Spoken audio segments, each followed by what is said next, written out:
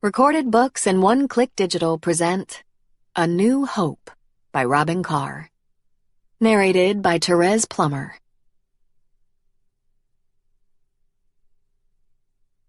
Chapter 1. The Basque really know how to get married, Ginger Dysart thought. She hadn't attended the wedding ceremony, and she'd had doubts about attending this reception, given all the sadness she'd suffered over the past year. Her own marriage had barely begun when it ended in divorce. But she was so glad she'd come to the reception. It was an ethnic extravaganza. The Basque food, the music, the dancing.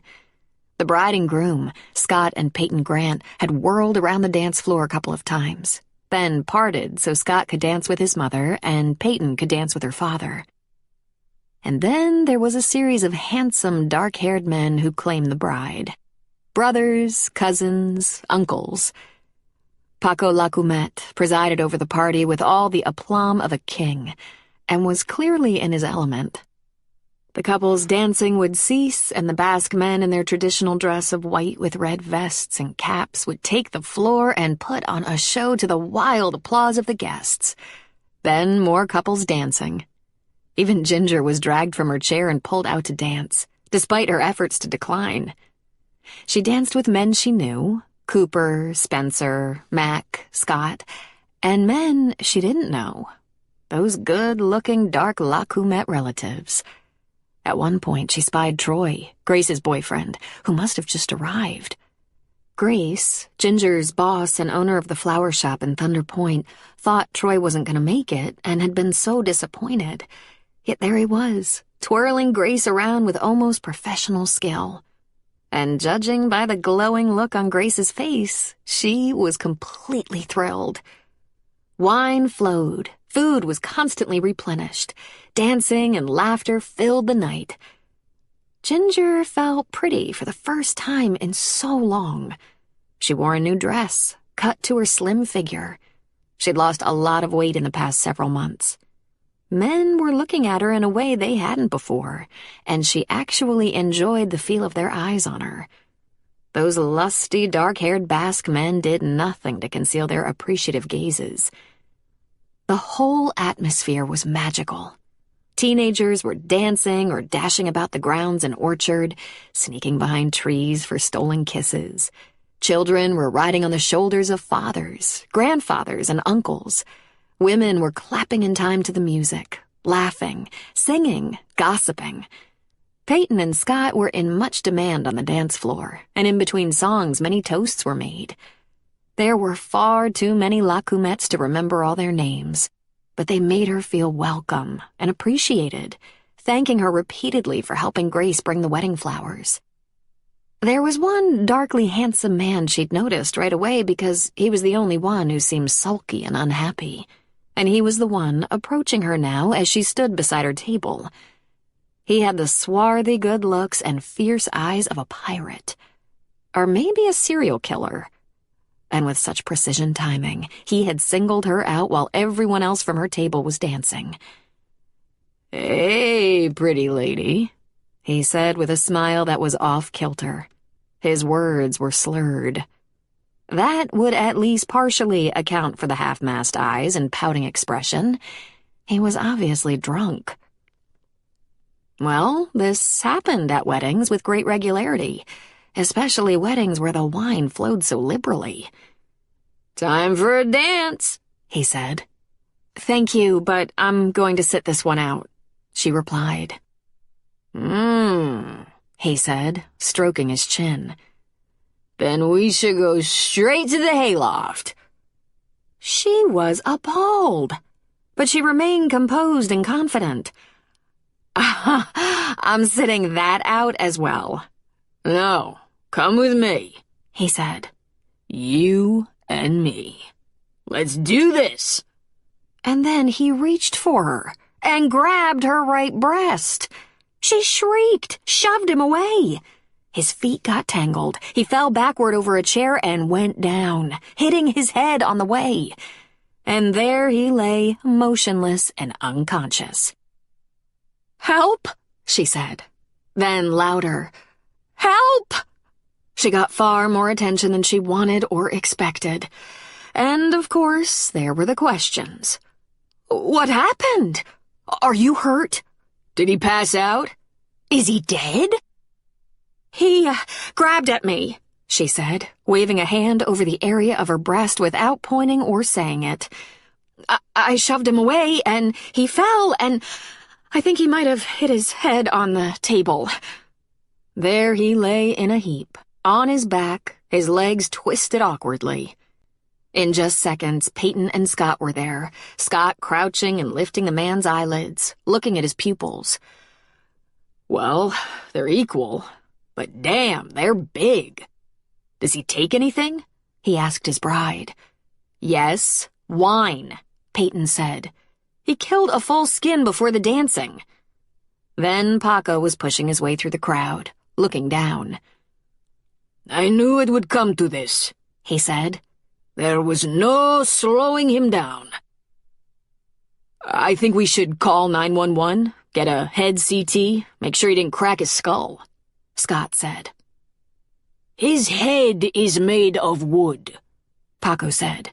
It would serve him right to be carried out of his sister's wedding on one of those backboard things and spend the night in a hospital.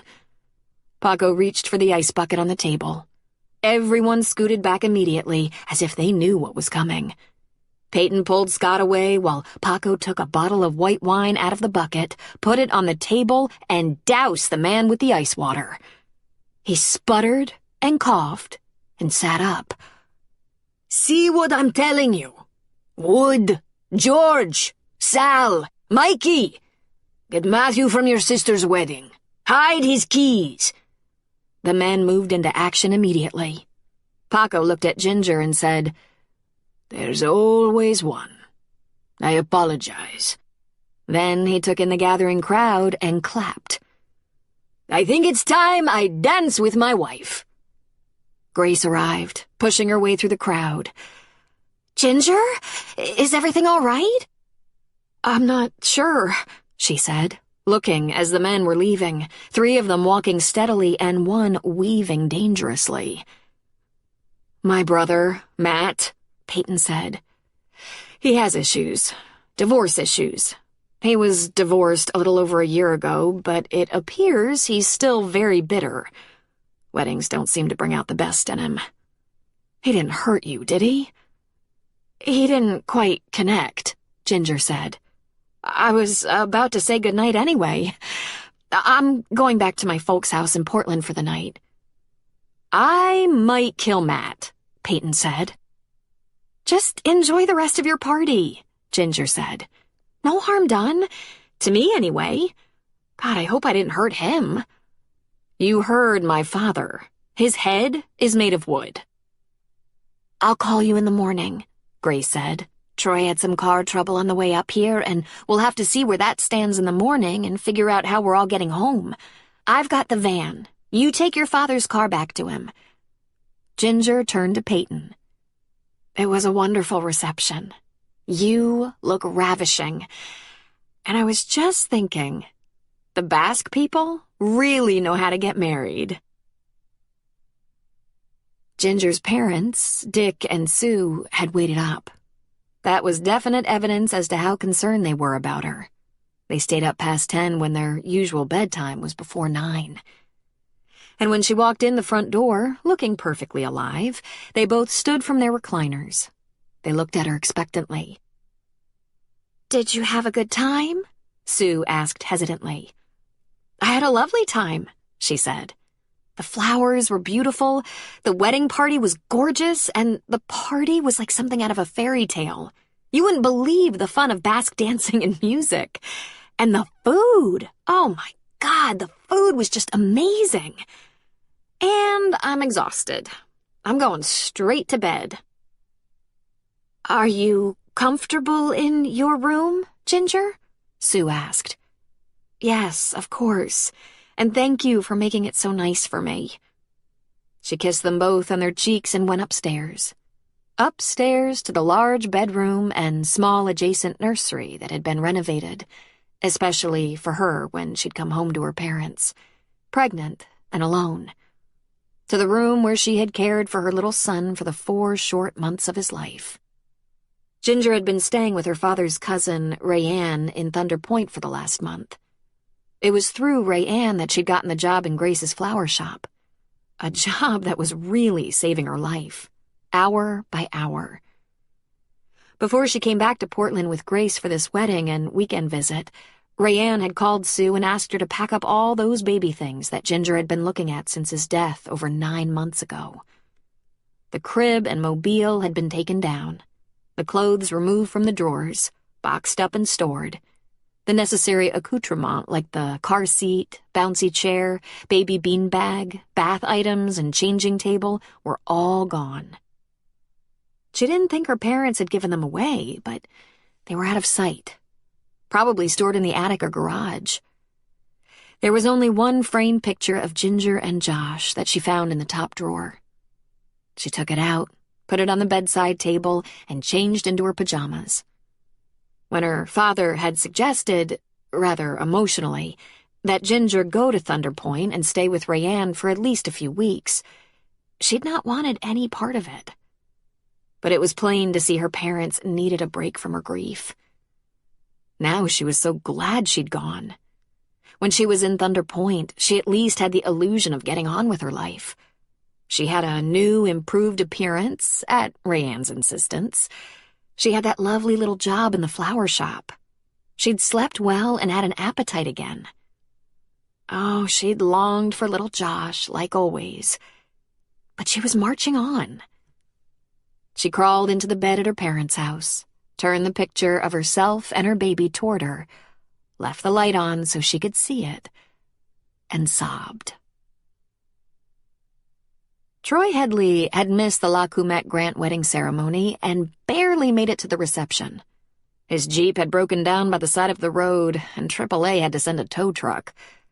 At least the tow truck driver had been willing to drop him off at the La Coumette farm where the festivities were held, but it left him and Grace with her flower delivery van to drive to a hotel in Portland. They left the valet to park the flower van so they could check in. The day wasn't going the way he'd hoped it would. He had proposed, however, in the pear grove at the farm while the revelers had partied under a big tent beside the grove, and Grace had said yes. When he finally had her alone in the hotel room, he kissed her senseless. "Do you really like the ring, Gracie? Because we could go together to the jeweler and get a better one." "You're not taking my ring," she said emphatically. She placed it on her finger. "You picked it out yourself, and I love it. I love you. I couldn't wear it tonight and draw attention to myself like that. It's Peyton's day. But the second we get home, I'm going to be showing everyone." Then she was the one who grew serious. "Are you sure about this, Troy? Because you didn't want a wife so soon." He laughed and whirled her around and swept her onto the bed. He pulled off her pumps and ran a hand up her thigh. "I didn't want children so soon either. But guess what? We're starting right now." He covered her flat belly with his big hand. "We're gonna have to get better at this birth control thing or we'll end up with 20. "I don't think there's time for 20, she said.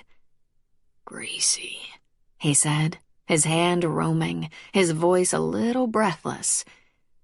"Is this a garter belt?" She shrugged. "I think you bring out the slutty underwear in me." "Oh, honey, you plan to drug me with sex and get at least 10 babies out of me before I know what's hit me. Is that right? Huh? When are we getting married?" "We have a little time. Maybe we should elope before my mother tries to plan a coronation from her sickbed." "I don't want to elope," he said. "I want to party. Please, Gracie, take off this dress. Let's do it. Then we can argue about the wedding. I always get my way after I make you feel good." He kissed her. "I know exactly how to get my way." He pulled down the zipper on the back of her dress and helped her shimmy out of it. "God," he said, "I'm gonna make you very happy." George Lacumet and his wife, Lori, insisted on taking Matt to the hospital, with a bucket in his lap. They didn't really think he'd cracked his head open, they explained. They thought the likelihood of concussion was lower than alcohol poisoning. But there would be nothing as awkward as the untimely death of a member of the wedding party. In an effort to protect Peyton's happy memories of her special day, they forced Matt into their car and then into the emergency room. Matt was pissed as hell. He knew he'd been out of line and regretted it, but he wanted to be taken home. He still lived in the apartment he'd shared with his ex-wife, Natalie, a woman he still loved, except that he hated her. It was Natalie's fault that he'd gotten smashed at the wedding. They'd been married on the farm, and he was still in a state of anger and depression over the divorce, which had come much too soon after the wedding. The ER doctor started an IV, then left the room as a bag of fluid ran into Matt. He sobered up fast. The doctor returned after a while. "Wow," Matt said. "I only see one of you." "Welcome back," the doctor laughed. "I didn't know you could do that. One IV, instant sobriety, instant shame." "Yeah, it's magic. So, you have a headache?" "Right here," Matt said, pointing to the back of his head. "Am I injured?" "Possible liver damage, but we didn't see any blood or bumps. Let's check the eyes." The doctor waved a light across his pupils. "I'm gonna go out on a limb here and suggest you bumped your head on the way to passing out. So, this a problem for you?" "Hitting my head and passing out?" he asked. "No, drinking like a pig and falling down," the doctor clarified. "Are you an alcoholic?" "Aw, shit." He rubbed his head. "I'm divorced. I got married in that same orchard a couple of years ago. It didn't last long. The marriage, that is. It was kind of, what's the word? Painful, embarrassing, grievous, lonely, regrettable?" the doctor tried. "Yeah, those are the words. I might have overdone it a little tonight." "So you're not adjusting well?" he asked. "My brothers and sisters have taken to calling me Mad Matt. Does that tell you anything?" "You might want to consider some counseling before you really hurt yourself." "Doc, I appreciate your help. But if there's one thing I don't ever want to talk about, it's my ex-wife and my divorce." "Brother, there is life after divorce. I am living proof." "You?" "Me. According to my ex-wife, I keep lousy hours, I'm inattentive off the job, I don't pitch in, I'm snarky and critical, a tightwad, insensitive, selfish, many negative things. The list is long." "I didn't think anyone divorced a doctor," Matt said, sounding surprised. "The divorce rate among doctors is high," he said. "I'm gonna let you go home. If you have any problems or questions, call me. Don't sit and wonder if you're okay. Just call me. And be done drinking for the day." "Funny," Matt said. "The divorce rate among farmers is low. Yet." "Even if you were given a reason, that's just one opinion," the doctor said. "You gonna be okay now?" "Yeah," he said, sitting up. "I have to come up with a good apology for my sister, the bride. I don't think I'll see her tomorrow. There's the honeymoon and everything." And she wasn't the only one he should apologize to. But that other woman, whose name he never got, was long gone. "Look, kid, you're young," the doctor said. "You'll get past this divorce thing. It happens to the best of us. The next time, you'll be wiser and more patient about everything." "Next time?" Matt asked. "You're kidding me, right?" The doctor, who wasn't that much older than Matt, clapped a hand on his back and said, "You're like looking in an old mirror." Matt had fallen in love with Natalie instantly. True, he'd been all of 25, but if that hadn't been love, he'd sure like to know what it was. At the time, he was giving a couple of lectures at Portland State. His master's degree was in biology. His undergrad degree was in plant biology. He had minored in agricultural science, and he was a farmer. He was also a visiting professor, which had made his father laugh. But Matt knew a lot about farming, pesticides, organic farming, water runoff, landscape contouring, animal husbandry, you name it. In pursuit of his degrees, he'd studied agriculture, environmental science, and the care and breeding of animals, and that made him a valuable resource. It didn't hurt that his father was the owner of one of the most prosperous farms in the state, with two of his sons, Matt and George, being associates. And Natalie had been a biology department secretary, also 25, with the longest legs he had ever seen. She was so pretty and fun-loving, and dating her had been sheer bliss. He hadn't rushed into anything, despite that ER doctor's assumptions. They went out for months before they moved in together. She wasn't Basque, which suited him fine. She was of Swedish descent, with a few other European countries in the mix. She was very polite to his family, but made it no secret, from their first date, she was never going to be a farm wife. He had no quarrel with that either. He wasn't looking for a farm wife, just as his sisters hadn't been looking to marry farmers. She didn't want a slew of children. He was okay with that, but he wanted a couple of kids, and so had she. "Later," she'd said. "No hurry." Matt loved the farm. But in order to commit to a relationship, one makes compromises. He and Natalie didn't have to live on the farm. They'd build a house closer to the city, when they could afford it. He commuted from their small apartment near Portland and spent the occasional night on the farm when it was a real busy time, planting, harvesting, or lambing.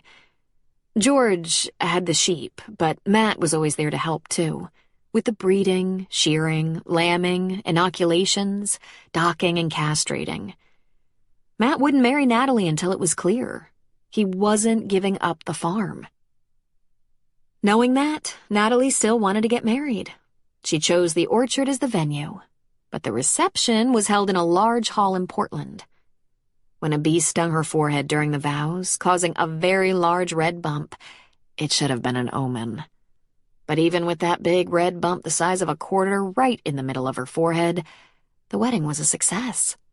The wedding pictures had to be doctored, but they were beautiful. If you could predict the success of the marriage by the wedding, they should have made it 50 years. Not only were all the Basque relatives present, but also every friend and family member Natalie had ever known.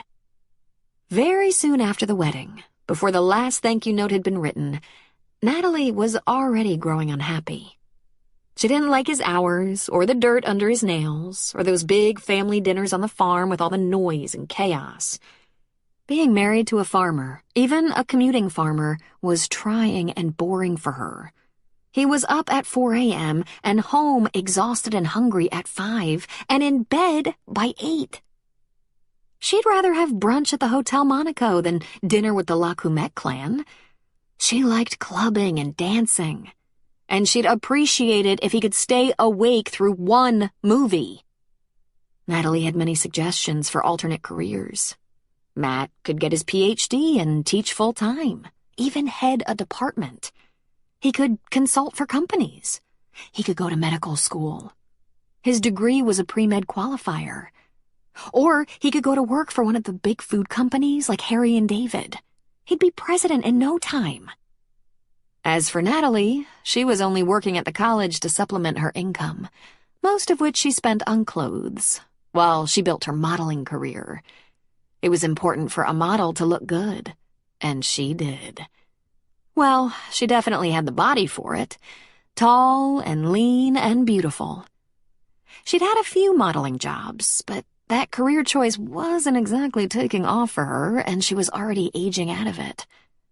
Matt tried to be supportive, even though he thought her expectations were unreasonable, if not delusional. Thus, they argued quite a bit. Every day, in fact. A few times he'd stormed out and gone back to the farm for the night. Though annoyed by the fighting, he tried not to take it too seriously. Sometimes he just laughed and kissed her ear. "I'll try to get all the dirt out from under my nails before I come home, babe. He encouraged her to do what she wanted, and he would follow his dream, and they could meet in the middle. He supported them, and she spent her money on herself, which was perfectly fine with him. He just wished she could be more agreeable. He wasn't sure what more he could do. Everyone in his family had an opinion about his disintegrating marriage. "There's a period of adjustment," his mother had said. "Women have to think they're getting their way, at least most of the time," George had said. "You're both young and need to mature," Lori had said. "You have to talk to the priest," Ginny had said. "You worked out these details before the wedding," Paco had said. "Tell her a deal's a deal." But it all unraveled. The fighting escalated. Cruel and terrible things were said and done. There were tears and the sounds of hearts breaking. They didn't make it a year. Both of them were in a great deal of pain, with a complete inability to find any more compromises or solutions, and ultimately, an inability to forgive and repair the damage. Matt spent many nights on the sofa, while Natalie sobbed and raged. She wanted him to understand she felt trapped. She didn't want to be stuck in a small apartment with a bunch of kids, held captive in a life that she didn't sign on for. No nightlife, no romance, in-laws who treated her like an outsider, like a ridiculous child because she dressed nicely rather than in jeans and rubber boots. His work at La Comette Farms wasn't a job, it was a life sentence. She never saw him. They argued but never talked like they used to, and he never saw the need to court her anymore. Then, one fateful morning when Matt could go no further, he got up at his usual 4 a.m. and left her a note. "I'll be at the farm if you have an emergency and need me. I'll stay there until you move out. Please let me know when that will happen. Or, if you want the apartment, you can have it and I will live at the farm. It's over." Chapter 2. The flower shop was a safe haven for Ginger. She couldn't possibly have handpicked a better place to rejoin the human race, even though she found herself surrounded by pregnant women. She would have expected to be envious or frightened for them, or thrown into worse depression over losing her own precious son. But strangely, it felt like exactly the right place for her, among this group of women.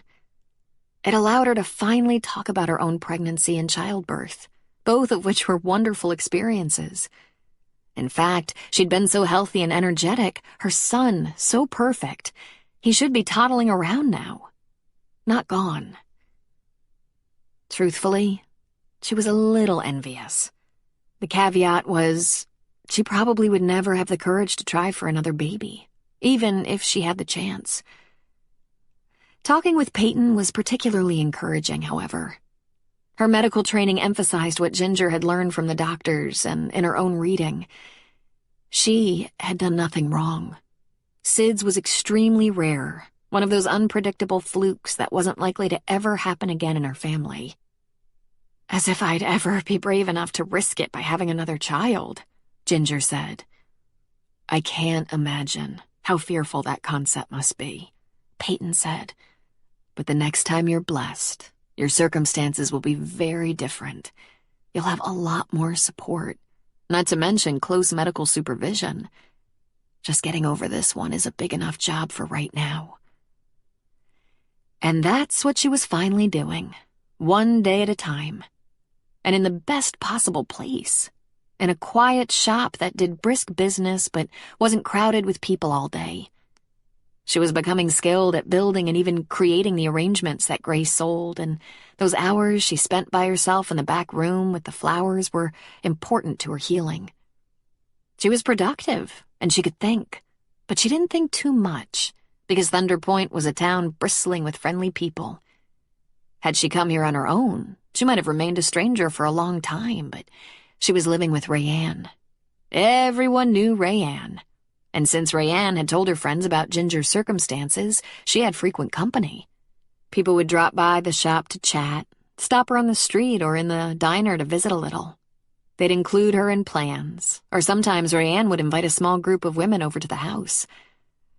Rather than feeling self-conscious and marked as the one whose husband left and baby died, she had an almost instant sense of belonging.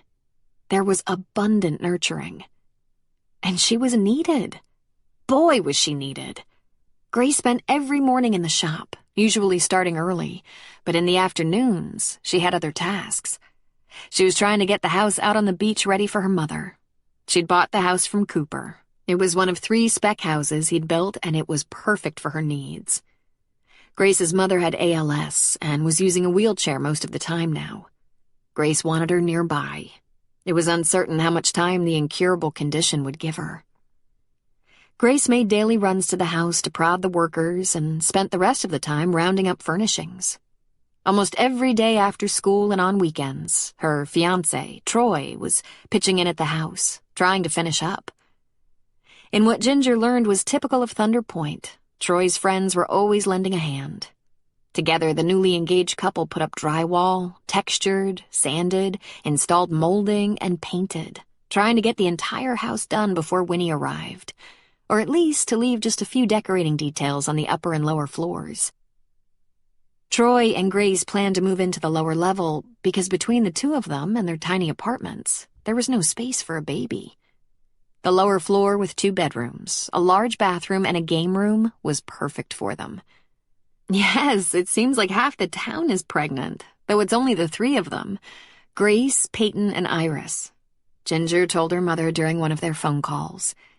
In fact, their due dates are so close together, it makes one wonder if there was a blackout or bad storm during one particular week in early April. Maybe it was just spring, Sue said.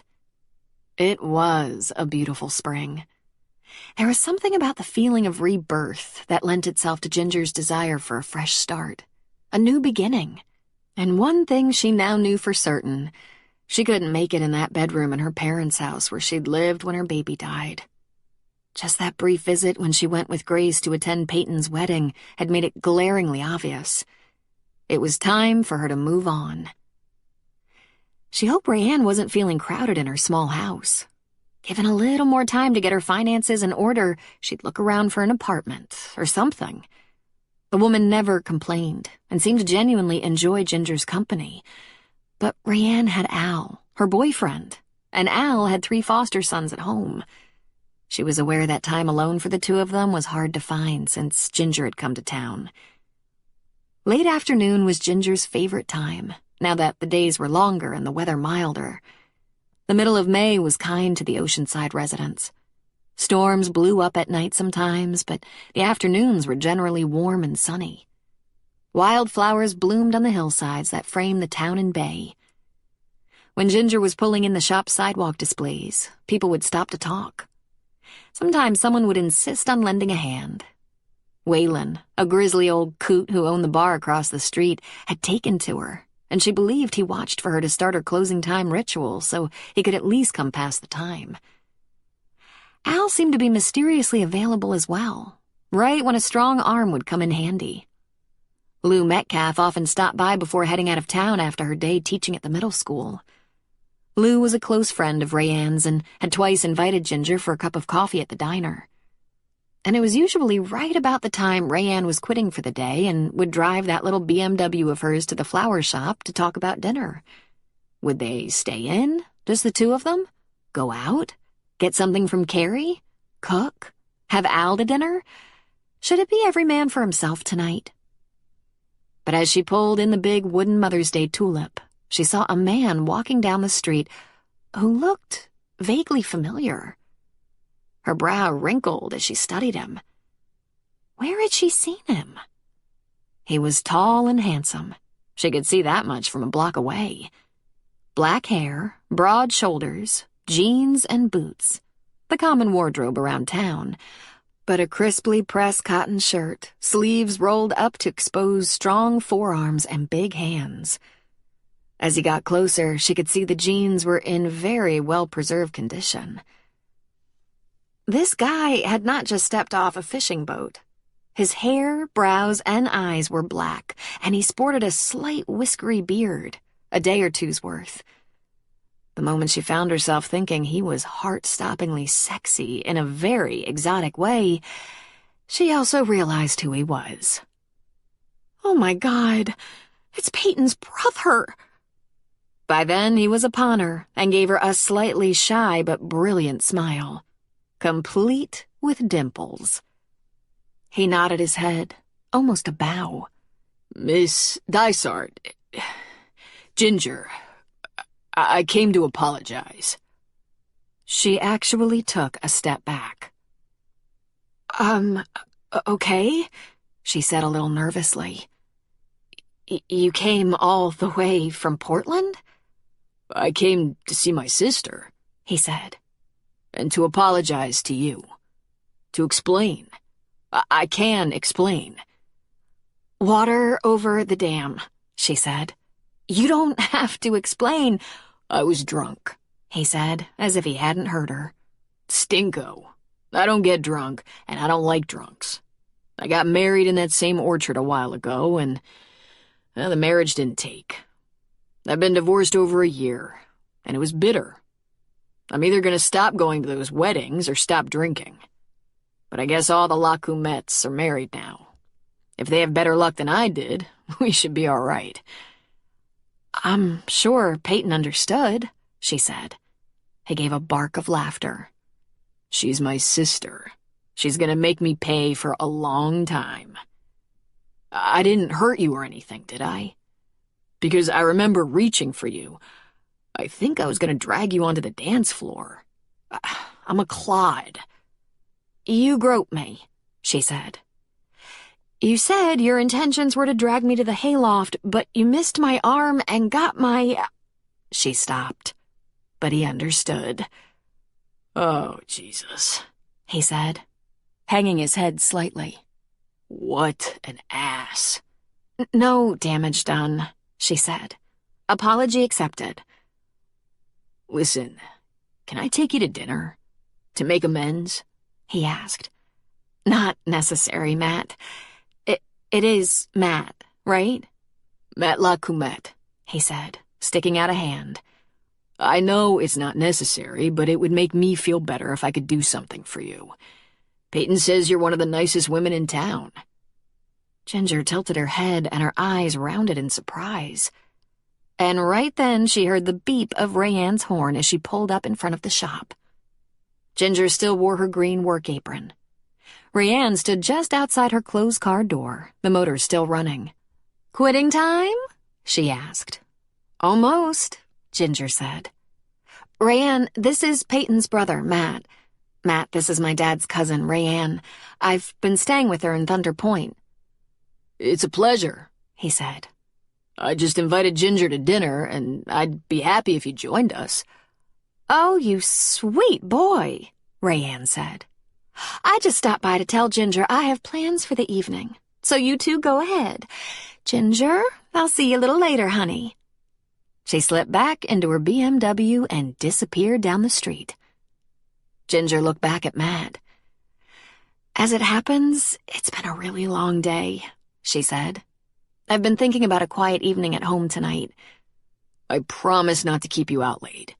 We can walk down to Cliffhangers, or I can drive. I've only eaten there once before, but it was excellent. And probably the best way to get rid of me is to accept. Let me make my amends, and then I'll go back to the farm and leave you alone. Matt, I'll behave very well. Of course you will, but... I'm kind of a pest until I've had a chance to apologize properly. Because, really... That damn Rayanne. She doesn't have plans, Ginger blurted. At least she didn't until you invited her to dinner, and then she got an idea that she could be sure I went, and I'm really not keen on the idea. And I don't buy that you have to make amends over dinner or you won't sleep at night. Okay, you're right. It's not just amends. I really want to convince you I'm not a total asshole. I know how to treat women, and I don't do... He shook his head. I don't do the things I did. Paco had his ways of training us in manners, in respect. Respect is very important in our family. I was disrespectful to you, to the bride and groom, to everyone. Paco has been reminding me daily. That made her smile in spite of herself. She raised one brow. "Ice water?" He grinned. And really, it was a convincing grin. As handsome as he was, it was boyish. "Whatever is at hand," Matt said. "Can I pick you up, or would you like to walk down to Cliff's with me?"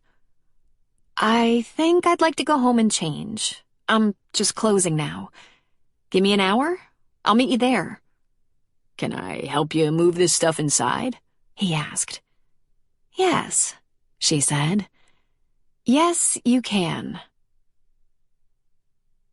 Matt had pulled that off perfectly while giving the impression dinner had been part of his plan from the start. It hadn't been. The truth was, he didn't remember Ginger very well. Big surprise, since he'd been completely toasted. All he really remembered was a blonde in a purple dress. In fact, he remembered the dress better than the blonde in it. Then, when he saw her in jeans, green florist's apron, simple knit shirt, so pretty, freckled, looking fresh as a schoolgirl, he was stung. He saw that she wasn't really blonde. There was a little red in that hair streaked with gold, and it looked so soft. And those green eyes sparkled in the afternoon sun. She didn't wear much makeup. Her cheeks were a peachy pink and her lips shiny. She had a fine arch to her light brows, and green stains on her fingers. At dinner, he would ask what it was like working with flowers.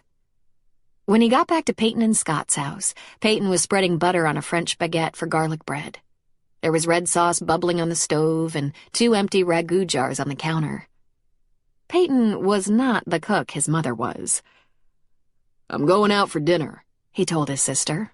"Sorry it's so last minute. I hope that doesn't spoil everything you have planned." "Out?" she asked. "I went to see Ginger. I apologized, and I asked her to dinner to make amends. Just here in town. That restaurant at the marina." "Dinner?" she said. "I thought it was the polite thing to do."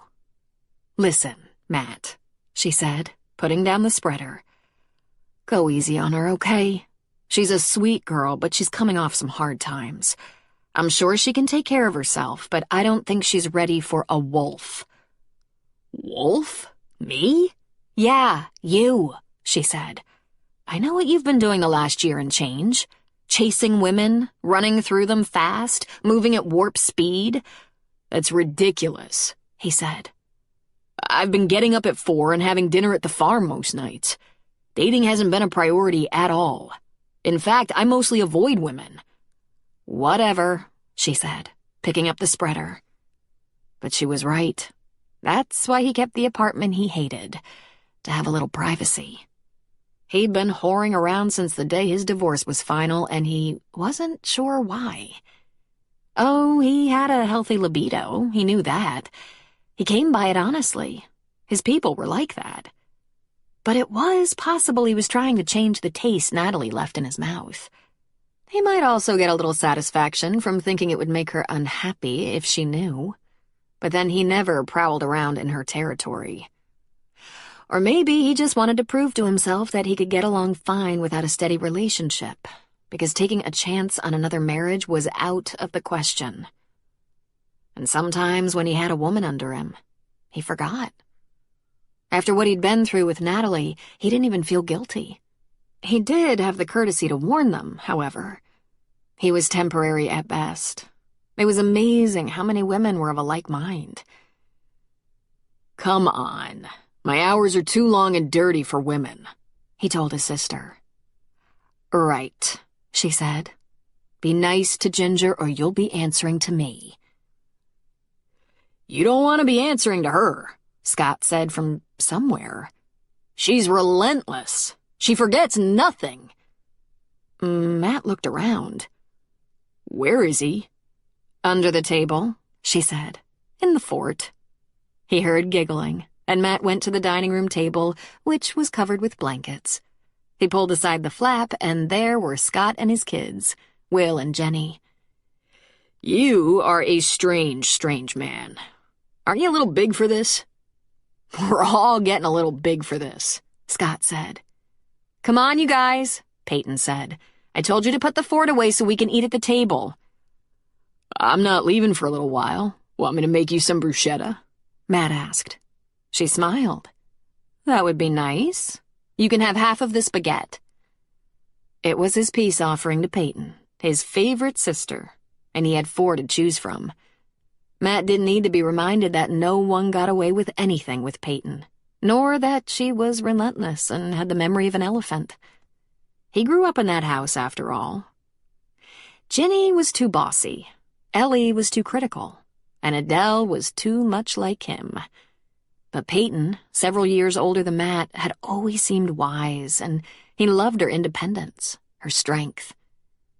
But she happened to be closest to George and Adele. And young Mike, who was getting his post-grad degree, worshipped Matt. Ginny, who got on Matt's last nerve, adored and pampered him, and called him Matty. And so it went in big families. Feuds, alliances, shared failures, victories, spats, celebrations, and reconciliations. But they were family, and Matt would go balls to the wall for any one of them. After supplying the bruschetta, he chose to walk down to the marina. Though it was Friday night, crowded and the closest thing to fine dining Thunder Point had to offer, at least half the people present were dressed as casually as he was. He took a seat at the bar, ordered a beer, and asked if he could get a table for 2 in about 15 minutes. The man behind the bar said it was no problem. It was only 5 minutes later that Ginger walked in, also early, and if possible, prettier than before. She looked a little fresher, like she'd fluffed her hair and wet her lips. She'd changed clothes. Still jeans, but this time with a jacket and boots with heels instead of clogs. He stood and smiled at her and checked her hands. They weren't green. He waved her over. "We're ready whenever you are," Matt said to the guy behind the bar. "Hey, Ginger," the man said. "Hey, Cliff, how's life?" "Always good, always. This a friend of yours?" "This is Peyton Grant's brother, Matt. Matt, this is Cliff. This is his restaurant." After a little chat, mostly from Cliff about how grateful they all were that Peyton worked with Scott and that Scott had had the wisdom to marry her, though probably not for the sake of the town, he took them to a table in the dining room. He bragged a little about the lobster bisque, said anything on the menu with crab was outstanding, and that there was mahi-mahi on the specials tonight. Ram, presumably the chef, didn't fry too much. He recommended the blackened salmon or Cajun ahi. Then they were alone. "I see you got the green stains off your hands," Matt said, smiling, making her laugh. "Flowers are dirty work," she said. "Tell me about dirty. I'm in fruit and potatoes, and sometimes sheep." "Sometimes?" "I work with Paco on the farm, and George, my oldest brother, he has the sheep end of the business. When it's time to shear or breed or anything real busy, I help. Everyone helps. And Uncle Sal has the vineyard. We go to the wine harvest on and off between August and the end of September, the same time we're bringing in the pears. The whole extended family is running around the state. Grapes here, sheep there, pears and potatoes." "That orchard," she said. "One of the most beautiful places on earth." Cliff brought a glass of wine for Ginger, and they both ordered the same thing, Cajun ahi. "There's a small butcher shop in Portland where you can get ahi steaks. They cost the moon, but you can eat them with a spoon. They're that fresh and good." "Portland? You live in Portland?" he asked. "It's where I'm from. I live here now. I really hope it works out and that I can stay, at least for a long time. I love the town, the shop." "Tell me about flowers," he said. "What can I tell you? I work for Grace, who owns the shop. I've only been there a short time, but I'm learning to make very nice displays. Bouquets, centerpieces, wreaths, wall hangings. I love it when she gets an order from a big hotel or resort and we do something huge, like an underwater obsidian stem in a tall cylinder glass vase. It's more of a sculpture than an arrangement." "How'd you know you wanted to do that?" he asked. "I didn't," Ginger said. I was visiting with Rayanne, just sitting around completely unmotivated while she went to work, and she told me I had to do something, no matter how small it was. That very day, Grace asked me if I'd consider her shop. She was in desperate need of help, and I'd absolutely no experience. Honestly, I took it because it was there. I had no idea I'd like it. I shouldn't be surprised. I like all those sorts of things. What sorts of things? He asked. She laughed a little uncomfortably and looked down at her hands. For lack of a better description, girl things. I've worked in retail, in clothing, in housewares, in domestics. I'm the youngest of 3 with 2 older brothers, and am the only member of the family who doesn't work in the family business. My dad's trucking company. Small, but pretty successful. My dad runs it. My oldest brother is the comptroller, my other brother is operations VP, and my mother has been the dispatcher and scheduler since he had 1 truck. And I, the baby of the family and a girl, never found my niche. I've taken some college courses, never found a degree program. But boy, can I organize the house. And I know how to change the oil in the car, landscape the yard, bake a souffle, hang wallpaper. The joke around the family is that since my mother has always been at the company working with Dad, I am the only housewife in the family. Landscape? Ever have a garden? I rented a small house and planted flowers around the border. You'd like my mother's garden, he said. I saw your mother's garden. A small farm. Looking at it made me hungry. We grow things for a living, he said with a smile. What was your last job before coming here? He asked. I worked in a department store in the bridal registries, but I needed a change. Then it came to him suddenly. Jesus, what a dunce. Dysart Trucking. That's right, she said. You've heard of them? He grinned. We use them, Ginger. They take our crops to market. They're a good-sized company. Locally, she said. My dad started with 1 truck. My grandfather started with a small grove and a few sheep and a lot of debt. But every time he had 2 nickels to rub together, he bought more land. He invested in himself, she said. He invested in his sons. My dad has the grove and sheep and potatoes. Uncle Sal has grapes. Andreas has a couple of fishing boats.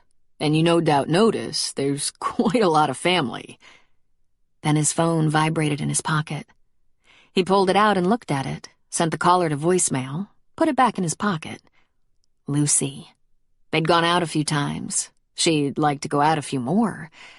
Time to move on. I don't mind if you take that call. That's okay. I'll call back. So, everyone works in the trucking company.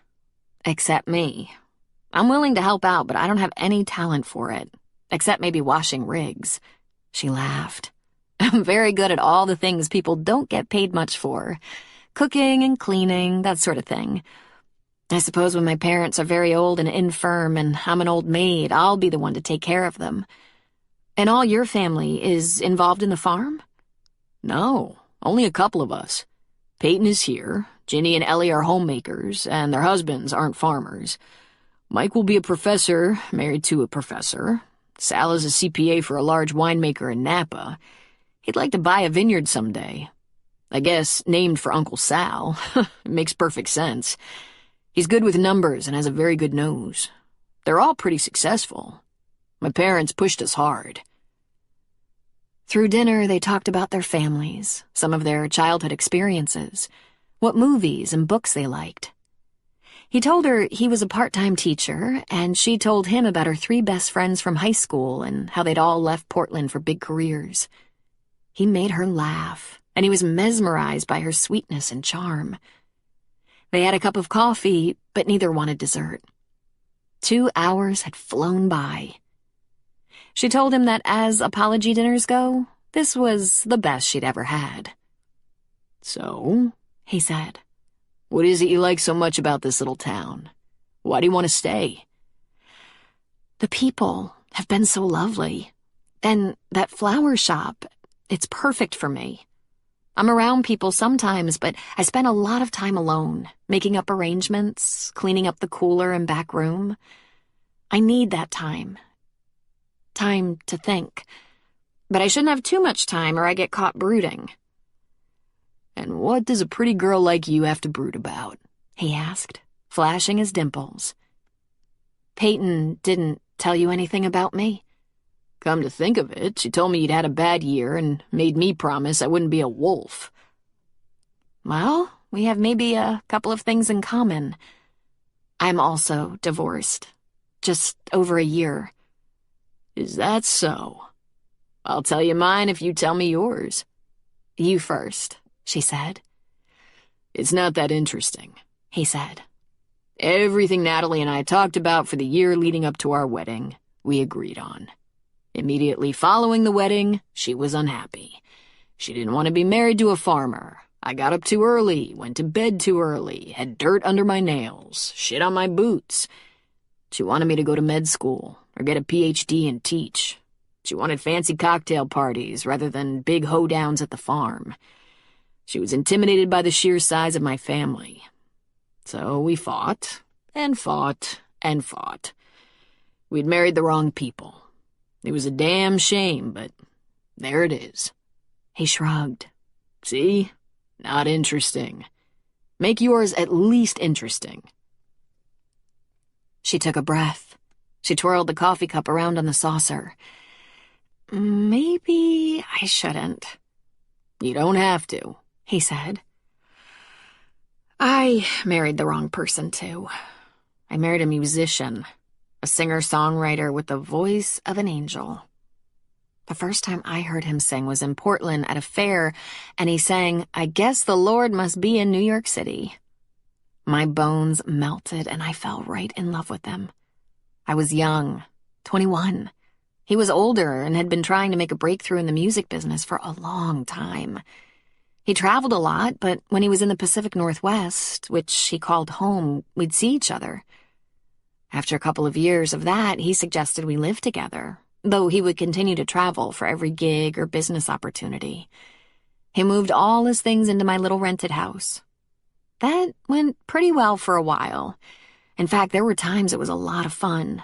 Lots of musicians around, lots of music, a real party. We got married, and he sang to me at our wedding. He also notified the newspapers and had a couple of photographers there. He was going to be the next Eric Clapton.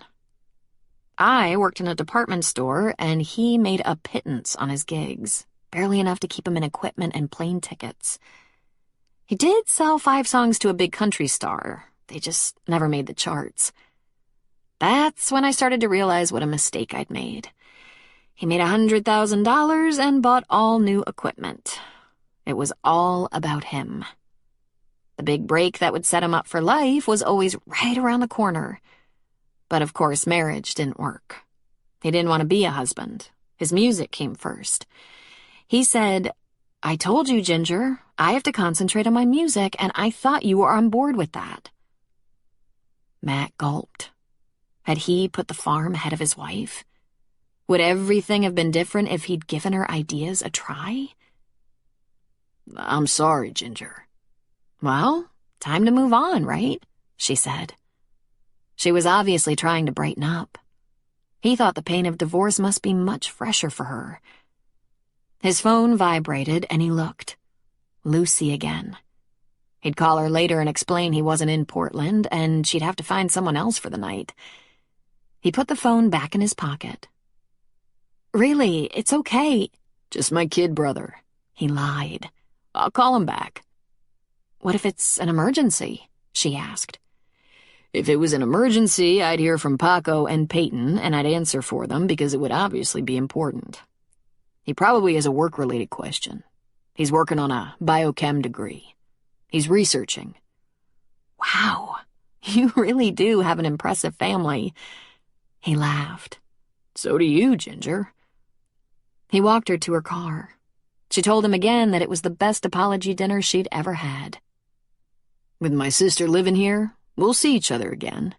I can always apologize again." "You really don't have to," she said with a laugh. "Would you like a ride home?" "No, thanks. I like to walk, especially at night." "All right. Have a good visit then." She put out her hand. He pulled on that hand gently and kissed her cheek. Thanks. Take care. And he walked off into the night. When he got back to Peyton's house, it was kind of dark. They'd left the outside porch light on for him, and when he went inside, he found Dr. and Mrs. Grant were curled up together, watching a movie. Peyton instantly put the movie on pause, flicked on the table lamp, and sat up straight. "You're back," she said. "I'm back. Did you have a nice dinner?" "I had a very nice dinner," Matt said. "Have you ever tried the Cajun ahi at Cliff's? Because it's really good." "I meant with Ginger."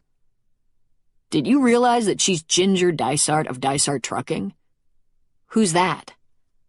"The trucking company we use to take our crops to market. The company we rent our flatbeds from to take Christmas trees to market." "Huh. I didn't realize." "You could have told me she was recovering from a divorce, just like me. I might have understood why you were acting so protective of her." "Well, it was a bit more than that." "She told you about the baby?" "What baby?" Peyton sighed as if trapped. "Well, everyone knows. It's been easier for her, really, since everyone knows and no one asks. She got pregnant and her husband left her. I don't know the details. She said he didn't want children.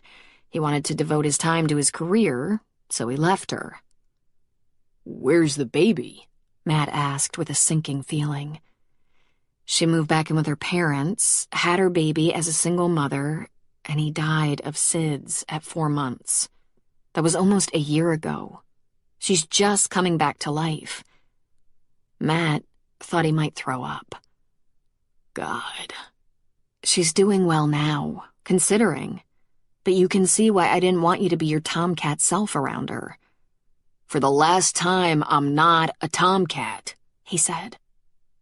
But he was. And he was damn lucky he hadn't offended Ginger for the second time because he found her very attractive, very desirable. But now, knowing what he knew, he was going to get out of town and get back to Portland tomorrow. He'd make some excuse. He wasn't staying the weekend after all. Chapter 3. Grace walked around the great room of the new house. It was freshly painted. She hoped her mother would approve of the colors she'd chosen. Ivory with dark brown accents in the great room. Taupe with just a touch of mauve in it. Dark accents. Ivory ceiling in the master bedroom. It was restful, she thought. On Monday, they would install the kitchen cupboards and light fixtures and continue work on the shower and the master bath. The thing she thought was the smartest and most practical, a curved glass cinder block wall rather than a shower door for accessibility, and also for the elegant design. That was taking the longest. Workers had spent days on that one small project. Troy was taking advantage of a warm, sunny Saturday with only a light breeze rather than strong winds off the Pacific to seal the deck and steps to the beach. The sealer dried so quickly he was already on the second coat, and it was early in the afternoon. Sealer had been sprayed on the underside of the deck before Troy brushed on the topside. Spencer, their next-door neighbor and Troy's colleague at the high school, was at work on the steps. 14 from the deck to the lower level. 14 from the lower level to the beach. The main level of the houses was 30 feet above the beach. She found herself standing just inside the great room doors, watching Troy. His jeans were ripped at the knees, and he wore a t-shirt with the sleeves torn off, exposing those biceps and forearms she loved so much. The jeans fit perfectly on his booty. He wore a cap to cut down on the glare, but he yanked it off regularly to wipe the sweat from his brow. He was just as sexy sweaty as he was all primped up. He caught her staring and shut her that dazzling smile of his. "What are you looking at, little mama?" "Dinner, I think." And then she bit her lip. There would be enough to do to keep them busy for quite a while, but she thought she could get her mother in the house in 2 weeks. And she suspected that her former skating coach, Mikhail, would be staying with them for some time. He had said, "I will come to this place if you could secure a little room in a cheap hotel. Just a bed is all I need. I despise to sleep on the floor. Someone should help her get settled. Winnie can be difficult. Then I will leave." Difficult? She could be a nightmare. But Winnie was ill now, losing her physical stamina, failing as ALS took over and the fatigue she suffered from made her more docile. It was true she'd always listened to Mikhail, and Mikhail had said he was coming for 2 or 3 days and he'd been there over a month already.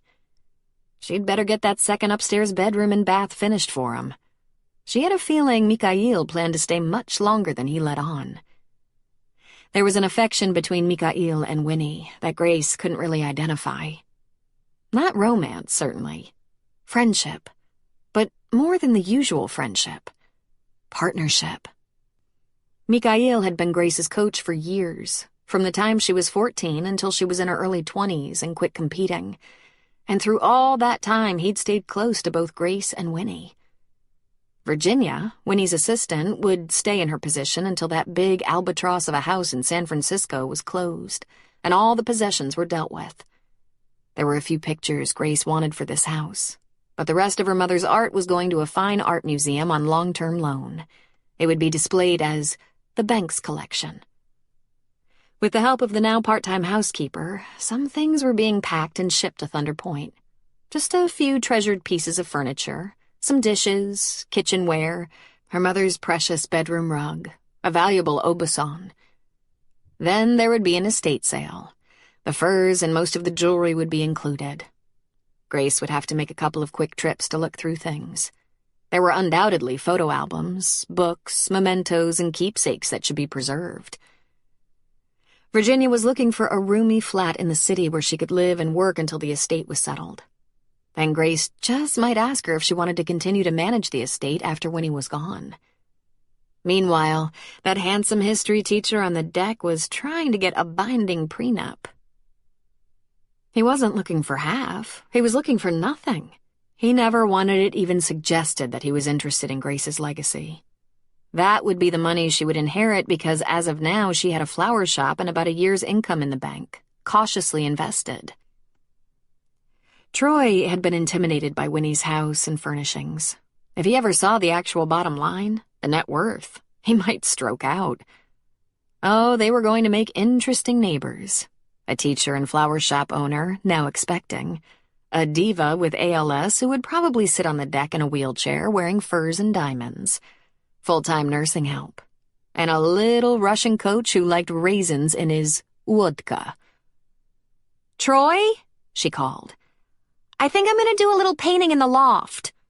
He straightened and pulled off his cap. "You paint nothing. There are fumes. You can sweep, or go arrange flowers, or call your mother and tell her how helpful I am." "She already likes you more than she likes me," she muttered. "As it should be," he said. "Wow, good ears." "I'm a high school teacher. I have to hear everything," he shouted. "And so do I," Spencer yelled from the bottom step. Matt Lacoumet had one of those grueling weeks where he had to be everywhere at once. There was fertilizing to do in the orchard, the flowers were giving way to buds of fruit, and it was a delicate time. Some of George's ewes had lambed, but there were some late breeders ready now. He liked to shear the ewes to make their lambing easier, and Matt helped with that. Then they liked to get the ewes delivered, so they'd be ready to breed by fall. Everything happened in spring and fall, over months. The planting, the harvesting, the pears, the grapes, the lambing, the breeding. And things were not going to calm down anytime soon. There was more shearing to be done after lambing so the sheep could grow nice coats over summer. On top of that, he had to teach a couple of classes before the end of term. If all that wasn't enough, he had to deal with Lucy, who kept calling him. Despite the fact that he'd been clear he wasn't in the market for a girlfriend, Lucy, like so many women, thought he'd change his mind. So she cried, and he had to do his best to assure her there was nothing at all wrong with her. She was lovely and smart and sexy. It was him, He was not going to be anyone's boyfriend. It was brutal. And then, after leaving his last class of the week, he left the building to find Natalie leaning against his truck. She was sporting yet another hair color and style. This time, it was jet black. The last time he'd seen her, it was brown with red highlights. When they were together, he'd gotten the biggest kick out of her change in looks, every variation beautiful. There it was again. He was feeling both lust and rage. "What is it, Nat?" he asked. "I thought maybe we could have a cup of coffee," she said. Because having you hate me is killing me. Please, Matt." He took a breath. "I don't hate you," he said patiently. It was a lie. He really did hate her. The problem was that he was also still drawn to her. He could love her if he'd just relax and let himself, but he'd be damned if he'd ever entertain that notion. "We're not having coffee. We're not trying again or patching things up or being good friends. We thought we felt the same way about things, and it turned out we felt the opposite way about important things. We made a mistake, Natalie. I have to go now. It's been a long week." She didn't budge.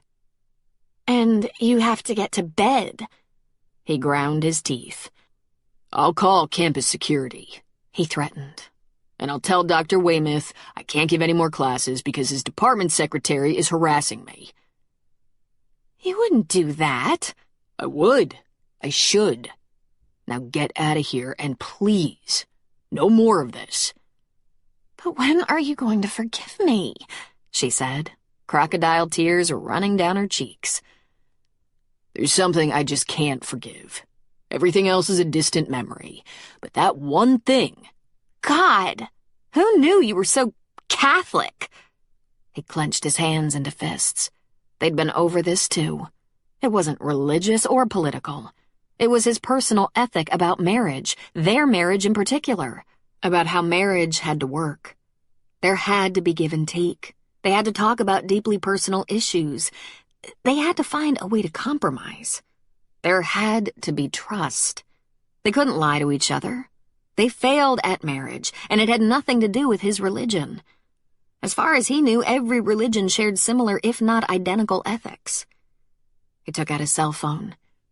"What are you doing?" she asked. "Calling campus security.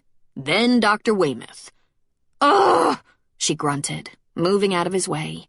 Then she stomped back toward the building in her high heels with ankle straps, her short skirt and long legs more than distracting. He grimaced. He should probably quit this gig anyway. He sure didn't do it for the money. Most months of the year he could slip it into his schedule easily, but spring and fall especially, it was a real inconvenience. It was just that he liked the students.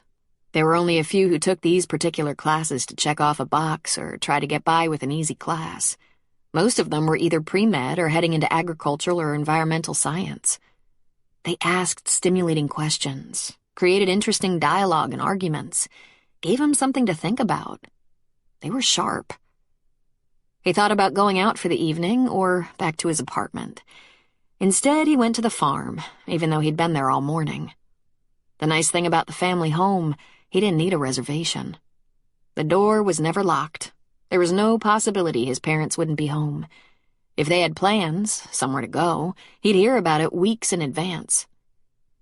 He walked in, found his mother in the kitchen, and gave her a kiss. She acted like she barely had time for the kiss. "Coffee? Wine?" He looked at his watch. "Wine, thank you. Rioja, the red. Do you have a full table tonight?" "George, Ginny, their families. I have no trouble squeezing in one more." "Thanks. I'm starving." "And as you can plainly see, I am cooking. I'll have you some tapas in a minute." She put a glass of wine in front of him. "You usually move in and out of this house without a word, unless it's business. Tonight is different. You're friendly." He laughed. His parents could really read their kids, even as adults. "I wanted to speak to Papa, but you'll do. I want to give up that apartment. It's too much trouble. But I don't want to live in the house. What I'd like to do is build on Lakumet land, if there's a space that can be allotted to me for a house." Her eyes lit up, and she was clearly excited. "For a family?" He shook his head. "For me. Maybe someday there'll be a family. But, Mama, I still have wounds to heal. So not now, please." "These wounds, Matt," she said. "If you feed them too much, they can heal on the outside and keep getting worse on the inside. Then you're in trouble." His mother, who was not well educated in the traditional sense, knew all. "Yes, Mama, I'll watch for that." "Paco will be so happy to give you your choice of land. Not too close to the house, eh? So we don't see the hundreds of girls come and go?" He laughed. He was going to change that as well. Then his brother and sister and their families started trooping in. George shook his head and thanked him for the 100th time for his help with the ewes. Ginny kissed and hugged him.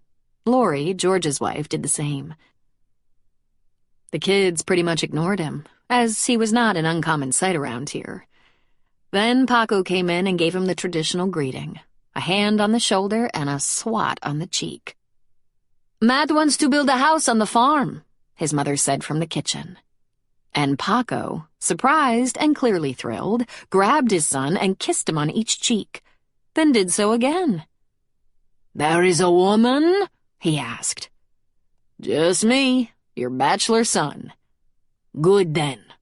We'll get you ready for a woman." It was about 9:45 when Ginger's cell phone rang. She didn't recognize the number. It wasn't a family member or Grace. She was in her room, reading. Rayanne and Al were having a date up on Rayanne's private deck atop the garage. Ginger was committed to not getting anywhere near them. She was locked away so they could be alone. She wouldn't even go to the kitchen. She did not want to hear moaning, panting, or giggling. Thinking it must be a wrong number, she answered uncertainly. "Hi, Ginger. It's Matt." "Matt?" she asked, sitting up on the bed. "Did I give you my number?" He laughed. "You did not. I got it out of my sister, and I had to swear I would be a perfect gentleman, or she was going to do to me what we do to goats. We're not going to breed." "Ew." "Exactly. You tell her I was less than perfect, and I'm a eunuch." She couldn't help it. She laughed. "Gee, and Peyton seems so sweet." "Ha! Don't let her fool you. She was the oldest of 8 and could be mean as a rabid dog. She'd do unspeakable things to her younger brothers and sisters as long as there was no possibility she'd get caught." "You must have a reason for calling." "I do. Don't think I'm a loser, okay? I had a really crazy week that ended pretty good, and here I am, home, and have no one to talk to but my mother." "Your mother is there?" And she couldn't help it. She thought, red flag. "No," he laughed. "I had dinner at the farm, which I do a lot. There's always plenty of good food and an unpredictable number of family members. And I talked to my mom for a while. But seriously, Ginger, a little chatting it up with Mom is not what I'm looking for. And I remembered we had a pretty cordial conversation." "But what about Peyton?" she asked. "I bet you could talk to her any time." "Peyton? The pregnant newlywed who threatened to castrate me?" She settled back against her pillows. "Right. So, what did you want to talk about?" My week was nuts. I was all over that farm and had to help George with shearing some ewes who came into season late and were just now ready for lambing, and the fruit trees are budding early and had to be aerated around the roots and fertilized. Dirty work. And I had to teach a 2-hour class at the college. I should give that up. It's inconvenient. But it's also dangerous. My ex was leaning against my truck when I came out of the building. She's done this a few times. She wants to talk. I had to threaten her with campus security to get her to go away. "Oh, you didn't," she said. "Oh, Matt." She must be so desperate. Well, that's not what I wanted to talk about, but yes, she's desperate. But why? I mean, we had that talk. We shouldn't have gotten married, and we're not happy. We were worse than unhappy. We were miserable. But that's not what I called about. I wanted to tell you something important. Okay. Shit, he said. I'm an idiot. This probably won't be important to anyone but me. To me, it's big. You'll probably think it's just dumb, or a big nothing. You're so dramatic, she said. Just tell me. I hate this little apartment I live in. It was my concession to Natalie. I'd be a farmer, but wouldn't live on the farm. When we split up, I stayed here because she couldn't afford it. But I hate it. I wasn't cut out to live on top of other people. I can't be happy without land. So I had this sudden epiphany and made a decision. I'm gonna build a house on the farm. My father was so excited, he almost kissed me on the mouth. He wants to get together tomorrow to look at the land.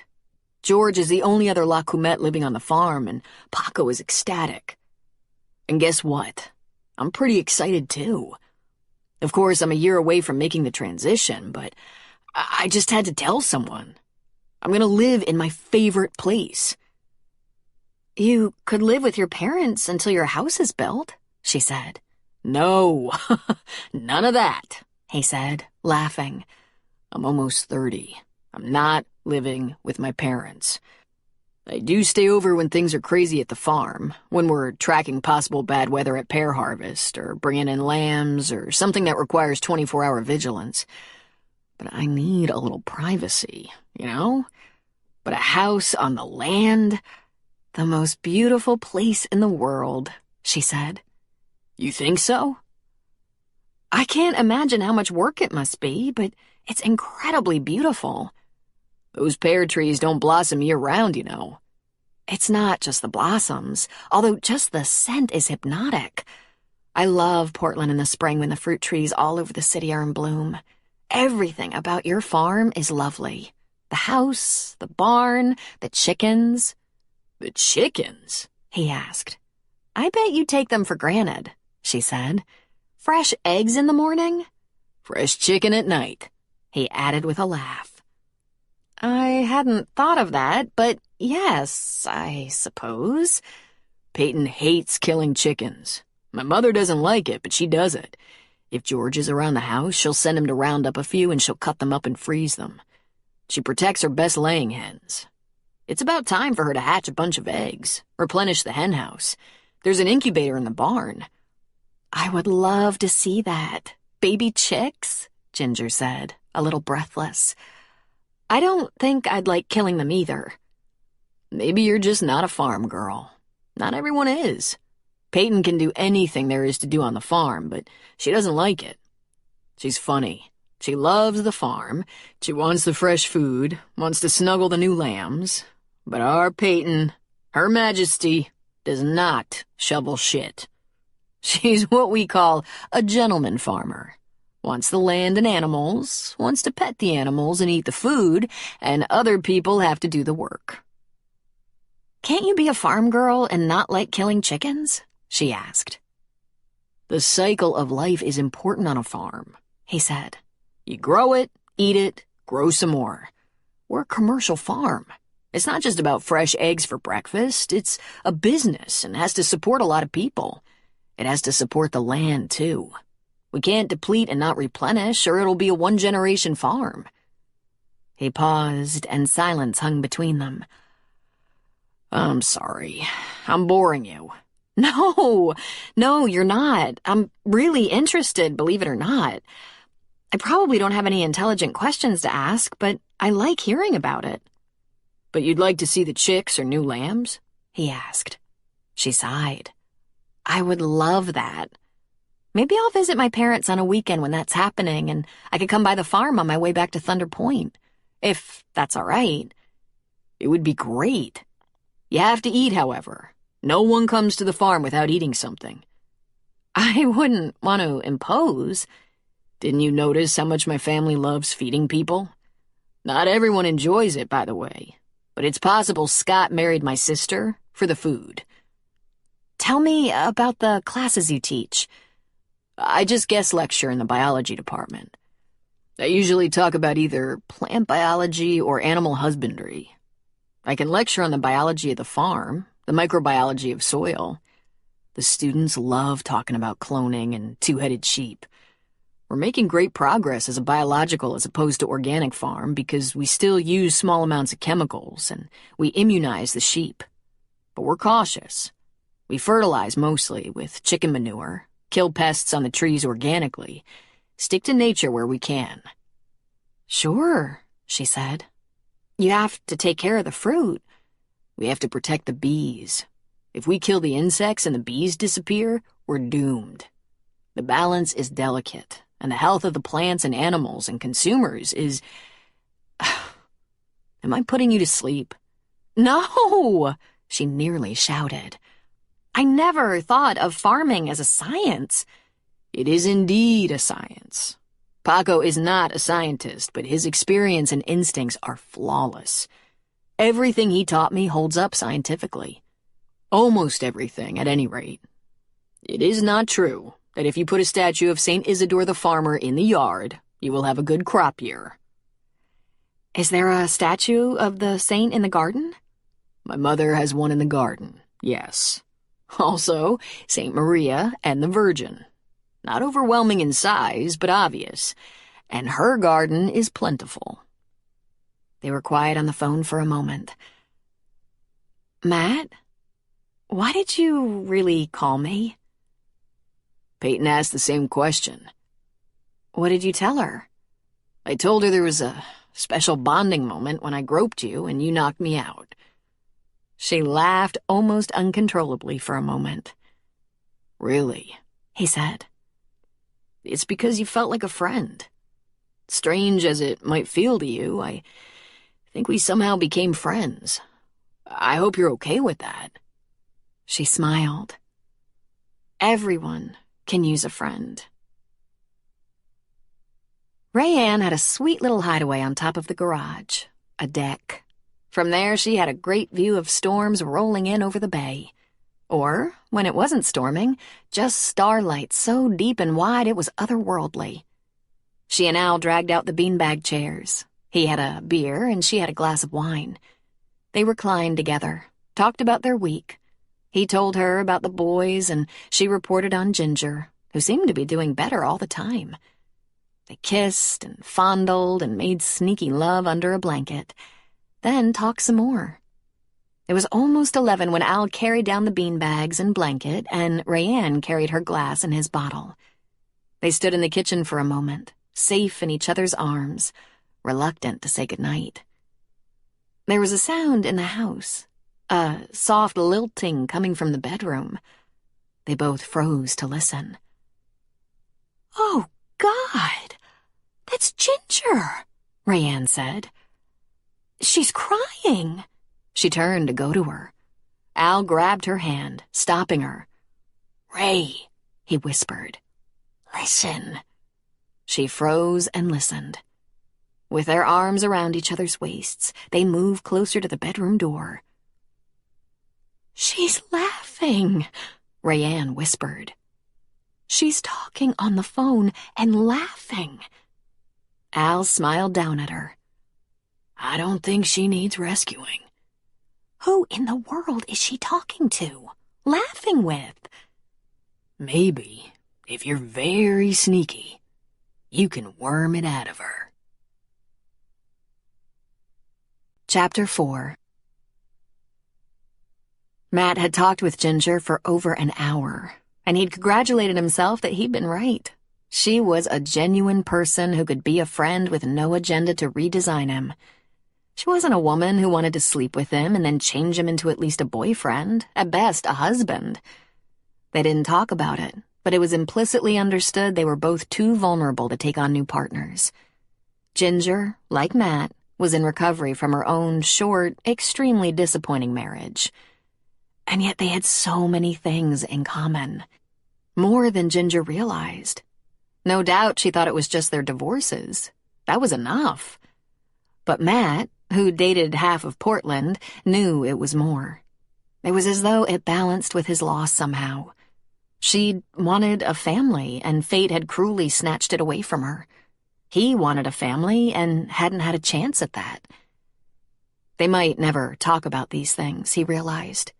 He really didn't want to tell her or anyone how selfish and cruel his ex-wife had been. But here was Matt with a new friend, and he felt very tender toward her. He wasn't about to get involved, but she'd already changed everything. He was going to stop fucking everything that moved, for one thing. That hadn't worked for him, and he'd probably hurt people in the process. He was going to clean up his act, show gratitude for friends and family, and carry on in a much more chivalrous manner. He'd done a few insensitive, careless things himself. He wasn't proud of that. Somehow Ginger reminded him that at his core, he was a good man. He would at least behave in a way that wouldn't shame his mother and infuriate his father. Matt already had an idea of where he'd like to build a house, if Paco agreed. On the far side of the orchard, just within sight of his parents' home, there was a perfect spot. From the front, he would see the grove. From the back, the mountains. To the west, the big house. He'd have to grade a road. He tried sketching out a floor plan. He'd inherited many of his father's ways, but living lean to the bone wasn't one of them. He was frugal, but he intended to have plenty of bathrooms in the house and an indulgently big master bedroom and bath.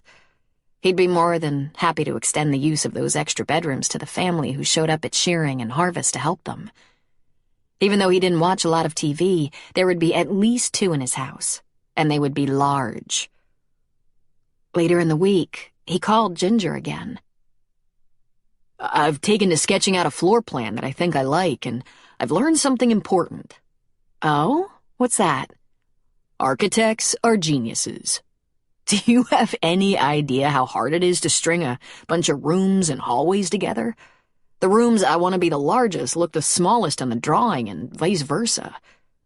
I think I took mechanical drawing in high school. How come I can't do this? Just be sure to put those sliding shelves in the kitchen, she said. Huh? Well, you open a lower cupboard door and pull the shelf out instead of getting down on your hands and knees and practically crawling in to find what you need. They're so awesome. He was quiet for a moment. Ginger, I'm gonna live next door to my mother, who will probably cook almost every meal I eat. I won't even be able to fill the kitchen cupboards. That may not be the case forever, she said. I know you don't think so now, but you might actually get over this marriage phobia and meet someone nice who wants to live on the farm. And cook. In that kitchen. Highly unlikely. Will you get over it? Try again? Sure, she said. When I'm 50. I might just look you up when we're 50, he said. Then if it works out, you can put in the sliding shelves. That seems pretty reasonable, she said, and they both laughed. What's happening in Thunder Point? A lot, as a matter of fact. Grace has been spending a lot of time at the new house so she can get her mother moved here. You know, I told you her mother has ALS and is weakening by the day.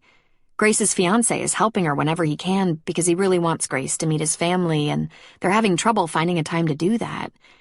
She can't move her mother into the house and leave her to go south to meet Troy's family. He hasn't told his family that Grace is pregnant because he said they will all immediately pile into cars and head this way, invited or not. So everyone around town is putting every effort toward getting that house ready for them. Even me. That stretch of beach has taken on a life of its own. It's like a barn raising. Sounds like the La Coumette family, he said. Peyton confirmed that. Except for the cultural dress, wine, and dancing, it looks like it too. Peyton is out there too? Sometimes. She's busy with the clinic, and Scott's pretty busy with the clinic and being on call. But they can't seem to stay away. If they're not out there working, they're checking on the progress. They talked for over an hour and covered every subject. They laughed a lot. They were both good at puns. There was even a little cautious flirting going on, starting with hooking up at the age of 50 and touching on her reassurance that she was now convinced he could be a gentleman. "Didn't you tell me you're usually asleep by 8 o'clock?" she asked. I think I've been a little excited about the prospect of getting out of this apartment. It's almost 10. Late for me, he said. "For me too. I've been getting up very early to get into the shop and get things rolling so that when Grace comes in, she feels comfortable leaving it in my hands so she can do what she has to do." You're vying for Employee of the Year, he said. "I'd far rather be awarded Friend of the Year."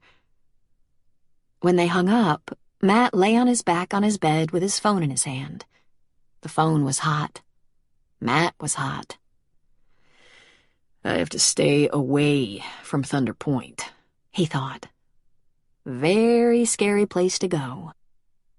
Ginger was so sweet, so kind and generous. Here she was, still hurting after being treated like crap by her husband and losing a baby she was devoted to, and what concerned her most right now was helping Grace and Troy, helping her new friends. Ginger didn't have a single sharp edge anywhere. She was pleasant, soft, unselfish, nice. She was nice. Mad Matt never thought about that when he thought about women, at least not lately. He thought about long legs and perky boobs. He thought about pretty, buoyant, confident, and lively. When he fell for Natalie, he was willing to make almost any compromise to keep her satisfied, to keep her home. But he hadn't ever once thought about if she was unselfish or how caring. He thought about not forcing her to deal with his overbearing family too much, about trying to balance her need for fun and a social life with his need for sleep, about trying to be sure none of the farm stayed on his hands or boots when he went home to her. Ginger was so nice, but she was not bland. When laughter took her by surprise, she sounded wicked and playful, which triggered his memory of her smile. Her smile could melt a man's heart, and he loved those freckles. Maybe it was the freckles that made her seem almost childlike to him, innocent, in need of a strong arm. Stay away from Thunder Point, he told himself. The thing about Matt, he'd been with a lot of women, before and after Natalie. He wasn't bad-looking. He was pretty smart, usually stable. Before Nat, he was probably searching for someone permanent without really acknowledging it. After Nat, he was looking for a way to get over her. But there was one thing, probably a cultural thing, a family trait. Marriage was sacred. He didn't need a high-mass wedding to feel that way. It was just a thing with him. Once you pledged yourself to a woman, she became everything. Naturally, it followed that he would be her everything, that she would do anything to see him happy and content. Between them, there would always be complete honesty, trust. Everything would be shared, discussed, dealt with as a team. It was true he had some firm, unshakable beliefs. That kind of went with the Lacumet territory, especially the men. Stubbornness and passion might prevail. They might act like the king of their castle, but it was all a show. The women ran the castle. The men worked tirelessly to support their families, and they served their women. He spent Saturday around the farm, though his father and George hadn't been expecting him. If it wasn't crazy season, he usually took a couple of days off a week. On Sunday morning, he woke at 4 like a bad habit. He showered and got in his truck. He grabbed a fast food breakfast he could eat on the road, and he drove south. Fast, along a deserted highway. He was in Thunder Point before 9 in the morning. He drove right out to the parking lot behind Cooper's place. It was no mystery where the action was. There was already a lot of activity around the third house down from the bar. The garage doors stood open, and 3 men he happened to know were armed with paint rollers and painting the inside walls of the garage. A truck holding 4 large ceramic planters filled with small trees was parked on the road. "Hey, what are you doing here?" Cooper asked Matt. "I heard there was a barn raising and I was curious. Thought I'd check this out. And since I'm here, maybe you can use a hand." "I didn't know you were coming down," Scott Grant said. Scott was covered in paint, and it was still early. "Are you staying over?" "Can't. Monday morning Paco was snapping his whip early. We're temporarily caught up at the farm, and I had a day, so... Does Peyton know you're here? Did you stop by the house? I didn't. Didn't call her either. Spur of the moment. What can I do? I don't know, Cooper said. Project manager is Troy. Really, it's Grace, but she's letting him think he's running things. Last time I saw him, he was struggling with the light fixture in the kitchen. Apparently, it's complicated. I got that, Matt said with a laugh. When he got inside, Troy was apparently supervising while a big guy in a blue t-shirt was on a ladder installing track lighting. He was introduced to Al, whose name he'd heard in conjunction with Rayanne. The great room was cluttered with furniture covered in plastic, several boxes and picture crates, and a lot of women with rags, mops, brooms, and shelf paper were opening boxes, looking things over, organizing. Matt, Troy said in surprise. Matt? A tall, curly-haired woman he couldn't remember asked. Iris, this is Matt Lacoumette, Peyton's brother, Rayanne Dysart said. I can't believe you're here. Last minute, I know, but I thought since I had a day, maybe I could help. They all eagerly accepted the offer. Ginger, a kerchief tying back her strawberry blonde hair, blushing slightly under her freckles, just smiled at him. He smiled right back at her. We're down to finishing touches, Grace said. Lots of finishing touches. Furniture was just delivered. My mother's assistant shipped some personal and household items that have to be put away after the cupboards and closets are cleaned. The basement and garage are getting painted today. Light fixtures and bathroom fixtures have to be installed, as well as washer and dryer hookup. And obviously serious cleanup. What's your pleasure? I can clean like I was trained by Corinne Lacoumette, and I'm pretty fast with a screwdriver. Great. You've got bathroom fixtures. 4 bathrooms, the fixtures all in boxes in the bathrooms. 1 loft bathroom, master and main floor bathrooms, 1 bathroom downstairs. I'll go get my toolbox, he said, leaving them.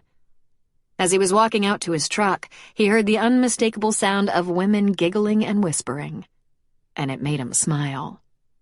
He remembered something Paco had told him long ago. Try fooling women all you want.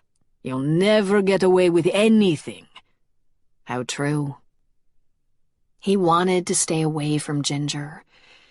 He wanted to be with her if he could. Everyone worked ferociously, and work crews came and went. Cooper went home to take care of his little daughter and tend his bar while his helper, an old guy named Raleigh, replaced him. Al left to go to work. Devin left to go home, and Spencer replaced her.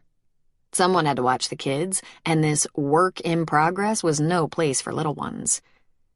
Peyton showed up and apparently got the word Matt was on the premises right away, because she found him in the downstairs bathroom, head in the cabinet under the sink with a wrench, fixing a leaky pipe. I suppose you think you're fooling someone, she said. He sat up abruptly and hit his head. He scooted out cautiously. Women, it seemed, were a serious threat to his cranium. I don't know what you're talking about. Why are you here? She said. Ginger told me about this project, about the urgency because Grace's mother isn't well, and I'm a very neighborly guy. She completely ignored his virtues. You're pursuing Ginger, and I told you not to. It makes no sense. It's not like you two got off to a good start. Peyton, he said very patiently. Boxers are sometimes friendly outside the ring. On weekends, defense attorneys play golf with prosecutors. But you're wrong. I'm not pursuing her. We've talked a couple of times, and neither of us is interested in a new relationship. For obvious reasons. We've sworn off, all right? But we're friends now. This is a bad idea. Bugger off, he said. And don't piss me off. Or what, huh? I will do something terrible to you, without causing you any distress to your pregnancy.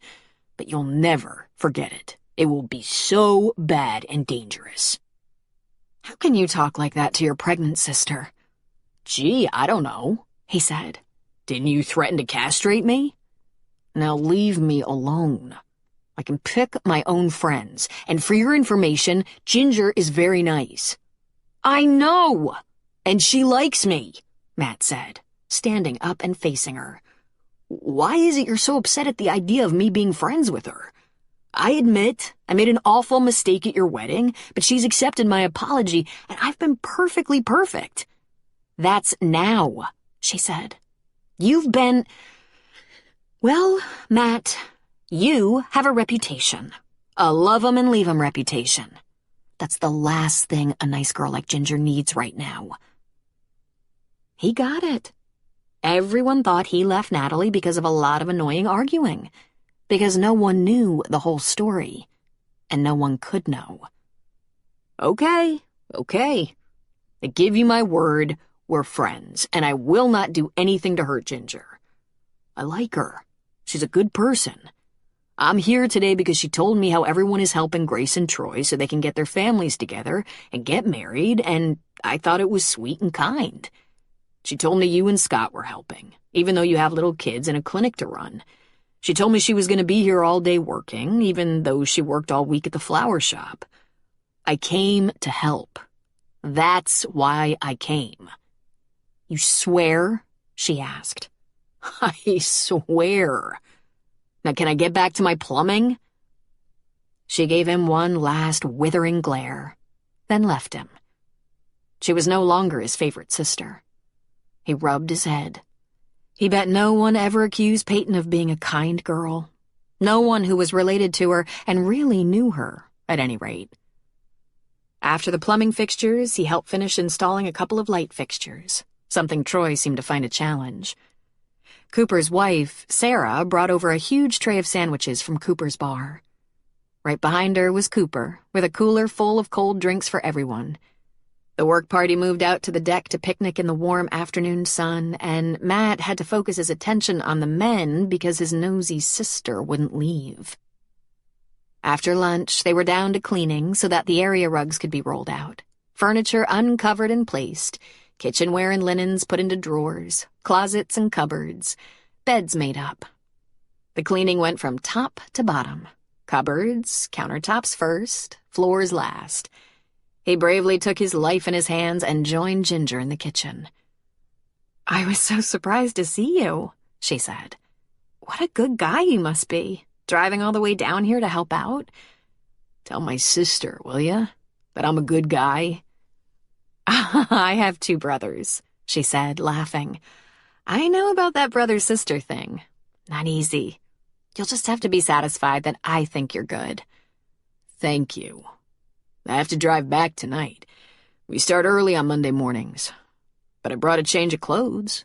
I could clean up at Peyton's house, and we could go out for something to eat. Something casual. Mexican? You like Mexican? I love Mexican. That'll save us a phone call. You know a place around here? Because I'm new in town, she reminded him. I'll find one. Someone around here will know a good place. I don't want you to stay too late and drive home tired. But I'm here, Ginger. Let's do something. Fun. Let's have some fun. Aren't you having fun? She asked him with a wicked grin. He leaned toward her. I'm glad to help, but I came for you. Just don't tell my sister. Why not? Because Peyton thinks I'm a bad bet. And I'm getting real sick of hearing about it. Peyton watched Matt and Ginger from the deck as she swept up crumbs and collected empty cans and plastic bottles from lunch. Scott and Spencer carried a large potted plant through the house and out to the deck, placing it where they'd been told to. Then Scott was by Peyton's side. If you frown and scowl and brood like that any longer, you're gonna wrinkle, he told his wife.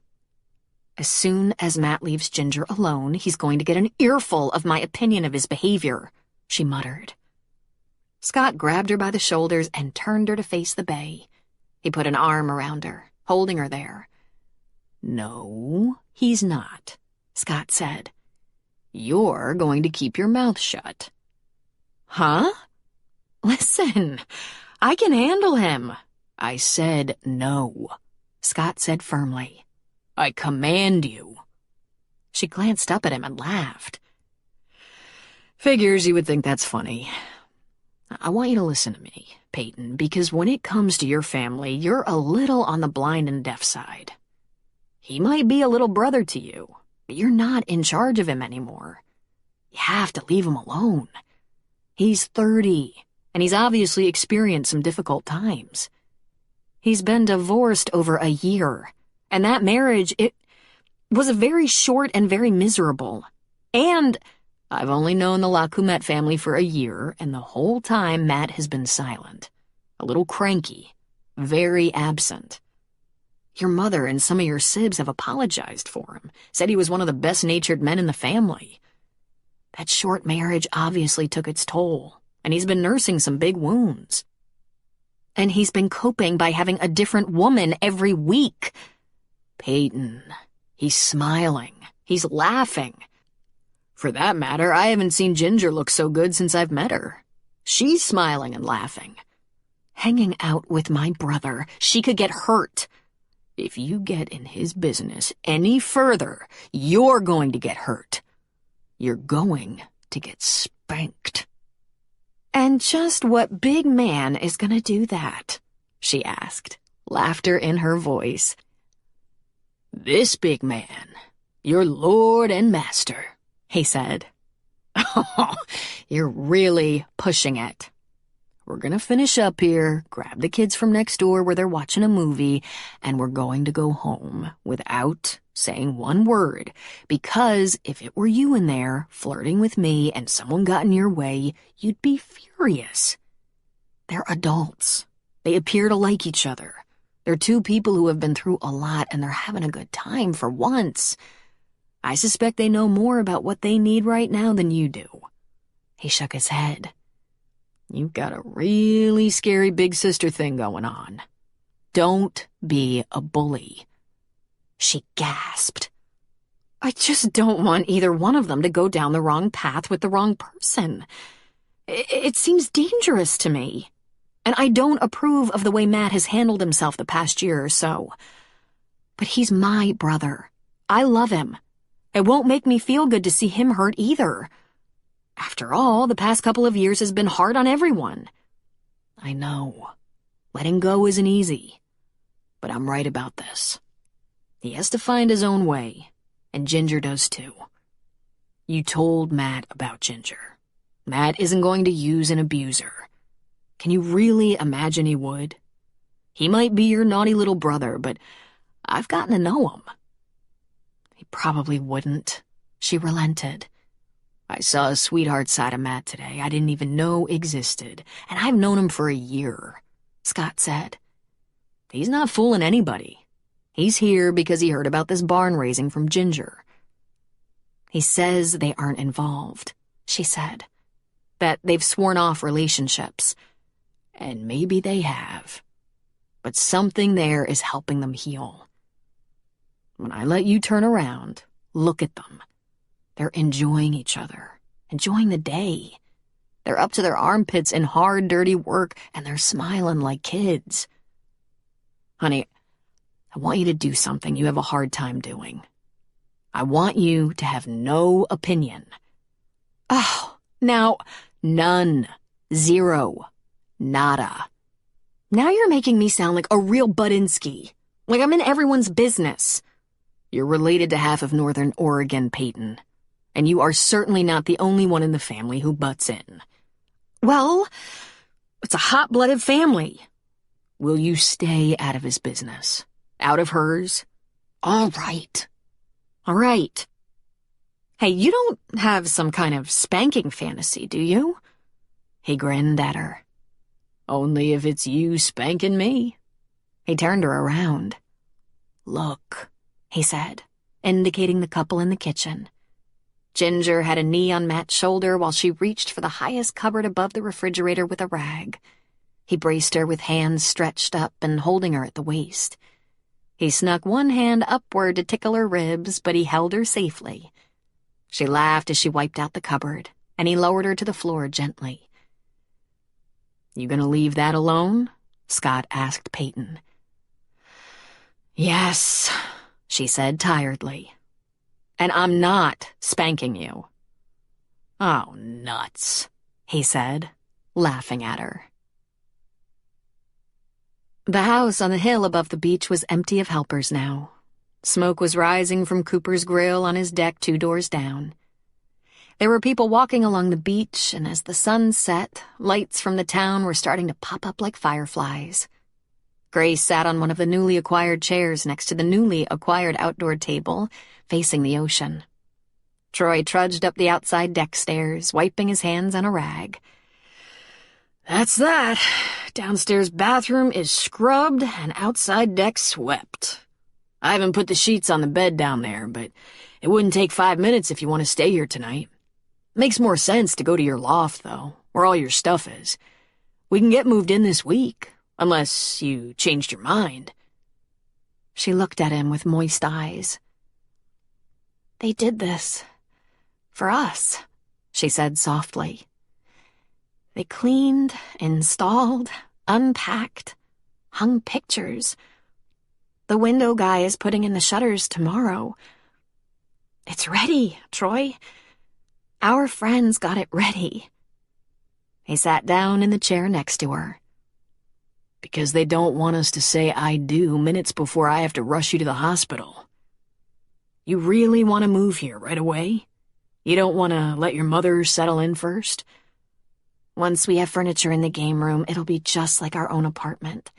You can store your toys in the garage. After we let your parents use your apartment for their visit, we can bring your couch over for downstairs.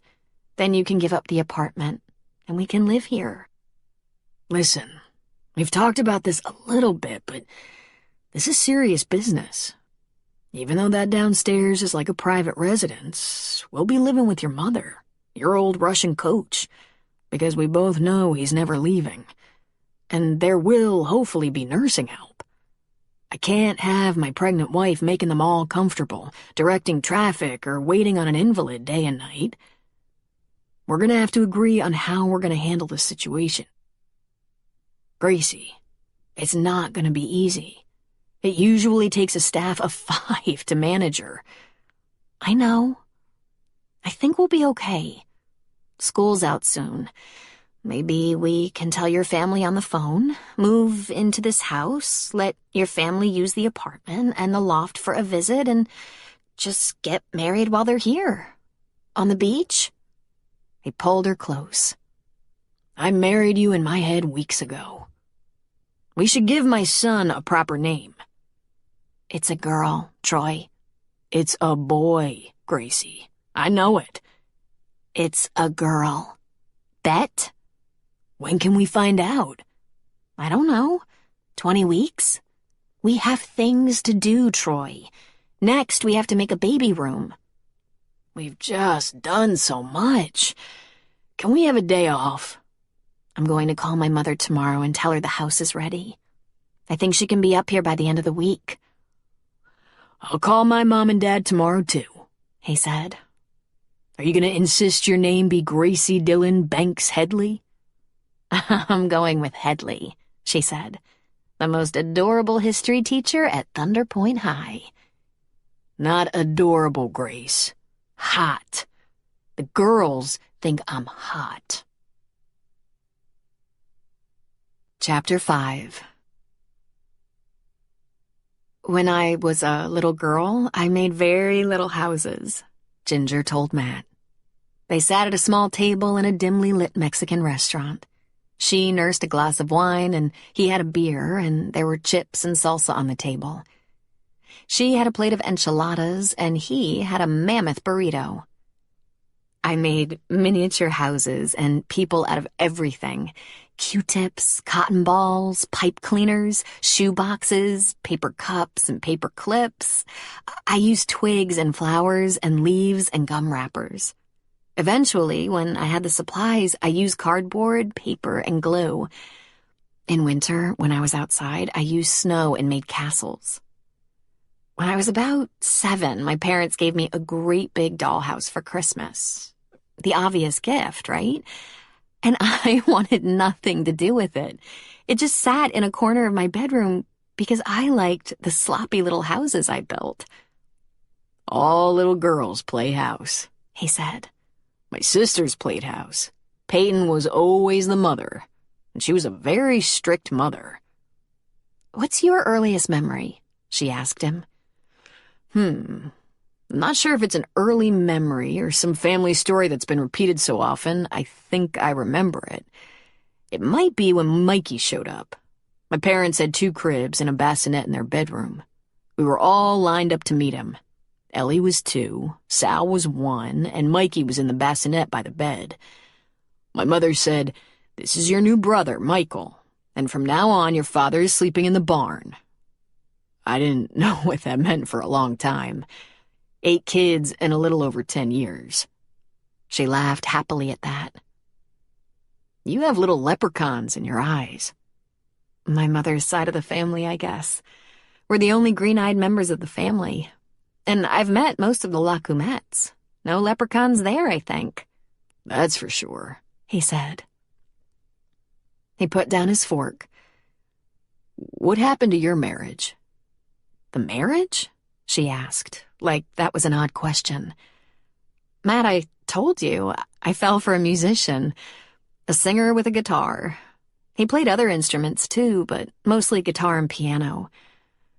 What I didn't tell you, I was a groupie. He was in and out of Portland, and for 3 years I followed his gigs. He called when he was in town or even near town, like Seattle or Vancouver or Astoria, and would ask me to come. It was nothing for me to drive 3 hours just to be with him. On and off and on. He's 10 years older, and even though he's had a few breaks here and there, he doesn't really have a pot to piss in. He wasn't interested in marriage or family or settling down, though he did move in with me because I had a freestanding garage he could use as a studio. So one night when he said, "Hey, babe, maybe we should just get married," I jumped on it. Brilliant, yes? I was all over it because, hey, I was over 25 by that time, and all I'd ever really wanted was to be a wife and mother. So I married a self-centered, absent, maybe even adulterous musician who rarely remembered to even call me. My mother thought I'd lost my mind. My brothers hated him. My father still wants to kill him. I married him as fast as I could before he changed his mind. We were married for 7 days when he got a job in San Francisco of uncertain duration, and he not only took it, he said I wouldn't enjoy myself, given his terrible hours, and besides, I had to work. He said he'd probably be back in a few weeks. Turned out it was sooner, but he left again a week later, that time for a month. When I tried to talk to him about it, he said, "Hey, I told you I'd be a lousy husband. I'm just not into it. My music is really important to me, and I'm so close. Baby, I'm so close.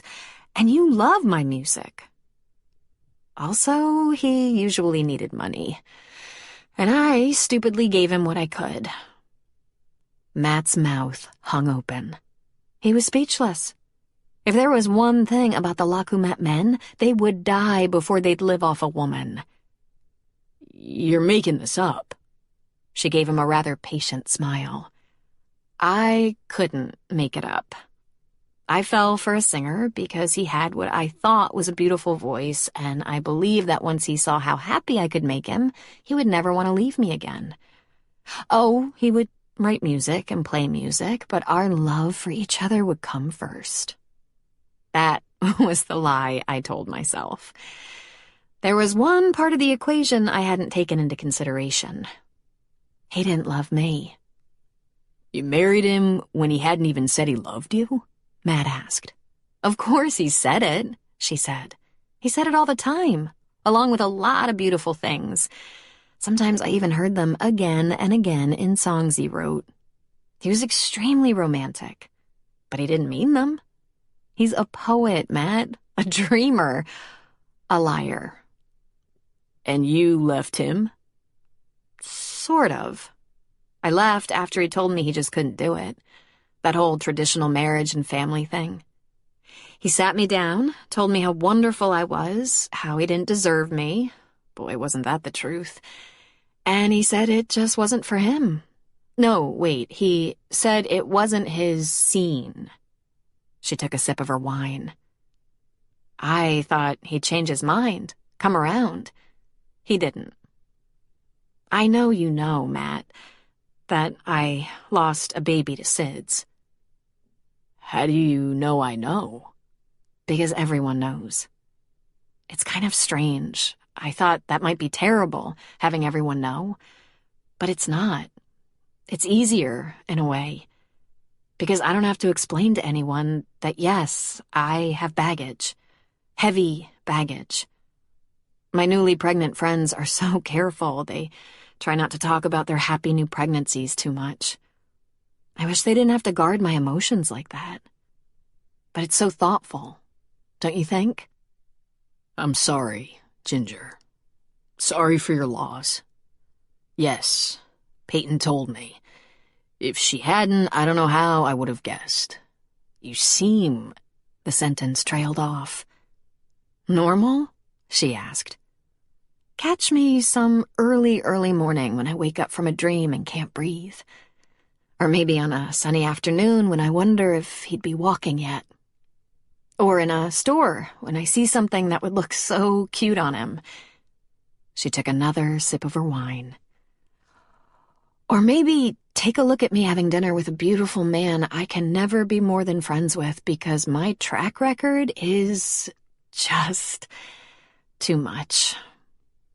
I don't even make sense to myself. What was I thinking? You have to remember, my track record sucks too, he reminded her. How long did it last? Your marriage? About 3 years. He smiled. I made it 7 months. I didn't fall for a singer, but I did fall for the prettiest girl in the biology department. She was a part-time model, completely self-absorbed. She thinks farming is inconvenient, dirty, and boring. We have completely different values. Maybe we should introduce her to Mick. He's anything but boring. Wait a second. Mick? My ex, Mick Cantrell. His real name is Edward. He changed it to Mick because he thought it was sexier. You're kidding, right? He asked. He dunked another chip. I should have known better. Hell, she told me she didn't want to be a farm wife. And Mick told me being a husband and father wasn't his scene. I hope you're not still in love with him, Matt said. I don't think I am. Not only wouldn't I give him another chance, he doesn't want one. But don't give me any credit for being smart there. Just look at what I put up with first. But you? Are you still... He shrugged. It would be terrible to lie to her. Some days, he said. When I have those days that I don't understand why everything went to hell. My hours were terrible before we got married, and I thought we were happy. She was the one who wanted to be married so bad it made her teeth ache. Why the hell would she marry me? I was the worst person for her to marry. And now she wants to have coffee or drinks. She wants us to be friends, to get over it, even try again. He shook his head. Oh, God. Don't tell Peyton that, please. I don't want to talk about that with my family. I'm not gonna say anything to anyone about this conversation. But can I say one thing? It's good to have someone like you to talk to. He reached for her hand. We have some things in common. But Ginger, once we've gone over the details of all this crap in our rearview mirrors, we're gonna talk about other things. She squeezed his hand across the table. Like what? Like... Can you still make little houses? Do you read anything I might like? Is there time in your life for adventure? Would you have a dog or a cat or a bird? Are you sensitive to insect bites? She laughed at his questions, and the twinkle in her eyes was back that fast. Do you have a dog? We have working dogs, a bunch of them. I don't even know how many. They're mostly with George. They mind the sheep.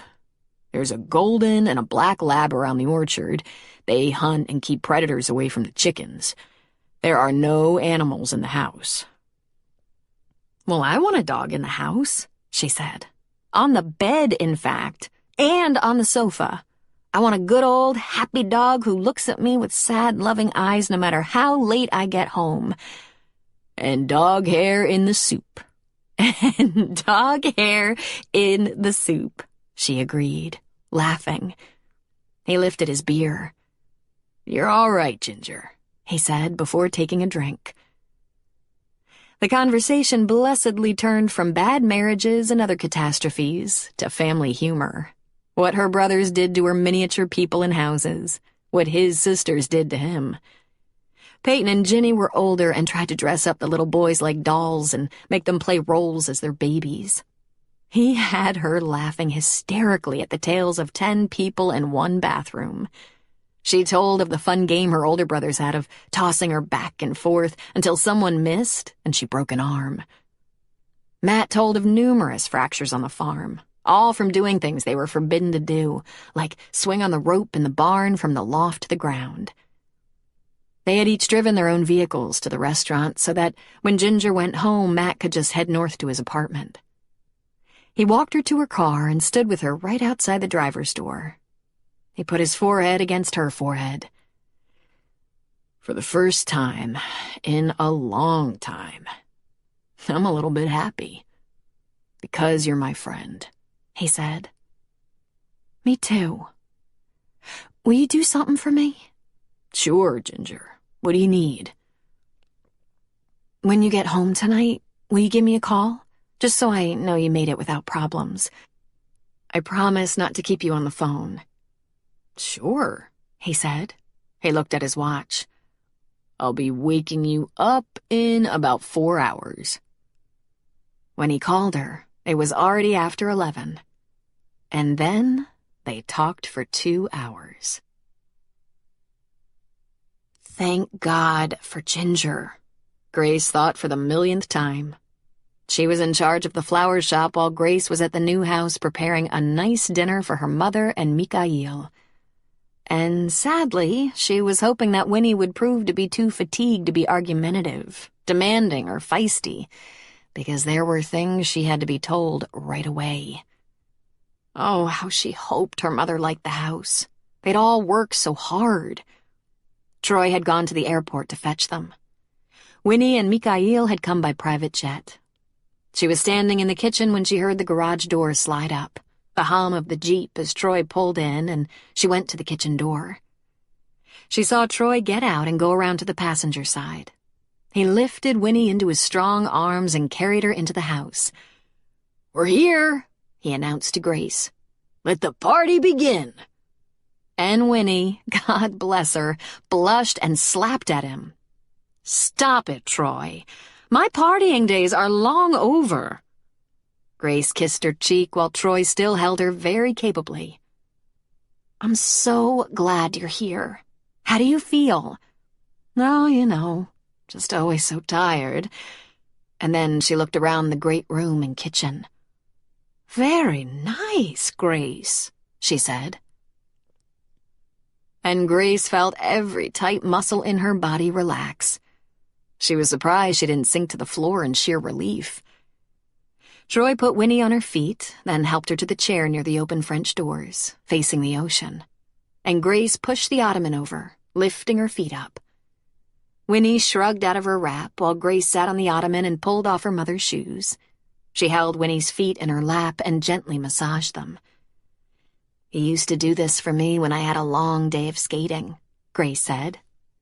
"Seems so long ago now," Winnie said. "You'll want to see the rest of the house, but we'll take it a little bit at a time. It's actually a large house, but everything you need is on this floor.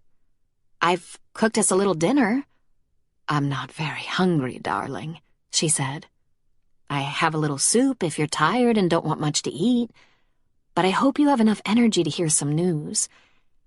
It's gonna be a little exciting around here soon, and we'll try to keep it manageable with regard to your health. We're gonna get married, Mama. We want to get married anyway, but we're going to put a little rush on it because I'm pregnant." She covered her belly with one hand. "Due around Christmas." Winnie looked up and over her shoulder at Troy. "You do realize she's never been in a relationship before, don't you?" Troy's eyes shone. He gave a nod. "She's very good at it," he said. "And she obviously knows nothing about birth control," Winnie added. "Or I don't," Troy suggested. "I'm just gonna let all that go," Grace said. "It won't be flashy, Mama. I think we'll get married on the beach, right in front of the house, as soon as possible. School is out soon. Well, you're still up and about and can enjoy it if you squeeze in a good nap. Troy's family will come, but I think they'll stay in town, maybe at his apartment and my loft above the store. I promise to keep your stress low." "My dress," Winnie said. "You'll want my dress." Grace shook her head. "It's not necessary. I'll find something much simpler." "My dress is simple. We can take off the train and pitch the headgear. I hated that headgear anyway. My mother insisted on that.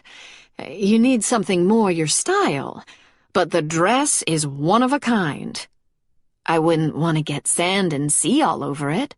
Winnie laughed, and her face looked bright. "Why not? Did you think I was going to use it again? Now, if it's the matter that you don't really like it, of course we'll alter it. I don't care what you do to it, but if it can work for you in any incarnation, it's yours. Before you decide, look at it. I'll have it sent." She looked around. "This is a nice little house, Grace," she said. "We have the downstairs," Grace said. "It's large enough for me, Troy, and a baby. And the top floor, 2 bedrooms and a small bath, perfect for Mikhail." "Excellent," he said. "I might stay a day or 2. Maybe we should get the luggage inside and then toast the new house," Troy suggested. "Excellent," Mikhail said. "Troy, darling," Winnie said. "Before you do all that, is there a chair on that deck out there that could accommodate me? If it's warm enough, of course. Could you take me out there first?" "Of course," he said. "Gracie, can you pull the cover off that chaise?" "Absolutely," she said. Then she added, "Troy, darling." Troy scooped Winnie up in his arms and carried her to the deck, gently placing her on the chaise. "My daughter was definitely thinking of me when she let herself love you," Winnie said. "I think I'll be very happy while you're around." Troy winked at Grace. "Flirt?" Grace mouthed back. "And my phone," Winnie demanded. "Who has my phone?" Mikhail took it out of his pocket and handed it to her. "Virginia still works for me, doesn't she? Because I have things for her to do." "You know she still works for you, Mama." The luggage was brought in, unpacking was accomplished, drinks and tapas were served. The sun was beginning to set, making the beach and the deck bright. Troy put out the awning to provide a little shade. Winnie tried the soup Grace had on hand, but though she claimed it was delicious, her trembling made it a messy dish. Grace made her a new plate, very small portions of roasted chicken, scalloped potatoes, steamed asparagus, just a few bites of each. The others loaded up their plates and enjoyed chocolate cheesecake from Carrie's Deli. Troy, Grace, and Mikhail carried their plates to the table outside, while Winnie balanced a tray on her lap and enjoyed the sound of the waves and the sinking of the sun. Troy showed her the corner where an outdoor hearth would be built and described the activity on the beach in the summer and fall. He explained all the neighbors and his job 3 doors down at Cooper's Beach Bar. "I've asked Virginia to send my dress," Winnie said. "You can do anything you want to it. It's yours. Rip it up or store it away and forget about it. I don't care. And I asked Virginia to make arrangements to reserve that condo in Bandon for your family. It's the least I can do. I've contributed nothing to my only daughter's wedding. Shall I send a jet for them?"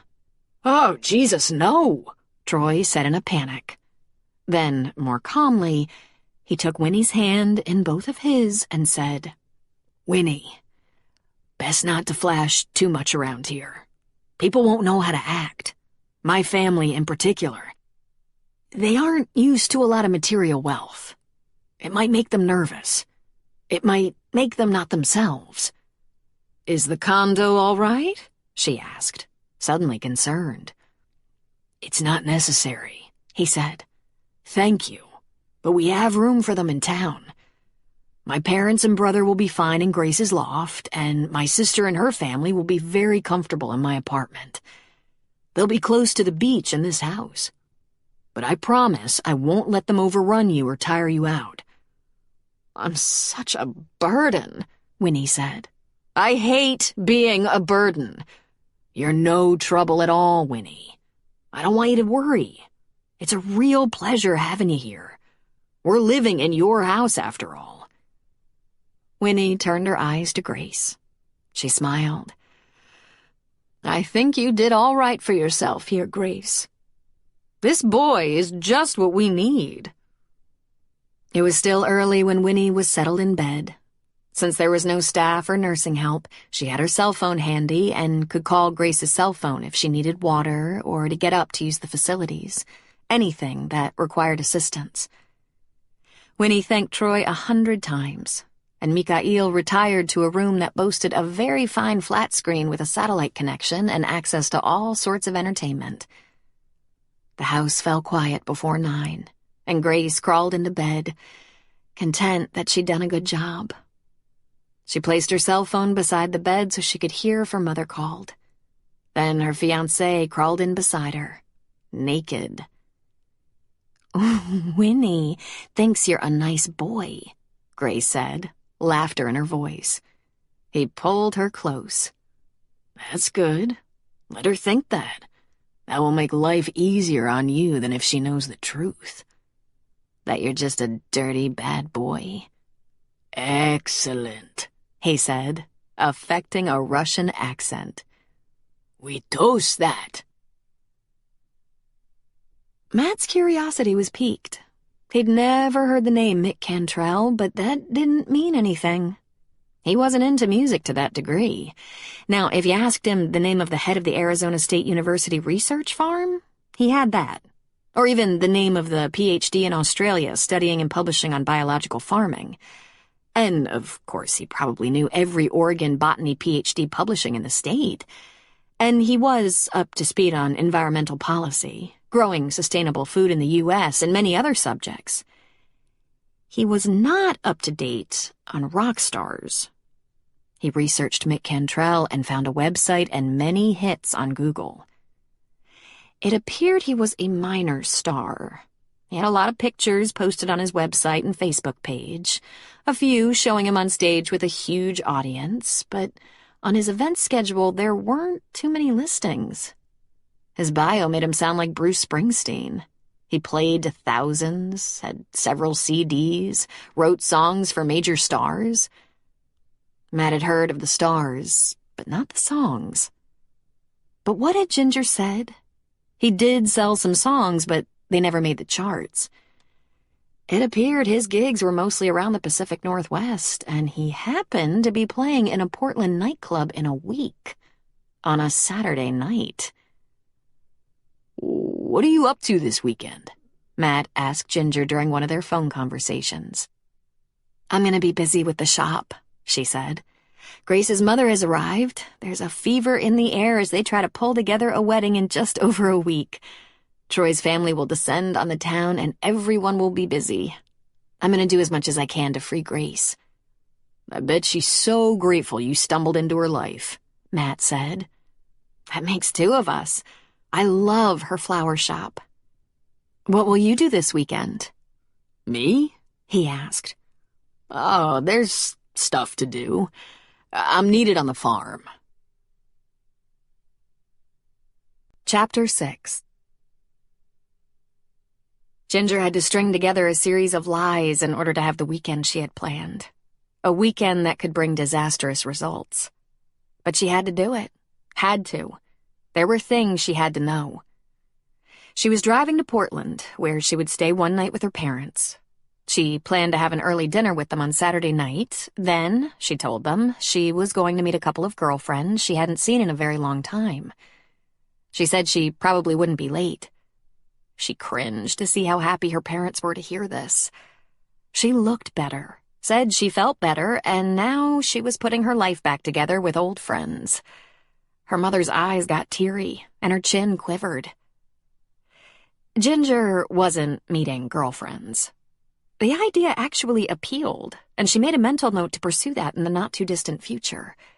She'd get in touch with those few friends who had nothing to do with Mick or with the baby.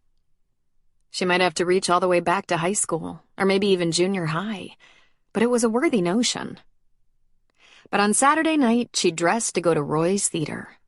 It was part club, part dance hall, part theater. For big acts, they could open the whole place up and seat more than 1,000. For popular dance bands, they could accommodate a couple hundred and a large dance floor.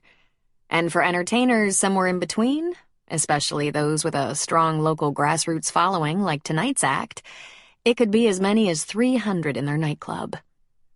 Mick was performing. Roy's had always been one of his favorite venues. He was bringing a backup band and singers. Ginger knew that wasn't a traveling band. It was made up of friends he'd jammed with, and he'd give them a couple $100 each. That meant his set list would be deep, including songs he was known for 20 years ago. And, of course, his own songs, which were only appreciated by his die-hard fans. His most popular performances were the classic artists: James Taylor, Eric Clapton, Gordon Lightfoot, Bruce Springsteen, Harry Nilsson. He even had a Josh Groban piece with a guitar accompaniment that she'd heard on the radio from time to time. It was actually cleverly done. She'd seen him twice since the divorce. Once when the baby was born, once after the baby died, but not for the funeral. Mick had had a gig on the day of the funeral. When he showed up a few weeks after the funeral, there was nearly a brawl when her brothers, outraged by the fact that he'd played the dead baby card at his last several concerts, threatened to beat him to death. A long time then. She couldn't remember the last time she'd seen him that things were good between them. Sometime before she was pregnant. She probably should have worn baggy jeans and a paint-splattered shirt. She didn't. She wore the purple dress with gold piping. "You look so beautiful," her mother said. "I should get Rayanne to take me shopping. She's that good." "I really love this dress," Ginger said. "Do I hope to make him notice me?" she asked herself. Because it was unlikely he would even know she was there. She'd find a secluded place away from the house lights. She was in no way reaching out to him. She just had to know one thing. After all they'd endured, did she still feel anything at all for him?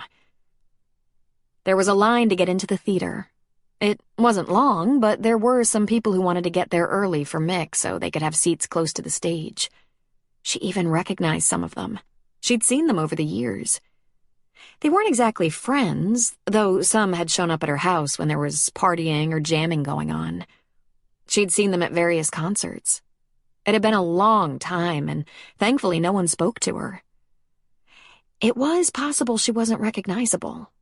Also possible she'd only blended into the background of his celebrity, no more important than part of his crew, a mostly volunteer crew. She caught a whiff of marijuana. Several people held beers, and since the club wasn't open yet, they were obviously brought from home. Once inside, there were lots of options, and she knew each one. There was theater seating in front of the stage for those dedicated enthusiasts. Then there were booths and tables for general music aficionados. And at the back of the room, a couple of long bars for those live music fans who had nothing better to do on this Saturday night. She found a small table for two at the far left end of one of the bars. It was a dark little table, and when someone asked if she needed that extra chair, she gave it up happily. She ordered a glass of white wine and 1 ice water. Then she blew out the candle on her table. The waitress relit it, and when she was gone, Ginger blew it out again. It seemed to be a very long time before that rush ran through the crowd, the anticipation of his appearance when the house lights went down. Her wine was half gone. She couldn't even summon a memory of the way it had felt years ago when she'd drive for hours to be one of many, heart fluttering in excitement because he was going to sing. Then, afterward, they'd party with some of the superfans. He'd like to smoke a little pot, and after a long, long night, he'd take her to bed and make love to her. She never failed to feel like she'd gone to heaven in his arms. Where was it? The rush, the thrill. She expected to at least feel some nostalgia. Instead, she felt only embarrassment. But she wasn't sure for what. For being caught up in his charisma? Hell, she was hardly the only one. He had quite a following of young women. Sadly for Mick, he didn't have quite enough charisma to make him famous.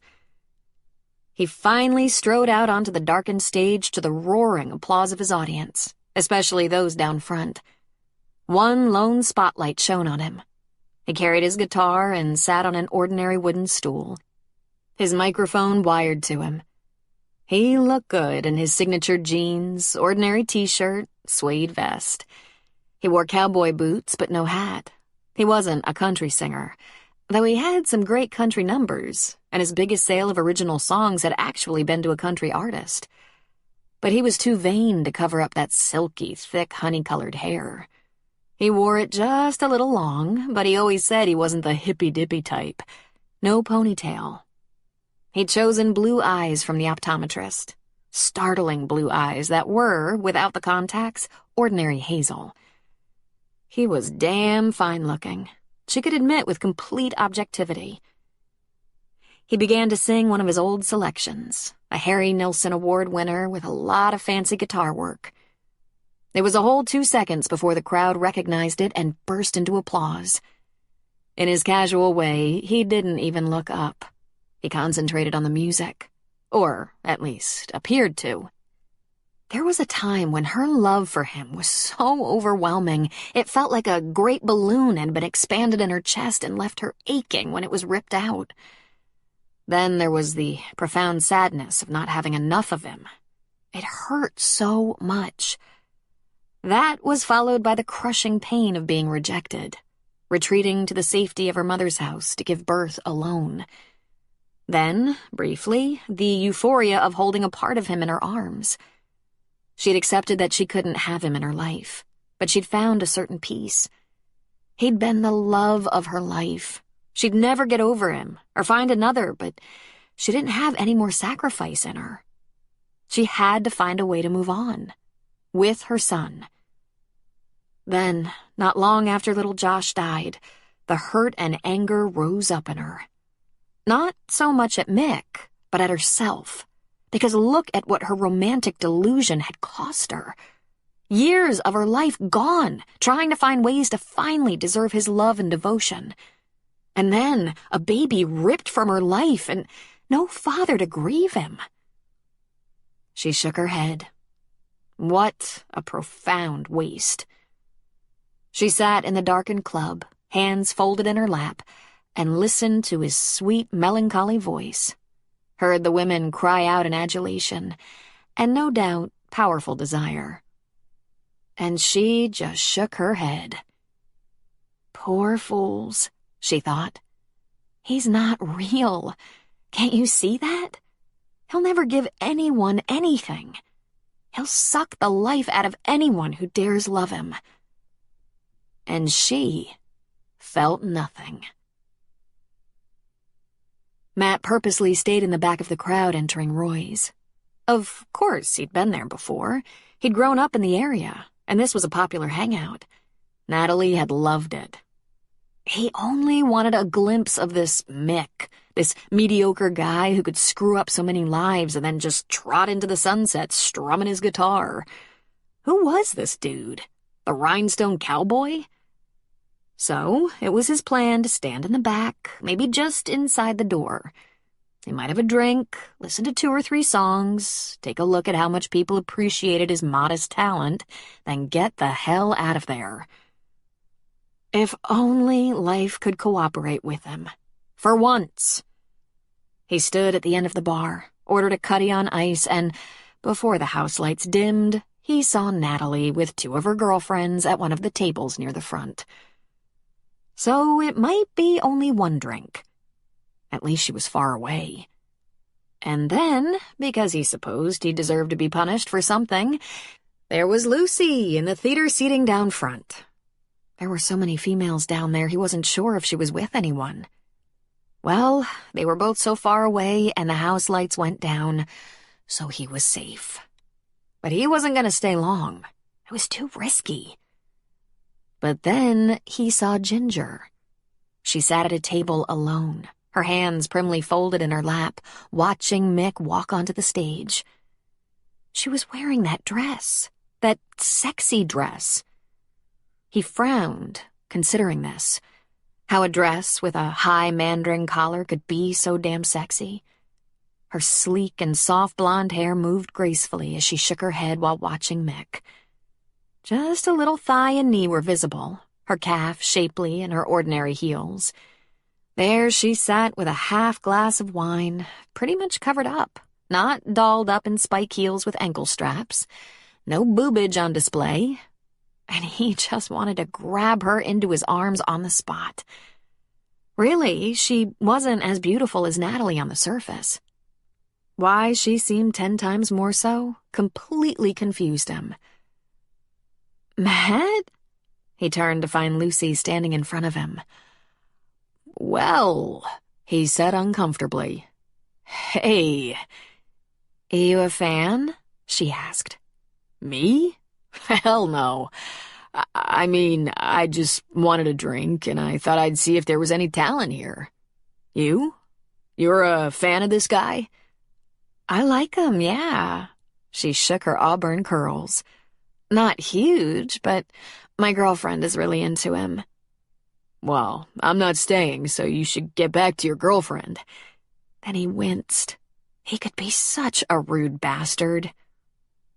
You could stay long enough to buy me a drink, she said. See? This was the problem, he found himself thinking. Lucy should tell him to just go fuck himself instead of calling him, asking him to buy her a drink. He wasn't worth her time. She shouldn't waste her time on a guy who wasn't treating her right. What would you like, Lucy? Just a Chardonnay, she said, and smiled. He waved to the bartender. He ordered and fished out his wallet.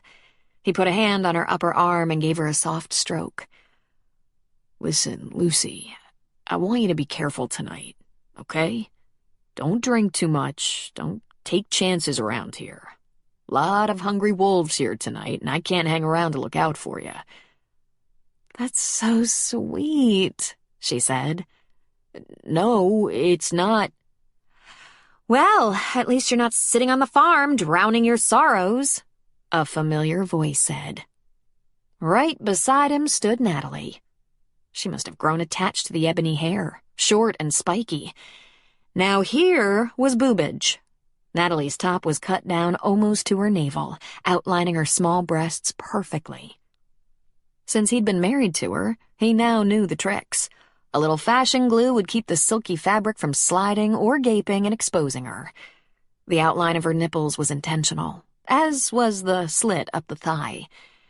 Her eyes were huge and lashes thick, thanks to the augmenting of a few extra lashes and the artwork of liner and shadow. The shoes were attention-getting. 4 inches, ankle straps, pointy toes. Hell on her feet, though. Isn't this an interesting reunion? Lucy, this is my ex-wife, Natalie. Nat, meet Lucy, a friend of mine. In fact, I met Lucy in a place a lot like this. Didn't I, Luce? Rosewood Ballroom, she supplied with a smile. He could see by the expression on Natalie's face, the narrowing of her eyes, that information speared her in the heart. He was always too tired to party when married to her. But after the divorce, he'd been to clubs and dance halls, and here he'd been trying to stay away from Natalie. Even though little Lucy couldn't hold a candle to his ex in the looks department, it felt good to have her know he wasn't lonely. Or bored. Can I get you something, Nat? He asked, playing off her momentary jealousy. Cosmo, she said, her voice crisp. He hailed the bartender again, fished out money again. He wasn't going to hang around waiting for a bill. It was a friendly parting, I take it? Lucy asked. Actually, it was acrimonious, Natalie said frostily. But, as you can see, we're working through that, Matt said, passing the drink. And what do you do, Lucy? Natalie asked. Dental assistant. I work for a local periodontist. And you? I'm a model, Natalie said, stretching to her full 5'11" and 4-inch heels. Then she stared daggers at Matt, daring him to point out that she'd had only about a dozen jobs for catalogs and ad brochures. There had been nothing with national exposure. The uncomfortable chit-chat and buying of drinks lasted through 2 songs, and then the lights went up, and Mick Cantrell started working the crowd, coming down from the stage while the lights revealed his backup musicians. He shook some hands, kissed a few cheeks, asked people where they were from. He wore his guitar on his back and microphone hooked around one ear and hovering over his lips. He was so happy to see them all. Who came the farthest? He asked. Ha! There was a pretty young woman who'd come all the way from Chicago. Well, there was a big surprise for me tonight. The most beautiful woman I've ever known is here. And I have a gift for her, he said. A little something from Dr. Hook. The band began to play behind him. A spotlight suddenly shone on Ginger, and she actually jumped in surprise. It looked like she was going to make a run for it, but seemed to think it through and settle into her chair, polite as always. And he began to sing, Sharing the Night Together. Matt thought he saw her wince. But, with hands still folded in her lap, she looked up at Mick and let him sing. She blessed Mick with a small smile.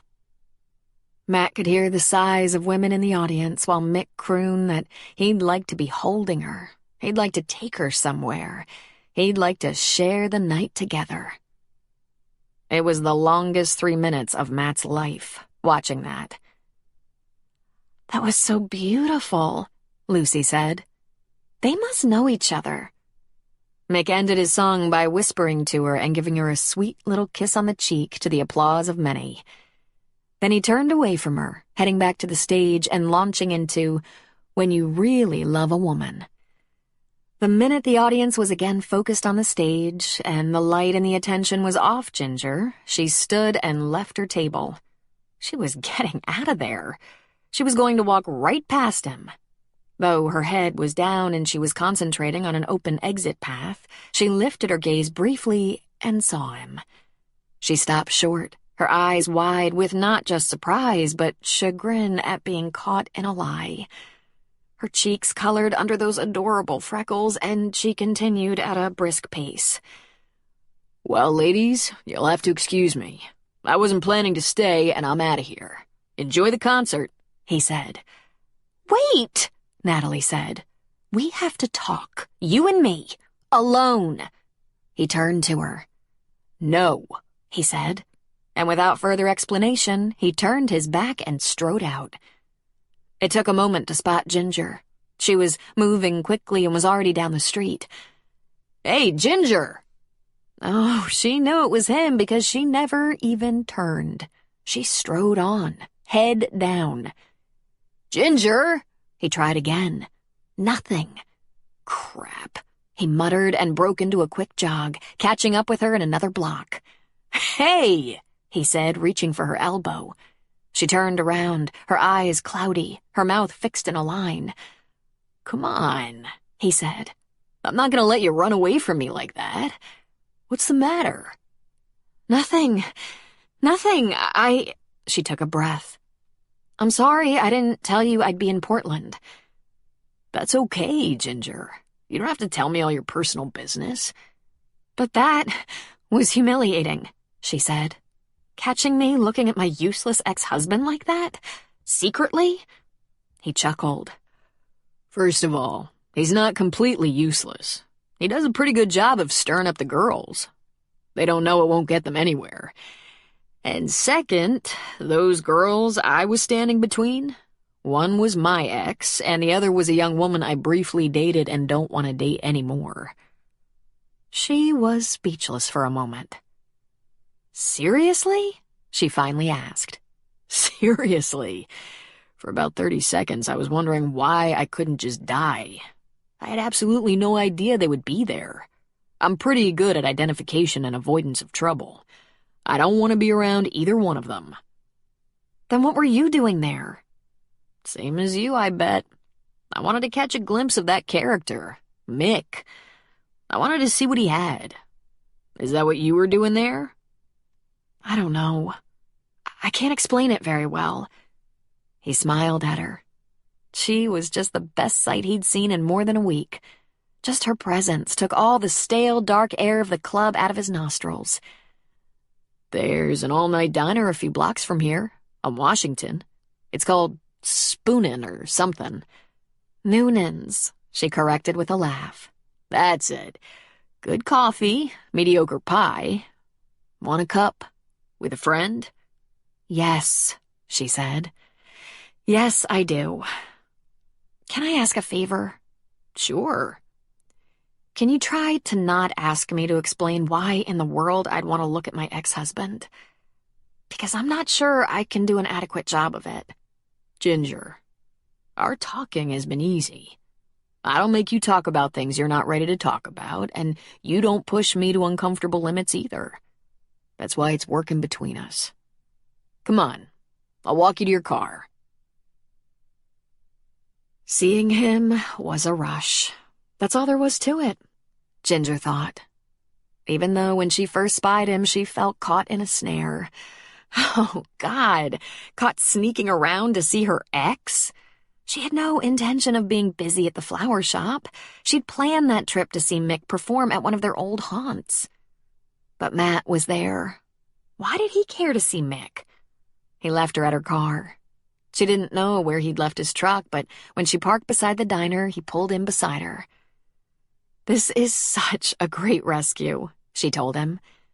Not something I'm known for, he admitted. I'm glad to be of service. It was a provocative night. He sang to you. He held open the door for her. He sang you a love song. They settled into a booth, old red vinyl benches, scarred laminate tabletop, jukebox. The waitress was there in an instant, and they ordered coffee and pie. He sang a love song to you, Matt said again. Women were fainting all over the place, each one wanting to be you. It's what he does for a living, she said. It probably did more for his image to sing a love song to me than to anyone else. Everyone reacted just as you did. Wow, he sang that woman a love song. And by the way, it's not much of a living. I haven't figured out that part, Matt admitted. I looked him up on the internet and he sounds like a major star. There are pictures of him singing on a big stage to what looks like millions. He's opened for a few big bands, she said. 15 minutes to a sellout crowd before the big guys take over for a 2-hour concert. He's got good PR and it costs a fortune. Well, he didn't turn me on, but he was breaking hearts all over the room. I don't know if he's good. I don't know that much about music. It sounded okay to me. I mean, I hate him, but I think it sounded good. Why do you hate him? She asked. He didn't treat you right, Matt said. He shook his head. He must be a little crazy, or very stupid. Or I am. She put cream and sugar in her coffee. The women surprised you, huh? The exes? Oh, yeah. They shouldn't have.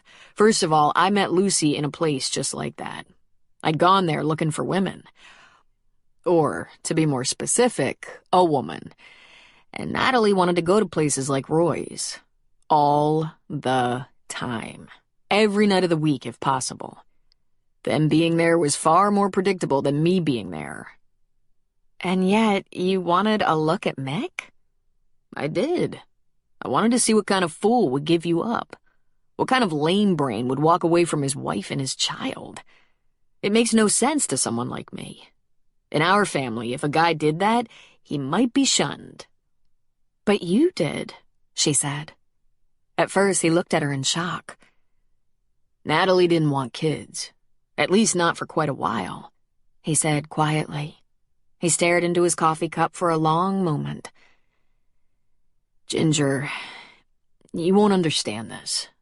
I can't explain this without telling you some things I swore I would never talk about. All I can say, I had to. There were lies and betrayals I just couldn't get over. I admit, that's on me. Being married means being able to forgive, and I couldn't. She wants another chance. I wouldn't dare. She sat back. Then it wasn't just a simple matter of marrying the wrong person. Is it ever simple? Does seeing her hurt? She asked.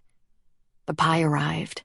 The check was slapped down on the table as if the waitress could tell they were engrossed in a serious conversation. It didn't, no.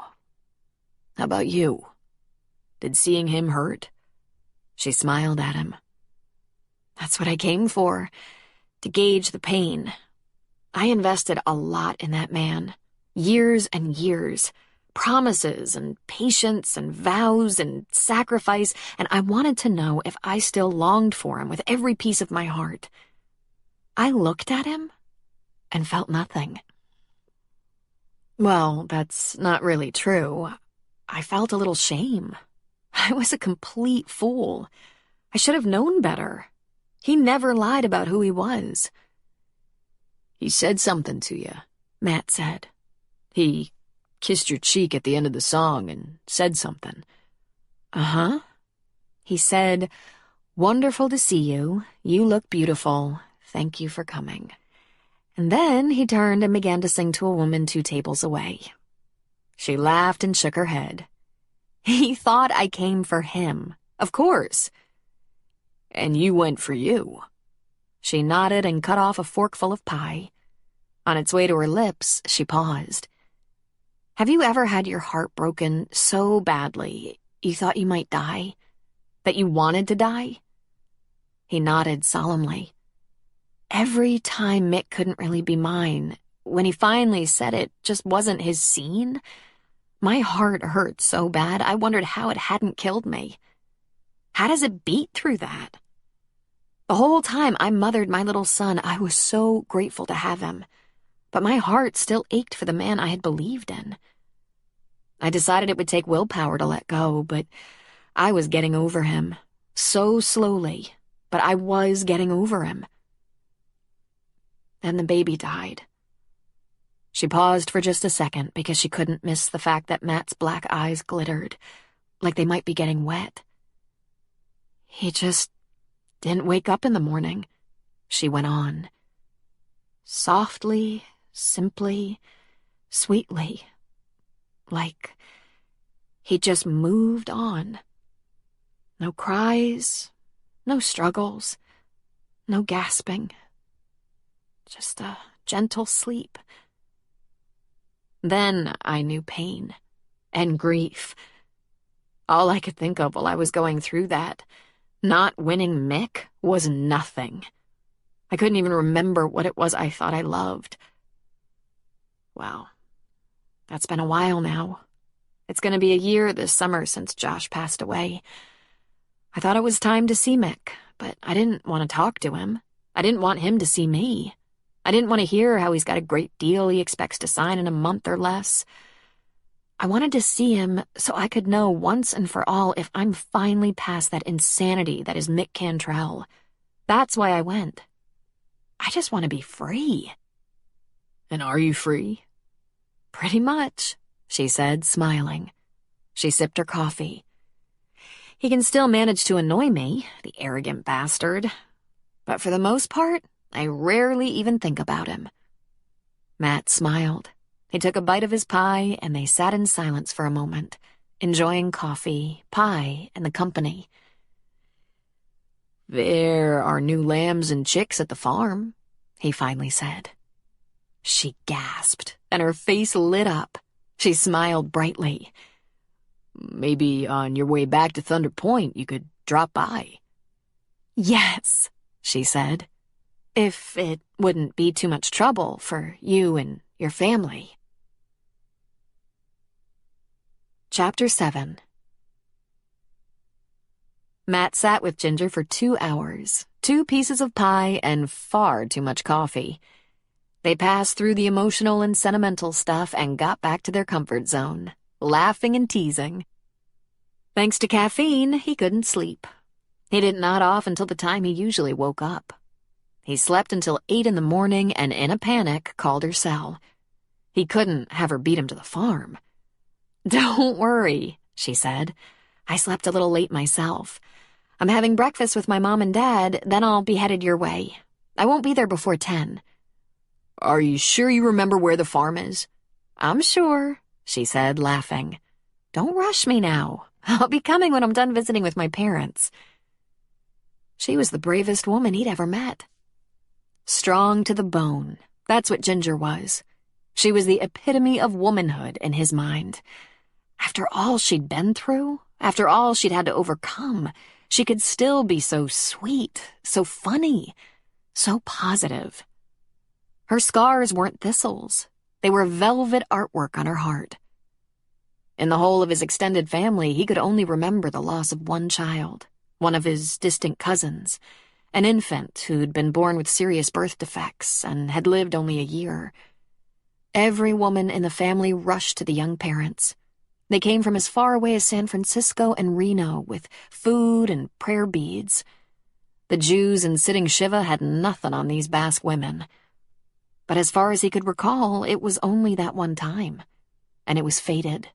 The poor child hadn't been expected to live. A year had been a miracle. Ginger faced her demons head on. She even talked about it, honestly. Matt hadn't been able to do that yet. He was a master of evasion.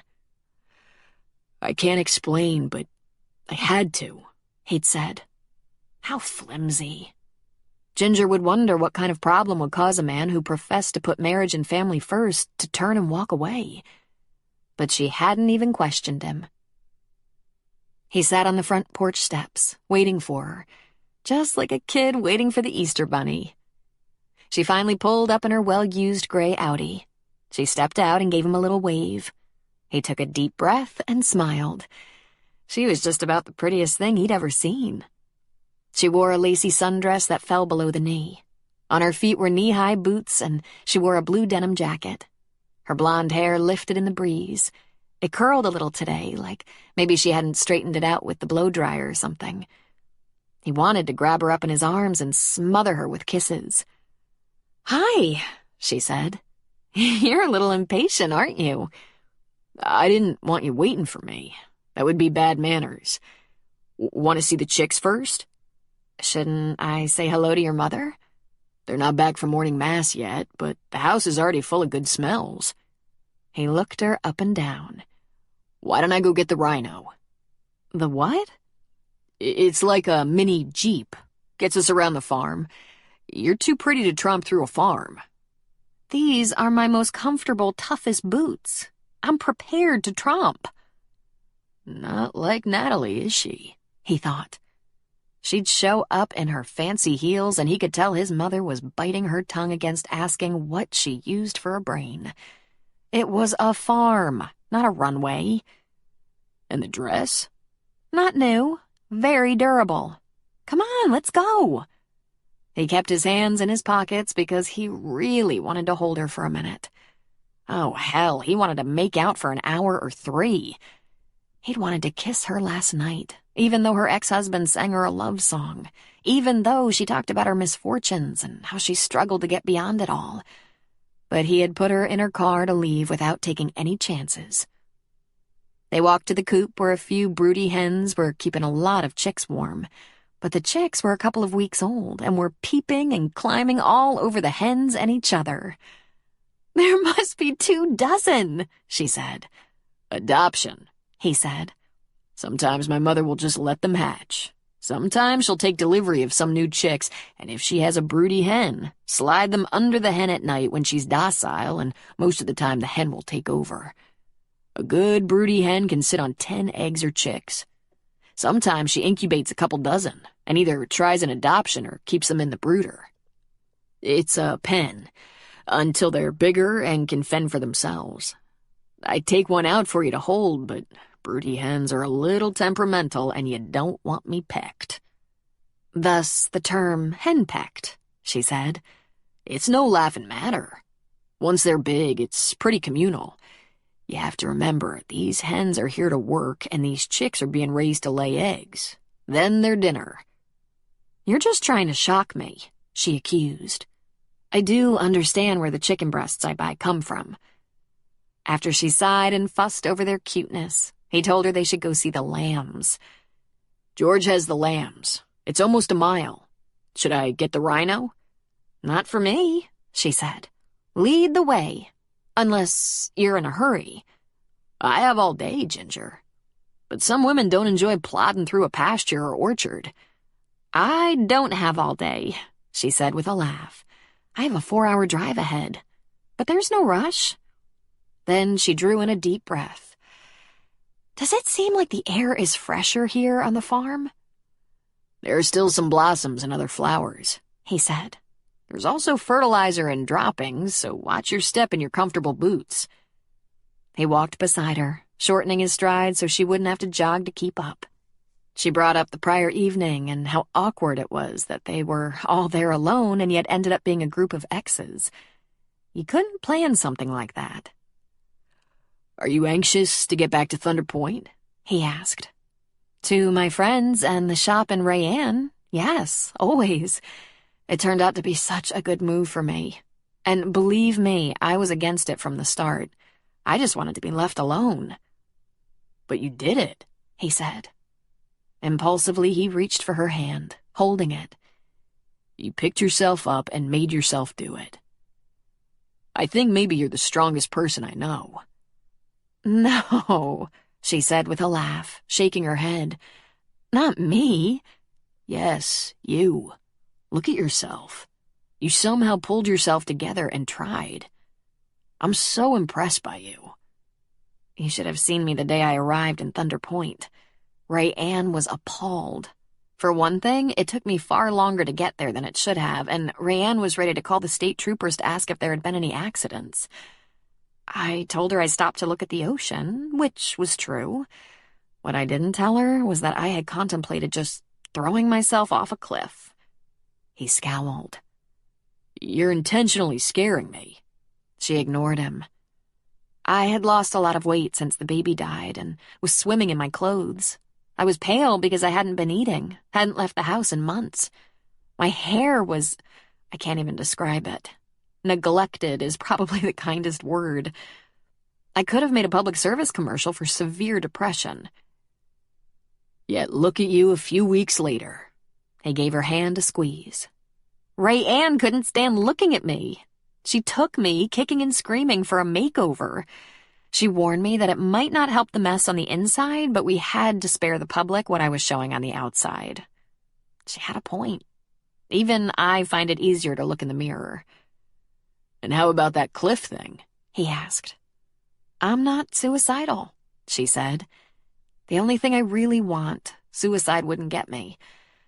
I want for it never to have happened. I'm afraid that's not possible.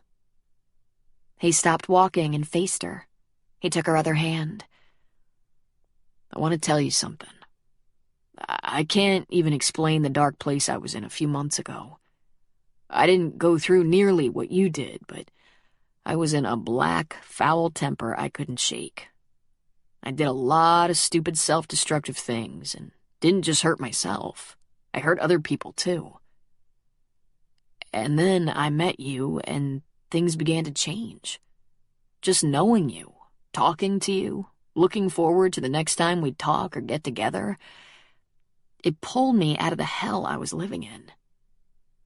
Ginger, I don't want to heap any more trouble on you, but if I didn't have you right now, my family would still be calling me Mad Matt. I rely on you. You lift me up. And the best part is I don't think you really even mean to. It's just your nature. You're the kindest person I know. Matt, she said, Oh, that's so nice of you to say. I'm not being nice, Ginger. We connected. Maybe it was out of shared troubles, but maybe that's not all it is. Maybe when we're done surviving this, maybe we go on to find new reasons to connect. She laughed softly and blushed a little, looking at her feet. Then she lifted her eyes to his. There's something I should tell you. There was another reason I went to Roy's last night. It was true, I wanted to see him and know that I didn't want him anymore, didn't grieve him. It was also something else. I started to have warm feelings for another man. A dear man who isn't dark or angry or mad. I had to be sure that one look at Mick wouldn't throw me back into that spiral I was once caught up in. I wanted to be sure what I was feeling was real. A half-smile played on his lips. Was it? I believe so. Yes, she said. They stood on the dirt road between the orchard and the pasture that led to George's barn, maybe halfway there. Has it changed things for you like it changed things for me? He asked. Yes. Remember we joked about trying again when we're maybe 50? Uh-huh. I'm down to 49.5. He just smiled. Then he leaned toward her and pressed his cheek against her cheek. He let go of one of her hands and slid his around her waist to the small of her back, just enough to hold her while he felt the softness of her cheek and the tickle of her hair. He hummed softly, content. They stood like that for a long moment. Then he slowly pulled back, and while looking into her beautiful eyes, touched her lips with his. He felt her lean into him a little and watched as her eyes slowly closed. He didn't push his luck. He pulled back. Was that okay? He asked. She nodded. Lovely. How do you feel about us now? Maybe 49. He laughed loudly. Not even 48.5? We didn't even get a whole year? I obviously have work to do with you. Be careful you don't drive it in the other direction. He laughed and led her down the road toward the lambs. Matt had never had to be careful before. He'd had almost legendary success with the girls, then the women. This one wasn't going to fall into his lap. He didn't want her to, he realized. He wanted to work for her, earn her, deserve her, be good for her. You're gonna love the lambs, he said. It was such a perfect June day to gamble about the farm, Ginger thought. And that was really what they were doing. She and Matt, hand in hand, walking at a leisurely pace, visiting the new lambs and the not-so-new lambs.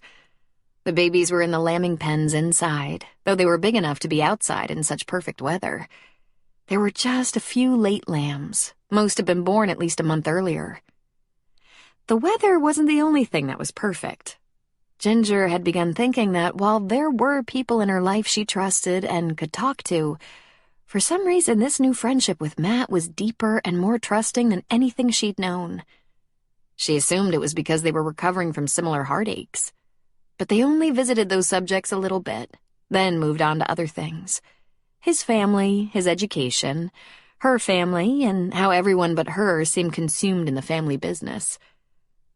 How long have you known this was what you wanted to do? Farm? I think I was born knowing, he said. I never wanted anything else. I only write, research, and teach occasionally to stay well-rounded. It's important to stay involved in the community. We go to a lot of town meetings, things like zoning, environmental issues, property tax, lots of things to stay on top of. I grew up knowing these things. I envy that, she said. I'm the only person in the family who hasn't found any study or industry that would be fulfilling for a lifetime. I've had jobs, and while none of them were going to make me rich or successful, I was satisfied. Did your parents ever push you? There was the occasional comment asking if I didn't think about college. I took a few classes. I was interested in literature, but not English or composition. I liked some history, but most of it put me to sleep. I've never been any good at geography. And math? Forget it. Science? He asked. Yes, anatomy. Basic biology was okay, but I spent 4 weeks in chemistry before I just panicked and dropped it. He laughed. Because it was hard? Hard and intimidating. I wonder how you'd feel about botany. Now that I visited a real working farm and work with flowers, I might find it interesting. They looked at George and Laurie's house, but just from the outside. Ginger remarked on the small garden on one side. That's George. His wife isn't too interested in that sort of thing. George says she won't plant or cultivate, but she's good at picking for dinner. She, like Peyton, is more inclined toward medical pursuits. Laurie's a physical therapist and has worked since they got married. Peyton, I have no doubt, will continue to work with Scott even after they have more children. She loves her work. Where is everyone? She asked. I expected a lot of action around here. By now, I think they're all at the big house. It's not the biggest house. George's is actually bigger, but it'll always be the big house because my parents are there and it's built for an army. Only 7 rooms, but they're huge rooms. On Sundays when the farm's quiet, no planting, breeding, lambing, or harvest. The family just maintains. There are daily chores, but it's the only day of the week there's actual rest. They take care of the animals, then go to Mass, then have an early dinner. It's the only day of the week the family eats before 6. I left a note from my mother that you might join us, but it's up to you. There could be a lot of them. Really? George's family. I have 2 sisters nearby, Ginny and Ellie, but they divide their time between my parents and their husbands' families. You know the food will be great, but I don't want to overwhelm you. If you're sure I wouldn't be imposing. I'm sure it would be a challenge to get you away from them. My mother especially. She lives to feed people, especially people who are at her table for the first time. That would be so lovely. Does your family have traditions like that? Sunday dinner together? My married brothers have split all the holidays with their wives' families, but we have some. Then there's the occasional gathering, a backyard barbecue, a Sunday brunch, and numerous company parties, often at one of my brother's homes. Richard has a boat and RV. There are family trips to the lake now and then. It's nothing like your family. I was at the reception, remember? That's not a typical family dinner. But when we're harvesting, that's when everyone turns out. We need the help. They work like mules. Men, women, and kids. Then they eat like vultures. Then they drink and dance. I did see some of that at the reception, she said with a laugh. He took her hand and they began to walk down the road to his parents' house. Sunday's different. It's the only day Paco sits in his favorite chair and spends hours on the newspaper. Or he might read his magazines, all about agriculture. The television stays off and doesn't come on until 60 Minutes when he argues with the TV and accuses them of having everything wrong. But he never misses it. We have that in common, she said. My father does the same. She enjoyed the walk, the hand-holding, the fact that they had everything and nothing in common. There'd been those divorces, but that seemed to be where it ended. Their families were completely different, but both had built family businesses. Her family was so vanilla and ordinary, while he had that rich Basque culture. Between them, there seemed to be a unique understanding that allowed them to explore each other's lives and emotions. When they got to the house, they found it bursting at the seams. She had trouble counting them all. It was the mother load. Matt reintroduced her to people she'd met at the wedding reception. The women were in the kitchen. The kids were all over the place. Everyone was smiling a little wildly as they said hello, and she knew, then and there, they were hopeful that Mad Matt had found a woman. What the devil was she to do about that? They'd gone over that. They weren't about that. They weren't able to couple up, even though, just for a moment, She thought about how comforting that could be. They set a place for you, he whispered to her. That's when she was able to count. There were 19 plates on the long oak table. 19! Soon she was settled into her place next to Matt, beside his mother, his father not far away. There was a momentary silence for a brief blessing. Then everyone was again talking at once. Paco was pontificating to one of his sons-in-law while simultaneously loading up his plate. Mothers reprimanded children. Women laughed. Kids argued. She looked at them, seeing a few pale brunettes and blondes among the in-laws and children. Serving platters and tureens crowded the table, and people moved them around quickly. Much to her disbelief, Corinne picked up Ginger's plate and served her, heaping a little of every dish, filling her bowl with soup, tearing off crusty bread with her hands and placing it on the bread plate. Her glass was filled with white wine. "Oh, no," she protested. "I have a long drive ahead."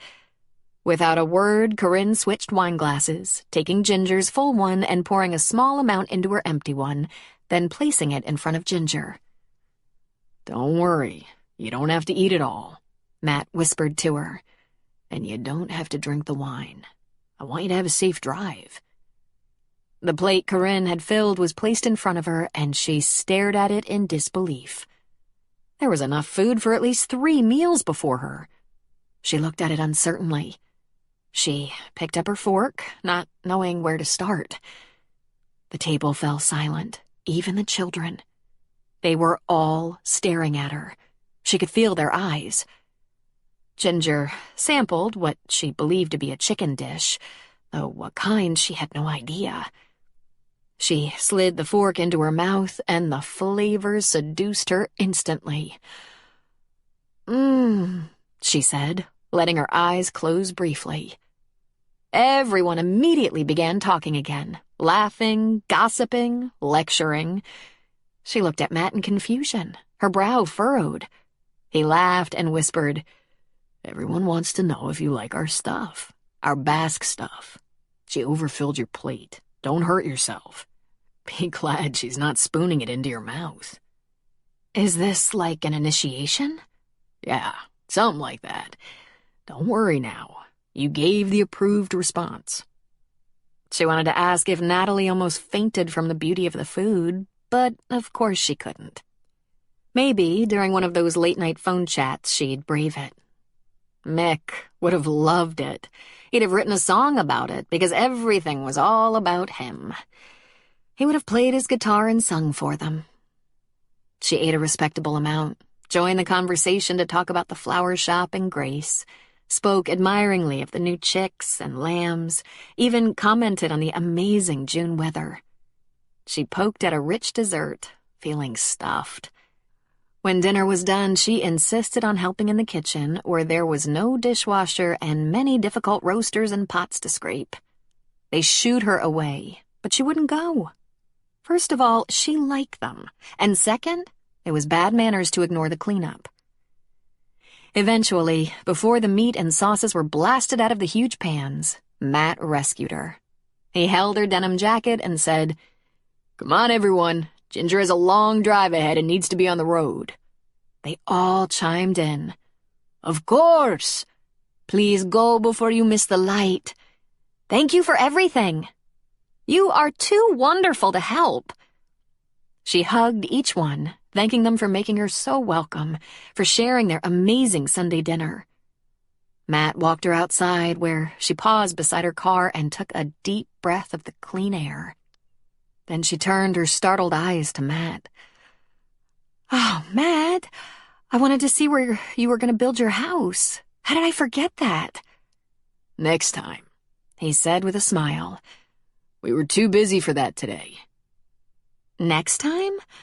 Your family will think I'm a freeloader." "My family?" he asked, laughing. "You're lucky they didn't hold you down and stuff you. You complimented them very nicely without even knowing it. My mother will be ecstatic." "Thank her again for me, will you please?" "Of course. I'm glad you had a good time.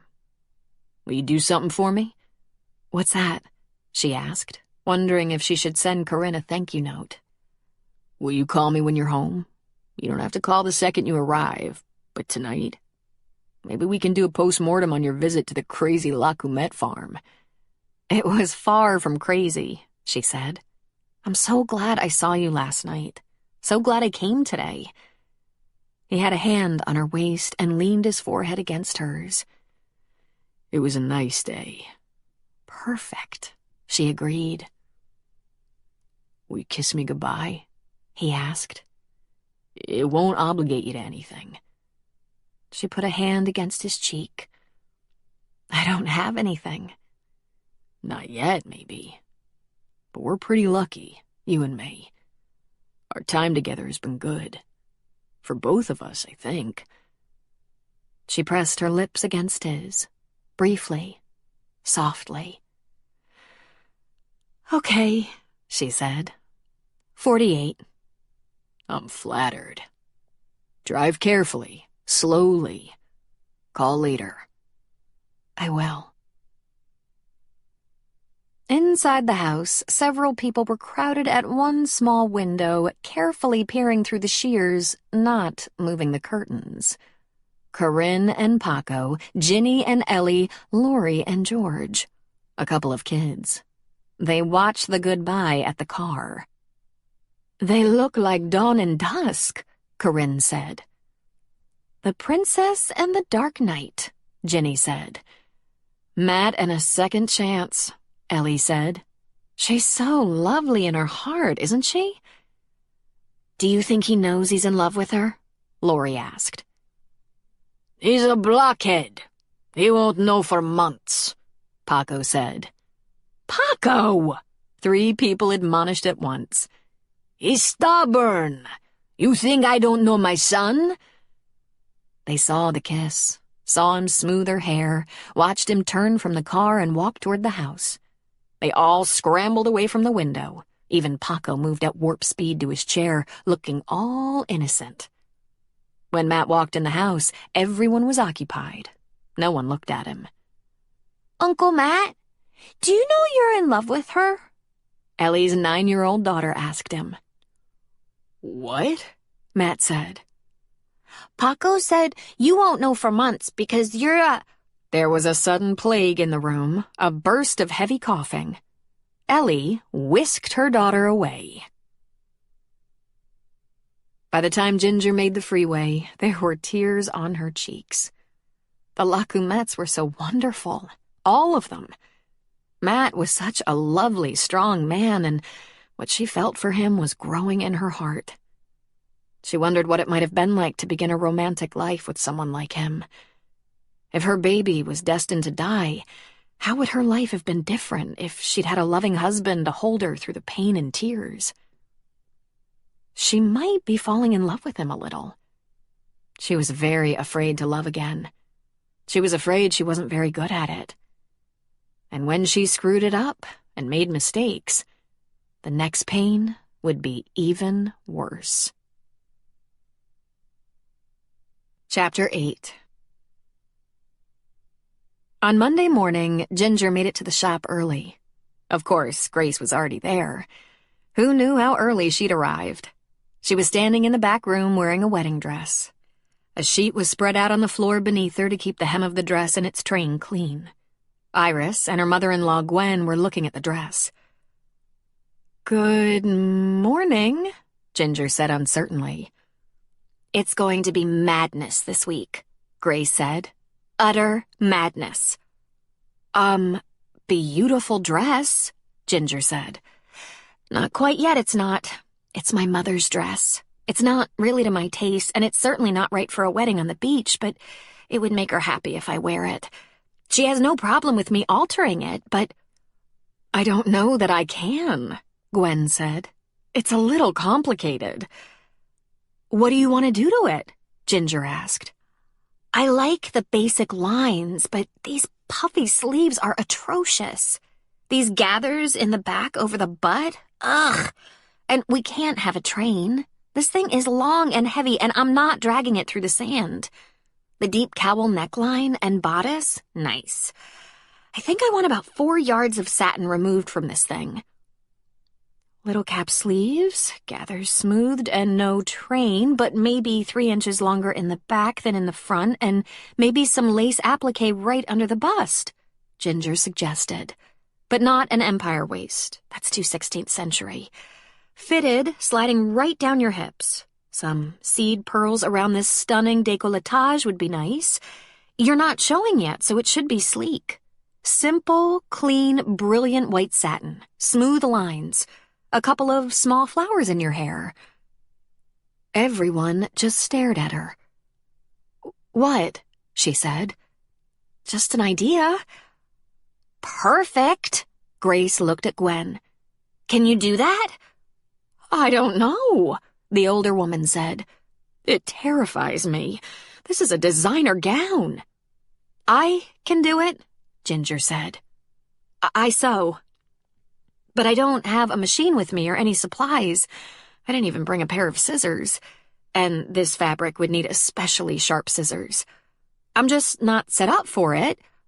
"I'll fix you up," Gwen said. "I'm a quilter. I have everything, and what I don't have we can buy. We can do it at my house, and I'll help with the handwork. Oh my God, it'll be beautiful. But I'm not cutting it. Not me. I think that dress must have cost $1 million. For all I know," Grace muttered. "Ginger, please be sure the front door to the store is locked." "It's locked," she said. Iris and Gwen helped Grace out of the dress. "Are you sure? Are you willing to alter it?" "I'm sure I can do it," Ginger said. "Are you sure you trust me with it?" "You may have saved my life again." "But your mother may not recognize it with all those changes," Ginger pointed out. "She'll recognize that beautiful cowl neckline, but nothing else." "That's not the most important thing," Grace said. "If I can swear to her it's her dress, that's all that matters." "Good then," Ginger said. "We'll save and preserve the removed pieces so your daughter can use them someday. And we'll need an industrial-strength steamer. No iron is getting near that fabric." "Anything you need." Grace got into her jeans and shirt. "I have to get out to the house. A nurse is meeting me there at 9. She's going to take care of Mother during the day. Peyton and Scott recommended her. Another woman is coming at 3. She could be an evening and weekend nurse if we need her. We don't need round-the-clock coverage yet, but Peyton says there's an excellent agency with lots of good part-timers when we do have a need. Troy's parents will be here on Wednesday, and his brother, sister, and her family arrive on Thursday." She stopped dressing and stood stone still. "I'm sorry, Ginger. It's gonna be madness." Ginger smiled despite her nerves. "It's going to be beautiful. Try not to worry." School was out. Troy was around to make sure his family had everything they needed, and Iris was off for the summer and offered to help in the flower shop. Ginger and Iris wanted the wedding flowers to be perfect. And, as if having an important wedding wasn't a big enough issue with Ginger, the dress was top priority. "It will be such an intimate event," Ginger said. "There is no such thing on the beach," Iris said. "Trust me, I've lived here all my life. If they marry on the beach, everyone will know about it, and they'll either be invited, come even if they're not invited, or be hurt that they weren't invited. I warned Grace. She's gonna have to tell Carrie and Raleigh to be prepared to cater to a crowd. God, I hope the weather holds." "What happens if it doesn't?" Ginger asked. "They get married in the living room, and depending on the weather, food is served on the deck or in the foyer." "Oh, my," Ginger said. "It'll hold," Iris said, tenderly placing the dress in the large hang-up bag. The week started out crazy and definitely didn't ease up. But Ginger was so happy to have something new to talk to Matt about that she didn't care. She explained all the excitement and complications of the week, how every hand was needed to make this happen quickly so Troy's family could meet Grace's family before health issues got in the way, or, God forbid, Grace was as ripe as a melon. "You're on speaker," she told Matt. "No one's here at the moment, but you're on speaker because I'm sewing seed pearls around the neckline of this dress." The dress lives with Gwen during the day, and then after dinner I bring it home so I can look it over, fit it to Grace, and do a little handwork at night. You must be exhausted, he said. Not yet, but I'm working on it. I just want this wedding to be wonderful for Grace. And if you could have seen my hand tremble as I was about to take the scissors to this one-of-a-kind gown, I tried not to let it show I was scared to death. But it's going to be beautiful. You're full of surprises. Tell me everything you did this week, she said. While I go blind on these itty-bitty pearls, tell me everything. I don't want you to fall asleep while you're supposed to be sewing. Tell me, she said. It's June. The farm's stable. We aerate, irrigate, spray for bugs here and there. George has turned out the lambs. Paco's watching for potato worms and other pests. We make our own compost, and it's a double-edged sword. We don't run the risk of transplanting pests from commercial products, but sometimes we create a haven for our own pests because we stay away from the chemicals that will kill them. Our potatoes are well known for being big, healthy, and tasty. During summer, we mind the pears and potatoes. We have a small cherry orchard, some apple trees. We're watching the crops. George has needed a hand with the lambs, a little docking and castrating. Docking? Cropping their tails. If they're left long, they get messy back there. If you get my drift. Poopy is the drift, I take it.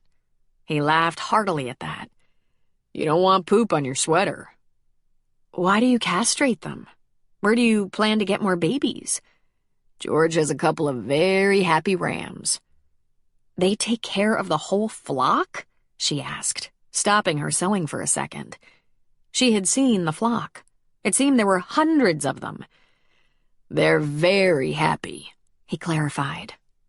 The lambs of these rams grow bigger and faster. George has a very successful business. His sheep are high quality and healthy. I'll spend a couple of days this week helping him vaccinate, too. Wow, I wish I could watch all these things. Maybe not the castrating part. I think farming sounds fun. I think it's fun. No offense, I have no interest in watching you sew seed pearls onto a wedding dress.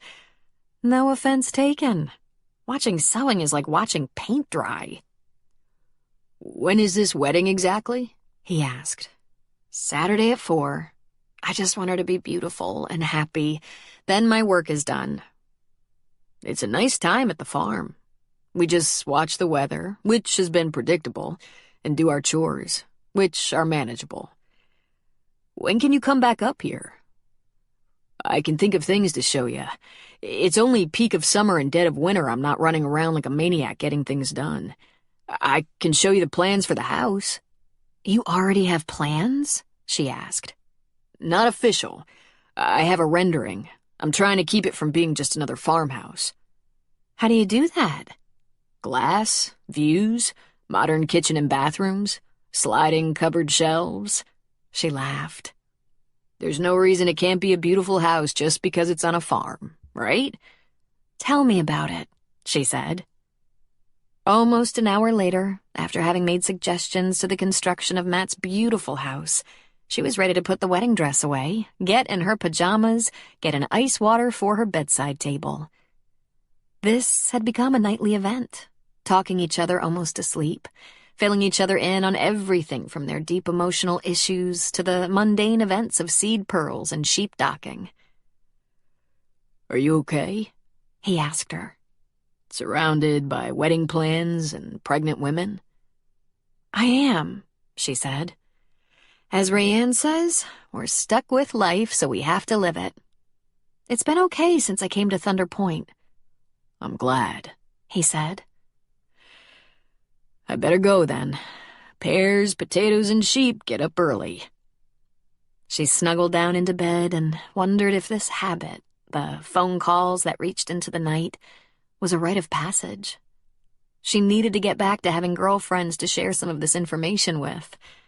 Since she married Mick, they'd drifted away, or she'd drifted away from them.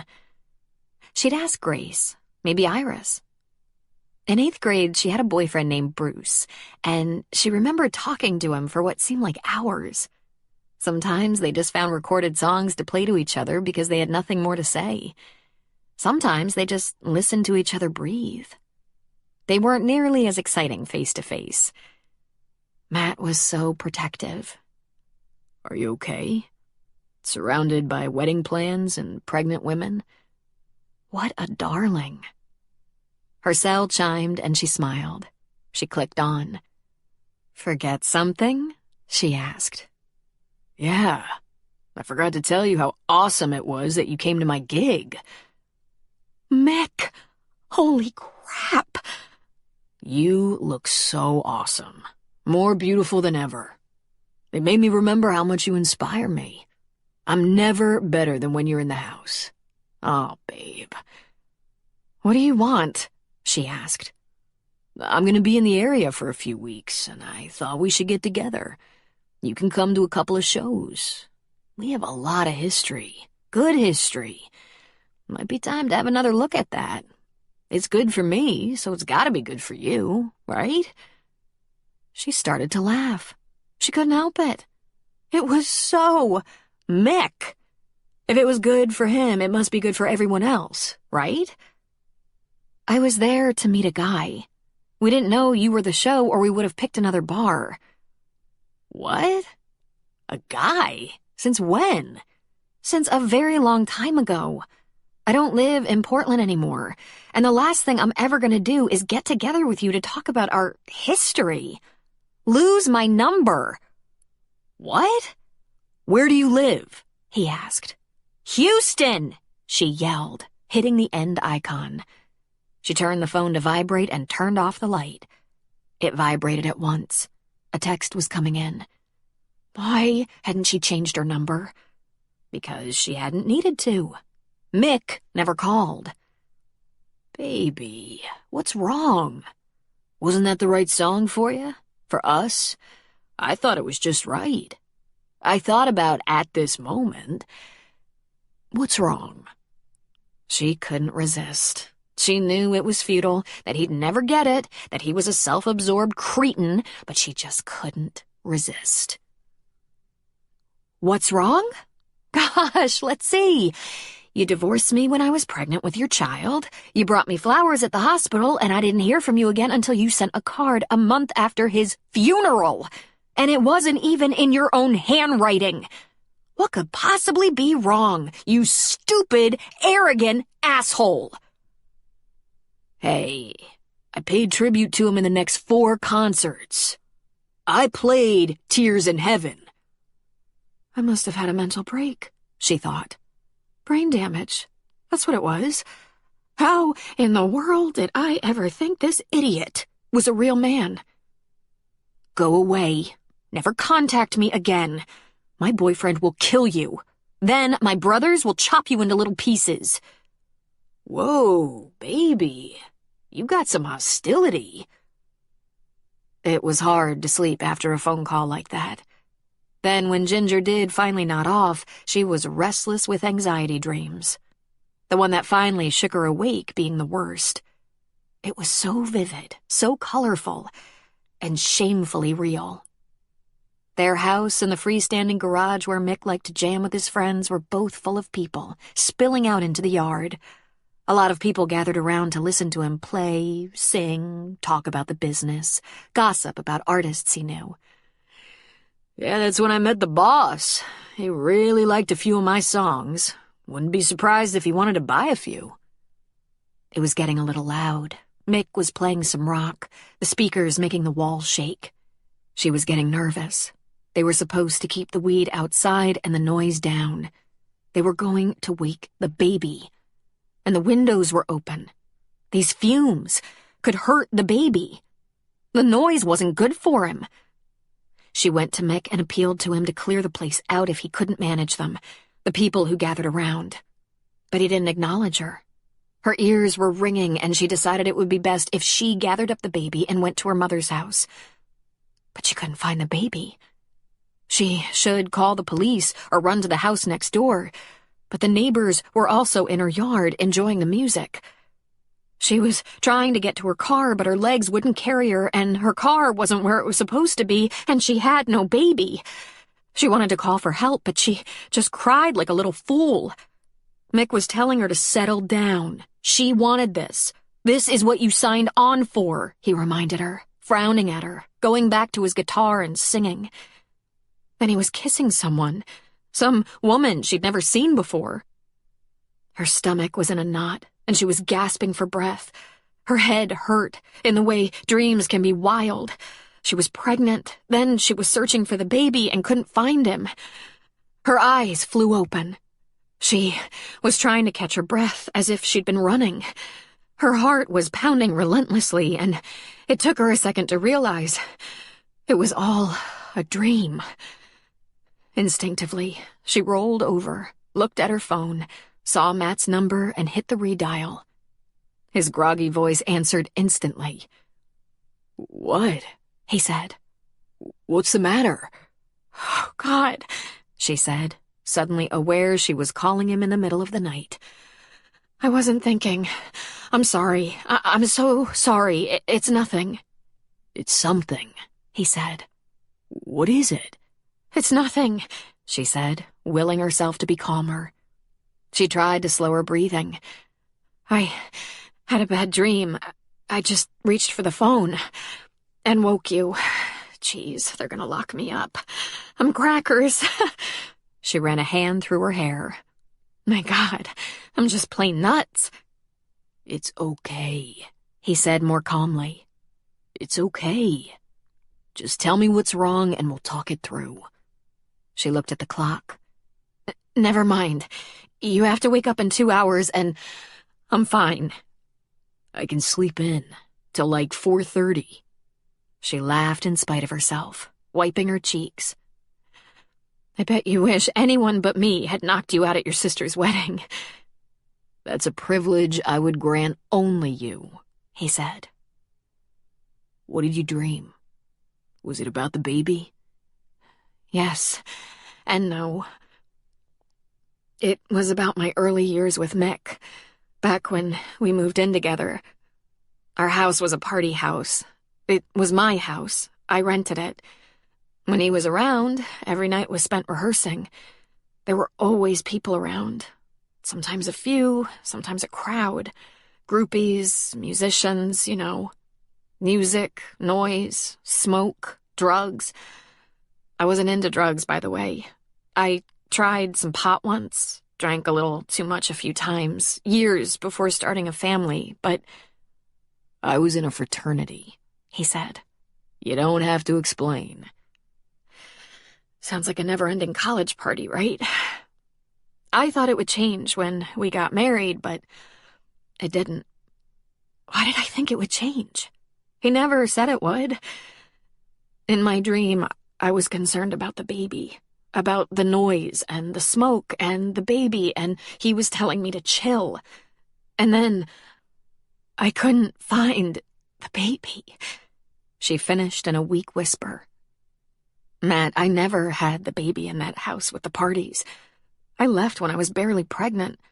I told Mick I was going to stay with my parents until he could wrap his head around the fact that we were having a family, and the lifestyle wasn't healthy.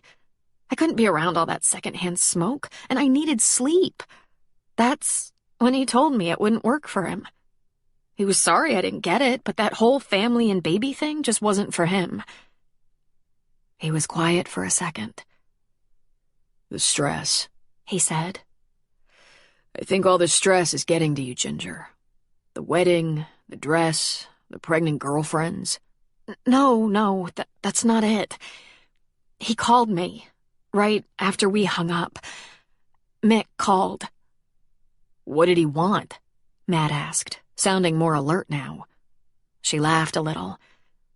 "He thought it was so great that I came to hear him sing.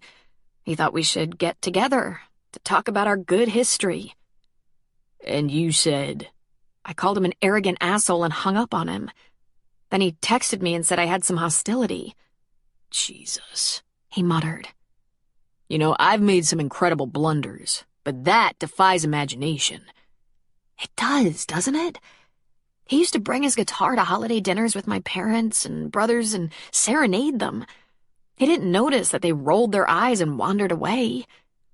Always a show, huh? Matt asked. How did I not know how ridiculous he was? Matt laughed. My ex used to tiptoe through the goat shit in her spike heels when she'd come to a family dinner with me. High heels, tight short skirt, nails like red talons.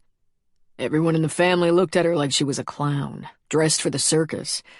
But I didn't even notice how inappropriate she was. Well, not for a year or so. What do you suppose happens to us? I don't know what happened to you, but I was pumping about 1,000 pounds of fresh testosterone, he said. I figured it out, just not quick enough. Is that why you divorced? Because you finally figured it out? He thought for a second. No, Ginger. Because she wasn't just fancy and self-absorbed on the outside. I'd have been happy to carry her through the muck and offal of the farm. But then I found out she was like that on the inside. I never would have guessed how much we have in common. You have no idea. Now put your little head down. See if you can get some sleep. I'll say goodnight, she said. You don't have to say goodnight. Leave the line open. I'll be right here if you need me. We can't do that, she said. Our phones will run out of juice and then we won't be able to call anyone. You think you'll be okay? I'm fine. Kind of embarrassed. That was impulsive. I'm not usually that impetuous. Calling a man I hardly know in the middle of the night? Hardly know? I can't think of a woman I know better, he said. We know each other very well. If we sign off, will you promise if you need to talk, you'll just call back, no matter what time it is? Sure, she said, but I'll try not to. Sometimes talking helps, he said.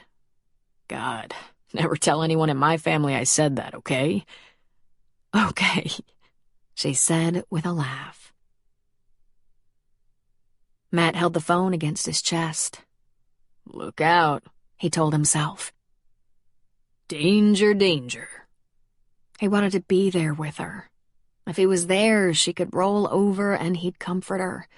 He wanted to get his arms around her, hold her, whisper to her that what she was feeling seemed reasonable, and that she was no longer alone. He'd take that job in a heartbeat. Chapter 9.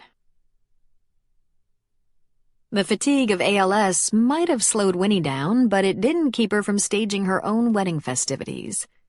She rested in the morning after breakfast in a bath, generously tended to by her new full-time nurse, Lin Sue.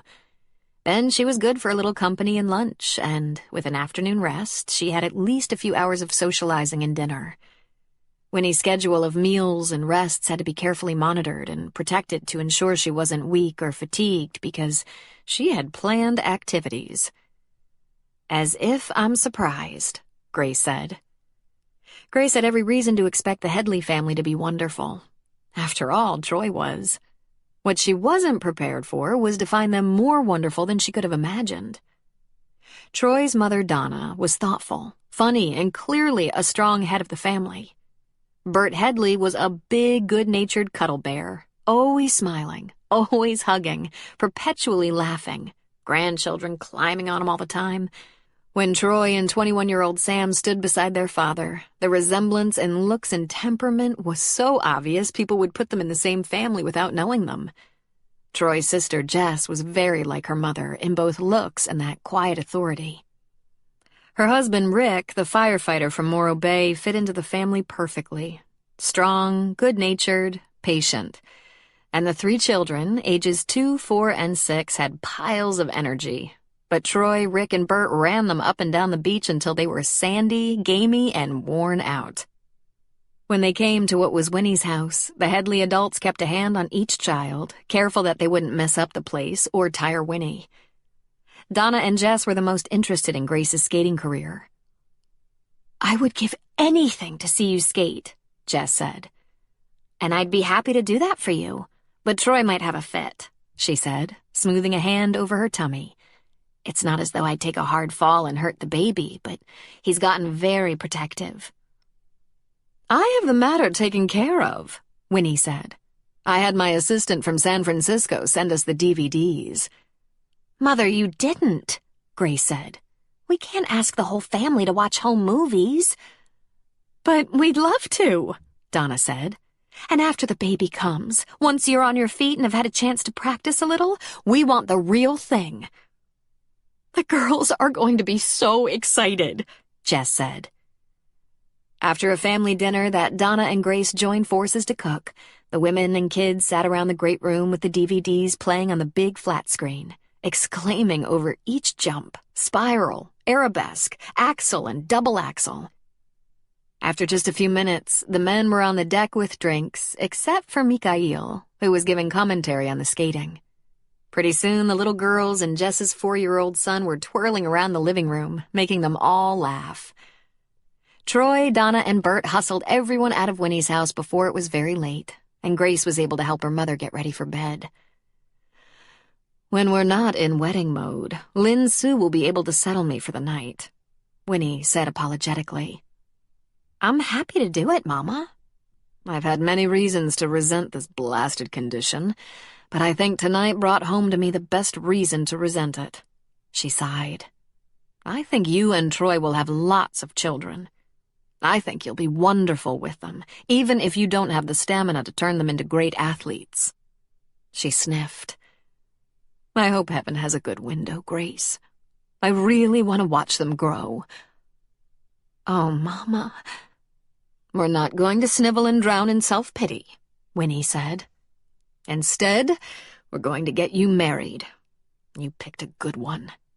How you did that without my advice, I'll never know. Grace laughed through sentimental tears. It's a wonder, isn't it? His family, Winnie said. Nice people. I think they like you. I hope so. They're going to tell all their friends that you're a champion, Winnie said. You'll be a better mother than I was. I'm not so sure about that. Work on it, then. I was better than my mother. You'll be better than I was. Your daughters will be better than you. But Grace... Izzy, she said, adding the name Grace had gone by as a girl. Tell me one thing. I was a hard mother, I know. But did you ever doubt I loved you? Grace shook her head. No. Your love was fierce. Ah, Winnie said, satisfied, settling back and letting her eyes close softly. A little controlling, Grace added. A little, came a voice from the bedroom doorway. Mikhail stood there watching them. He held up a DVD in a plastic sleeve. If the Empress is ready for bed, we will watch another show together. Now the house is quiet and the little dancers have gone home to bed. I can tuck her in for you. Do you feel up to it, Mama? Grace asked. I'm fine, Grace, but you must be tired. I remember that was the first thing about being a little pregnant. So tired. Go and rest. Leave any more cleanup to the baby's father. Grace kissed her mother's forehead while Mikhail settled into the comfy chair beside the bed. Grace didn't bother with anything in the kitchen or great room. She wasn't too tired to think about the way things had turned out. She felt reasonably sure this ALS, with the limits it put on Winnie's life, had softened her. Winnie had always been a difficult, stubborn woman. Their relationship had been challenging. If Winnie wasn't sick right now, the chances were good that they'd be fighting over all these details. The wedding, the groom's family, everything. That was the history they'd had. One power struggle after another with very brief periods of affection. Now, when it was almost too late, Winnie was becoming the kind of mother Grace had always longed for. Tolerant, warm. Rather than cry about it, she'd be grateful for this. It was a gift. Winnie sat up in the bed. The television was a gray blur. The DVD had stopped playing. She looked at her phone. It was the middle of the night. It was the snoring combined with her full bladder that had roused her. She turned on the light and stretched a leg toward Mikhail's knee, giving him a kick. He jolted awake, startled. "Shits of the gods!" he grumbled. "You should go to bed. You're snoring." "You are sure it wasn't you snoring?" he said. The snoring had a Russian accent. "Go to bed," she said, looking at her phone. "What are you doing?" he asked. "I call Grace when I have to get up, when I need something," she said. "Ah, let the girl rest. I will get what you need." She smirked. "The toilet?" "I will take you." "Don't be ridiculous. I'm not peeing in front of you." "Of course not," he barked. "I take you, you hold the bars, I leave, I close door, you sit, you make it rain, you do what you do. I suppose you don't shake it off like a man.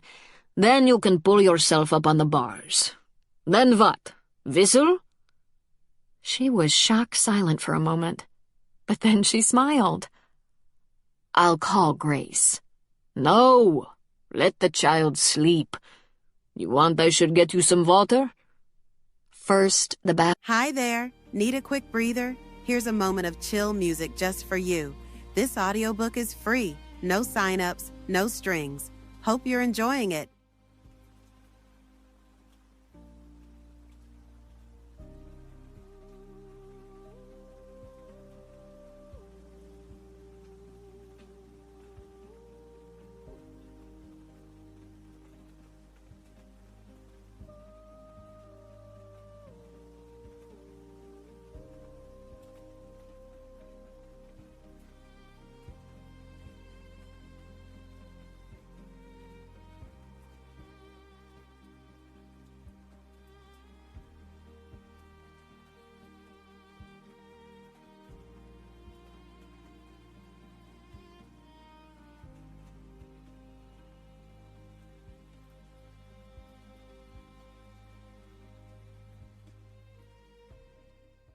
"Bathroom," she said, scooting to the very edge of the bed.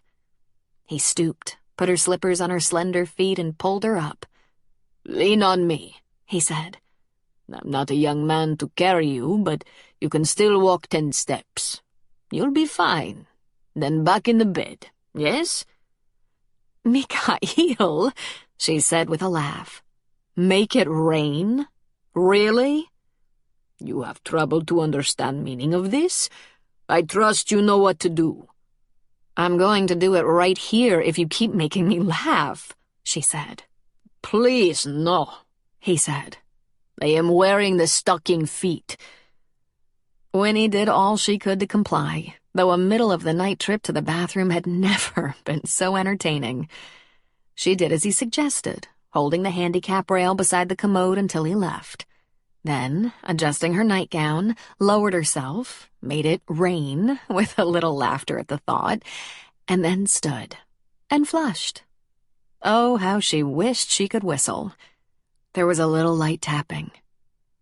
"Yes, come in. I'm waiting for you," she said. "I'm going to get a whistle." "Sheets of the gods," he muttered. "Come, your highness," he said, tucking her arm in his. "It's not good for your rest to have so much talking in the night. In bed you go. Come, come." He held the sheets back, lifted her feet to help her, took the slippers off and covered her up. Then he returned to the chair, pulled the throw over him and stretched his legs out. He crossed his arms over his chest. "What are you doing?" "Going again to sleep." "Go to bed. That's uncomfortable." "Ah, is perfect. Is excellent. I never had better sleep. Stop with the talking." "You'll never sleep." "You are correct. I will never sleep. Someone cannot shut her royal mouth. Enough." She looked at him for a long moment. then reluctantly turned off the light and lay down. In the dark, he said, "If I am right here, I'll know if you're dead." "How will you know?" she asked. "It will finally be quiet." Troy, his brother and Dad, Cooper and Spencer, set up on the beach for the wedding. There were tables for the food provided by Carrie. An arch that Iris and Ginger had covered with flowers had to be anchored. There was a stack of beach blankets that Cooper stored in the basement of the bar and a pile of canvas and aluminum beach chairs for people to use. There were a few picnic tables around, too heavy to move closer to the party, but useful just the same. The flower van was parked in the drive of Winnie's house. The catering van would be parked on the beach as the time drew near.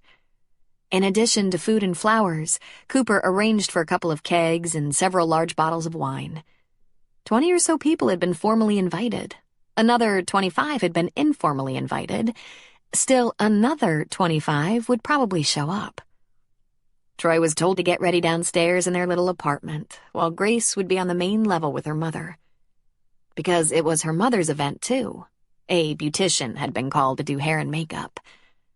Winnie could not have done it herself, and God knew Grace couldn't do it for her. Iris and Ginger came over early to bring flowers and help. Ginger brought the dress.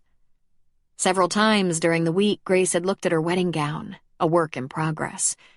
She'd tried it on a couple of times and been happy with it. It was so different now.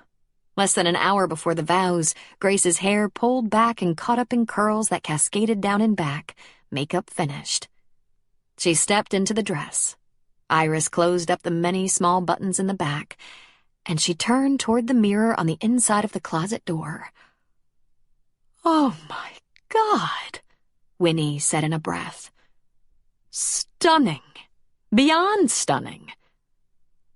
"It's beautiful, Ginger," Iris said. "You're amazing." "Thank you," she said a bit shyly. "It was a joy." "It almost looks like Pippa Middleton's dress," Grace said. "Oh, Ginger, I'm never going to be able to thank you properly for all you've done for me." "Well, that goes both ways," she said. "I came to this little town to get a break, a change perspective, and look what I found. A job I love, good friends, a new lease on life. A lot of that is made possible by you, Grace." "You do love that little flower shop," she said. "You treat it like your own."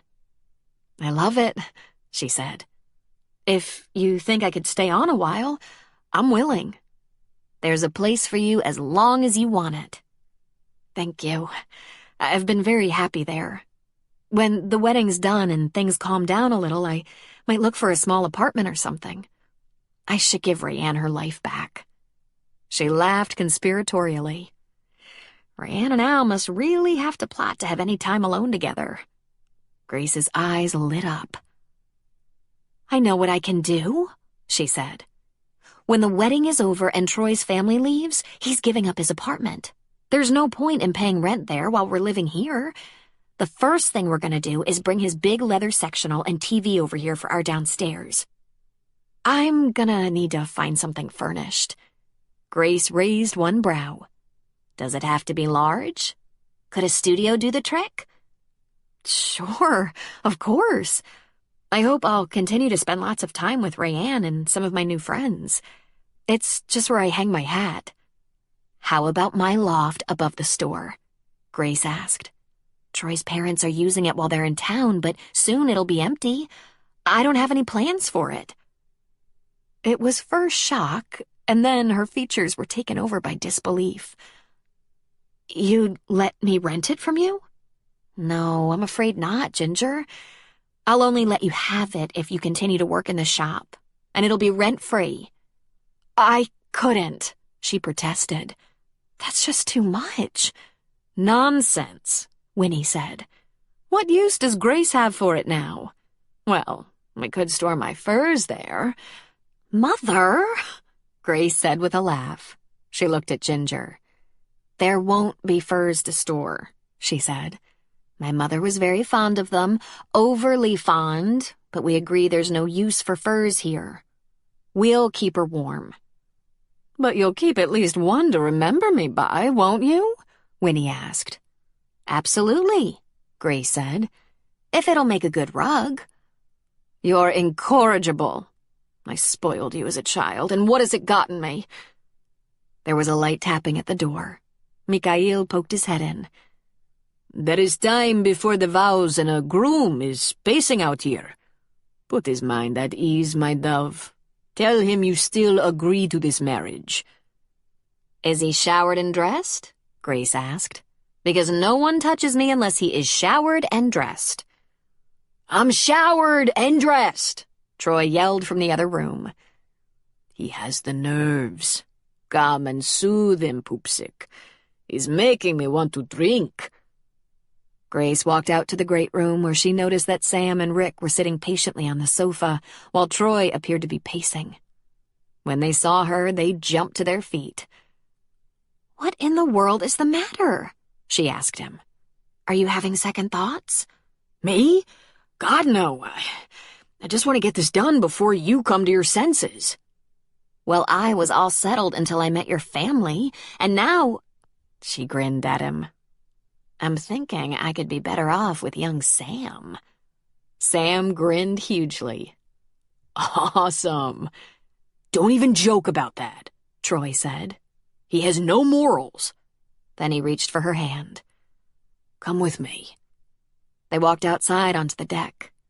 Below them, on the beach, they could see the wedding activities. Carrie's buffet tables, the bridal arch, people beginning to gather. She smoothed his collar. He wore the shirt she'd ordered for him, a black linen Tommy Bahama beachcomber style, a stark contrast to her white. He ran a finger around the low-cut cowl neck of the wedding gown. "You're so beautiful," he said. He pulled a box out of his pants pocket. "Let's see if this works." He opened the box to her gaze, and she sighed. It was a beautiful string of pearls. It couldn't be more perfect. "I had a little help. I asked the girls. Do you like them?" "They're beautiful. I feel bad, Troy. We've been so rushed, I haven't gotten you a gift." His hand slid down over her tummy. "Oh, I think you have." "It's going to be the gift that keeps on giving, too," she said with a little laugh. She turned so he could fasten the pearls around her neck. Then he put his lips there. She leaned back against him for a moment. "Tired, honey?" he asked, his arms circling her waist, holding her. "When this is done, I'm gonna sleep for a month." He turned her to face him. "Did you eat anything?" She nodded. "I know how something like this will go. I might not get a chance to sample our own wedding food." "We're gonna have a nice big plate made up, and I'll sneak it into the house for later. We can have a picnic in bed." She laughed and touched his cheek. "Your favorite kind of picnic." "Luckily, the bride and groom get to sneak away. We don't have to be the last to leave." "Iris and Seth are going to take the arch and van back to the flower shop, and Carrie assures me there's nothing for us to help with. She's got it covered. She has a little help. Once we go down there, we're off duty." "Except for Winnie. Rick has Cooper's little rhino all cleaned up and parked in the garage. He's going to be in charge of getting her up and down the hill. Lin Sue is going to come to the beach for a while, then she'll help Winnie settle in for the night. You can start your month of sleep right after you promise to love me forever." "I think I did that already." "Gracie, I didn't think I could be this happy. Thank you. I love you." "Took you a while to get right with that idea, didn't it?" "A couple of days, maybe. You haven't doubted me since, have you?" She shook her head. "Not for a second. You ever doubt me?" "No, Gracie. Not for a second." He glanced at the beach. "In 15 minutes, the judge will be here, everyone will be ready, and we can do it. Should I pull the trigger on this event?" "Do it," she said. He left her on the deck and went inside. He told Rick to deliver Winnie to the beach where a comfortable chair waited for her. She insisted there would be no wheelchair at her daughter's wedding. It wouldn't do much good in the sand anyway. Iris got her flowers and handed a beautiful bouquet to Grace. Ginger and Mikhail got ready to make their way down all those stairs. "Showtime," Troy said. Ginger wept a little when the vows were exchanged, but not because she was seized by sadness from her own past. Just the opposite. She'd never been to a wedding quite like this. It was more than a union of lovers, almost as if best friends were joining together to make a perfect family life. She was so moved by the loving exchange between Grace and Troy, by the joy shared among the guests. A tear or two escaped. And she was hardly the only one. As she glanced around, she saw that many shared her sentiment. They were indeed a beautiful bride and groom. The only person who didn't seem to be completely charmed by the casual beach wedding was Rayanne. "I don't go to weddings in flip-flops," she groused. "I can't even move in these shoes." Quite a few of her friends and Al found humor in the fact that if Ray couldn't dress up and wear her spike heels, it put her out of sorts. Everyone else seemed to be delighted by the circumstances. Even the bride was soon carrying her sandals in one hand, lifting her gown with the other. But Ginger noticed that before long, Al was carrying Rayanne across the beach to the stairs to Cooper's bar where his truck was parked. Ginger enjoyed the goings-on. Children ran and played, and there were lots of children. Troy's nieces and nephew, and tons of local kids whose parents were at the wedding. People gathered around the few picnic tables, on beach chairs, enjoying an endless supply of drinks and delicious finger foods. She had on a strappy sundress she'd found in her closet from years ago, something she hadn't fit into in a long time but had always loved. It was flattering, with a jagged hem that fell in an asymmetrical pattern below her knees, like many overlying scarves. The straps crisscrossed in the back. It was an emerald color that really brought out her green eyes, and the late afternoon sun and breeze gave her a rosy glow. She started out in sandals, but in no time she was barefoot like so many others. She enjoyed the party, brief though it was. Sam flirted with her. Well, Sam flirted with everyone, and a couple of hours into the reception, he seemed to have found himself an interested young woman. Ginger didn't know if she was a guest or one of the many who happened down the beach and took advantage of the party. She was wearing a summer dress, so Ginger guessed. Guessed? This was by far the largest gathering she'd attended, so she was able to visit with new friends and meet a few people for the first time. The couple who'd once worked for Winnie and had later trained Grace in the flower business were there. Cooper had taken it upon himself to tend bar, assisting Raleigh and Carrie. All her new women friends had their men present. Lou brought her husband. Gina was with Mac, the former town deputy. The Grants were there, and Spencer, Devin, and the kids. All the usual suspects. It was around 7, the sun barely lowering in the sky, when the crowd began to thin. Winnie was whisked away in the Rhino. Mikhail was climbing the stairs to her house. The bride and groom were saying goodbye. The bridal arch was carefully loaded into the flower van. Cooper and some of the men were taking charge of the trash, while Carrie was packing up the little remaining food and Raleigh dismantled the serving tables. They were drifting away in all directions, some going up the stairs to Cooper's because there was a parking lot behind the bar, some heading down the beach to the marina lot, some taking off in their beachmobiles or vans. Since Ginger had come from the flower shop in the van with Iris, she was on her own. Iris offered to drop her at home or the shop, but Ginger was quite content to walk slowly across the beach and just enjoy the early evening. The beach was a beautiful place, in all its moods, gray and chilly, stormy, sunny or wet. She strolled, kicking along the cold water's edge. When she got near the marina, she saw a familiar face. He was leaning against the front bumper of his truck, one leg crossed over the other, holding a bottled water, watching her, smiling. Matt. "Let me guess. You're stalking me," she said. "Nah, just happened to be in the neighborhood." "What are you doing here?" "I wondered how you'd feel after the wedding. You wouldn't go to Peyton's ceremony. Memories, you said." "You should have told me you wanted to drive down. I could have invited you. I was allowed a guest." "I knew you'd be busy," he said. "working." She tilted her head to one side. "What if I'd been with a guy?" "If you'd planned that, you would have mentioned it. I don't know everything about you, Ginger, but I know you're honest and upfront. You've told me a lot more about your issues than I've told you about mine." I noticed that.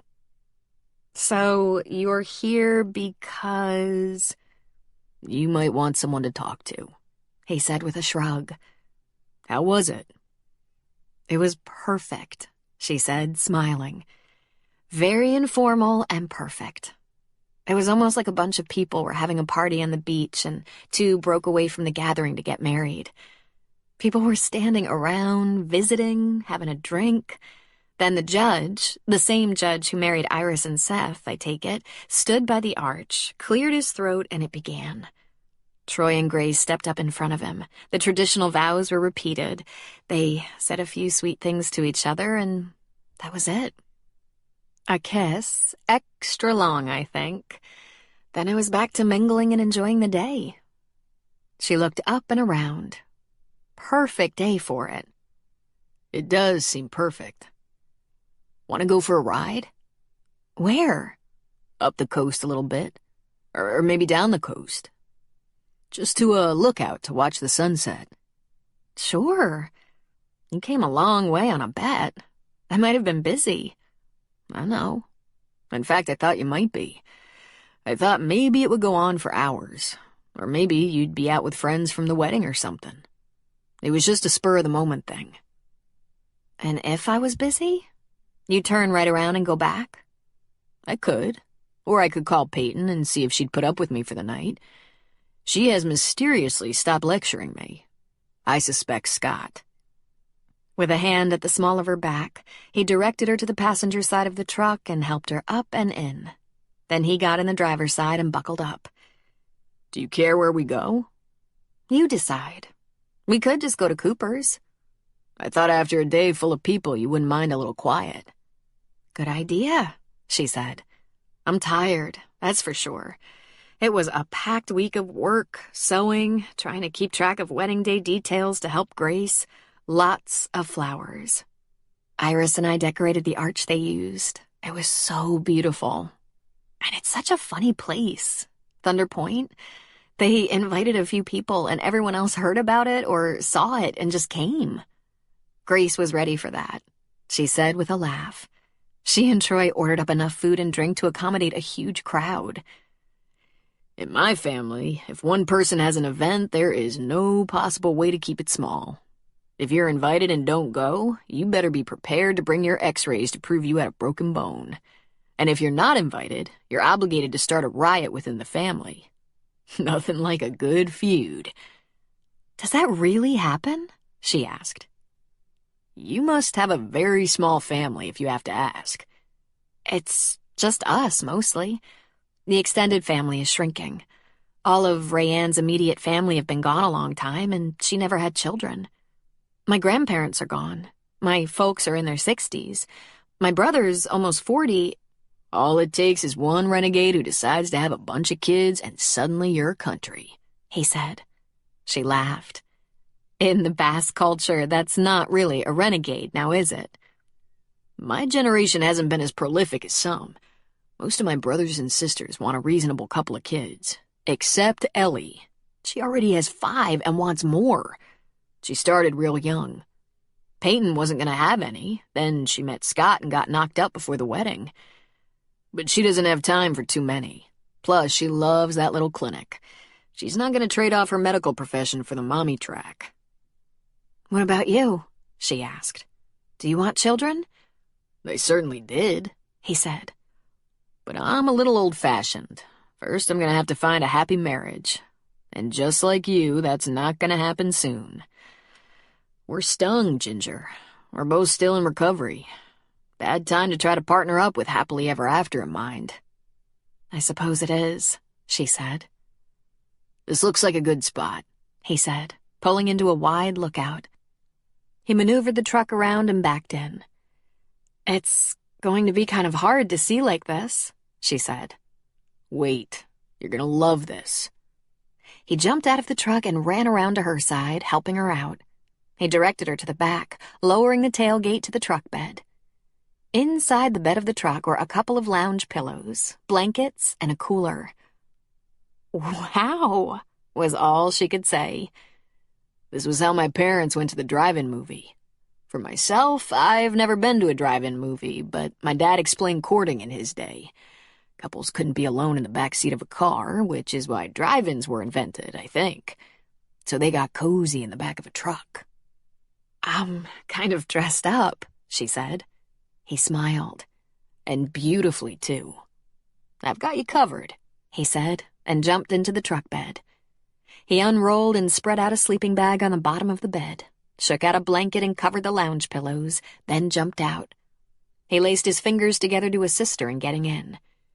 "Hand on my head and up you go."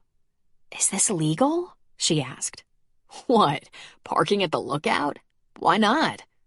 "I don't know. Seems kind of naughty," he asked with a grin. "Come on, up you go." She climbed in, laughing as she kneeled, and then, adjusting her skirt, crawled to the front of the bed where the pillows were. She couldn't stop laughing as she sat down against the pillows, smoothed her skirt, and relaxed. He sat beside her, and when she rubbed her arms because she was a little chilly, he grabbed another blanket and spread it over her, tucking it around her shoulders. "This is genius," she said. He lifted the lid of the cooler. "Drink?" "What have you got in there?" she asked, peering into the cooler. "Water, soda, tea, a couple of juice drinks." "I'll pass. After all, being a guy, you can pee out of the back of a truck. Life isn't that simple for a girl." "We're completely alone," he said, mischief in his smile. "You could safely manage nearby." Just as he said that, a car pulled in the lookout not far from them, and an older couple got out and walked to the edge of the lookout. The gentleman had a very large camera hanging around his neck.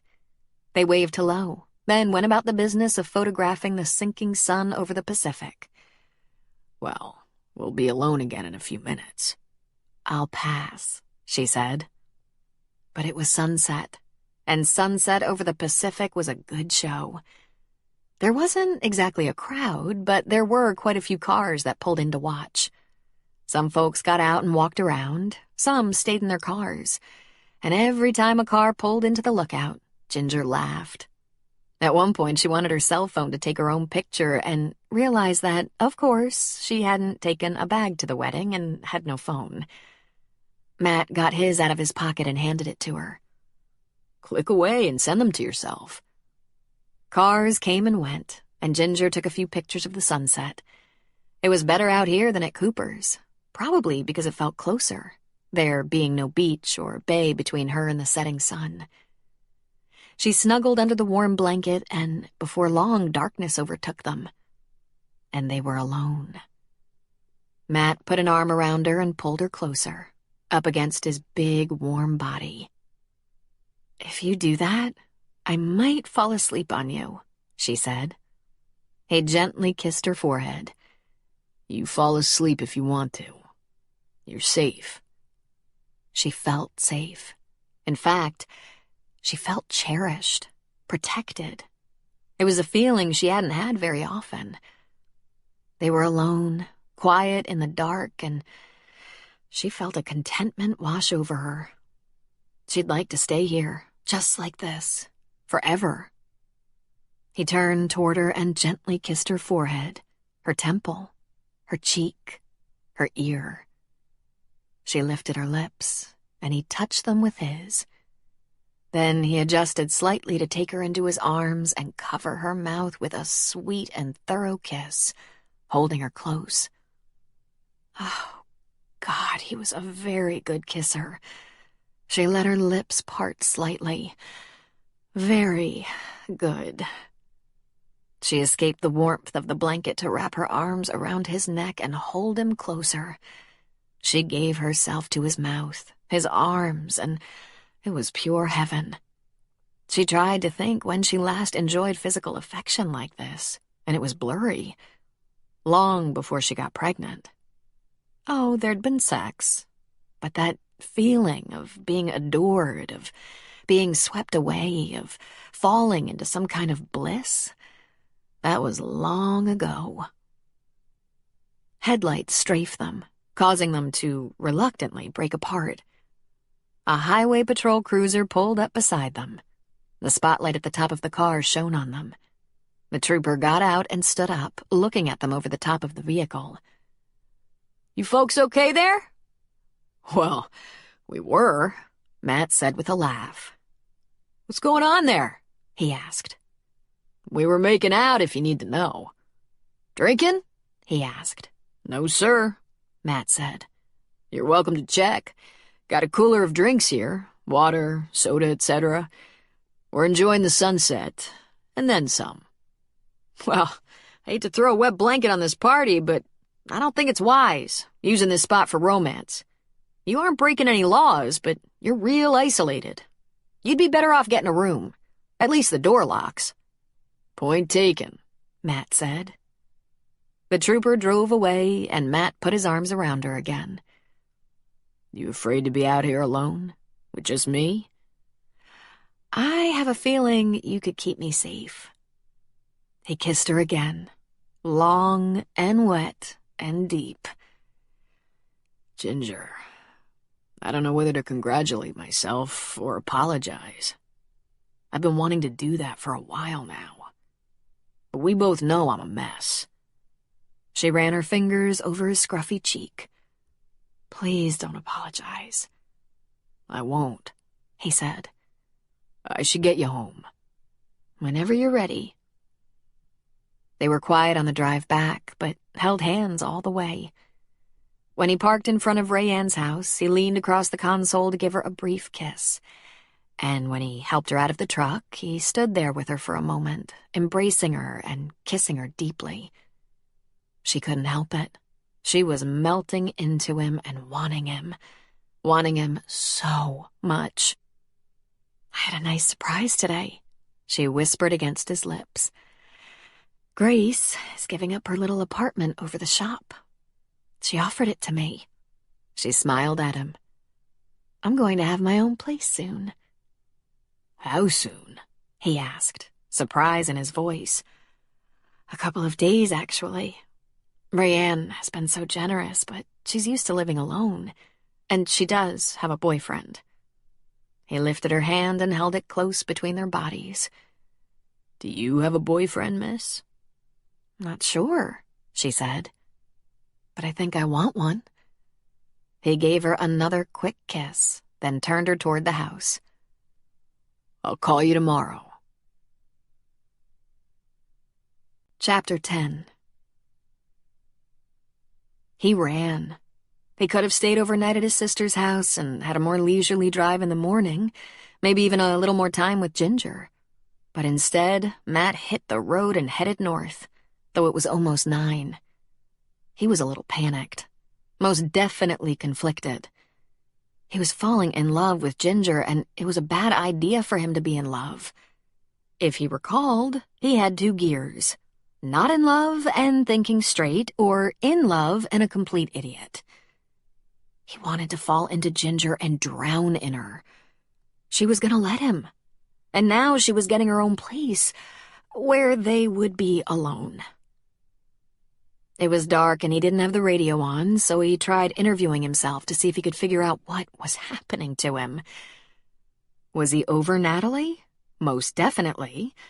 He might still find her beautiful, but he didn't want her back. So then what was the problem? Well, he thought he'd known Natalie. He'd trusted her, more or less. What had he failed to see?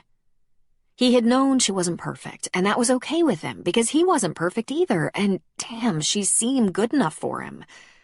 So she wasn't into the farm. He thought he'd been okay with that, but what if he wasn't? What if he'd secretly expected her to come around? So she wanted to have more fun. Didn't wives always want a little more than what they were getting? There wasn't an Achilles heel he couldn't live with, or so he thought. He'd had no illusions. She wasn't going to wear overalls and rubber boots and dig in the ground. ever. She would never share his passion. But he might have thought she'd eventually develop a grudging respect for it. He knew his brothers looked at him with a combination of envy and amusement. Natalie wasn't practical or earthy, but she was gorgeous and laughed at his jokes. She would always wear sexy, inconvenient clothes and ridiculous high heels. And the most amazing underwear. And when she wrapped those long legs around him, he'd leave the earth for a while. Of course, he now realized you can't build a real relationship on hot underwear and sexual abandon. There had to be more. A lot more. He was falling in love with something more. A woman he could really talk to. A woman with values that matched more closely to his own. A woman who wanted a family. A quiet, gentle, loving woman with an inner strength so powerful it humbled him. A woman he respected, admired. A woman who turned him on, made him so hot he wondered if he'd snap. He realized he was terrified of that. With good reason. Once he fell into Ginger and experienced her, he wasn't going to be able to go back. Ginger wanted a stable home life, a solid man to lean on, a grounded future. He wanted to be that man. What if he was getting all the wrong signals? Again. She seemed so transparent, but it was pretty easy to look back at his brief marriage and realize Natalie hadn't really surprised him that much. She wasn't much of a giver, that Natalie. She might have done some selfish things that shocked him, but when he looked back, they shouldn't have. He should have seen it coming. She was focused on herself, her needs. He always knew it was all about Natalie being happy, being entertained, being satisfied, having lots of attention heaped on her. And there was the problem. When he fell for a woman, all the blood drained from his brain and his eyes glazed over. He stopped thinking logically.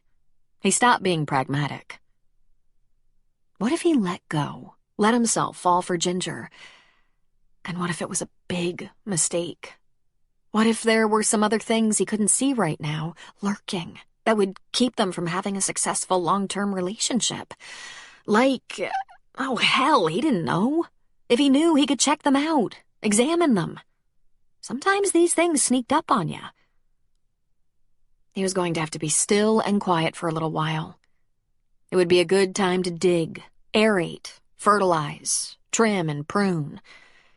He should be by himself and spend some time in his head, thinking of all the possibilities, because Ginger was getting her own place, with a door that closed, with a bed in it.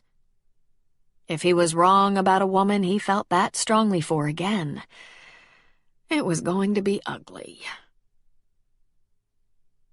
Ginger hoped Matt had stayed over at his sister's house Saturday night and would call her on Sunday. She hoped he had, because it had been far too late by the time he could have begun his 4-hour drive north. But her phone didn't ring. So she told herself a different story. He'd gotten up early and headed back to the farm, got caught up in the after-church family circus with 20 people at the table. So later, he would call her later. She stayed busy, longing to talk to him. They'd just had that romance at the lookout, the kissing, the whispering, and she wanted to hear him talk about it. He was gentle, but there was such a power there. She could feel the tension in his arms, his body, as he was reining it in, keeping all those runaway emotions under control. She walked the beach in the early afternoon. She stopped off at Cooper's bar, which was hopping because it was a sunny Sunday. Even Troy was working, getting out kayaks and paddleboards for rent. "I can't believe you're working," she said. "You just got married last night." "I know, but I was up early.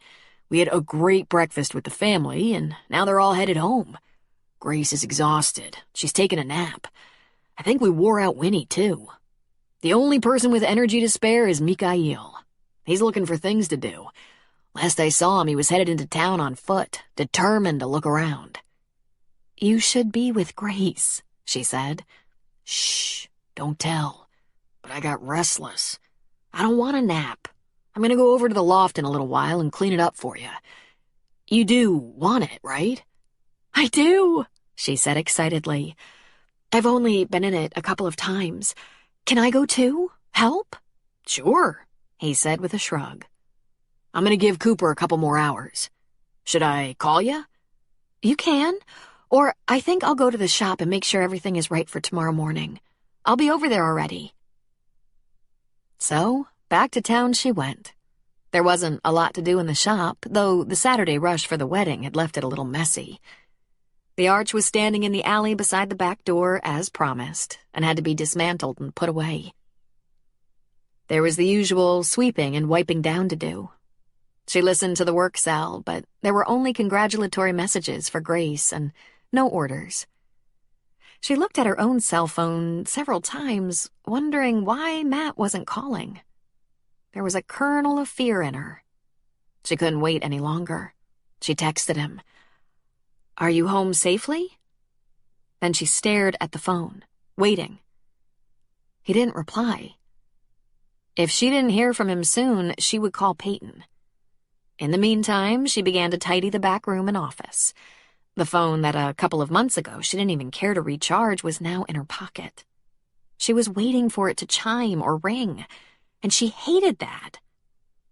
She went from tidying and wiping to scrubbing, putting a lot of muscle into it, making that scarred old work table shine. Waiting. It brought to mind how she waited to hear from Mick. To hear he was nearby and could see her, or out of town on some gig, but thinking of her. Waiting for his affection, waiting for him to come to bed in the wee hours. Waiting, always waiting for some affirmation from him. Didn't he feel horrible about leaving her alone and pregnant? Didn't he want to at least discuss the divorce? Make a compromise? Didn't he wonder how she was getting along? Wonder about the baby? She almost reached out to him 10,000 times, and it took a will of iron not to, but she could remember the agony of that waiting so clearly. It might have been yesterday. And had that agony ever touched him? Not in the slightest way. This next song is gonna be it, babe. It's gonna push me to the top. Her phone chimed, and she pulled it out. 25 minutes had passed when Matt responded, "Safe and sound." She waited, staring at the phone screen.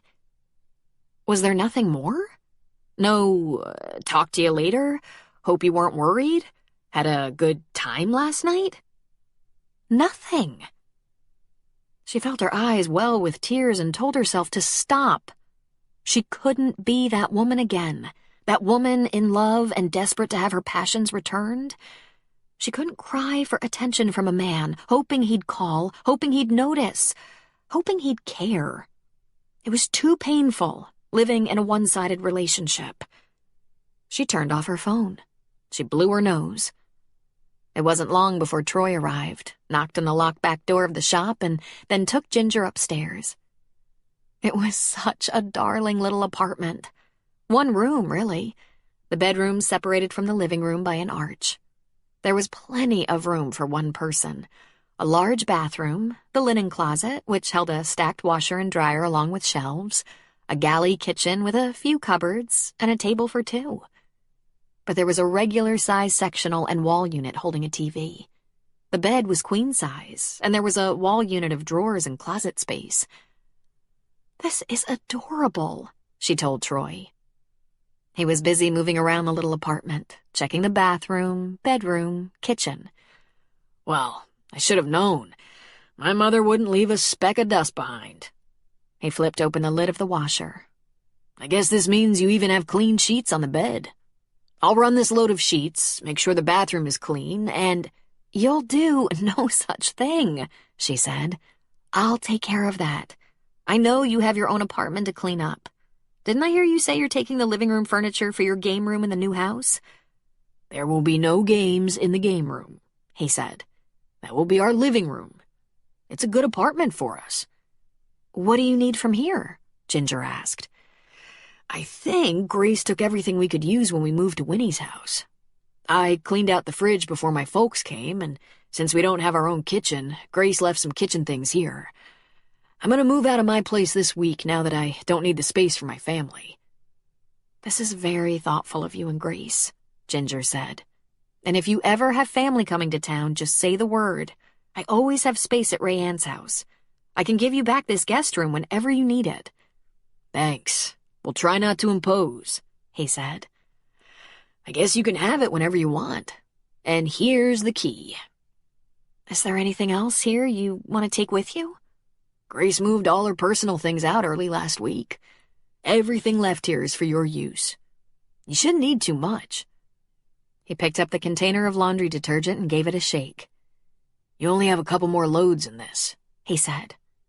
"You are a very good landlord," she told him with a smile. "I imagine you'll be a perfect tenant."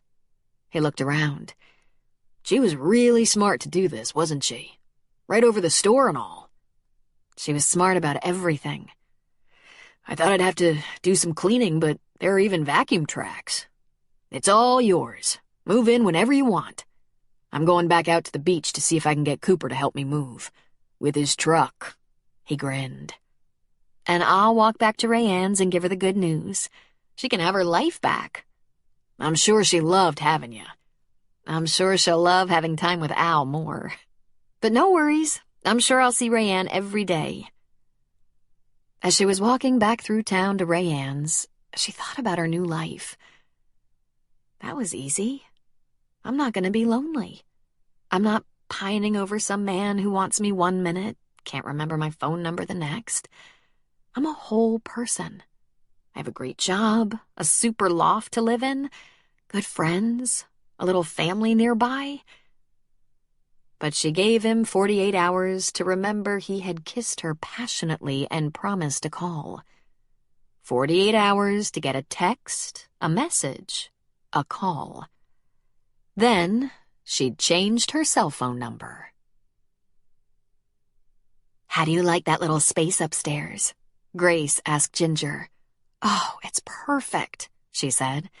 "My mother's sending a couple of boxes of things, my favorite books, DVDs, stuff I wouldn't have thought to bring since I was only staying a couple of weeks. The last time I was home, I went through my closet and brought all the clothes that still fit me. And there are a few boxes in my closet, things packed up for my rental house when I moved out.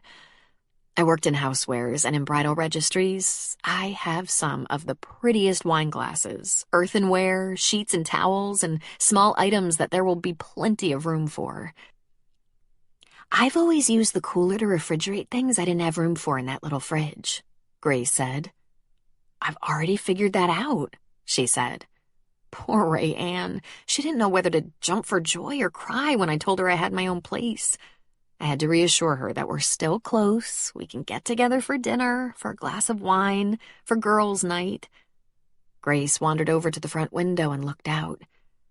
I think she's convinced this will be better in the long run.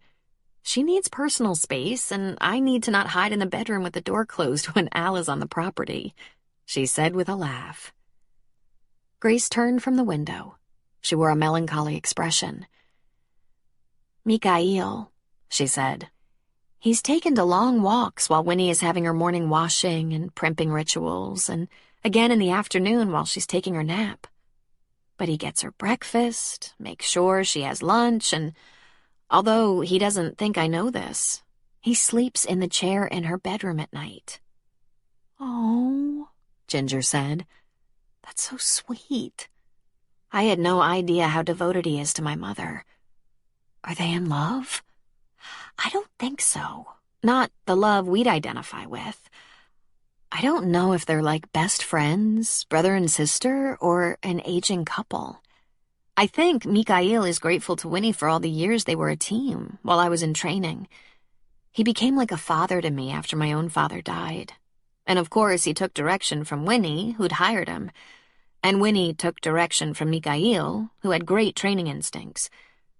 I think he's going to hang in there till the end. I don't want him to be lonely." "And when you say the end?" "No one knows. There are odds. Most people don't live many years after they're diagnosed, and Winnie was diagnosed a few years ago. On the other hand, there are cases of people who live many years." How's she feeling? Ginger asked. She feels pretty good. If it weren't for weakness, trembling, and fatigue, you'd never know. Her mind, sharp as a tack, she chuckled. They sure can throw the jibes back and forth, Winnie and Mikhail. They bicker like an old married couple. You have so much to deal with, Ginger said. You're very strong. We all have so much to deal with, Grace said. Haven't you figured this out yet? No one has it easy. I always thought the pressure I had on the circuit was the most extraordinary pressure in the world, and no one would ever understand. Then I met others who had challenges entirely different from mine and even more difficult. Then I met you. You're one of the most amazing women I've ever known, and the most loving and giving. Oh, she said, blushing. Maybe a little too loving and giving sometimes, she thought. I've been meaning to ask. I heard a rumor that Matt Lacumet showed up Saturday night. True, she said, busying herself with some receipts on the counter. I ran into him on my way home from the wedding. And? Grace asked, a twinkle in her eye. And what? Ginger asked. Did you spend any time with him? A little bit, she said. In fact, we drove up the coast a few miles to a lookout where a lot of people enjoyed the sunset. It was beautiful. I have a picture, she said, taking out her cell phone and flipping through some pictures. There were lots of pictures of floral arrangement she'd created, and then 2 pictures of the sunset, texted from Matt's phone, and 1 selfie. Matt's arm around her, both of them smiling into the camera. Well now, Grace said, there's a happy couple. Just friends, she said. But you've spent a lot of time on the phone, right? And you went to see him at the farm? I was on my way back from Portland, and it was on the way, Ginger said. It's a wonderful farm. So maybe this will turn into something a little more than friendship? Grace suggested by way of a question. Ginger only shrugged, looking back at her receipts. What does Matt say about that? After all, he drove all the way to Thunder Point to see you. I don't know. I haven't heard from Matt. Really? But you gave him your new cell number, right? Ginger gave Grace her full attention. I didn't, she said. You don't like Matt? Grace asked, looking a little surprised and confused. Sure, I like him. Ever been in love with the wrong guy, Grace? Matt's the wrong guy? Grace asked. I don't know, but I know what it's like to love the wrong guy. To stalk him, follow him, call him, wait for his calls, and even when they're long overdue, melting into one big puddle because he finally deigned to go to the trouble of making a phone call. I did that already, and I put that far behind me. I don't want to ever be that lonely, desperate girl again. It's just too painful and shameful. So Matt and I talked almost every night. Then we went to see the sunset, talked and laughed and kissed. Truthfully, we made out like crazy. It was so nice. I haven't had that in my life for well over a year, over 2 years maybe. It's been so long since I had strong feelings for a guy that weren't all gnarled up with regret. You know those feelings, right? Think about him all day, can't wait to talk to him at night. Or, in my case, can't wait for him to sneak up the back stairs, Grace admitted, smiling devilishly. Oh, that must have been so romantic, Ginger said. It was so romantic. So, you had those feelings? She nodded. And then I realized that once again I was having those feelings all by myself.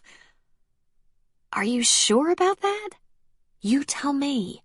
We told each other deeply personal things, kissed like romantic fools. He said he'd call, and he didn't. Well, maybe he was in a car accident? Ginger asked. Worried, I texted, asking if he made it home safely, and he texted back 3 words. safe and sound. There was nothing more. I waited for days. Grace got a very naughty smile on her face. And you changed your number. Well, that was really overdue. I told you my ex called, right? He shouldn't have my number. You did this for a bigger reason than that. You can hang up on your ex. She laughed softly. Oh, I did. He's such an idiot. You know what he said? Something like, "Gee, Ginger, you're a little hostile." She laughed harder. Really? Me? Hostile? I wonder why. You did this to show Matt. Show him what? If he wanted to find me, he'd know where to look, right? If he wanted my new number, he knows where I work. No, I'm not punishing Matt. You're not fooling me, Grace said. And good for you. Ha! I did that to Troy, you know. Right before we got engaged, I told him I was pregnant, and he said he had a lot to think about, to process, that he needed time to think before he could decide where we go from here. Before he decided? Like it was up to him and didn't really have much to do with me. I was only the pregnant one, but hey, Troy would figure it out and let me know what we would do next. I told him to take a hike, stay away from me, and be sure to let me know when he'd processed. I was so done putting up with indecisiveness from a man. I didn't know you did that. Well, I probably don't look that stubborn, and you certainly don't. Oh, I'll be the first to admit I feel a little sad that it's been days and Matt hasn't tried to contact me. Maybe he has the flu, or was finally put in jail and needs his phone calls to get a lawyer. Hopefully the latter. Grace, this isn't about him. I don't think Matt has any ulterior motives. This is about me. I'm never going to that place again. That insecure, lonely, desperate, unloved place. I'm not waiting and hoping. If I ever have a man in my life again, it's not going to be because I'm fantasizing. It's going to be because he's made sure I know it. She took a breath. Very likely I'll be alone. But with this new start of mine, with a good job, friends, family, I'm not going to be that sad, disappointed person. I don't want to be that person ever again. Grace leaned a hip onto the front counter, half sitting. Her hands were folded across that raised thigh. Fair enough. You should never be sad or lonely. You're too wonderful. But I want to tell you something. Coming from me, I don't know, you might want to get a second opinion since I have so little experience. Troy was my first real love. But there's something I learned. In love, we're vulnerable, Ginger. It would be nice if it were more certain and immediate, but the truth is, we have our worries, doubts, and fears. We have to inch our way along. We have to discover trust. Sometimes we have to just believe in someone. And sometimes we have to know when to let them go. I guess that's what I'm trying to learn, Ginger said. It's possible Matt's just not ready. After all, he went through some heartache too. Chapter 11. Matt brought a cooler full of dead chickens into the kitchen for his mother. She was going to pluck, wash, butcher, and freeze them. Since he'd been hanging around the farm, she snagged him for butcher duty. "Help me with this," she said, throwing a headless hen in her work sink. "It won't take that long, and I wanted to ask you why you put in such long days and such silent nights." He frowned. "Silent nights? You are at my table every night, and you're back to being quiet and withdrawn. You think we don't see? I have things on my mind, Mama. Nothing for you to worry about. I'm not depressed at all." "Ah," she said, plucking away with hands that moved over that chicken carcass like greased lightning. "Maybe you think about that pretty friend of Peyton's, that Ginger. She looks like Ginger, doesn't she? Kind of golden."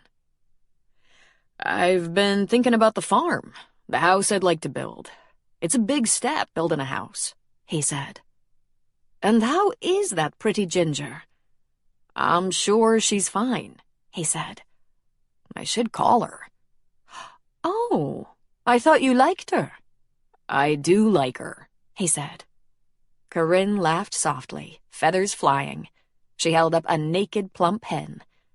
I'm behind the times, but usually when a man likes a woman, he pays attention to her.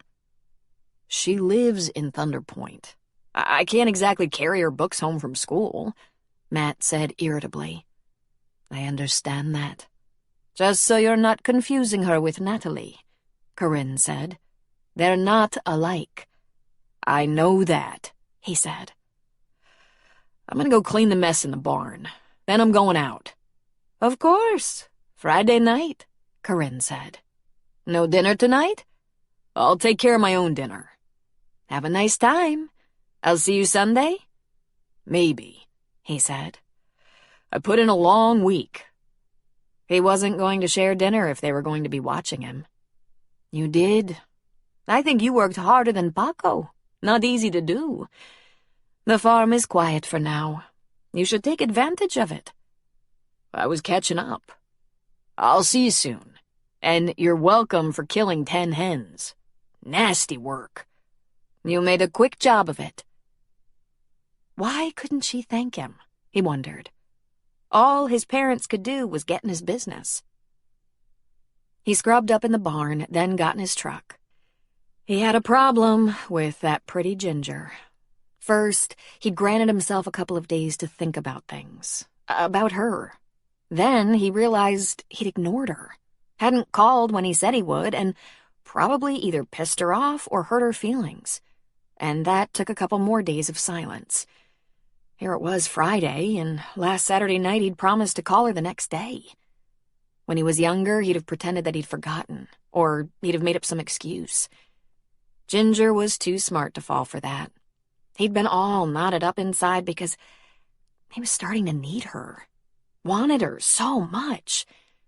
Maybe love her. He wanted to examine that for a little while, privately, with none of the confusion that came with having those long, quiet, intimate talks, or the scent of her skin, or the taste of her lips, or her softness, or the way she felt in his arms.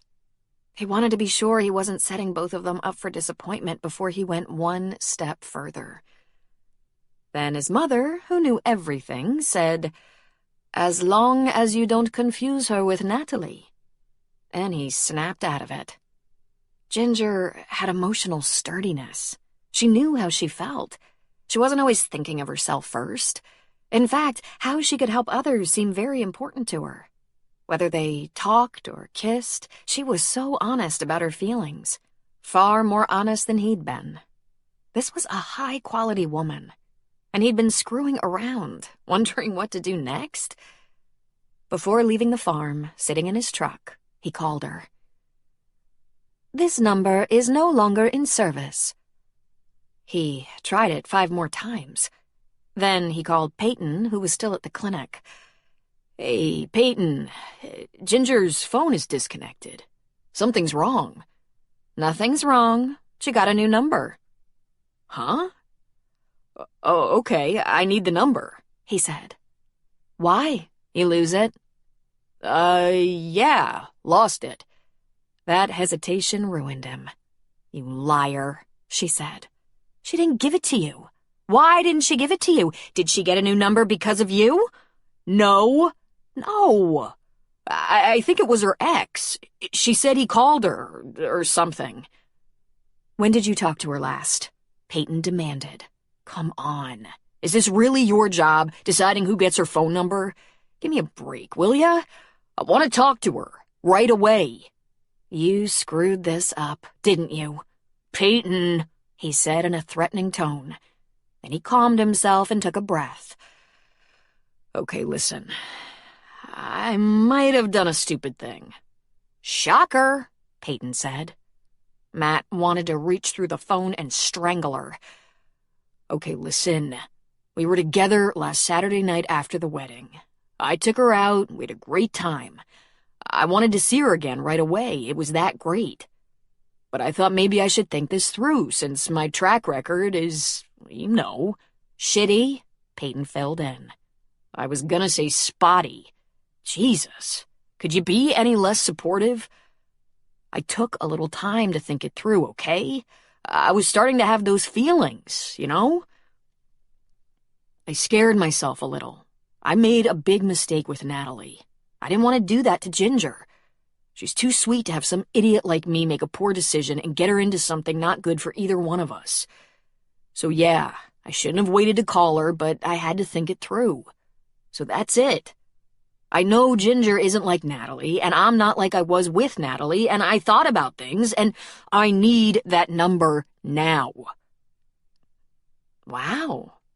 That's kind of mature, Matt. Fessing up like that? Admitting you're wrong and everything? So? The number? No, she said, and disconnected. He looked at the phone and told his sister he hated her. It took him a while to get the number for the flower shop because he couldn't remember pretty petals. Then, when he called, Ginger didn't answer. He assumed it was Grace, and he said, "Hi, is Ginger there, please?"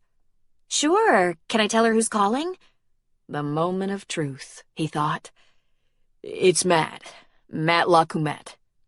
"Oh, hi, Matt. Hold on. She's pulling in displays."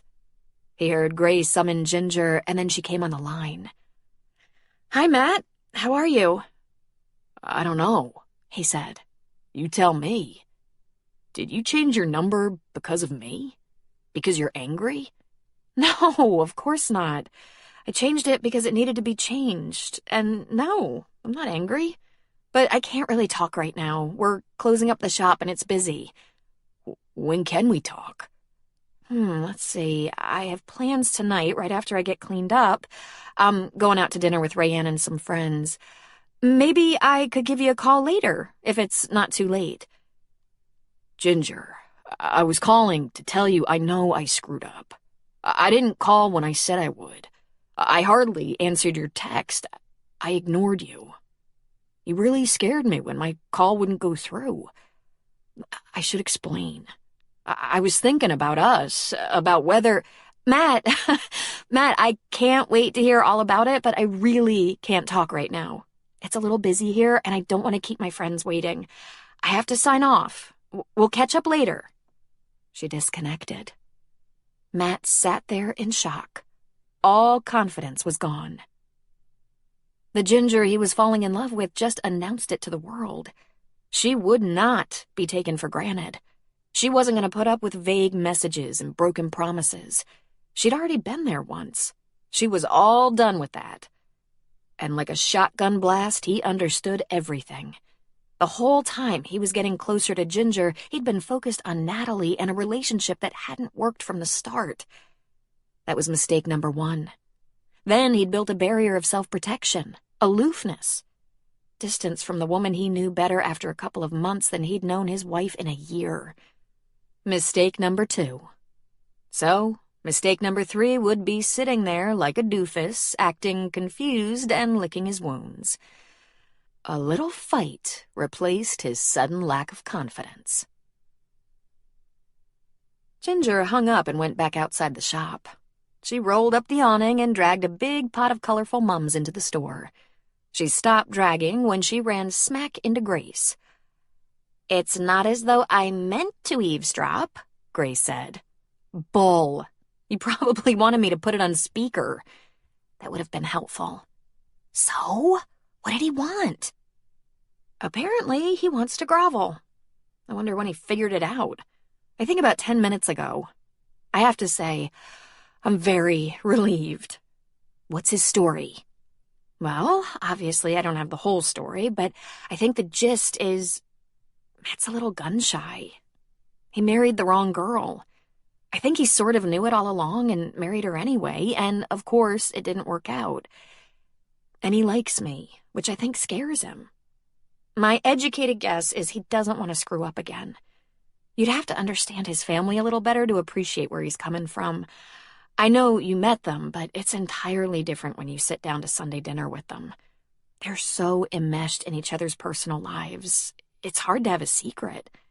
I imagine they've all given multiple opinions about where Matt went wrong with his first wife. Matt pretends to be completely independent and to not really care what anyone thinks, but trust me, he doesn't want his family to see him make another mistake. And so? He didn't call for almost a week? What was he doing? Brooding, Ginger said, going back outside to fetch a couple more displays. I guess you snapped him out of it, Grace said. Possibly, Ginger said. But the important thing was to snap me out of it. There's nothing more pathetic than a girl with a ridiculous, moody crush singing love songs to herself, kissing her own hand and fantasizing, checking the phone every 5 minutes to see if he called yet. I tried just turning off the phone, but then I turn it back on to check for messages every 15 minutes. You want to make out with me in the bed of a pickup truck, then string me along for a week? No, not gonna happen. Ginger went back outside, pulled in another pot of colorful summer flowers, stopped short just inside the door. All this happened in the bed of a pickup truck? Grace asked. Ginger, might you have left out some details before? It was so lovely. He had a sleeping bag to spread out, a cooler of soft drinks, a couple of blankets because it gets cold when the sun goes down. He said it was how his parents used to go to the drive-in movie, and it was fun. And then all the other people who'd driven to the lookout to watch the sunset were gone, and it was just us, talking, laughing, kissing. A trooper pulled in to make sure we were all right. She laughed. Good thing it hadn't gone any further, right?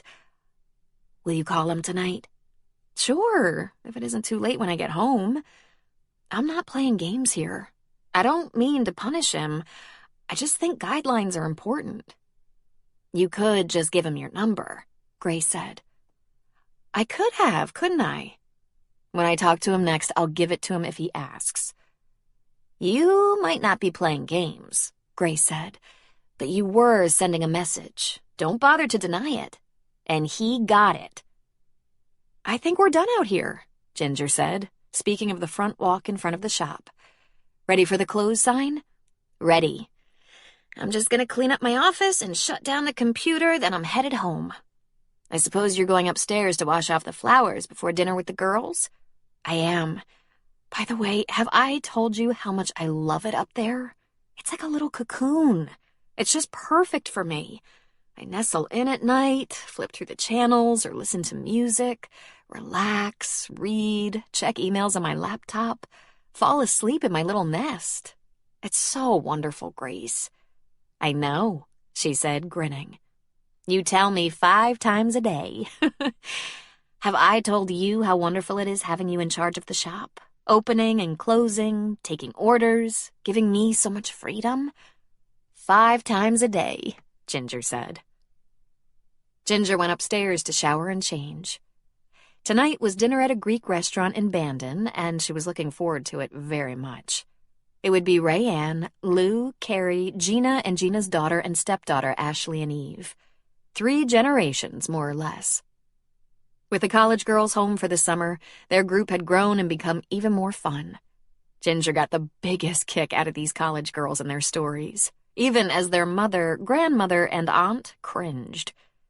She was feeling much better about herself since she started living independently, and in truth, since Matt had tracked her down and apologized. She looked good, felt good, and didn't look at her watch even once. She was home at a little after 9, kicked off her shoes, dropped onto the couch while still chuckling over one of the funny stories told over dinner. And she thought, look at me. I have a life. She wouldn't have believed a few short months ago, when she was mired in depression and hopelessness, that she could have this. Laughter and enthusiasm and anticipation. She couldn't believe she'd ever look like she was among the living, much less look in the mirror and actually admire the reflection. She heard tapping at her back door and wondered if Rayanne needed something or if someone was looking for flowers. But she opened the door to Matt's frowning but so handsome face. If you don't want me in your life anymore, You have to tell me to my face, he said. She laughed and stepped back so he could come in. That's funny? He asked irritably. Well, yes. Not talking to a guy never worked for me before. Usually they could care less. I just got home, Matt. You came all this way? I was going to call you. You were?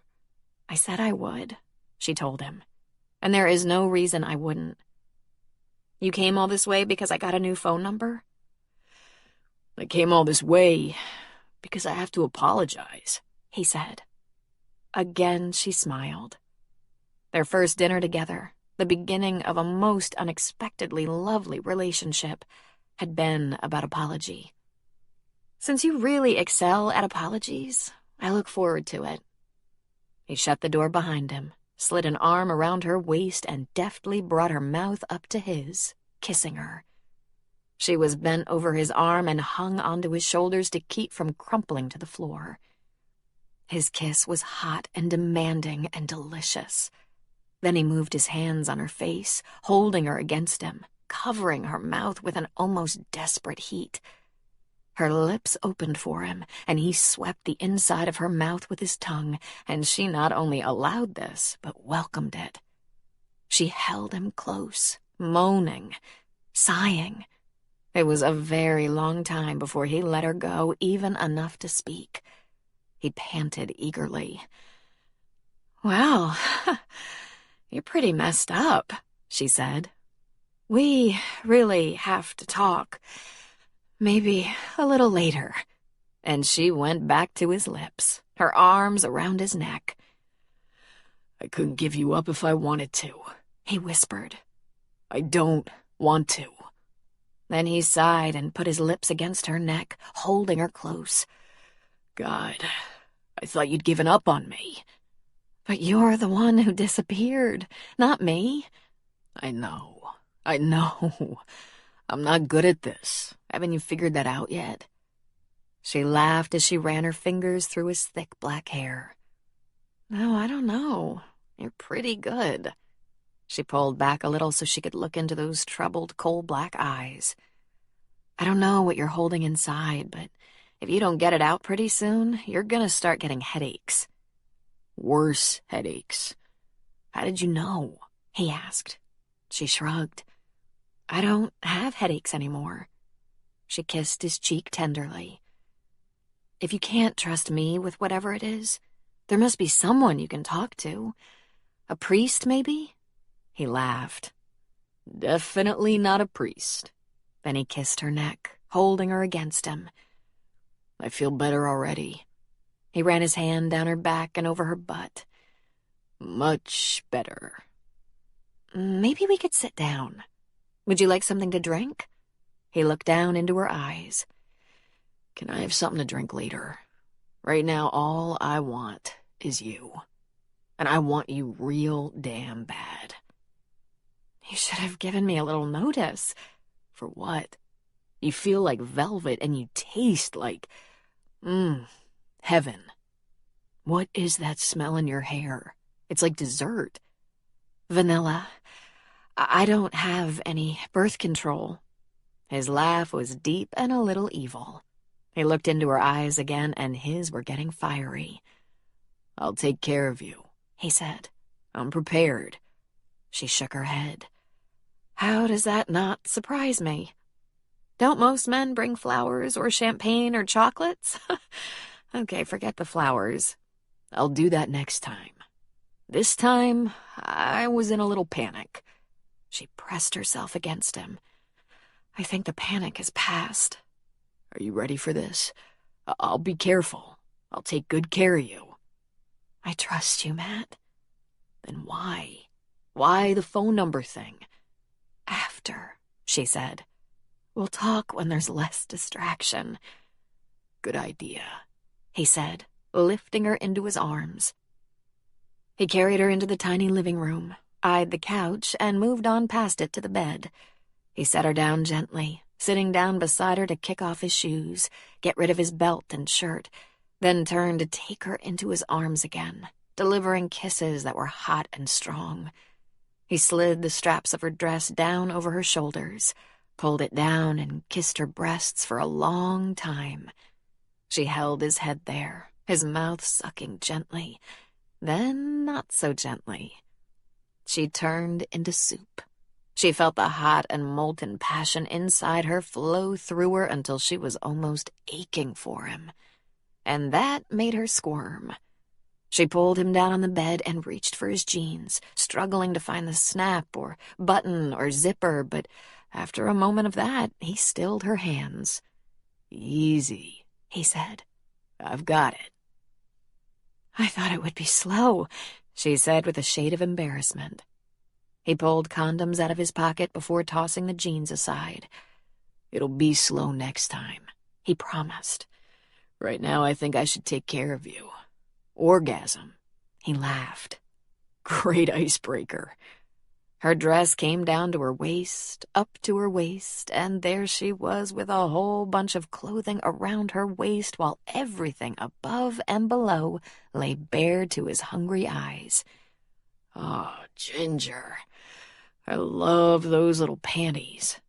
I think I'll take 'em off. With my teeth." "No teeth," she said, laughing. "Okay, no teeth," he said. They were white lace, fitting around her hips. He tugged them down and said, "Well now." "Natural blonde," she confirmed. He got out of his boxers fast. He suited up right away, leaving nothing to chance. Then he lay down beside her, brought her into his arms, and, kissing her, his hands explored her whole body, from her knees to her neck. Finally, frustrated by the cumbersome folds of that discarded sundress, he tugged it lower, down her legs, and off. He tossed it. His hands on her were much freer and deeper, and she pushed at him with her hips, so ready. But it was when she tried to close her legs against the pressure of his hand on her that he stopped. He looked into her eyes and said, No. He pushed her legs apart once more and put himself there. "Let's do this the old-fashioned way. You want to come, don't you, my love?" She squeezed, her eyes closed, and just nodded. "Good idea," he whispered. "You first." He entered her slowly, watching her face the whole time. "Perfect," he said. "Perfect." Then he began to move, creatively at first, listening for the response that said he'd found the sweet spot. There was only the slightest whimper, but she held his shoulders in a death grip and inhaled sharply. Her heels dug into the bed, and she pushed against him. "There it is," he whispered against her lips. "There it is." And he slid down her neck to her breasts, licking them and sucking them while he pumped his hips. Ginger wasn't sure what hit her. She was full of him, full and aching and tingling and spiraling, hanging on for dear life, letting go of every other thought and focused on only one thing. Let it go. Let it go. Let it go. And then it came, hot and hard and sweet, and she pushed her pelvis against him suddenly, holding him there. He slid a hand behind her, under her butt, and pressed himself deeply into her, his thrusts smaller and deeper, and she felt her insides grip him, hold him tight, tremble, spasm. She heard him moan appreciatively, and then it started to subside. She couldn't believe her own ears when she heard herself say, "More." He chuckled. "We can do more." His mouth latched on a nipple and sucked hard while he pumped his hips anew, hard and deep, and in just a second she had another one. So deep and hot and heavenly, she thought she might faint. She relaxed beneath him, still quivering. "More?" he asked, a smile in his voice. "Good," she whispered. "You are that," he said. "Hold me." Her arms tightened around his torso. Her legs came up to wrap around his hips, and she held on. For him. He rode her, thrusting deep and hard, groaning loudly, murmuring little victory shouts and calling her name. And then she felt him stiffen, harden inside her, and spill in what seemed like a million short bursts. It went on longer than she was prepared for, long enough that she started to get turned on all over again while he throbbed inside of her. Finally, he quieted and just moaned, but it was a very happy moan. She stroked his back and loosened her legs, and he put soft kisses on her lips. "You are not quiet," she finally said. "I couldn't help it," he said. "It was that good." "It was. I think you growled, maybe barked." "I didn't bark," he said, laughing. "You prayed," she said. "Sort of," he admitted. He rolled to one side, trying to keep them together a while longer, but nature had its way, and he slipped out of her. "Listen, probably this should have come first. I think I love you." She was quiet a moment. "Do let me know when you're sure." "I'm sure. I love you." Scared me a little. I can't think of any reason it should scare me, but all of a sudden I froze up and worried about ridiculous things. Like, what if it couldn't last? What if I'm kidding myself? What if I just don't know what I'm doing and make the same mistakes over and over again? What if it's me? Do you understand? Am I just crazy? I don't know, Matt. I won't know until you tell me your story. Chapter 12. Matt excused himself from the bed and returned a few minutes later with a couple of beers. He sat down on the bed and put the bottles on the bedside table. "I can drink one or even both of those if you're letting me stay." She leaned against the headboard, the sheet covering her breasts. She looked down at herself. "I'm naked and just had wonderful sex. If you leave me now, I might change my number again." "So it was because of me," he said, handing her a beer. "Only a little bit," she said, shaking her head. "Look, we hadn't professed our love, hadn't been intimate, hadn't made promises. If you got busy or sidetracked or just plain lost interest and decided not to call after all, that's your option, right? I think I know how things work. Women usually prefer to lay it on the line, say things like, I don't think this is going to work for me, while men tend to say they'll call, then they just don't. Obviously, I could have left my number just the same, and if you didn't feel like going any further with me, you wouldn't call. But I wanted to hear from you. I reached out once and didn't get much of a response, and it made me very sad and moody. Not the end of the world, right? But I saw a reflection of what I once was. I was that way with Mick. So desperate for him to show me he cared. Obviously, I don't feel that for Mick anymore, but I wasn't going to get into an identical situation with you. I had to put a stop to it. So it wasn't really about you as much as about me. Do you see? I didn't have enough willpower to forget about you, so I cut myself off. I knew you could find me if you wanted to, but it helped me stop watching the phone. She touched his hand. I'm sorry if I hurt you by doing that. He shook his head a little guiltily. "I told myself it was because you heard from Mick and were cutting him off." A little of that, she said with a shrug. But truthfully, Mick isn't that hard to get rid of.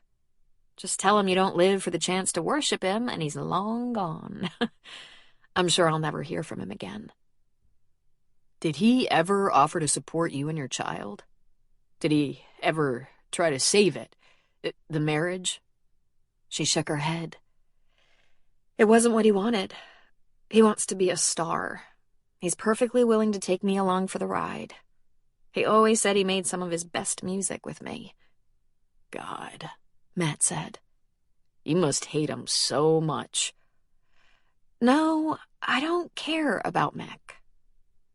So, what's making you crazy, Matt? He instantly hung his head. Then he raised it slowly. There are 2 things you have to know, Ginger. Number 1, I haven't told anyone, especially not my family. I'm good at keeping confidences. And number 2, I'm not as good at relationships as you are. She smiled tenderly. Oh, you might be just as good. It's okay to take your time. He took a drink and shook his head. I'm not sure where to start. Right where you think the beginning is, she said. Okay. I think I married Natalie because she's beautiful. And she's a playful little sex kitten. I think men make that mistake a lot. Well, how'd that work out for you? She asked, smiling in spite of herself. Don't be sarcastic, because you're beautiful. And talk about sexy. He shuddered. You almost killed me, in the best way. In the way I really want to die. She frowned. I'm sure there was a compliment in there somewhere. She cleared her throat. Back to business. Guys looked at me with envy. Some of them, like my brothers, their eyes glowed right before they shook their heads like I was the dumbest ox. I wanted it to work. It made me happy. She wanted to get married, and I said, okay, why not? I wanted a wife. What I'm only starting to understand is that Natalie had an agenda from the beginning. She was going to become my wife, and we would begin to do everything her way, starting with getting me off that farm and into a suit. I swear to God, we talked about everything before we got married. We lived together for almost a year, and there was a little grumbling about my hours, about the family being overwhelming, but nothing like after we got married. The second we were married, we started to argue about how little we had in common, how disparate our lives were. So from the beginning, we fought. And my family said, could have told you that wasn't going to work. They all saw how she grimaced at the goat shit on her designer heels, picked at her food, wrinkled her nose at the smells, screeched if a dog or chicken got close to her, cried for hours before and after we spent some time at the farm. Wow, Ginger said. That must have been awful. Even I didn't cry for hours before or after mix all-night jam sessions or concerts, and I grew to hate them. It just wasn't going to work. We both knew it. I wouldn't change, she wouldn't change. But something happened that finished it. No one knows about this. Natalie had an abortion. She was planning to keep it a secret, sell it to me as a heavy period, but it got bad. She got scared, and I had to take her to the emergency room. I left her right after that, as soon as I was sure she was okay. She'd gone too far. I was angry, and I was through. Ginger was speechless. She noticed that Matt had to look away to compose himself. She said nothing for a little while. Your baby, she finally whispered. Hours. And it meant nothing to her. Oh, Matt. I'm so sorry. How did you find out? He took a breath. I came home one day and found her in bed, gripping her belly with cramps, crying. She was white as a ghost. She said her period was so bad she was scared she was bleeding to death. It was a lot of blood, staining the sheets and a towel and her clothes. I took her straight to the emergency room. I hear a buzzing in my ears when I remember her telling the doctor she'd had a procedure that day, and told him who performed that procedure, and heard the doctors say that he'd examine her, but a routine D&C for an abortion was often followed by heavy bleeding for several hours. And for a while, I just shut down. Dear God. They looked at her, said it had already slowed down, suggested she stayed off her feet for a day, and if it didn't get considerably better, to come back. They gave her instructions: watch for fever, severe cramping, hemorrhage. I helped her get dressed and took her home, but I couldn't even look at her. I couldn't speak. She cried and yelled all the way home about how miserable her life was, how unhappy she was, and how she felt trapped by getting pregnant. she didn't know what else to do. I left her the next day, as soon as I was sure she wasn't going to die. He gave a lame shrug. That's pretty much it. It was already terrible, and then it got worse. And these were things I should have known. I should have known how bad it could get. Or she should have, Ginger said. My family can't ever know about that. They'd hate her. Is there a reason they should still hold her dear? I mean, are they going to run into her at the State Fair livestock show or something? No, it's just... It's not just on her. You're afraid they'll blame you. Maybe I am, he said. It blindsided me, that's for sure. I felt like a failure and a fool. And of course, I knew in 5 minutes, you're nothing like Natalie. There was no reason for me to be afraid of getting close to you. Oh, I don't think you were, Matt. You just weren't quite done with the last relationship. It's understandable if you need a little time to be sure you're ready. You've been through a rough time, and with no one to talk to. I couldn't talk about it. I was too angry. I'm still angry. That was wrong, what she did, and I hate her for it. I can imagine. It must hurt so much. I think you were right in the first place. You and Natalie married the wrong people. No one understands that better than I do. I did that too. I should have known better. I wish I could explain what makes us blind and deaf to reality. Let me ask you something. Are you afraid of what your life could become with me? He asked, reaching out and tucking her hair behind her ear. Of course not. But see, I wasn't afraid of what I'd become with Mick either. I wanted a different life when I married a man who said he would never go that route. Oh, we have so much in common, Matt, she said, shaking her head sadly. I wanted Mick to turn into a domesticated husband and father when he promised me from the start that was never going to happen. You wanted Natalie to do the same thing when all she wanted was to get you off the farm. And how is that my fault?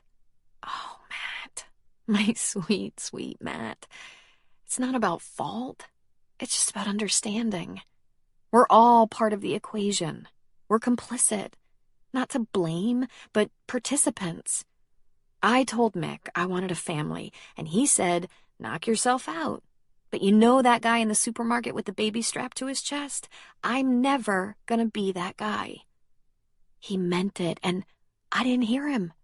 What the hell was I thinking? Being married to him, having a baby with him. What right did I have to expect things of him that weren't possible? I had to forgive him. It's kind of freeing. I'll never forgive her. I hate her. That was underhanded and selfish and cruel. She smiled at him. It was, I agree. I love you, Matt, she said. I've been honest with you. I swear. She couldn't resist. She reached out and ran her fingers through that glorious hair. How could you forgive him? He asked. Oh, he can still make me furious. For about 20 minutes. When he called me, I was outraged by his self-centered idiocy. And then I just laughed at how predictable he is. I don't have room in my life for hate. I tried it for a while. It didn't work. And now I want to be with you, and I don't want hate to be a part of what we have. Then it isn't going to drive you away, knowing I'm still a little fucked up over my failed marriage? You'd hardly be the first. It takes time to heal. And I think you're going to figure it out real soon. At least you can finally talk about it. I'm not sure talking about it got rid of the headache, he said. Might have been something else, he said, grinning playfully, pulling down the sheet to expose her. He fondled her breast. Done talking, Matt? She asked, humor in her voice. For now, I think. Are you done talking? Depends. What's the alternative? He took the beer from her hand and put it aside. He grabbed her around the waist and said, "Come over here and find out." He pulled her close and just held her tight, held her like he was afraid to let go.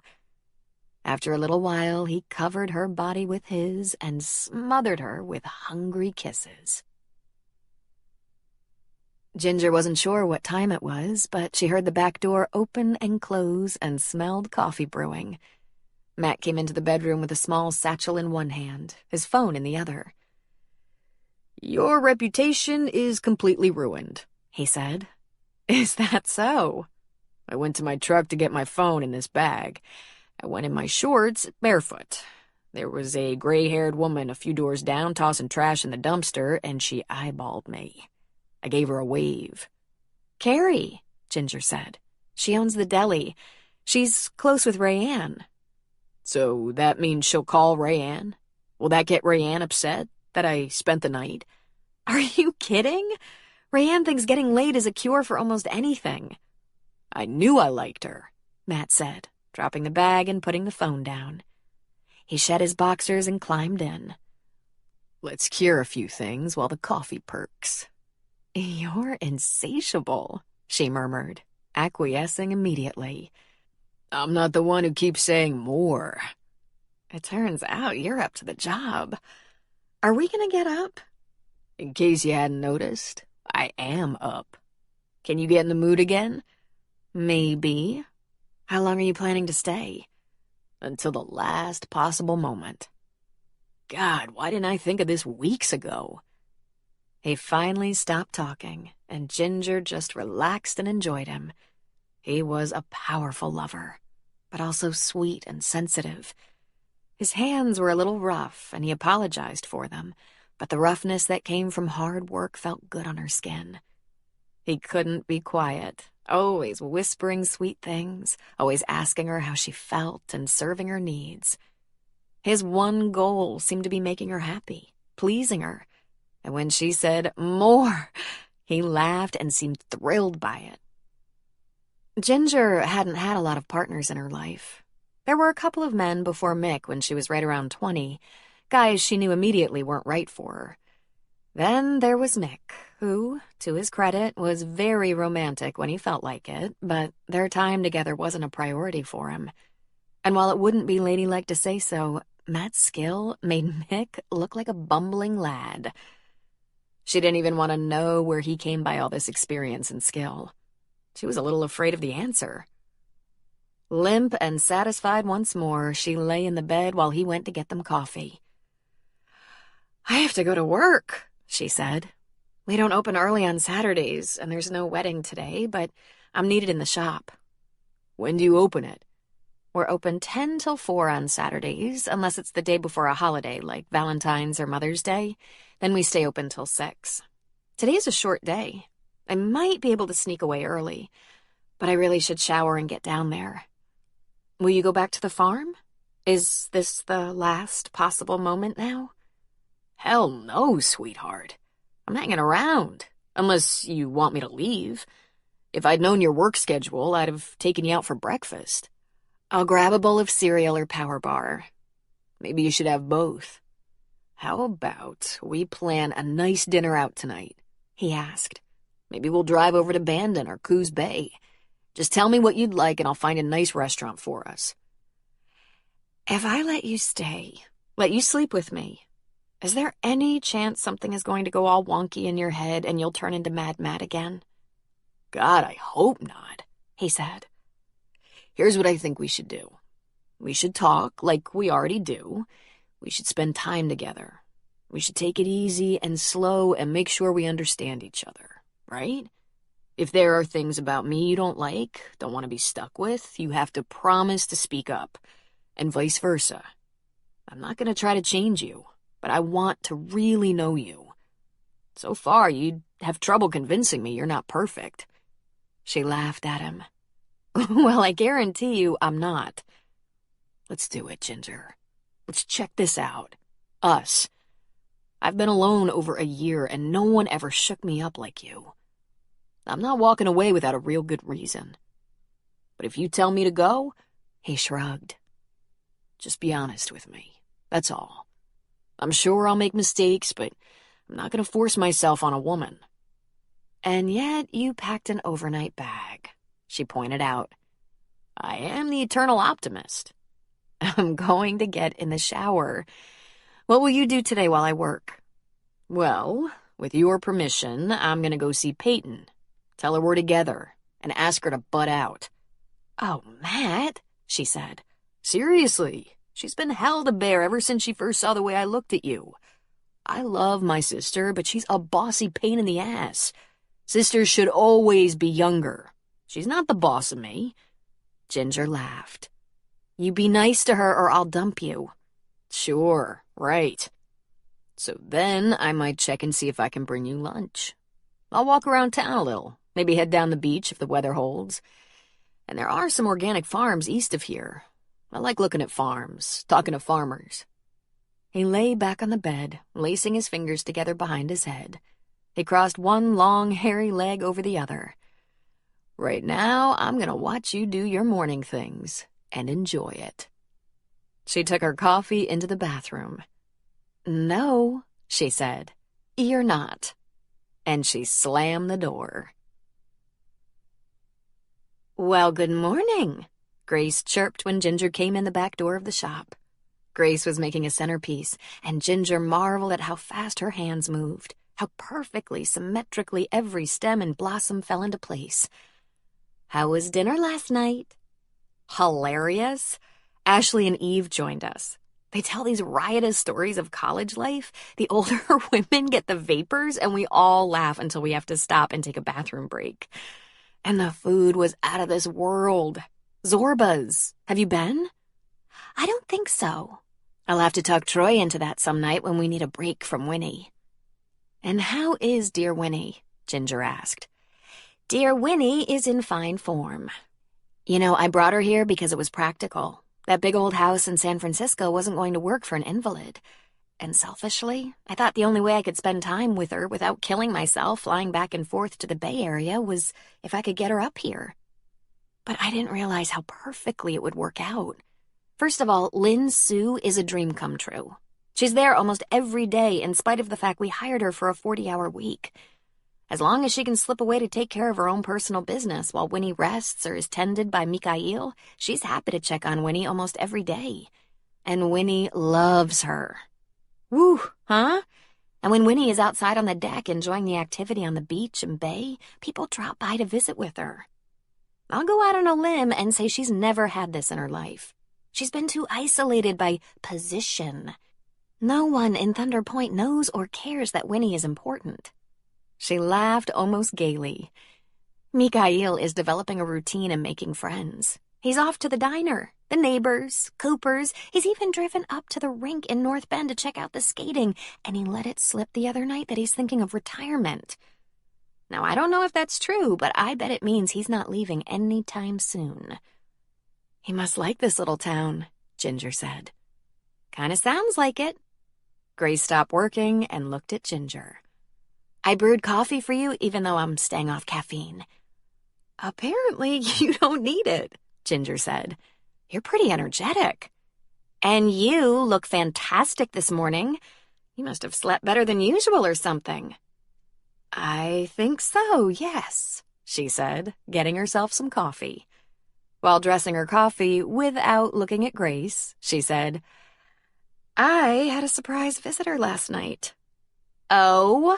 And who might that be? Matt, she said quietly. He came knocking. Grace gasped. Did you talk? Of course we talked, she said with a laugh.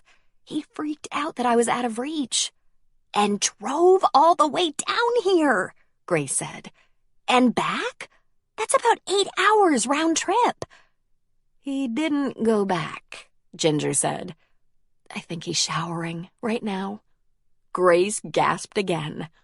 Oh my God, get out of here. Go back upstairs. I can handle this. There's not much going on. You should have just called me. You could have had the day. After all you've done for me, it's okay, Grace, Ginger said. I'm not changing my schedule for Matt. And he has things to do today. I'll see him later. In fact, I might suggest we go to Zorba's for dinner. There are tons of things on the menu I want to try. If you don't mind me asking, what does he have to do today? I think he's starting with a visit to Peyton to tell her he's here to see me. I hope that goes well.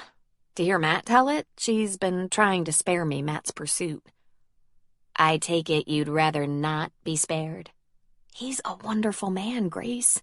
He's kind and generous and very strong in principle. I think I'm falling in love with him. Think? Okay, I'm sure, but don't tell, okay? We're both a little wounded. A couple of painful relationships. A hard time getting back on our feet. All that baggage. We'll be okay, I think. But we shouldn't have to deal with pressure from loving friends and family. Grace was grinning. No pressure. Check. But if I were you, I'd go right back upstairs. No, Ginger said, laughing. I used to hate leaving Troy up there in my bed. He was so cute. Matt is beyond cute, Ginger thought, laughing. Still, it took great discipline to keep her work schedule, knowing he was right up there. I'm here to work, she said. Okay then, Grace said. But I bet you're not worth a damn with that love hangover glowing all over you. Matt decided to walk to Peyton's house. When she opened the door, his sister was dressed for cleaning with a feather duster thing in one hand. She had a babushka-type scarf covering her head, wore yoga pants with an oversized t-shirt, and had bare feet. "What are you doing here?" she asked. "You and I have to get a few things straight," he said. "Can you take a break from whatever you're doing there?" "I guess. Is this going to lead to a fight?" she asked. "I hope so," he said. "I'm pretty pissed off at you.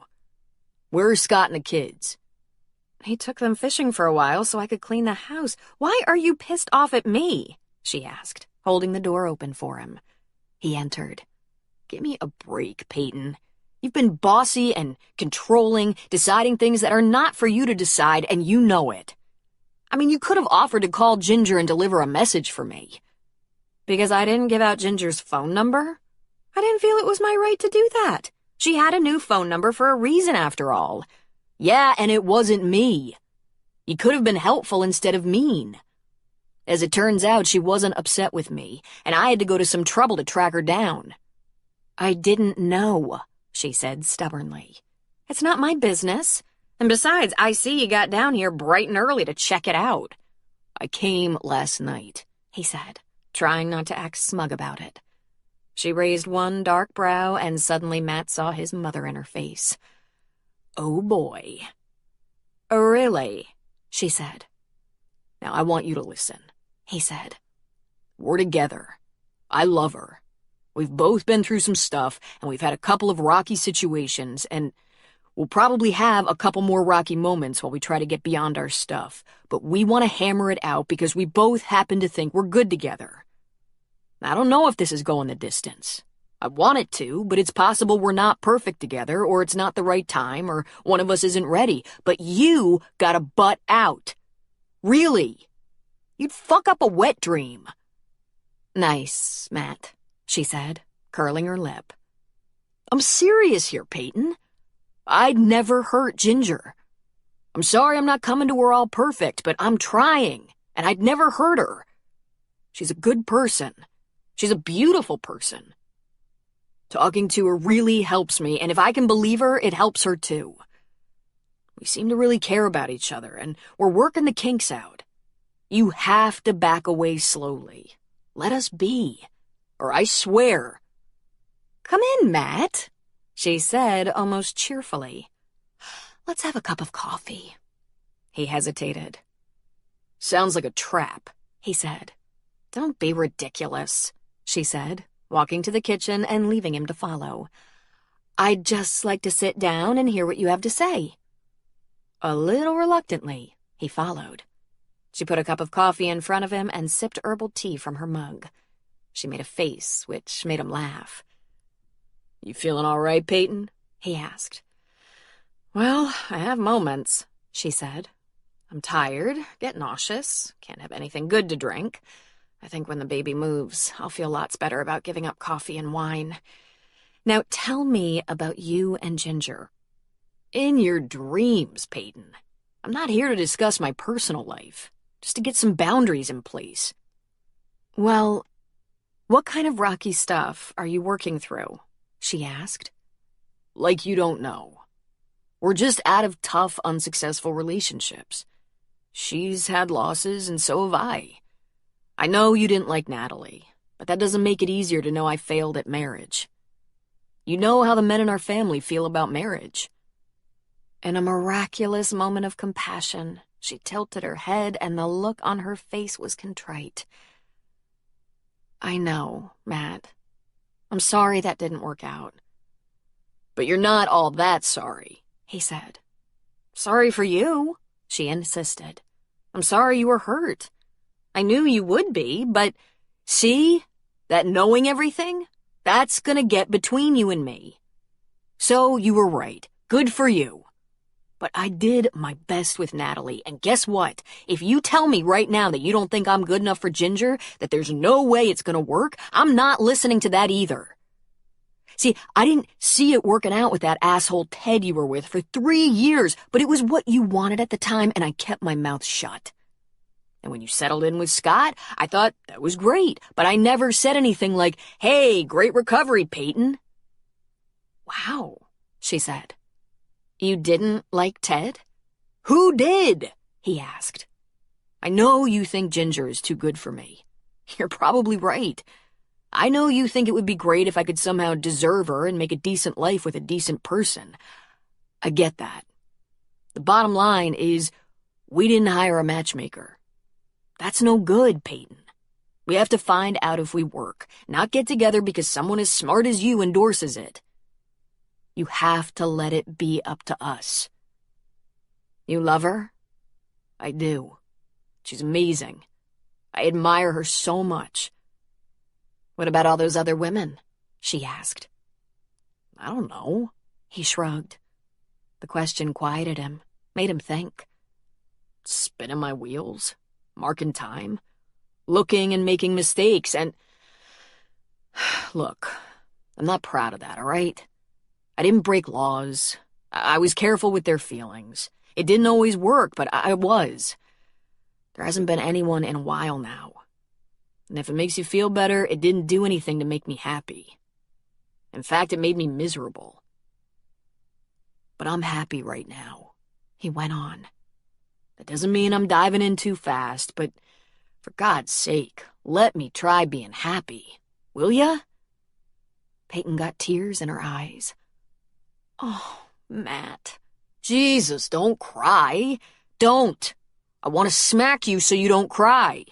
I'm pregnant, she said, and tears ran down her cheeks. I hate that you ever thought I didn't want you to be happy. Oh, I'm not mad at you, Peyton. Well, a little bit, because I thought you wanted to keep me away from Ginger. I just thought you wanted me to be happy your way, he said. He got up from the kitchen table and found the box of tissues. He tossed it at her, and it accidentally hit her in the head before she caught it. He winced. I did, she said. I wanted you to be happy my way. I have a little issue with that being right thing. But I didn't know you knew so much about yourself. About Ted, about rocky situations, about working through things with an amazing woman, about looking for love in all the wrong places. I just thought that I was a big dumb lummox. Well, save it, he said, and he waited while she mopped her eyes and blew her nose. He tried keeping a scowl on his face while she sniveled. He crossed his arms stubbornly over his chest. It was all an act. He wanted to hug her. Really, she said with a sniff. Nothing could make me happier than to think of you in a healthy relationship with a nice woman like Ginger. All evidence to the contrary, he said. If I say sorry, can that be the end of it? I don't know, Peyton, he said. Can you mind your own business? She narrowed her eyes at him. You might want to go a little easy on me, That's the price of forgiveness, he said. Your word.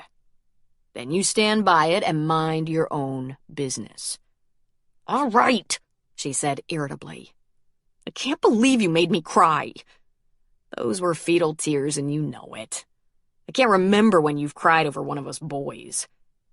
I might cry a little easier these days, she relented. So, you're going to be around a while? I'm going to leave for the farm Sunday night. We might bump into each other, but let's be clear. I'm here to be with Ginger. I need to spend time with her. All right, jeez, he softened. He smiled warmly. Maybe next week or the week after we can get together. Well, don't go to any trouble, she shot back. So, we understand each other? He asked. We understand each other, Mutiko, she said, meaning little boy. That made him frown. Don't push it, he warned. I have things to do. He stood to leave. After taking a couple of steps toward the door, he turned back to her. He put a small kiss on her forehead. He hugged her gently. Behave, he warned. Chapter 13. Grace had never wished illness on her mother, but it was true that the relationship she had with her now was better than ever. Their routine was calming. When Grace rose in the morning, she would go upstairs to Winnie's room. She would usually knock softly, not just to be sure Winnie was awake, but also to be certain she wouldn't wake or disturb Mikhail, who never admitted to spending nights in the chair beside Winnie's bed. Grace would go into her mother's room to find Winnie sitting up, wearing her favorite bed jacket. This particular morning, she'd seen Mikhail out on the deck with coffee. Winnie's trembling had worsened, and she could no longer fluff her hair or paint on her rose-colored lips, two things she hated to be seen without accomplishing. Grace actually enjoyed helping her mother with these small tasks. It made her feel useful, indispensable even. Time for that silly wench from the town to come out and give us a fix-up, Winnie said of the local hairdresser who had obliged them by making regular house calls. As long as you promise not to call her that silly wench, Grace said with a laugh. I know better than that, for God's sake. It's like insulting the chef. He might spit in the soup. You could end up with red hair, or bald, Grace pointed out. Would you like to have your tea on the deck? Only if I don't look like the wrath of God, Winnie said. First, the ladies' room, please. The fog hasn't lifted, but the sun is over the mountains already. You can watch it rise and chase the fog out to sea, Grace told her. You'll need your shawl. Troy and Mikhail are already out there with their coffee. It's a lovely dewy morning. Winnie didn't say so often, but she liked this place. It was like a vacation, like a chilly and wintry Cabo San Lucas. When she was on the deck, which was a couple of times a day in good weather, there were regular visitors. Sarah Cooper liked to have a morning run with her Great Dane Ham, and she would stop by some mornings to say hello to Winnie, leaving the dog at the foot of the stairs.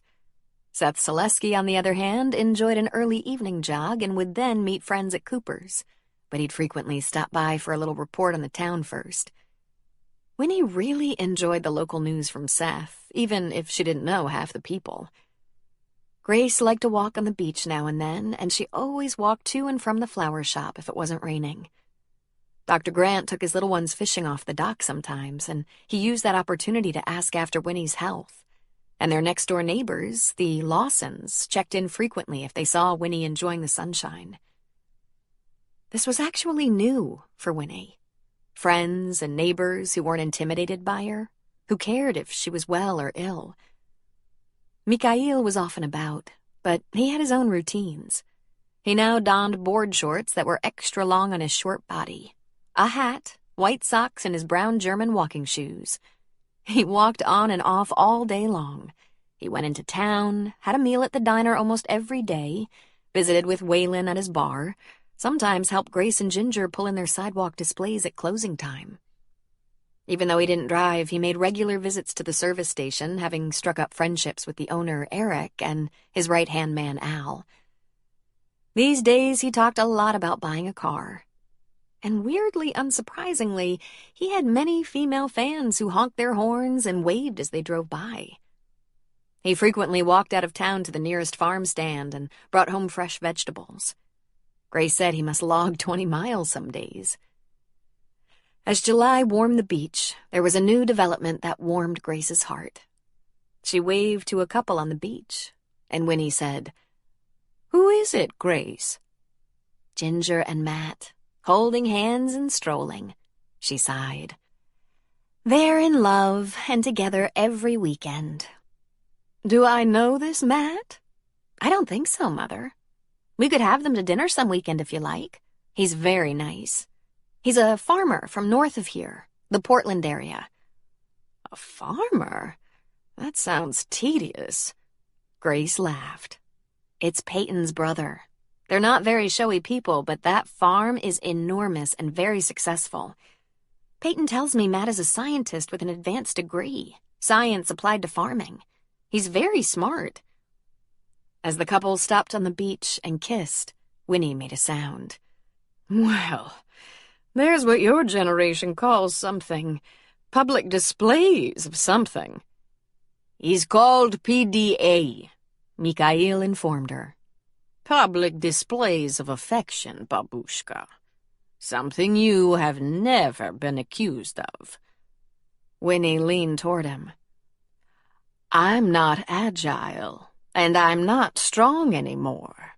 But if you call me that again, I'm going to hurt you." That made Mikhail grin. "His adorable name for you, my dove. His sweet Russian name for grandmother." "I'd rather be a dove than a sweet Russian grandmother." The sound of the front door opening and closing announced the arrival of Winnie's nurse. She yelled, "Good morning," from the foyer. Then she migrated to the deck. "How is everyone this morning?" "Very well," Winnie said. "All things considered. Now, Grace, who is that boy down there by the dock?" "I don't think I know him, Mama. A kid from town, no doubt." "That's my son, Charlie," Lin Sue said. "I've brought him to the beach before. Don't worry. He's just gonna hang out while I'm with you." "Can we meet him?" Grace asked. "I didn't want to bring him to work exactly, but I don't want him to sit in front of the computer or TV all summer while he's out of school. So on nice days, I bring him along and he gets some fresh air." "No, you shouldn't allow all that TV and computer nonsense," Winnie said. "He'll go blind, and his brain will rot. But what will he do? Sit there all day?" "He has the run of the town. If he makes the slightest effort, he could actually meet people." "Oh, Lin Sue, you shouldn't let a child that young loose all day without your supervision." "He's not as young as he looks," she said. "He's 14, just kind of small for his age. And when he was little, he had health problems. I suppose he's still catching up. He won't be any trouble for you, I promise. He has money for lunch and sunscreen and stuff in the car, like his laptop, which he can only use for an hour or two. And we have our cell phones for texting, so we can keep tabs on each other." Winnie turned and looked up at Lin Sue. "I want you to go down there and tell him he's welcome here any time, as long as he's not too wild or loud, because sometimes I have to rest or I'm useless.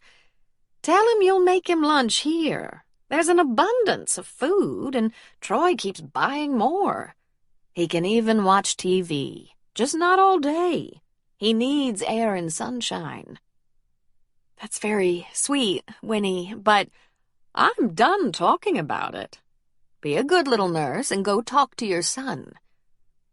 Lin Sue turned desperate eyes to Grace. "We don't want to be any trouble. This is my job. I'll leave him home if—" "You don't have to leave him home if he's no trouble," Winnie said. "I didn't know you had a son. You never mentioned it." Lin-Su, you must have been pretty young. You don't look much over 30 yourself, Grace said. Oh, I'm sorry. That was rude. I didn't mean to pry. Maybe I'm catching up too, she said. I'm not married. We make a pretty good team, me and Charlie. And now that he doesn't need babysitting or after-school programs, we do very well. But Charlie is kind of shy. My specialty, Troy said, jumping up from his spot on the deck. I'll go invite him up. Oh, Troy, Lin-Su said, embarrassed. Let him, Grace said. Troy needs a playmate. As do I, Mikhail said, rising a bit more slowly to follow. Grace looked at Lin-Su's almost pleading expression and laughed. Try not to worry, Lin-Su. We're not exactly a traditional family. Charlie might fit right in. After all, you have. Matt's world had changed because of Ginger. He was experiencing life in a whole new way, in a way he hadn't even been smart enough to long for, to hope for. Because the farm was stable, no drought, no damaging storms, no infestations or illnesses, he was sneaking away for at least 3 nights every week. He drove to Thunder Point on Thursday afternoon and home either Sunday night or Monday morning. Because his eyes were bright and his smile quick, Paco kept telling him to take time while he could. Come August, things will be crazy again, he warned Ginger. First the grapes, Uncle Sal's grapes. I could probably get out of it, but I shouldn't. Those early grapes have to be brought in, and we depend on his people when the pears are ready. It's steady for a couple of months. It's hard work. I could come to you, Ginger said. I could help a little, if you showed me what to do. Peyton'll spend a couple of weekends at the farm. She hardly ever misses it. But Grace needs you, he said. Grace and I can job share a little bit. I'm good at running the front of the store, and I'm getting better at creating the arrangements. I've had days on my own with only delivery help from Justin. I can give her a couple of days off every week if she can give me a couple of days. You don't care when I come, do you? I just can't think about not having you next to me for more than a week, he said.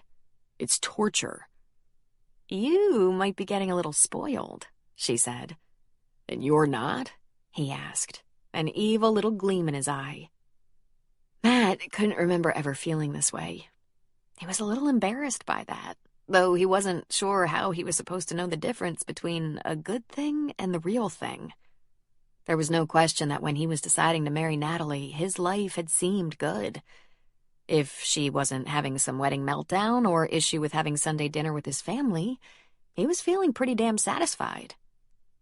But Ginger took that to a whole new level. Just being herself, she made him feel like the richest man on earth. He'd never before felt this secure with a woman. He never felt even a second of doubt. He'd heard those ridiculous love songs about being willing to die for someone, and he always found himself thinking, I'd be willing to give up a few things, bowling, shaving, driving a truck, cutting my hair, but die for someone? A little extreme. But here in his arms was a woman he would do anything for. Would he leave the farm for Ginger? He just might, except she wouldn't ask him to. If he was wrong about her, he was going to retire to a mountaintop and live a completely celibate life. But if there was one thing that seemed real, it was what Ginger said to him. She liked his farm. She loved him. And when someone loves you, they let you know your happiness is paramount to them. He'd never had that before. They had a few blissful weeks together that brought them to July. Long phone conversations at night. Long weekends filled with plenty of time in each other's arms, and also enjoyable time with Thunder Point friends. And with his sister. I have to admit, I never saw this coming, Peyton said to him. My brother, Mad Matt, all soft and cuddly. I told you if you'd just get out of my way, I knew what I was doing, he said. Except, did you know what you were doing? Not really. But fortunately, Ginger did. Really? And are you a man to be led around by the nose? Peyton teased. Yes, I am. There was a moment of doubt and worry in the middle of July when Ginger became a little quiet. It was sudden. He was getting ready to go back to the farm when she seemed very tired, a little down in the dumps. He wasn't used to seeing her eyes downcast. She wasn't as talkative on the phone that night or the next night. She didn't seem to have much to say. She complained of having a headache and being tired. I thought I drove away the headaches, he teased. It's very unusual for me, and it'll pass. Thanks for understanding. Of course, Matt didn't understand at all, but he just kept telling her he loved her. He didn't know what else to do. Al Mitchell climbed the back stairs to Ginger's little apartment and tapped on the door. When she answered, it was obvious she'd been crying. Hi, he said. Got a minute? Is it important? She asked. It is. I think it's important. Could I just have a few minutes? Is Rayanne all right? She's excellent. But I wanted to talk to you, Al said. I won't take too much of your time. Okay, I guess, she said, opening the door. I'm a little under the weather, though. Sure you are, honey, he said. Let's just sit down in there. She shrugged and let him follow her to the sofa, where they sat. I know what tomorrow is, Al said. Immediately, tears began to run down Ginger's cheeks. Rayanne told you, she murmured. Sort of. She told me a long time ago, but it's possible she doesn't even remember. I remembered. I stopped by the shop late today, and you'd already left. Not feeling so good, Grace said. And she mentioned you were taking tomorrow off. She didn't think you were real sick, though. I'm not so sure about that, she said. What you're feeling, it's okay, Al said. I've felt it myself. Felt it deep. Do you have a plan for how you're going to spend the day tomorrow? Driving, she said, letting a slightly embarrassed laugh squeak through the tears. I figured as much. How about I take you? You? She asked, shocked. I have experience with this. Ray told you, I'm sure. I lost a son to SIDS. We think it was SIDS. It was a real long time ago. Doctors know a lot more about it now. That was a young husband, only about 20. Just a kid. I didn't go to his grave on the anniversary of his death. I went on his birthday every year. Every summer for over 30 years. You and me, we have some things in common. I don't know anyone else who lost a baby to SIDS, she said. There aren't that many, thank God. My wife and I didn't stay together. She went on to have a good marriage and a couple of healthy kids. It took me a long time to give up going to that grave in absolute agony every year. Can you still feel him? She asked, fresh tears escaping. Not anymore, honey. For a long time I could feel him against my shoulder. His little head lying against me right here, he said, demonstrating by positioning his hands. I finally let the kid rest. I know you're gonna do what you have to, Ginger. I hope there's some way I can help. And I hope you don't dedicate as many years to grief as I did.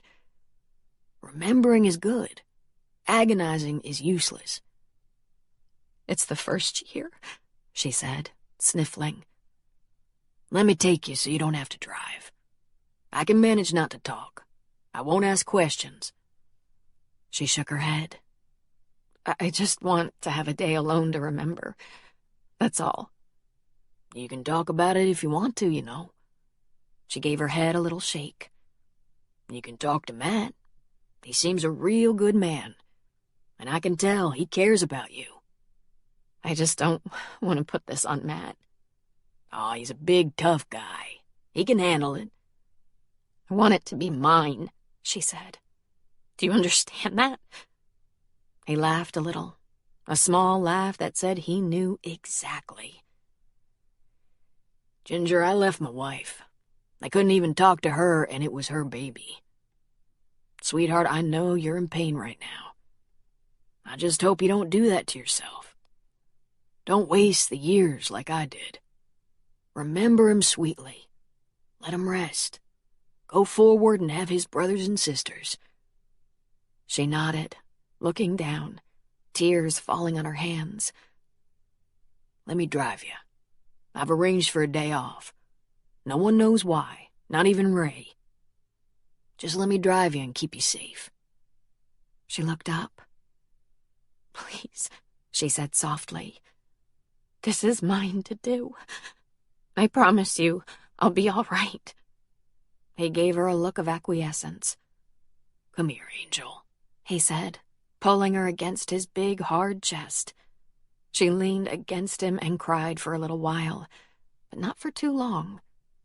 He just stroked her back until the tears passed. "I'm okay, Al. Just a tough day, that's all. And I will let it pass. Let him rest. I have a lot ahead, that's good." She sniffed and reached for a tissue. "Yes, you do," he said, running her pretty hair behind her ear. "Would it be all right if I called you tomorrow night? Just to be sure you're okay?" "Yes, sure. But I promise you, I might need a couple of days to be done with this, but I promise you, I'm not going back to that dark place I was in when Rayanne rescued me. That wouldn't exactly do my baby proud, would it?" Matt had to get a map from the mortuary office so that he could find the right grave. The security patrol had no trouble finding the location and handed a copy to Matt. He wasn't at all surprised to see Ginger's car parked along the road. And there she was, sitting on the cool grass about 40 feet from the road. He took the flowers from his mother's garden to the spot, walking past Ginger to put them on the grave. There were lots of flowers already there. She looked up at him. "Did someone tell you? Call you?" He shook his head, then crouched to her level, sitting on the heel of his boot. "No one called. No one told me." "Then why are you here?" she asked, wiping a tear. Matt sighed and sat on the ground. "You've been blue, and I thought I might find you here. If you weren't here, I would have just left these flowers from our garden to mark the day of his death. I'm not surprised to see you, but you could have told me. You can tell me anything, you know." "You just came? How did you know?" "You went inside yourself," he said, wiping a tear from her cheek. "I could think of a few possibilities. So I went to the newspaper archives online and found the obit. I wanted to pay my respects." "I wasn't hiding it from you." "I know, baby." "Come here," he said, stretching out his long legs and pulling her onto his lap. "I know it'll take a little time for us to know everything about each other, but that's okay. I think we've got the important stuff covered for now." "Like what?" she said, laying her head on his shoulder. "What's important?" "You love me," he said. "I don't have the best instincts with women, but with you I feel different. Like I know what you say is absolutely true. And I know I meant it when I said it to you.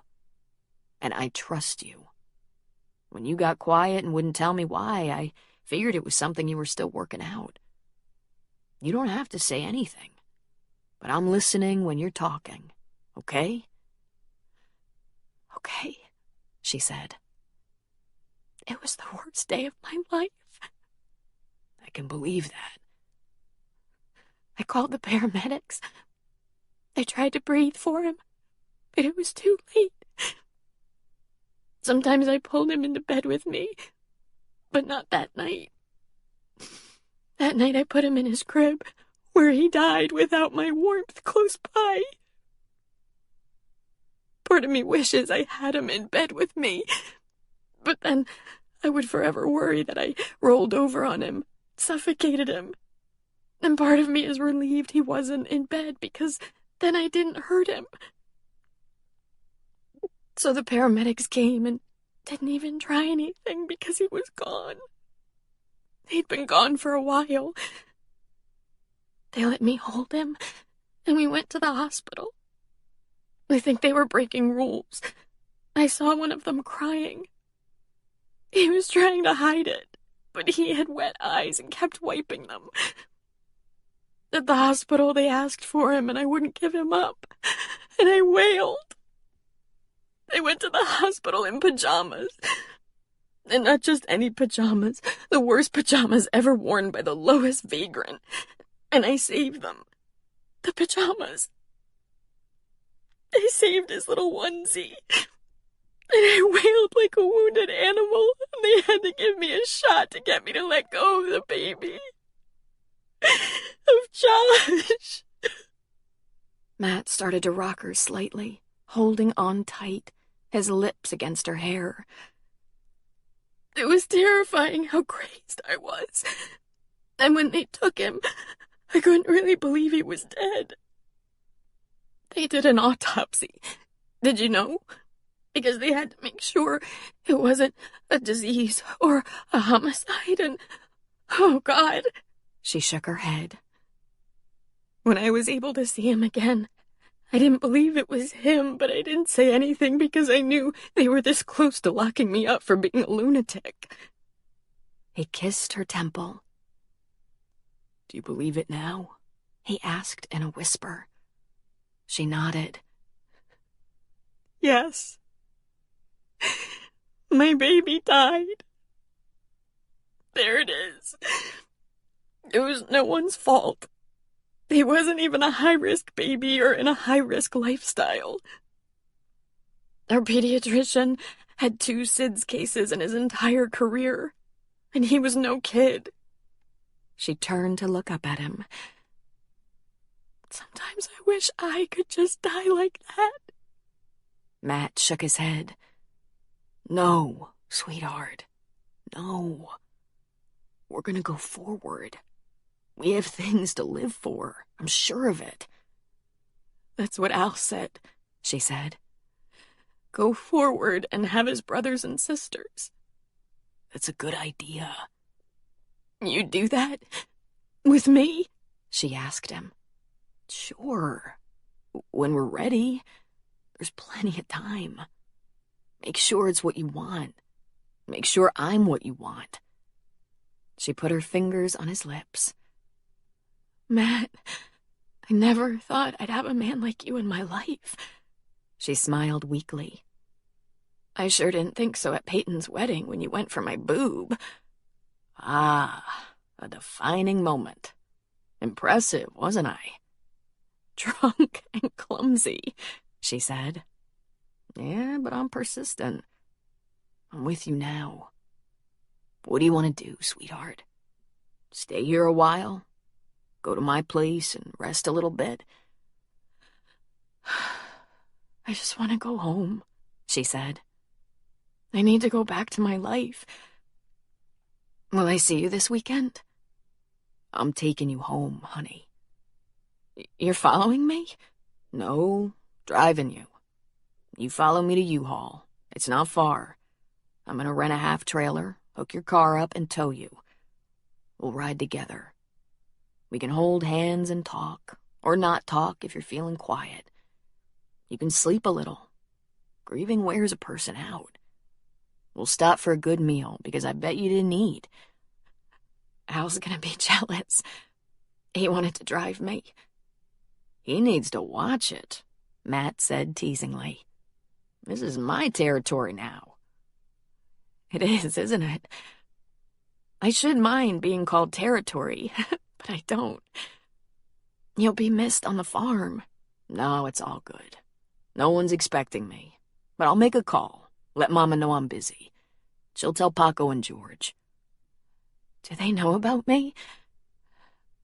That I'm damaged? That my baby died and I'm so damaged? I haven't told them the particulars, just that you needed me today.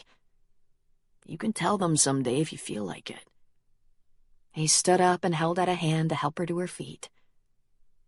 You ready? Or do you want more time here? I'm ready, she said. Matt hated to put her in the car to drive even a short distance. Ginger never mentioned him, not even once. But Matt thought about him. That loser Mick. He probably changed his name to Mick to be like Jagger. He should have been with her when that baby died. And even though Matt didn't want him anywhere near her ever again, he should be here now, propping her up, supporting her.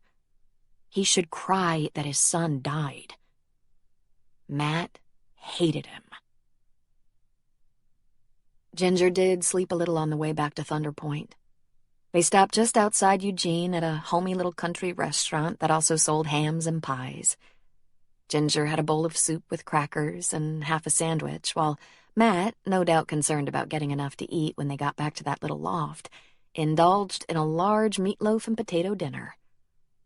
She called her parents, explaining she'd been to the cemetery, and her suspicions were right. They'd made a visit early that morning and left a bouquet.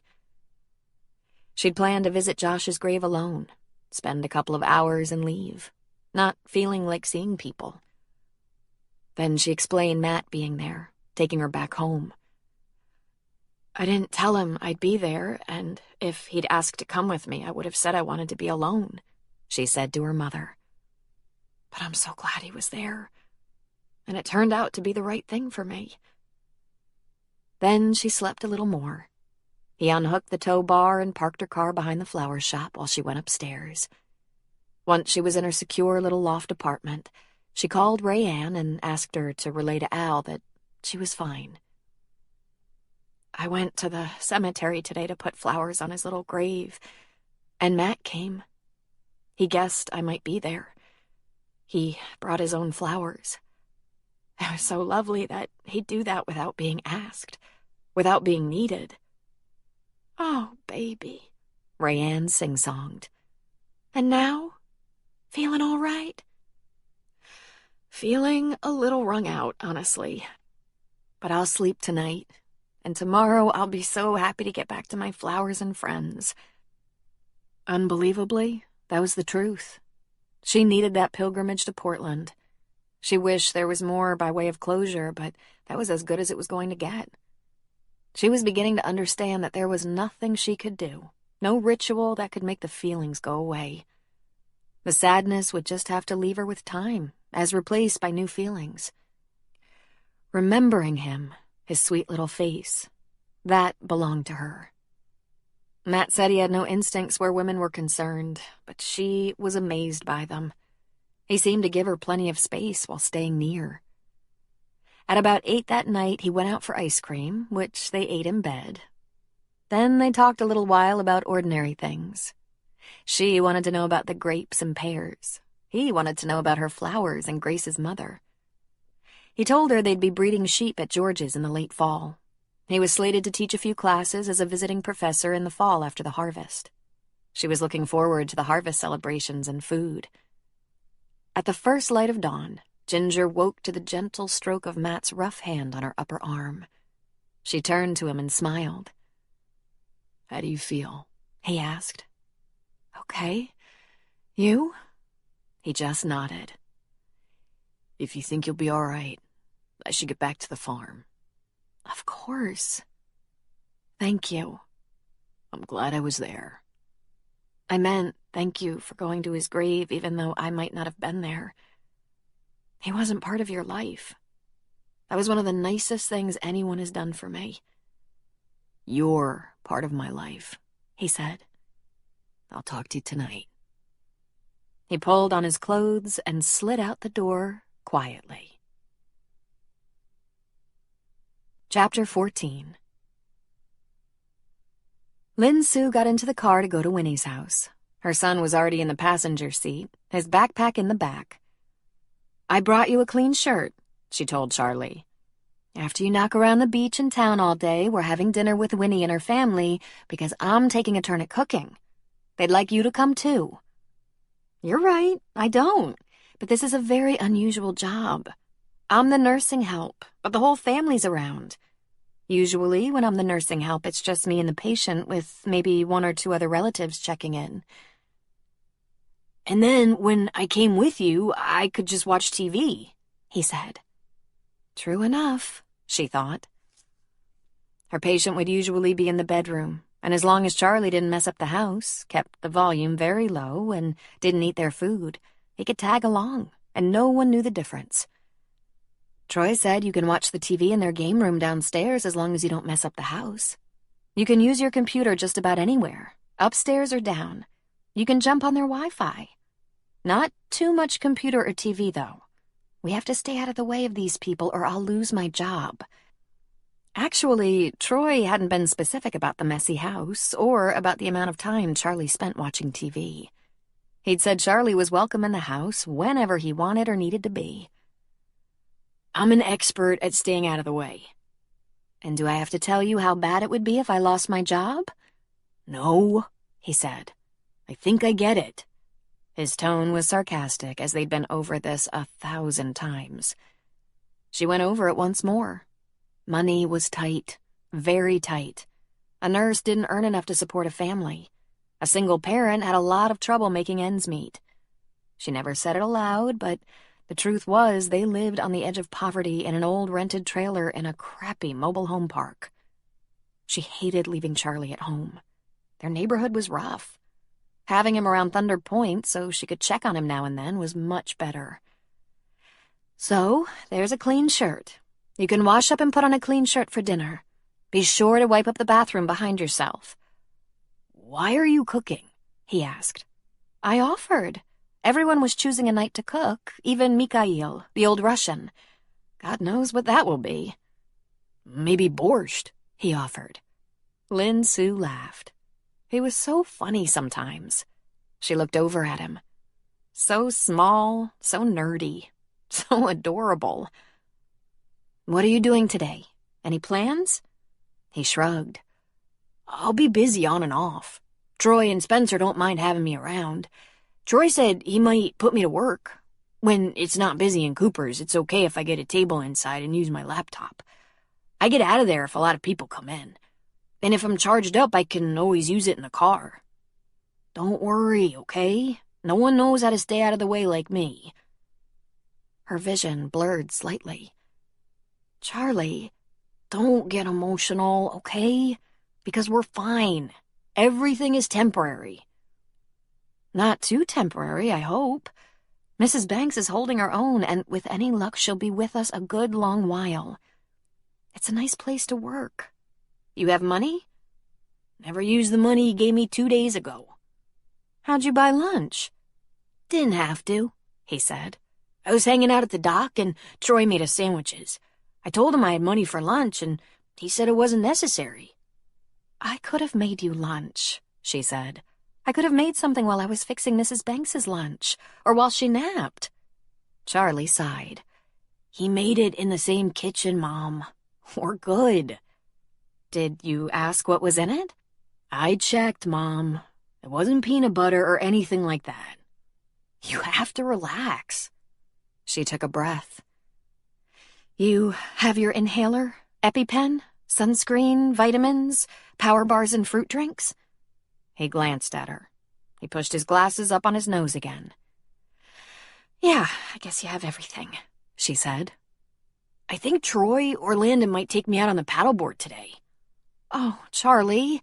It's okay, so don't freak. I'm not falling in or anything. She appreciated that he wasn't paranoid about his fragile health, but she thought one plunge into the cold Pacific could bring on an asthma attack or bronchitis or pneumonia. I haven't been sick, he reminded her, reading her mind. Last winter, she said. I didn't go to the hospital, and I haven't had asthma attacks or allergic reactions. Not too many, anyway. I had a doctor who said there was a good chance I'd grow out of it, and even though I haven't grown that much, I'm leaving all that shit behind. Your language, she said. Is entirely appropriate, he argued. It's all a lot of shit, and you know it. She completely understood the attitude. It wasn't just his disgust with chronic illness, it was also his impatience with a mother who watched every bite he took, every move he made, listening to every breath. In fact, those days she started out tired were usually caused by her inability to sleep, listening to him snoring or wheezing or the whistling of his sinuses. There had been times during the first 10 years of his life that he'd been so sick, so weak and fragile that she feared losing him. Complicated allergies, a weak immune system, and asthma conspired against him, leaving him vulnerable to infections and viruses. It was true. In the past few years, he'd gotten stronger. It was also true that she hadn't relaxed enough yet. But what mother wouldn't understand sitting vigil at the bedside of a small boy in an oxygen tent? She'd lost years of her life every time he was hospitalized. She'd felt so alone. That wasn't fair, she reminded herself. In the 14 years since Charlie had been born, there'd been good friends here and there, co-workers or neighbors. They'd had to move around too much for a lot of reasons ranging from rent to changes in work. But she'd always known good people along her way. She'd been working in the small hospital in Bandon when they moved into the trailer park. When the hospital downsized, laying off a few nurses and staff, Dr. Grant suggested this job to her if she was willing to make the drive. Ha! Willing? She'd be willing to walk it. She was interviewed by Dr. Grant and his wife Peyton. But then it was the patient herself who chose her, with Grace sitting in on the interview. "When I do a background check, what will I learn about you?" Winnie had asked her. She wasn't surprised by the question. People who could afford a private nurse were usually well off, worried about having their property plundered. So she answered, "I prefer private home health care when there's a need for me. When there's no job in the private sector, I work in hospitals or clinics. I'm good at what I do and have an excellent job record." "And why don't you work for an agency?" She shook her head. "They don't pay well. The patient will pay the agency a substantial amount of money for the luxury of having a bonded healthcare worker, but pay the actual professional very poorly. And then they'll move the nurses around. Not good for the nurse or the patient. The irony is the bond won't get you much. Who cares about bond? Find a professional who checks out instead. After a dozen years, I have references you can call. They'll tell you if I did my job well. They'll tell you I'm trustworthy. And I'm not limited to a shift or specific number of hours. I can be your primary caregiver, provided you want me to be." Winnie had agreed to give her a month on trial, but within 2 weeks, she was established as permanent. And now Charlie was a part of the family as well. Lin Sue didn't know if that made her happy or scared to death. Charlie liked the beach area, even if he did stay out of the sun, his own preference because he didn't want his laptop to overheat. And he stayed sheltered if there was a wind. It wasn't easy for him to make friends as a rule, but the area around Mrs. Banks's house where his mom was working was populated with kids younger than he was and their parents. That made it easier. On this morning, there was a pretty brisk breeze and not too many people around. He sat on the steps right off Troy's patio where he was out of the wind. He got his laptop out of his backpack and, holding it on his knees, fired it up. He logged onto Troy's Wi-Fi and brought up a TED Talk on astronomy that he'd listened to about 10 times. Can astronomers help doctors? He loved TED Talks. It broke everything down into understandable terms. He was particularly interested in medicine, but he didn't dare tell his mom that.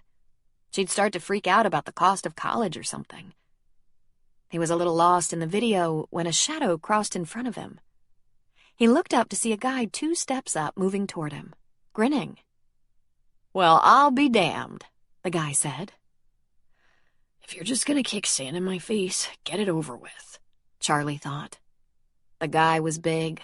He had a little sandy-colored whisker growth on his chin and cheeks and hairy legs sticking out of his board shorts. He did wear glasses, at least. "I wouldn't have believed it if I hadn't seen it with my own eyes. A computer nerd on the beach." Charlie slowly lowered the screen. "What's wrong with that?" The guy let his backpack drop off his shoulder, lifted the flap, and pulled out a shiny silver laptop. "Not a thing, my man. I just thought I was the only one. Come on, let's go to Cooper's." "I'm okay here," he said, embarrassed by his shyness. "Come on," he said again. "I'm meeting some people. We'll get a drink, juice or something. We'll open up the computers for a few minutes till they get here." And then he walked off, stuffing his computer into his backpack, willing Charlie to follow. Which he did. He figured if the guy was going to kidnap him or beat him up, he wouldn't do it in front of Cooper. At least he was reasonably sure.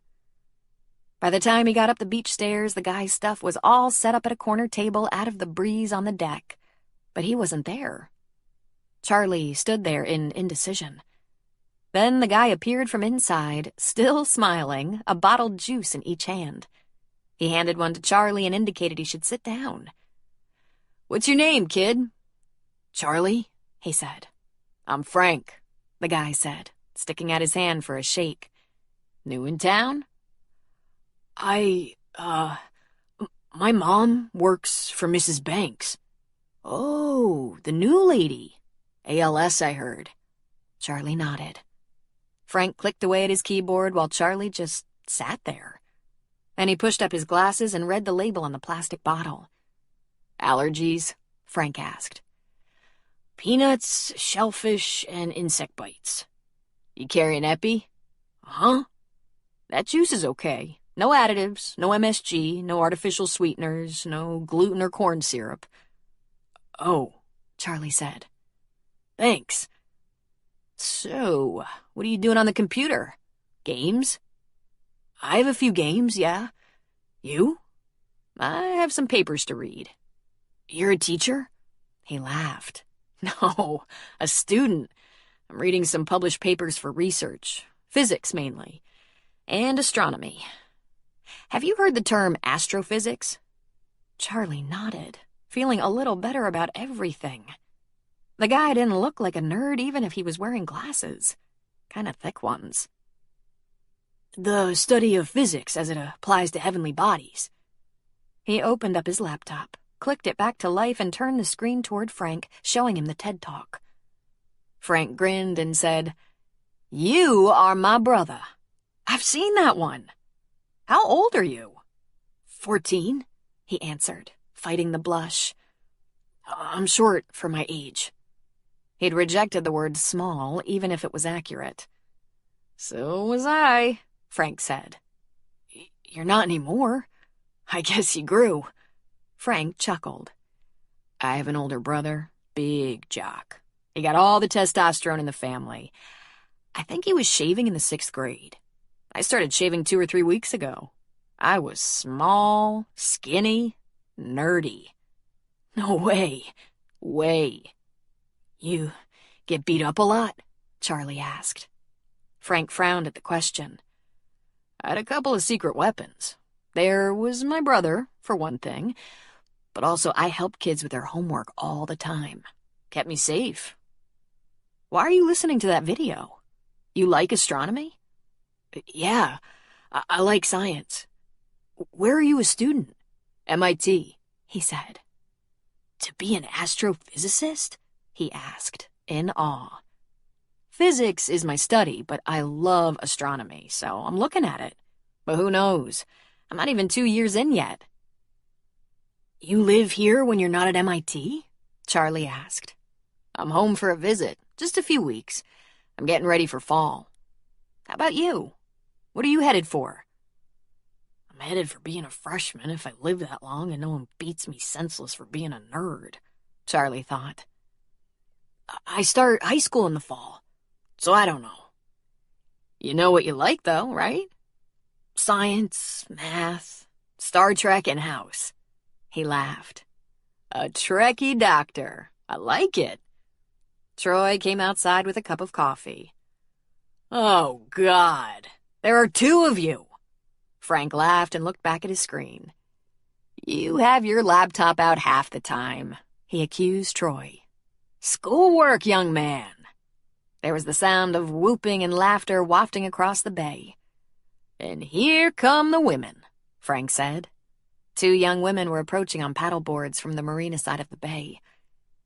"Do you know when Landon and Cooper are going to get here?" "Soon," Troy said. "But there's not enough wind on the bay yet." "There will be," Frank said. "Stick around, Charlie. We're going to have some fun today. Windsurfing." "Really?" he asked a little excitedly. "Well, I'll be windsurfing.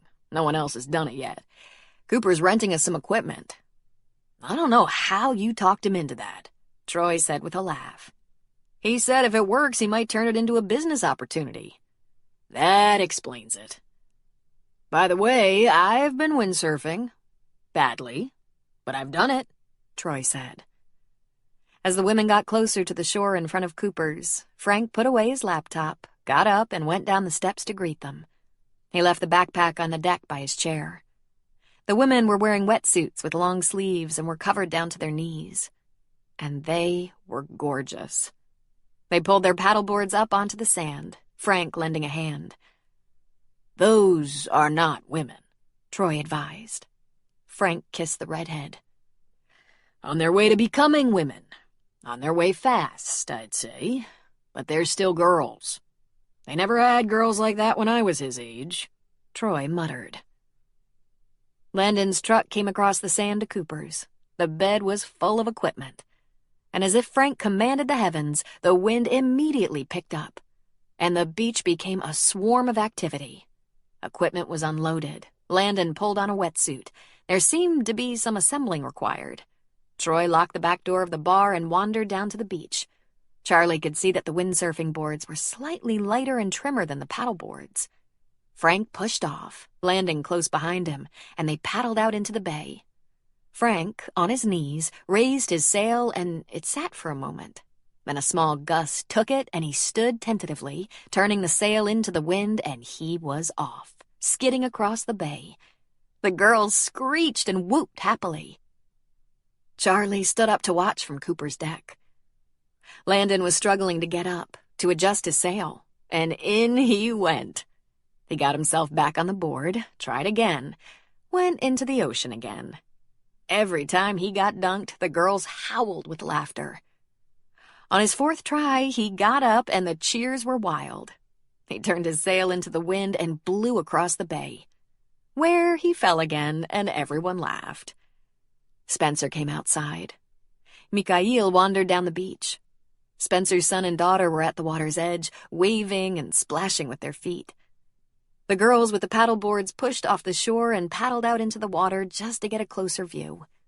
Landon and Frank were gliding all around the bay, leaning into turns, leaning away, shifting their sails into the wind. For a little while, they sailed in tandem, like twins. God, that must feel good, Charlie thought. Cooper was beside him. Go on down there, Charlie, he said. Charlie was on his way instantly. Then he stopped. I should take my backpack and laptop to my mom's car or something. Forget it. I'll put your backpack and Frank's behind the bar where it won't get overheated or lost. Thanks, he said, racing down the stairs to watch. Watching Frank and Landon out there was amazing and made Charlie long for things he had no business longing for. Impossible things. Like an active life filled with people like these crazy people. He looked over his shoulder once and noticed that his mom had Mrs. Banks out on the deck, watching. As interesting as what happened out on the water was, what was happening on the beach was even cooler. More and more people were walking down the beach to watch. Sarah Cooper came down in a wetsuit and demanded her time on Landon's board, and that woman knew what she was doing. She got way out on the bay, and that sail was putty in her hands. She was whipping it all over the place, leaping out of the water a few times. As if watching a circus performance, the voices in the crowd rose in excitement. One of the guys Charlie had seen around town, a guy named Al, was down there with a couple of his sons, grumbling that another new sport was going to cost him, while the boys begged to try it. Pretty soon there were 6 paddleboards on the water. Some of them sitting idle to watch the windsurfing, some paddling around the inner bay while the surfers were flying around the outer bay. The sheriff's deputy drove his cruiser out on the beach. There were a few folks there in all-terrain vehicles like rhinos and razors. The windsurfer boards changed passengers. Everyone wanted a turn. Sarah Cooper turned from surfer into instructor along with Frank, and the girls finally got their turn. Then Troy and Spencer had a chance. Troy didn't embarrass himself too badly, but Spencer was great entertainment. A group of cyclists rode onto the beach from the town and stood watching for a while. There were 10 of them. They looked like serious cyclists, their gear expensive, their team patches flashy. They looked like such studs to Charlie. Legs like tree trunks, leather gloves, fancy helmets and Ray-Bans. Those bikes, they were amazing. Sleek, mega-expensive cycles. These were either long-distance riders or racers. He decided to read about it later. The beach grew crowded. Cooper's was full. Hours flew by. Charlie wondered if half the town had shut their businesses down to see what was going on. "Want to go out on the paddleboard?" Landon said to Charlie. Huh? Yeah. Can we? "You a good swimmer?" He didn't swim at all, as a matter of fact.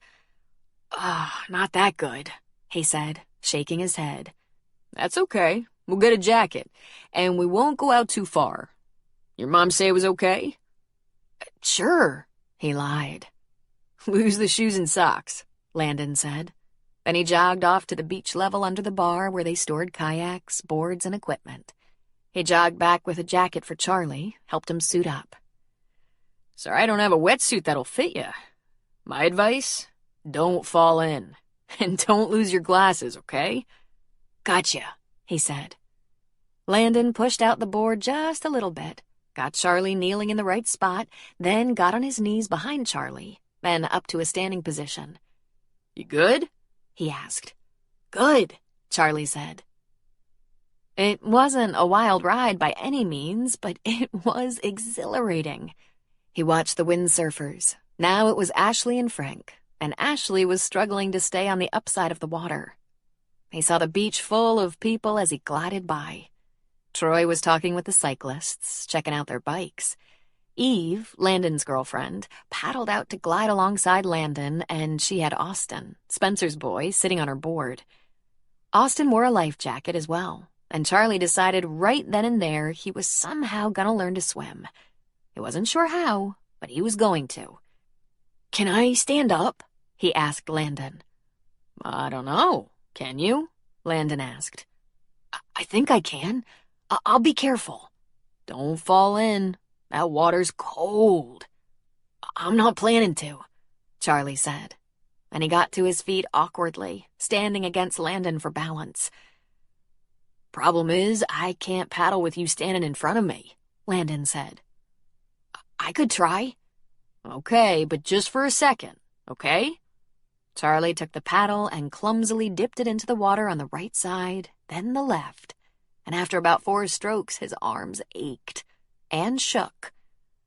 "Okay, that's all of that," Landon said. "You're not quite ready for that, but I'm sure you'll get there. Get back down so I can get us in." Not yet, okay?" Charlie begged. Landon laughed. "Okay, champ, we'll take a couple more turns." It was the best day of his life. Troy called him to go inside and wash up for dinner. He had to fetch his backpack and his clean shirt. His mother made that eggplant thing that people loved, but Charlie didn't love it. He ate a lot, however. He'd completely forgotten lunch and was starving. Everyone at the table seemed completely charmed by his appetite, except his mother, who was a little put out.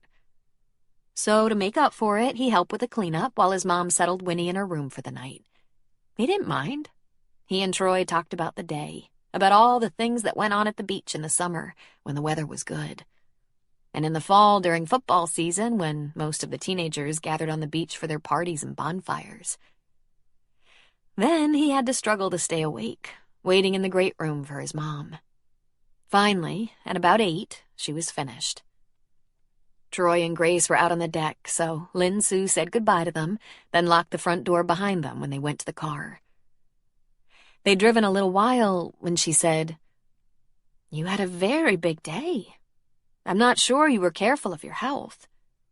"I was totally careful," Charlie said. Then he yawned. "You ever think about moving here? To Thunder Point?" She laughed softly. "We can't afford to live in Thunder Point." "Well, we can be poor anywhere. And you said Mrs. Banks is doing good." "Well," she corrected. "She's doing well." "We should think about it. Troy said it's a good high school. He yawned. Then, moments later, his mother woke him to go inside to bed. He'd slept the whole way home. Chapter 15. Ginger blossomed with the flush of true love. She had Matt on the weekends, and because of that fact, Grace was more than willing to work by herself on Saturdays. But with the onset of August, the days of summer were fast coming to a close for farmers. She cherished every second she could lie in his arms, because she knew that soon his time would be at a premium. I have an important question, he said to her. It was Saturday morning, and there was no reason to get up early, except to eat. Soon they might starve, she thought. You have me in a very vulnerable position. I'll probably say yes to anything now. It's a serious question, he said. Sounds grim. Will you stick with me through the harvest? He asked. How she loved looking into those black eyes when he was serious. That sounds like I'm not going to see very much of you. We'll manage somehow. I'll come to Portland, and if you can't get away, I might come to Portland a lot. You understand we work 7 days a week. Do you work after dark? She asked with a twinkle in her eye. We sleep the sleep of the dead after dark, he told her. I'll still feel your body close to mine. She ran her hand over his chest and down. Then she laughed and stopped her hand. Something's funny, miss? Not so much funny as remarkable. If I keep touching you, I'll never get breakfast. Yes, Matt, I'll still be your girl when all the pears are in. Weekend after next, we go to Sal's vineyard. At least it's closer to you than the farm, but I won't have very much time. I'll try to spend a night or two with you. Do you need my help with the grapes? She asked. I'm sure I'd be good with them. I do specialize in flowers. I'd like to say yes, but in fact it might be a distraction. Not because I'd keep touching you when we should be picking grapes, but because these early grapes are fragile, and only trained hands can deal with them. The later grapes, the ones that come after the pears, they're hardier. Grapes, pears, grapes again. She kissed him. A girl hardly stands a chance. Throw the potatoes in there too, but we hire harvesters for those. They're not as tender. But then come the cold, silent days of winter. I'm really good in the sack in winter, he said. You're not that bad in summer.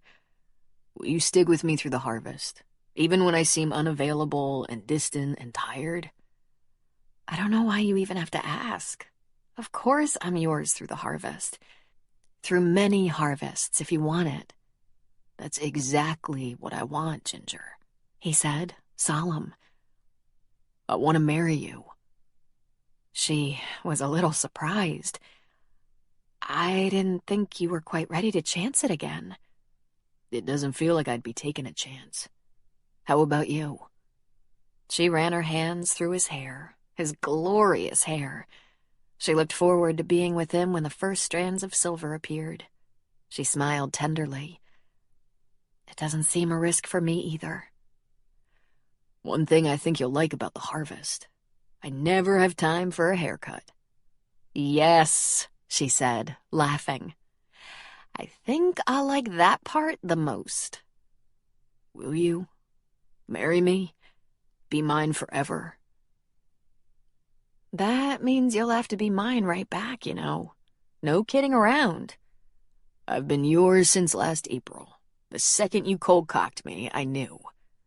I didn't do that, you know. I only shoved you. I didn't even shove hard.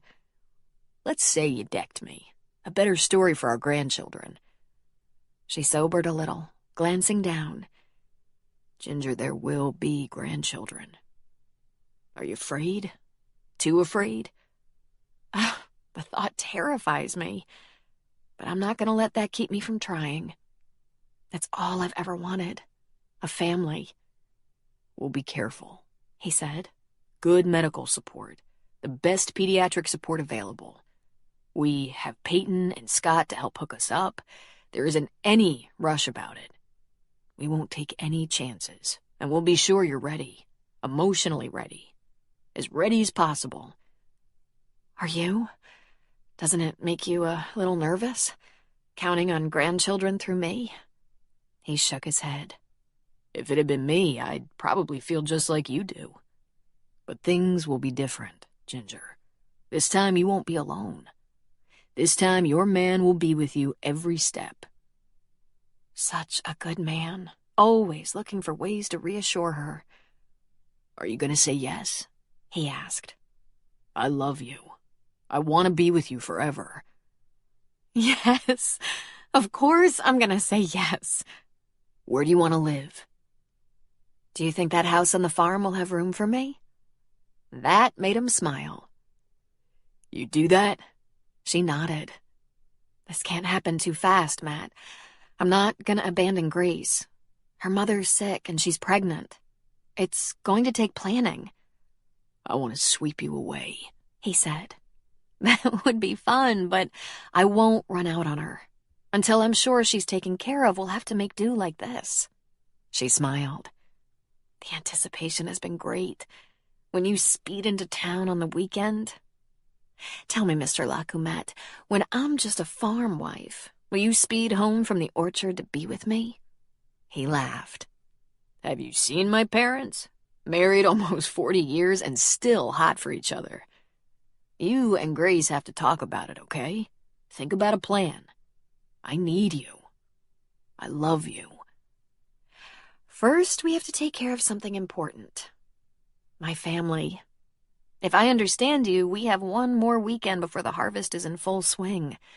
I know you know some of my family through the business, but I want to bring you home. I'll see if I can gather the troops for next weekend. A barbecue or something with my brothers and their families, with my mom and dad.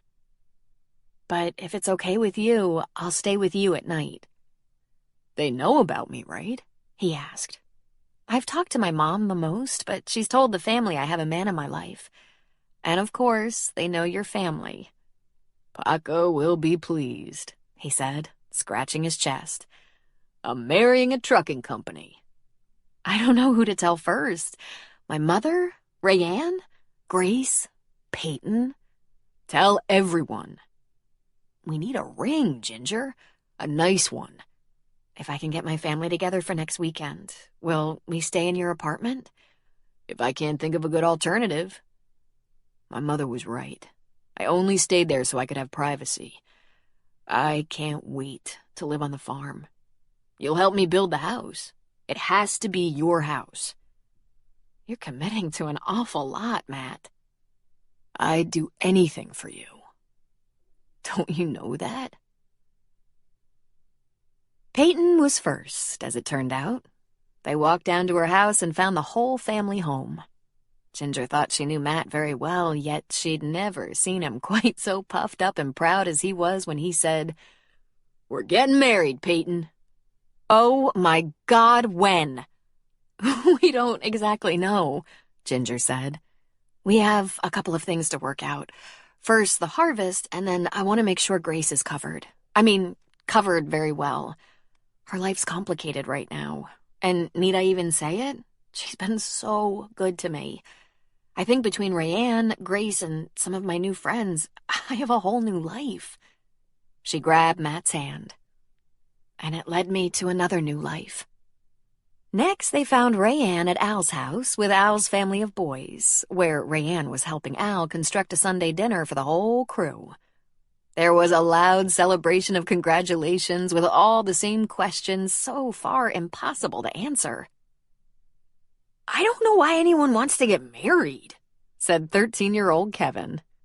"And that's how we like it, you not understanding that urge," Al said. "I have enough worry that Justin's starting to get it." "What, me?" he asked. "We know there's a girl," Rayanne said. "Yeah, but that's all there is. A girl. Not marriage. How would I ever manage that?" "Good. We're on the same page," Al said. Then they walked down the beach. They'd already decided not to impose on Grace. It was good enough for Ginger to tell her on Monday when they worked together. But Troy was on the beach throwing a frisbee with Charlie, the nurse's son, and Austin, the kid next door. "You're not imposing," Troy said. "She's on the deck with her mother, I think. Everything okay at the shop?" As far as I know, Ginger said. I'm planning to open tomorrow morning. I just wanted to talk to her for a minute. "Go on up," he said. Knock, knock, Ginger said as they neared the top of the stairs. Come up, Grace said. Out for a little walk? We have news, Ginger said. We wanted to tell you together. Now, don't worry about anything. "We're getting married," Matt said, pulling the trigger on it.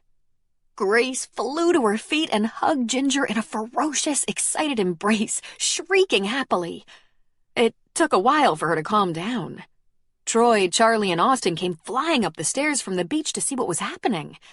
Grace threw herself at Matt, hugging him fiercely. And then, inevitably, there was crying. Oh, that makes me so happy, Grace cried. This is perfect. It couldn't be more perfect. Ginger was a little stunned. We were going to be careful to reassure you. I won't leave you without making sure you have the help you need in the shop. Grace burst into laughter. You mean Matt's not giving up that huge farm to live off you and your florist salary in Thunder Point? I couldn't be any more thrilled about this. Ginger, all I want in this world is to see you happy. But we do have to find someone to take my place, Ginger said. Someone good, someone you can trust. But don't worry, we're certainly not getting married while there's a harvest going on. We'll get to work on helping the shop, but first, let's enjoy the excitement of this. This is wonderful. I knew this would happen. I knew last April when you knocked him out. See? Matt said, his arm around Ginger's shoulders. Good story. It took a while for the excitement to die down among Grace, her family, and her friends. There was so much hugging and well-wishing it almost wore Grace out. But finally Troy and his playmates went back to the beach with their frisbee, and Ginger and Matt walked back to town where they would have a couple of hours together before he had to head back to his farm in the north. That left Winnie, Grace, and Lin Sue on the warm deck. Lin Sue asked Winnie if she'd like a manicure. Winnie loved manicures and pedicures, and Lin Sue was more than happy to oblige. Lin Sue knew that even if Winnie's hands didn't work as well as they once had, she wanted them to look good. You should get a raise, Winnie said. You should, Grace agreed. Lin Sue laughed. If you're comfortable, I'm happy. She brought a tray to the deck, placing it between herself and Winnie. She began working on her nails. You're worth a king's ransom, Winnie said. I'd never have requested a nurse who could double as a manicurist. I don't suppose you do hair and facials. I'm afraid not, she said. I learned to do nails before I attended nursing college. I thought I'd be a beautician one day, but then Charlie came along and I needed a more dependable income. Doing nails has come in really handy during those tough times when nursing jobs aren't in good supply. It can't be easy, Grace said. Being a single mother with a demanding nursing career. And I know nursing is a good field, but it's expensive raising a child. There have been challenging times, but this particular job, bringing Charlie along to be entertained by all the people around here, this is like a paid vacation. She massaged Winnie's hands. It's true, there isn't a lot left over at the end of the month, but we do fine. Do forgive the intrusion, but do you have a man in your life? Winnie asked. Yes, ma'am. Mr. Charlie Simmons. All the man I can handle, she added. May I ask? You may ask me anything at all, Winnie. I'm in your employ, and I want you to be comfortable that I'm completely honest with you. Charlie's father? She asked. Unfortunately, he was killed in an accident before Charlie was born. We hadn't yet married. Charlie carries my name for that reason. I try not to make too much of an issue of the fact that I hadn't been married to his father, but of course he knows. And your family? Well, she stopped massaging for a moment. We're estranged. They didn't approve of Charlie's father, and they didn't exactly approve of my decision to have and raise my son. Damn fools, Winnie said. Mama, don't pass judgment, Grace said. We've had our issues. You can't deny that. I can't deny it, but I sure as hell live to regret it. Grace grabbed her heart. Holy shit. Get the Bible. It's gotta be the end of the world. Serpent's tooth, Winnie muttered. Lin Sue laughed at them. Now, ladies, she admonished. No need to feel sorry for us, really. We're a very good team.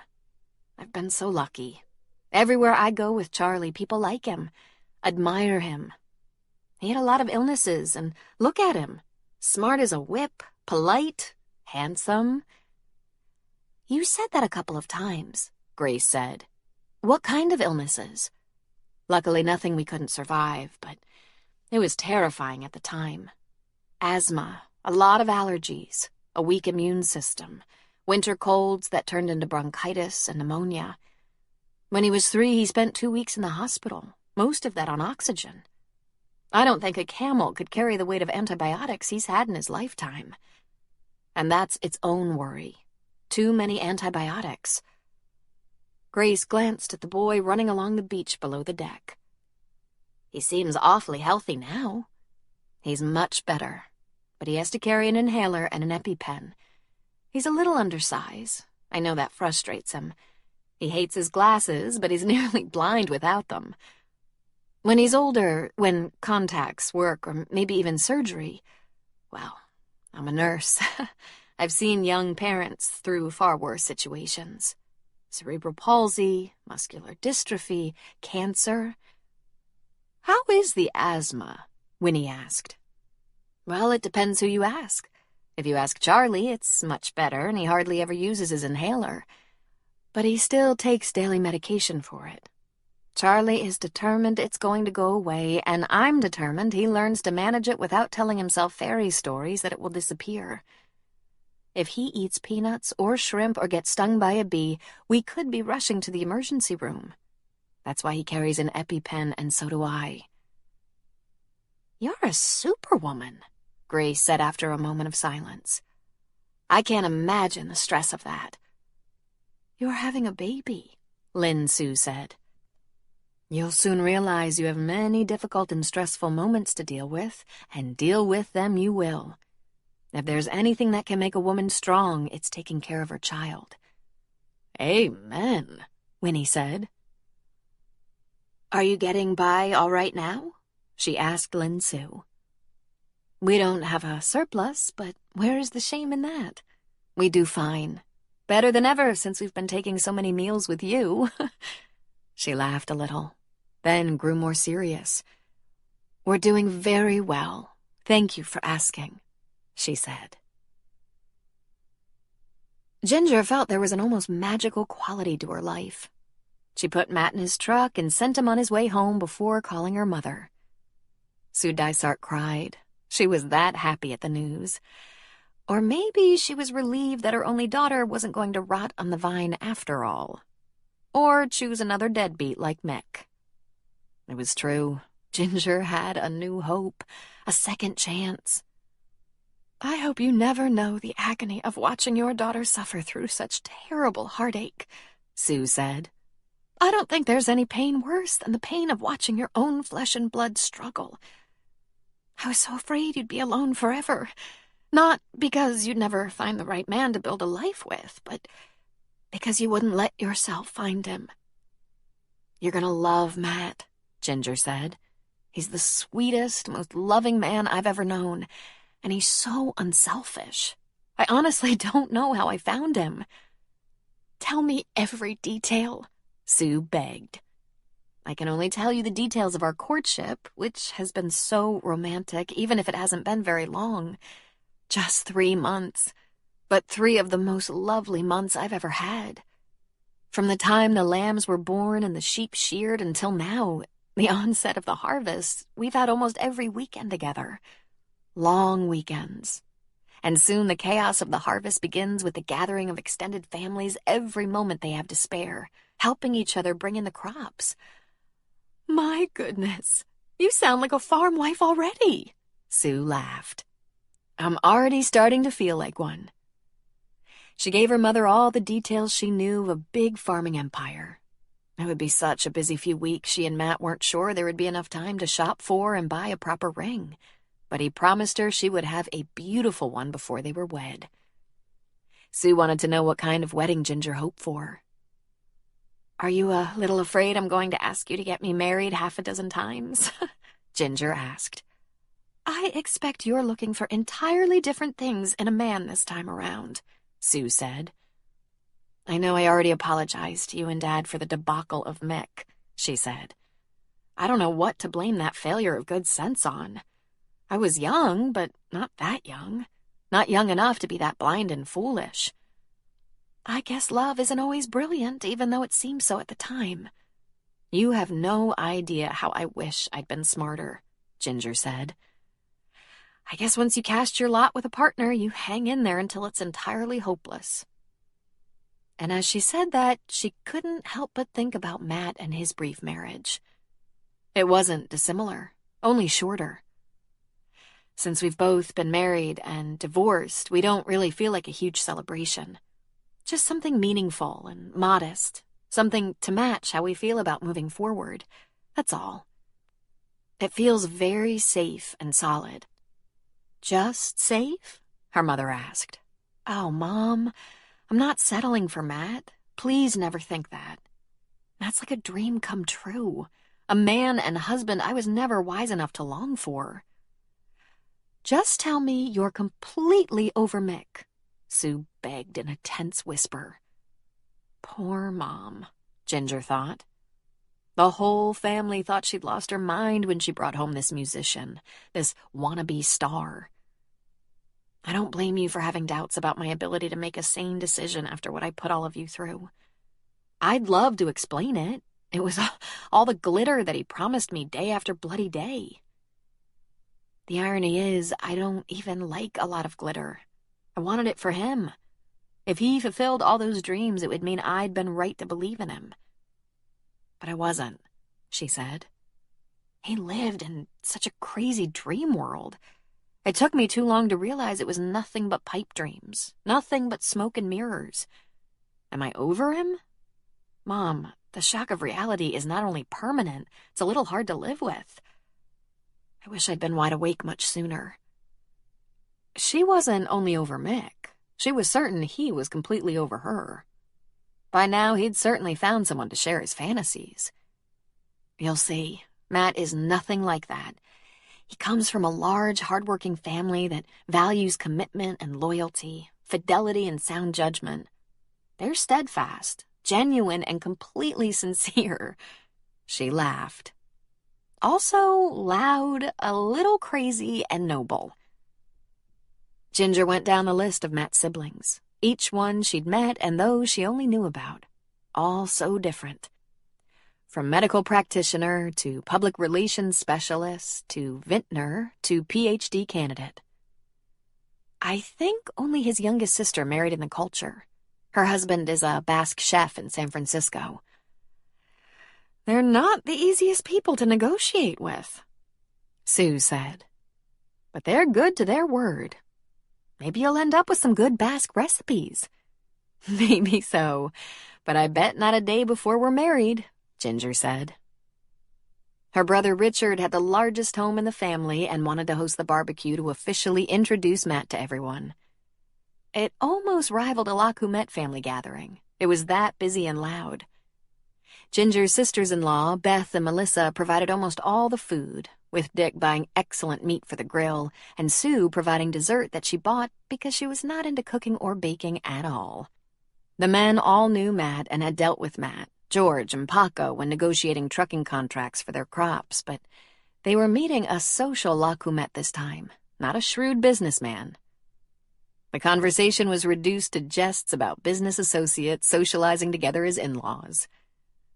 I suppose the elder Lacumet will begin to take into consideration that we're now family when we write our next contract, Dick Dysart said. Or maybe he'll hire an agent to do his negotiating. I think you'll be lucky if Paco doesn't insist on driving the trucks, Matt said. He's a very hands-on businessman. My advice, look at his own truck before you even consider the idea. It's 100 years old. We know he has plenty of money, Matt, Richard said. He's getting it from us and our low prices. Is that a fact? Paco said you robbed him blind. Ginger, who'd never been a part of the trucking business, learned something.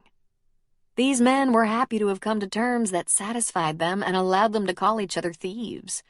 It was an old and time-honored system. There were 4 kids, still enjoying the backyard pool, ranging in age from 5 to 12. Her brothers each had a boy and a girl. The food was wonderful. The day passed with everyone in great spirits, and the proposed union of Dysart and Lacumette was heartily and genuinely approved. It was late in the day when everyone was cleaning up and packing up to say their goodbyes that Sue took Ginger aside. She pulled her around the corner of the family room of Richard's large house. They stood in a dimly lit hallway, and Sue said, "I don't want to do this, but I won't keep secrets from you. Mick got in touch with me. He doesn't know where you are, which I believe is what you want. He says he's in a crisis and needs to talk to you. It's urgent, he says, and you're the only person who will understand, who can help him. And he asked me to have you call him." "What kind of crisis?" she asked. Sue shook her head. "I don't know. He wouldn't tell me another thing. Is he sick? He wouldn't say. Your father's angry. He told me not to tell you anything about it. But I won't lie. What if he just wants money? Mom, I'm not going to give Mick money.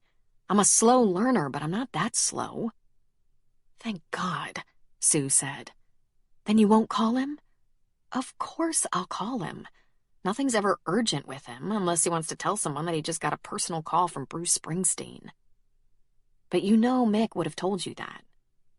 I'll find out what he wants. I'm sure it'll be a simple matter to tell him to go away, that I don't care about his plans or his concerts, that I'm not giving him anything, that I'm no longer in any way attached to him. Don't call him, Ginger," Sue said. "Don't even tempt fate. Mom, I'm not the simple idiot I was when I was with Mick. He can't threaten me or manipulate me anymore. Maybe he wants to make amends. That would be positive. Closure would be good. But I'll make sure he's not dying." "What if he is dying?" Sue asked. "Still," Ginger said. "I would be sorry to hear that, but we're not together and we haven't been for a long time. Don't, Ginger, don't talk to him. I'm not afraid of him, Mom. I'll call him. I'll give him as much as 10 minutes. Suddenly there was Matt, standing in the hallway, looming in the hallway, bigger somehow, broader, his face scowling. It was Mad Matt. "No," he said. "No." Chapter 16. Ginger wouldn't let Matt say any more while in her brother's house. Once they were in his truck, she turned in her seat to stare at him. He was still frowning. "What was that about?" she asked. "What?" he asked, but his expression was angry. He knew. Damn it, he knew. "You tell me no? No, I can't return a call if I choose to? Seriously?" "To your ex-husband? The man who ripped your heart out without a second thought?" he asked. "Yes, I'm serious." She thought maybe he was driving a little faster, his hands gripping the wheel. "We'll talk about this when we get back to your apartment," she said. It was a quick trip back to Matt's home. It was a perfectly adequate one-bedroom apartment, but there were obvious reasons why he wasn't comfortable there. For one thing, once his wife had taken what she wanted, he hadn't bothered to replace much. The bedroom set, a very masculine and heavy bed and dressers, he'd purchased for himself after the apartment was nearly emptied of furniture. He had a TV and sectional, but all the things that made a house a home were missing. There was one picture on one wall, the other walls blank, but sporting the nails pictures had hung on. There was one bedroom lamp, one living room lamp. There were no accents or throws or plants or baskets of papers or magazines. There was a bookshelf filled with only the books he might care about, agriculture and science-related textbooks. They hadn't spent much time there, hadn't prepared any real meals there, but she'd been there long enough to notice dishes and glassware were not in great supply. It was a home that had been abandoned, and he'd done nothing to make it his. He hadn't really tried to wipe out the past and start from scratch. She tossed her purse on the sofa and sat down. "Tell me why you're so angry," she said. "Do you really have to ask me?" he said. "You're gonna get in touch with the slime ball who put you through so much."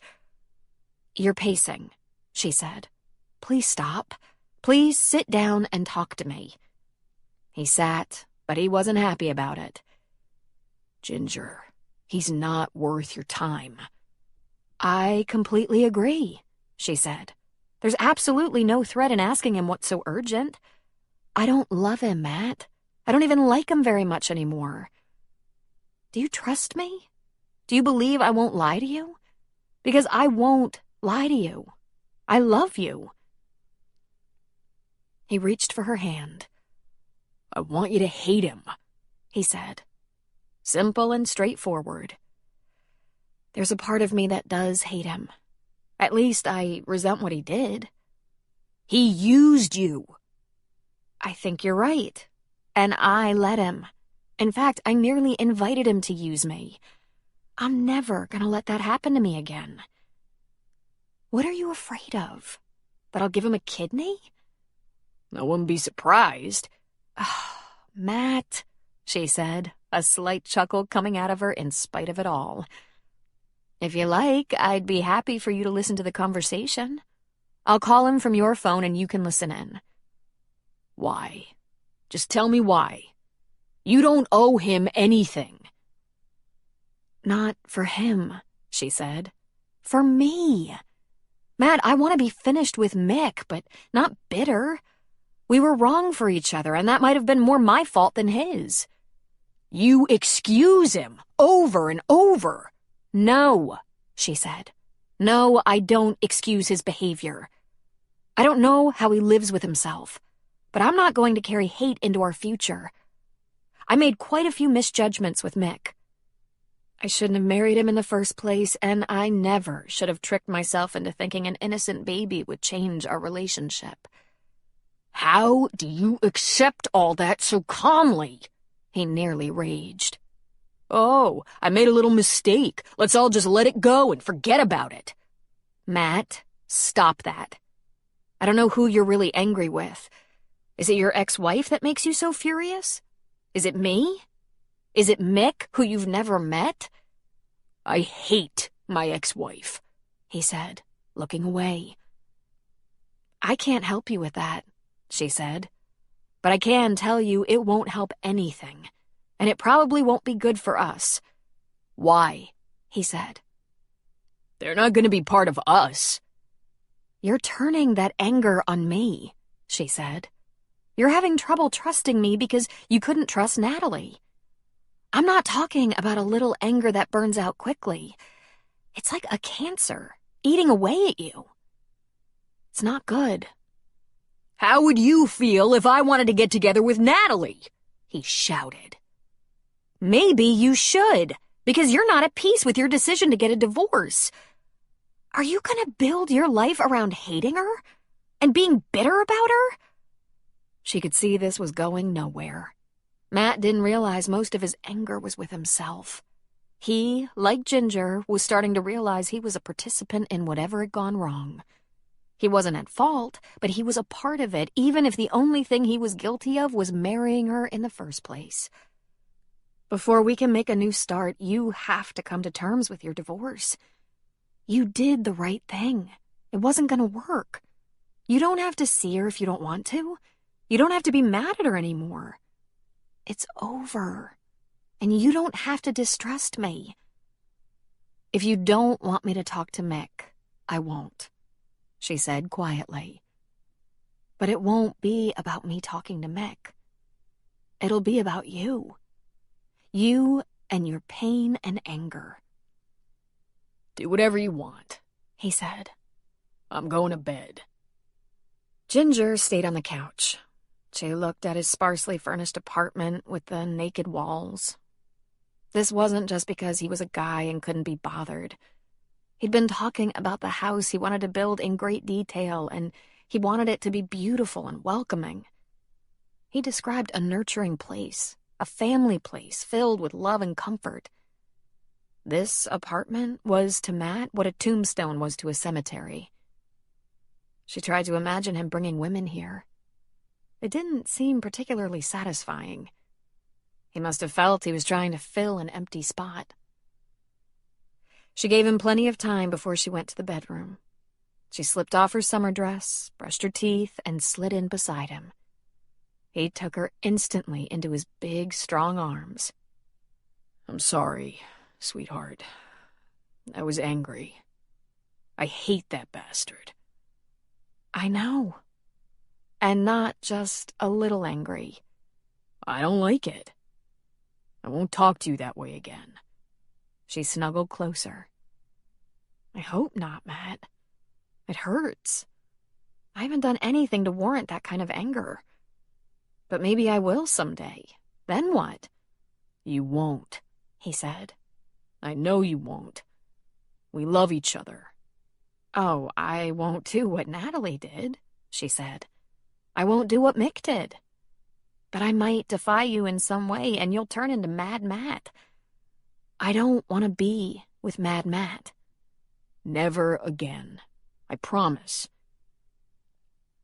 She turned in his arms, kissed his bristly chin, and said, Can you listen to me without getting angry? Because there's something I want to say to you, and I don't want to ever be afraid you're going to flip out. Say it. You can say anything. I'm glad we have the harvest, my love, she said. We need the time, you and I. I'll do anything I can to help, but I think it's important to get beyond these people from our pasts that hurt us. I am beyond it, he said. I haven't said I want to see Natalie. I want you to see her, she said. He actually jumped a little in surprise. You can't want that. I do. I think it would be good if you talked with her for a while. See if you can understand rather than blame her. But Ginger, it's her fault, he said. I was good to her. I tried, for God's sake. And now you have to try to forgive her, she said. I don't want to bring that hate and anger into our future. I promise I won't let that happen to us, he said. It'll happen. I'm not going to be a perfect wife, sweetheart. I'm already failing you as a fiancé. Just the threat of talking to Mick made you wild with anger. I'm sure there'll be things I do or say that you hate, that make you so angry. Everyone gets a little pissed sometimes. She shook her head. I'm not talking about a little grumpy or upset. I know what it is to be mad. I hung up on Mick the last time I talked to him. I'm talking about that rage you feel when you think you're not in control anymore. I don't want to take that forward. I want to go forward with joy. I want the past to be really in the past.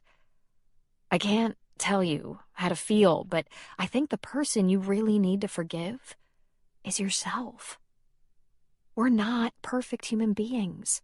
We all make terrible mistakes. Forgive her, Matt. If you ever figure out your part in it, forgive yourself. Then we can move on. He was silent for a moment. Then he growled and turned away from her. She stroked his back. I don't want you to hurt over it anymore, that's all. Because, she thought, we can't make a good marriage on the foundation of all that rage and pain. Maybe I don't know anything. But it seems if you were over it, then being with me now would bring you more contentment, peace of mind. And this doesn't feel like contentment and peace of mind. Even though he'd presented his back to her, she curled up to him and eventually went to sleep. Deep in the night, she felt his hands on her. his lips on her neck and breast. His touch was so precious to her. She responded to him so naturally. She opened up to him immediately, returned his kisses, held him close, moved with him, took him into her, and experienced all the rapture their intimacy always provided. He was slow and gentle until she encouraged him to be a little more urgent, and he did what he did best, brought her the ultimate pleasure. Then he held her close and gently stroked her naked body. She was almost back to sleep when his gravelly voice came in the night. I think you have to stop reading psychology or self-help books. We're fine.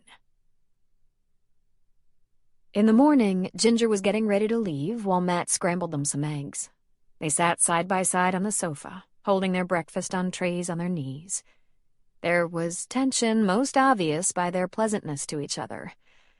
After helping to wash up the dishes, she said, "I know you're itching to get out to the farm, and I have a long drive." He nodded and pulled her close. Let's not fight, he whispered into her hair. please. "Let's not," she said. "Matt, think about getting out of here. This apartment. You hate it, and it's not a home to you. It's a couple of rooms, and it eats at you." Where do you suggest I go? He said, and she could see that dark look coming into his eyes again. "I don't know. Go home. I think you stay there half the time anyway." Where will we go when you come to the farm? He asked. You know for the next several weeks I can't get to Thunder Point. You said you'd come up here. I need you beside me. "It doesn't matter about me," she said. "We could get a room somewhere. We could camp in the hayloft or even stay with my parents. It's just that... Listen, you eat at your mother's table because there's comfort there. You stay at the farm because it's warm with allies, with family. This apartment is functional, but I think it's like nettles in your underwear. Could be time for a fresh start." I'll have a fresh start when my house is ready. That's a long time for you to be itchy and cranky. If we don't talk about all the difficult stuff, starting with our exes. "It wouldn't have worked for me," she said, shaking her head. "I couldn't have stayed in my little rented house and just kicked Mick out. I had my marriage in that house, and even though I wanted it to end, and ending it was the right thing to do, if I had stayed there, I think it would have been harder for me to move on. You're not happy here. This isn't your home anymore, and I'm not ever going to live here with you. There's a barrier." He glanced away from her. She could see his jaw tense. "Just think about it, Matt," she said. "I'll still come to the farm to help during the harvest. I'm excited about it. You have family sleeping in every nook when they come to help. I can too. I'll bed down with you in the back of your truck. We'll find a way to be together." Then we'll get married, he said. "You won't have time to think about anything but grapes and pears and potatoes for a while. Let's resolve a few things after the harvest. I love you very much." When Ginger was back in Thunder Point, people were very anxious to know how her weekend with Matt and the family went. She put on a smiling face and said it was great.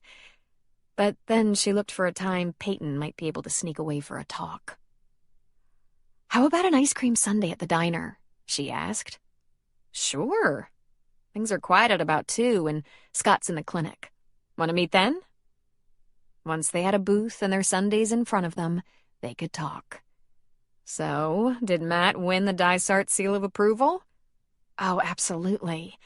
But remember, he knew my dad and at least one of my brothers. Apparently they've done business together over the years. We had a nice time. Peyton tilted her head and peered at Ginger.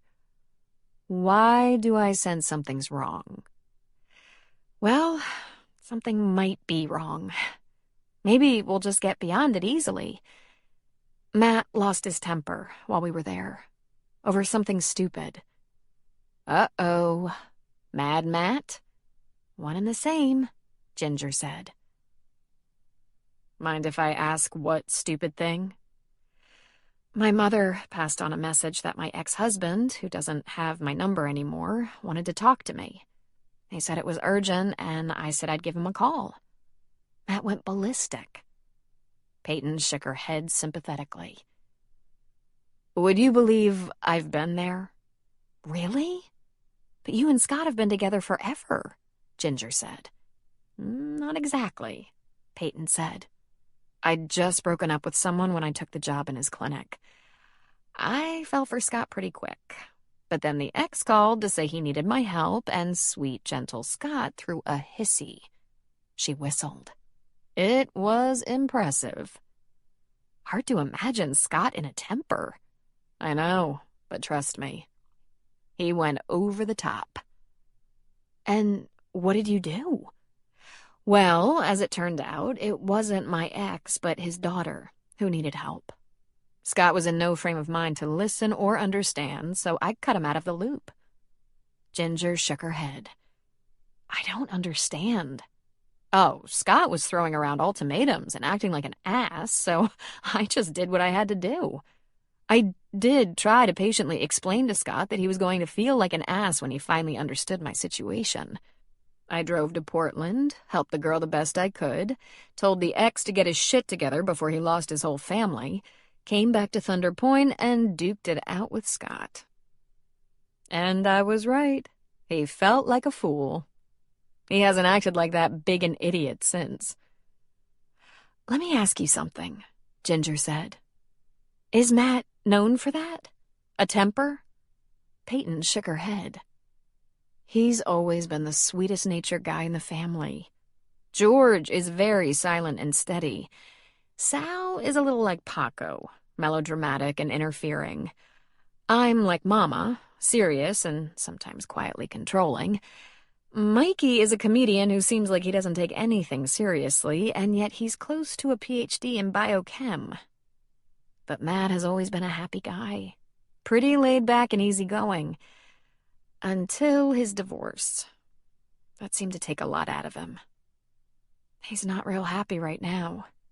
And he's going to be less happy. He basically told me to get over it, but he's in for a surprise.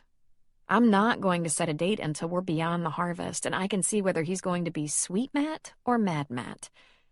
I'm sure it's still about his divorce. I understand. I really do. And I'm sympathetic. I have some of that baggage myself. I was married to an idiot myself, and it's not easy letting go of it. But he has to deal with his ex, bring it to a close. I refuse to bring her into our relationship, even if it's just in the form of Matt's emotional baggage. I thought he was past that. You did? Weren't you at your own wedding when Matt was drunk as a skunk? When I shoved him and nearly knocked him out? Ginger asked with a lift of one brow. So, Peyton said, dipping her spoon into her sundae. What's wrong with him now? I suspect a long list, all having to do with our ex-spouses. He blew a gasket when I suggested he talk to Natalie and see if he can lay some ghosts to rest before we try to start a new life together. You suggested that? Peyton asked. She nodded. I understand being crazy mad at your ex, Ginger said. Mick has the ability to make me want to choke him. I called him an asshole and hung up on him the last time we talked, and that wasn't very long ago. I can't recall that anger lasting, and I never turned it on Matt. I think he has stuff to deal with. I wish he'd do so. She sighed and said, Instead, he told me to stop reading self-help books because we're fine. Peyton, I love him very much, but we're not fine. I'm not going to marry a man who lays down laws for me. Whereas my ex didn't care what I did as long as he had no responsibility, Matt has decided what I can and can't do. That's not going to work. He has to make peace with that failed marriage before he has another one. This could be a challenge, Peyton said. She took another spoonful of ice cream. He is a man. Not exactly the best at introspection. Men. Peyton, I know you and Matt have a very loyal and loving relationship, but please let me deal with this without confronting him, Ginger said. Yet I have to ask if you have any advice for me based on the fact that you know him better than almost anyone. I'll take it. Happily. I want it to work, but I'm not going to make another mistake by refusing to see the real man. I have some advice, she said immediately. Stand your ground. She took another spoonful of ice cream. Don't let him bully you. Don't take any shit. I won't. What are you going to do about your ex? Peyton asked. Oh, I'm going to call him. I'm going to find out what he wants. I might hang up on him again. I might even call him a very bad name first. But the best way for me to be free of him, of the mistakes we made, is to be honest with him and with myself. If he doesn't hear me, not my problem. How long are you going to let this go on? Peyton asked. Because I let my ex suck me back in over and over. The new guy didn't stand a chance because I was still trying to figure out how to make an old relationship right. Nah, Ginger said. When I call him, it'll be only the second time we've talked since the divorce almost 2 years ago. It'll probably be the last. I don't expect Mick to have changed in any way. How'd you let go so easily? Peyton asked. Easily? Ginger repeated. Peyton, I stayed with a man who completely neglected me for 3 years longer than I should have. I left pregnant and alone, dependent on my parents at the age of 28. My baby died and had no father to grieve for him. There was hardly one more thing life could throw at me to convince me. It definitely wasn't quick. It wasn't for me either, Peyton said. I had to acknowledge that I let Mick take advantage of me. That might have been the hardest part. Again, me too, Peyton said. I'm not doing that again, she said. I'll wait for Matt because I do love him. I don't love some ridiculous fantasy man like Mick. I love Matt, the real man. But I'm not going to always play by his rules. If he wants a new life with a new wife, he's going to have to assure me he's completely done with the old one. Peyton took a last spoonful of her ice cream. Have I mentioned Matt is incredibly stubborn? And have I mentioned, so am I? Lin Sue served lunch on the deck to Winnie and Charlie. Winnie had some small bite-sized sandwiches, easy for her to manage if she had coordination or trembling issues. For Charlie, a nice big one with chips.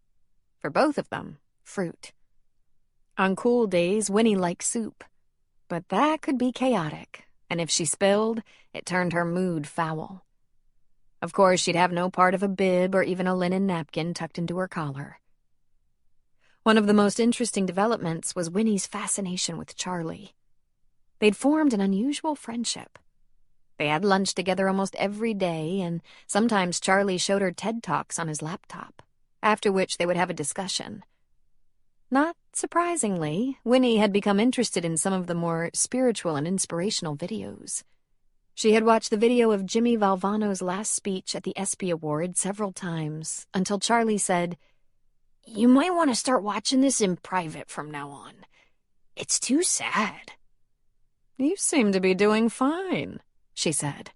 "It's inspiring." "Maybe if you're dying." "Charlie!" Lin Sue admonished. "What?" Winnie said.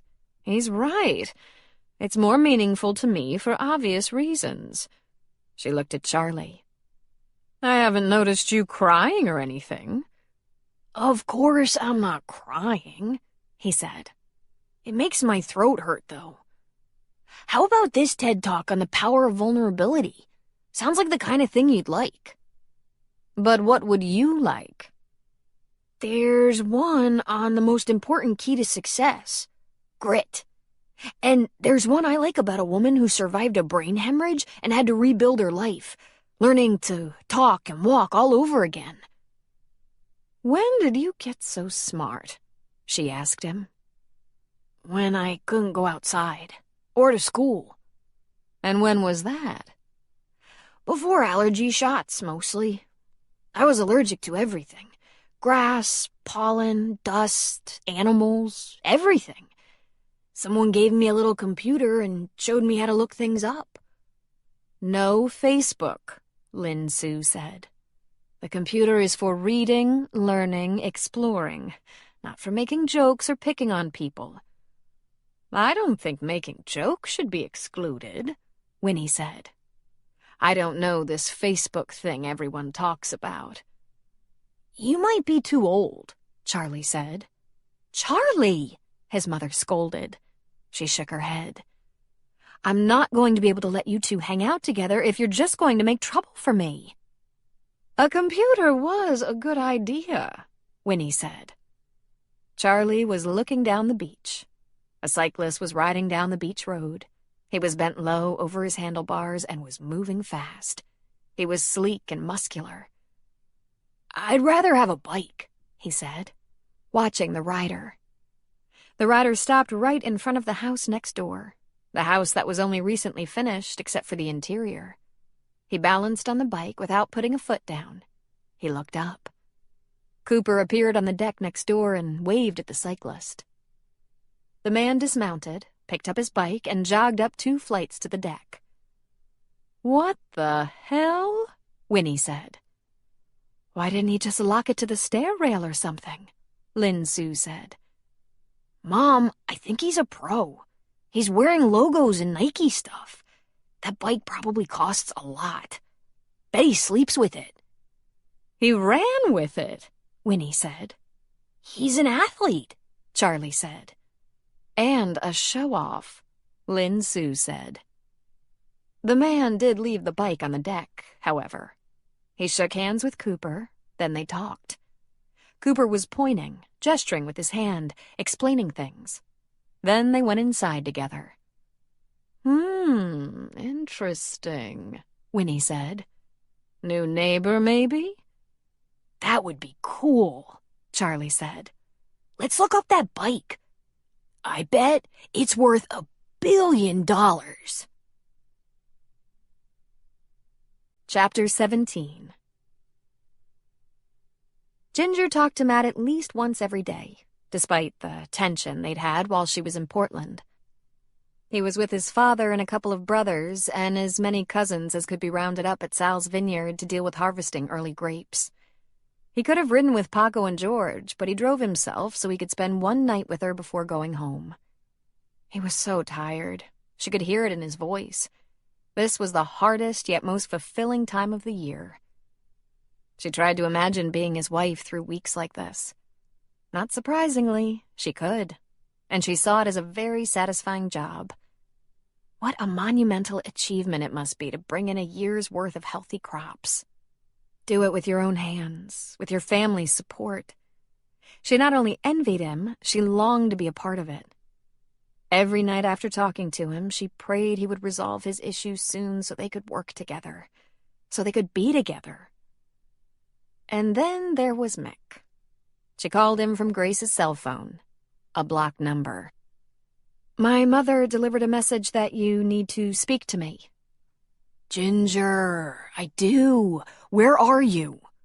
I'm not in Portland, Mick, and we're divorced, so there's no need for you to have a phone number or an address. What's the emergency? His voice was kind of weak. It even cracked. I really have to talk to you face to face. I'll go wherever you are. Mick, just tell me what you need. I probably can't help you anyway. Ginger, I had the worst news I've ever had, and you're the only person who could ever make sense of things for me. That certainly wasn't part of her memory. Are you sick? Oh, I'm worse than that. I'm not kidding. I'll fly to Houston if you'll just talk to me for... That's right, she thought. She told him she was in Houston. It had been sarcasm, but of course he wouldn't have realized that. Listen, Mick, I can't be helping my ex-husband. I have someone in my life now. Someone I love. Yeah, no surprise. It's not about romance, Ginger. It's bigger and more important than that. And you can't tell me on the phone? She pushed. No, I can't. One time, that's all. I need your advice. It's life or death. She sighed heavily. How much time is this going to take? I don't know. An hour or two, give or take, he said. I'll come to you. It's that important. It must be, she said. He was coming to her for advice. She suspected a brain tumor or something equally terrifying. Perhaps he wanted her advice about treatment options. There's a casino in North Bend. They have a coffee shop inside. I'll meet you there at 3 tomorrow afternoon, and you can have half an hour. Jesus, Ginger. What's happened to you? She nearly laughed, but stopped herself, in case it was a brain tumor. You have to ask, she said. 3 o'clock. That's the best I can do. I have a job. I have an important man in my life. Take it or leave it. She talked it over with Grace, and while Grace couldn't even begin to understand why Ginger would accommodate him at all, she agreed to cover for her. Mick was already in the coffee shop, staring into a cup of coffee when she arrived. When she got to his table, he stood. He was peaked, his features drawn, and he appeared thinner. She thought, oh, God, it is cancer. I have to make my peace with him so I'll have no regrets when he dies. Ginger, he said, reaching toward her. She withdrew slightly. Come on, Mick. This isn't a happy reunion. Just tell me what's wrong. Let's get you some coffee, okay? Sure, she said, sitting down. Is it your health? What's this about? If you don't mind me saying so, you don't look so good. He lifted a hand to the waitress, and when she came, he ordered another coffee. I don't feel so good either. My life is falling apart. I'm at the bottom. This is the end. I'm 42. I'm bottomed out. Explain, she said. Her coffee arrived immediately. Remember Buster Kleinman? He asked. She frowned. Why does that name sound familiar? Why? I talked about him all the time. He's one of the biggest agent managers in the music business. He's tight with every recording studio in the country. He's represented some of the biggest names in the industry. So, she said, you already have an agent. Not a big agent. I need some power behind me. Mort's small time. But I got an in to see Buster, to take a meeting and play for him. I sent him CDs all the time, but finally Rory Dennison, 6 Grammys, #1 on the charts, he forwarded one of my CDs to Buster, and I got an appointment. We really hit it off, me and Buster. We had some drinks, some dinner, talked for hours, and the next day I went to his private studio and played for him. No, she thought. This is why I drove to North Bend? She told herself not to throw hot coffee on him. It would be poor form, especially after her standoff with Matt about anger. Congratulations, she said. And this concerns me how? You know me better than anyone, Ginger. We were together for years. You know as much about my music as I do. We talked about my playlist after every performance. You told me which songs were my best. You listened to my backup musicians and singers. Your ear is almost as good as mine. This is about your music? She asked, astonished. He said, I just wouldn't work for him. That I have a good voice, but no magic. He said I don't have what he's looking for. That he needs to see more passion, more emotional instinct. I lack passion? Have you ever known anyone in the business with more passion? Do you know anyone who wants it more? Anyone who would do more to get to the top? He said my desire isn't translating, isn't tracking. He said I was a perfectly good entertainer, but good isn't enough. How am I supposed to deal with that? What's he talking about? I've been taking every gig I can get for 20 years, jamming whenever I can, traveling, pouring every minute and every dime into it, reaching out to every famous musician in the business, sending every person with any clout sample CDs. No one has more passion than I do. And he wouldn't even talk about it. Ginger felt a little numb around the ears and neck. She was completely flabbergasted. What in the name of God do you want from me? She asked, keeping her voice level. Tell me what I did wrong, because I know my sound is good. I know my performance is at the top of my game. People follow me just to hear me play. They stand in line. I know 100 singer-songwriters in the business who aren't as good as I am, who are getting more breaks.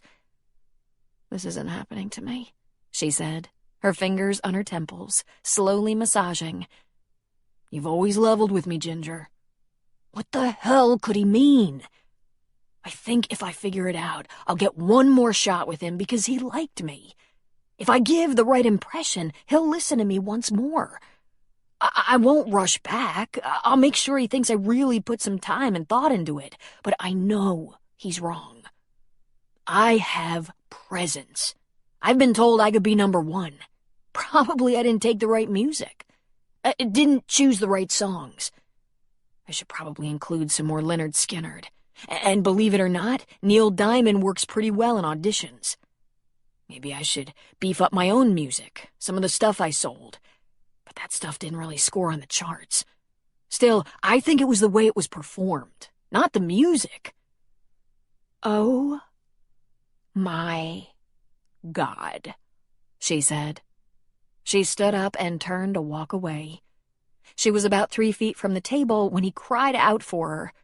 Ginger, please! I know you can tell me what to do. This could be the chance of a lifetime. She stopped walking and just stood there for a second. I really am too nice, she said softly.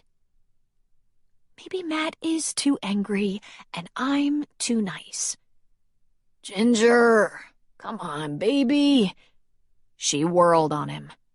How dare he call her baby? Her eyes must have flashed in rage. Whoa, Ginger, he said. Just want your thoughts. I mean, who else would I ask? I want to give him what he wants. He says I don't bring enough emotion to the music.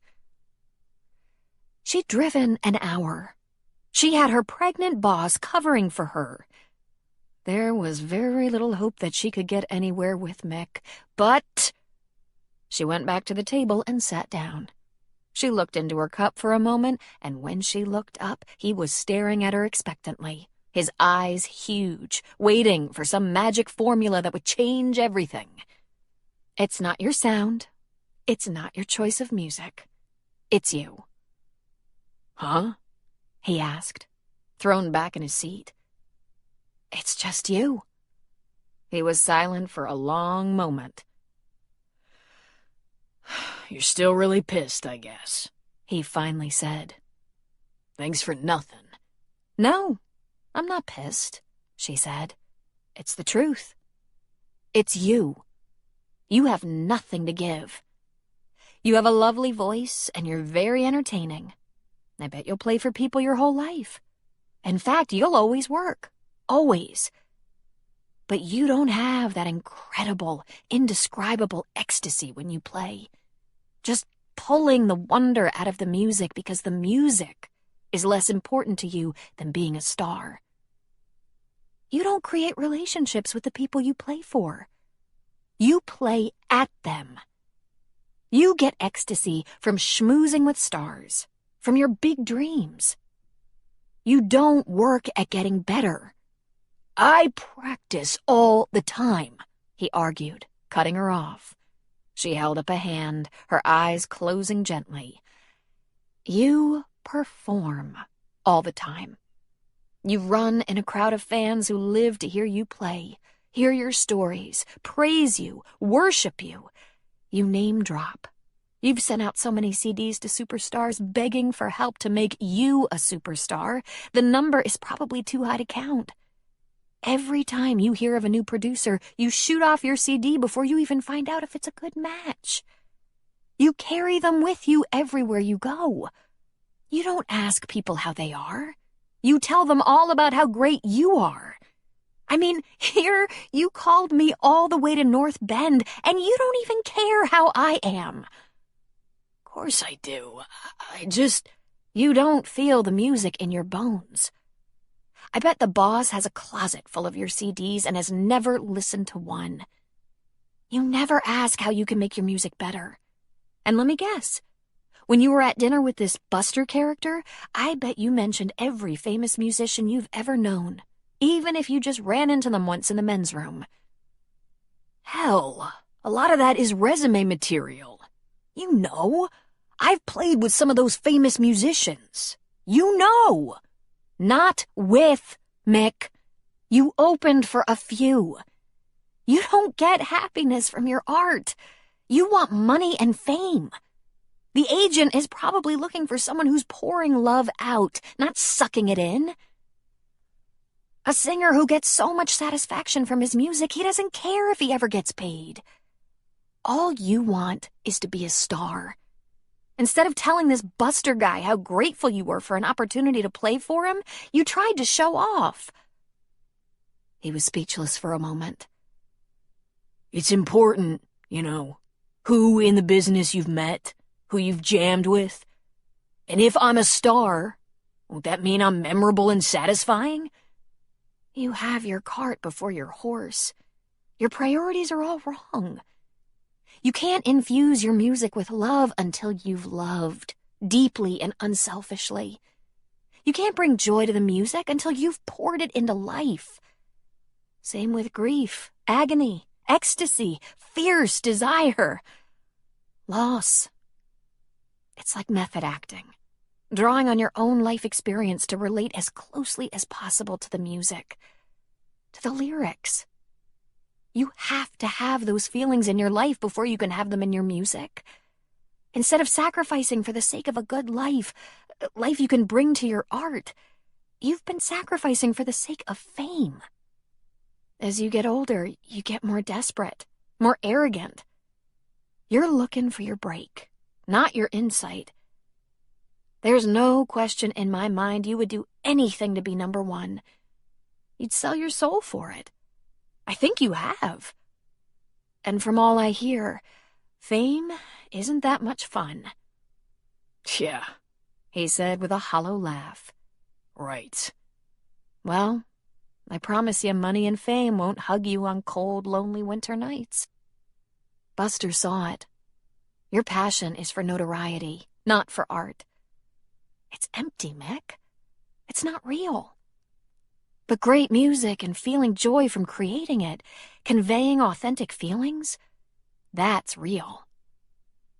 You should learn to pull up the emotions of an experience, like meeting or losing the love of your life. And it should be so real, you cry. The best sound, the most unique voice, the beauty of your instrument, emotions you've experienced. That's real. She shook her head. If you start with your life and your art, you won't have to talk about all the great singers you met in the men's room or how many stars have your CDs, because it won't matter. Hard work. Focus on real living and real emotion, not on the stature you want. It's not just marketing. It's talent. You're not authentic, Mick. That's the problem. You have a good voice and a lot of arrogance, and you're selfish. That doesn't translate well. He was silent, mouth open slightly. He mulled this over. You have a great strategy there, Ginger. If he thinks I don't care about success, but just want to share my great music... She rolled her eyes. I think you're really on to something there, Ginger. I think Buster will go for it. Good luck, she said, making to rise again. Ginger, he said, you've always been there for me. I know. I did my best. But that's in the past, Mick. I have a man in my life, and I don't want you to ask for my help again. Who is this man? He asked. His name is Matt, she said with a smile. He's a farmer. Seriously? A farmer? Wow. I would have never seen that coming. The smartest, sexiest man I've ever known. Ever? He asked. She leaned toward him. Ever. But hey, we were happy once, weren't we? I mean, I was happy, and I thought you were happy. You loved me. You loved my music. Uh-huh. And you loved you. It was very compact. I was almost superfluous. You always had very big dreams. They didn't leave much room for anything or anybody else. He frowned. What are you saying? That you loved who you thought I'd become? Not really. But I think I might have loved who you thought you would become. And I was pretty young. It might have been the way you moved your hips when you sauntered on stage with all that confidence. In the end, it was very lonely. I wish you the best, but I'm glad not to be in that relationship anymore. It really wasn't good for either one of us. I'm going now. Don't call my mother again. It gets everyone all riled up. My brothers want to beat you up, and, gee, if one of them broke your jaw, think how inconvenient. Very funny, he said. You came, Ginger. Thanks for that. I think your ideas really helped. Right, she said. Strategy. Not hard work or sincerity or honesty, but strategy to get ahead faster, to make money more quickly, to be the top dog. Not to live a fulfilling life and also make good music. And Ginger, he said, causing her to turn back to him. I'm really sorry about the way things turned out. You were great. I'm sorry about your baby. Your baby. It was tempting to correct him, remind him it was his baby. Except really, it wasn't. I gotta remember that, he said. I'm creating relationships with the people I play for. I'm feeling the emotion, like method acting. That'll work. She just nodded once and left. When she got to the door of the cafe, she turned to look at him, and he was already on his cell phone. He was no doubt calling one of his many contacts to explain how he was now putting all his passion and energy into his music, without worrying about fame.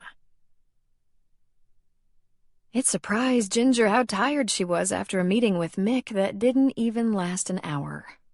She was back in Thunder Point before 5, just in time to help Grace bring in the sidewalk displays. It took quite a bit longer than usual because Grace was bristling with curiosity about Ginger's meeting with Mick.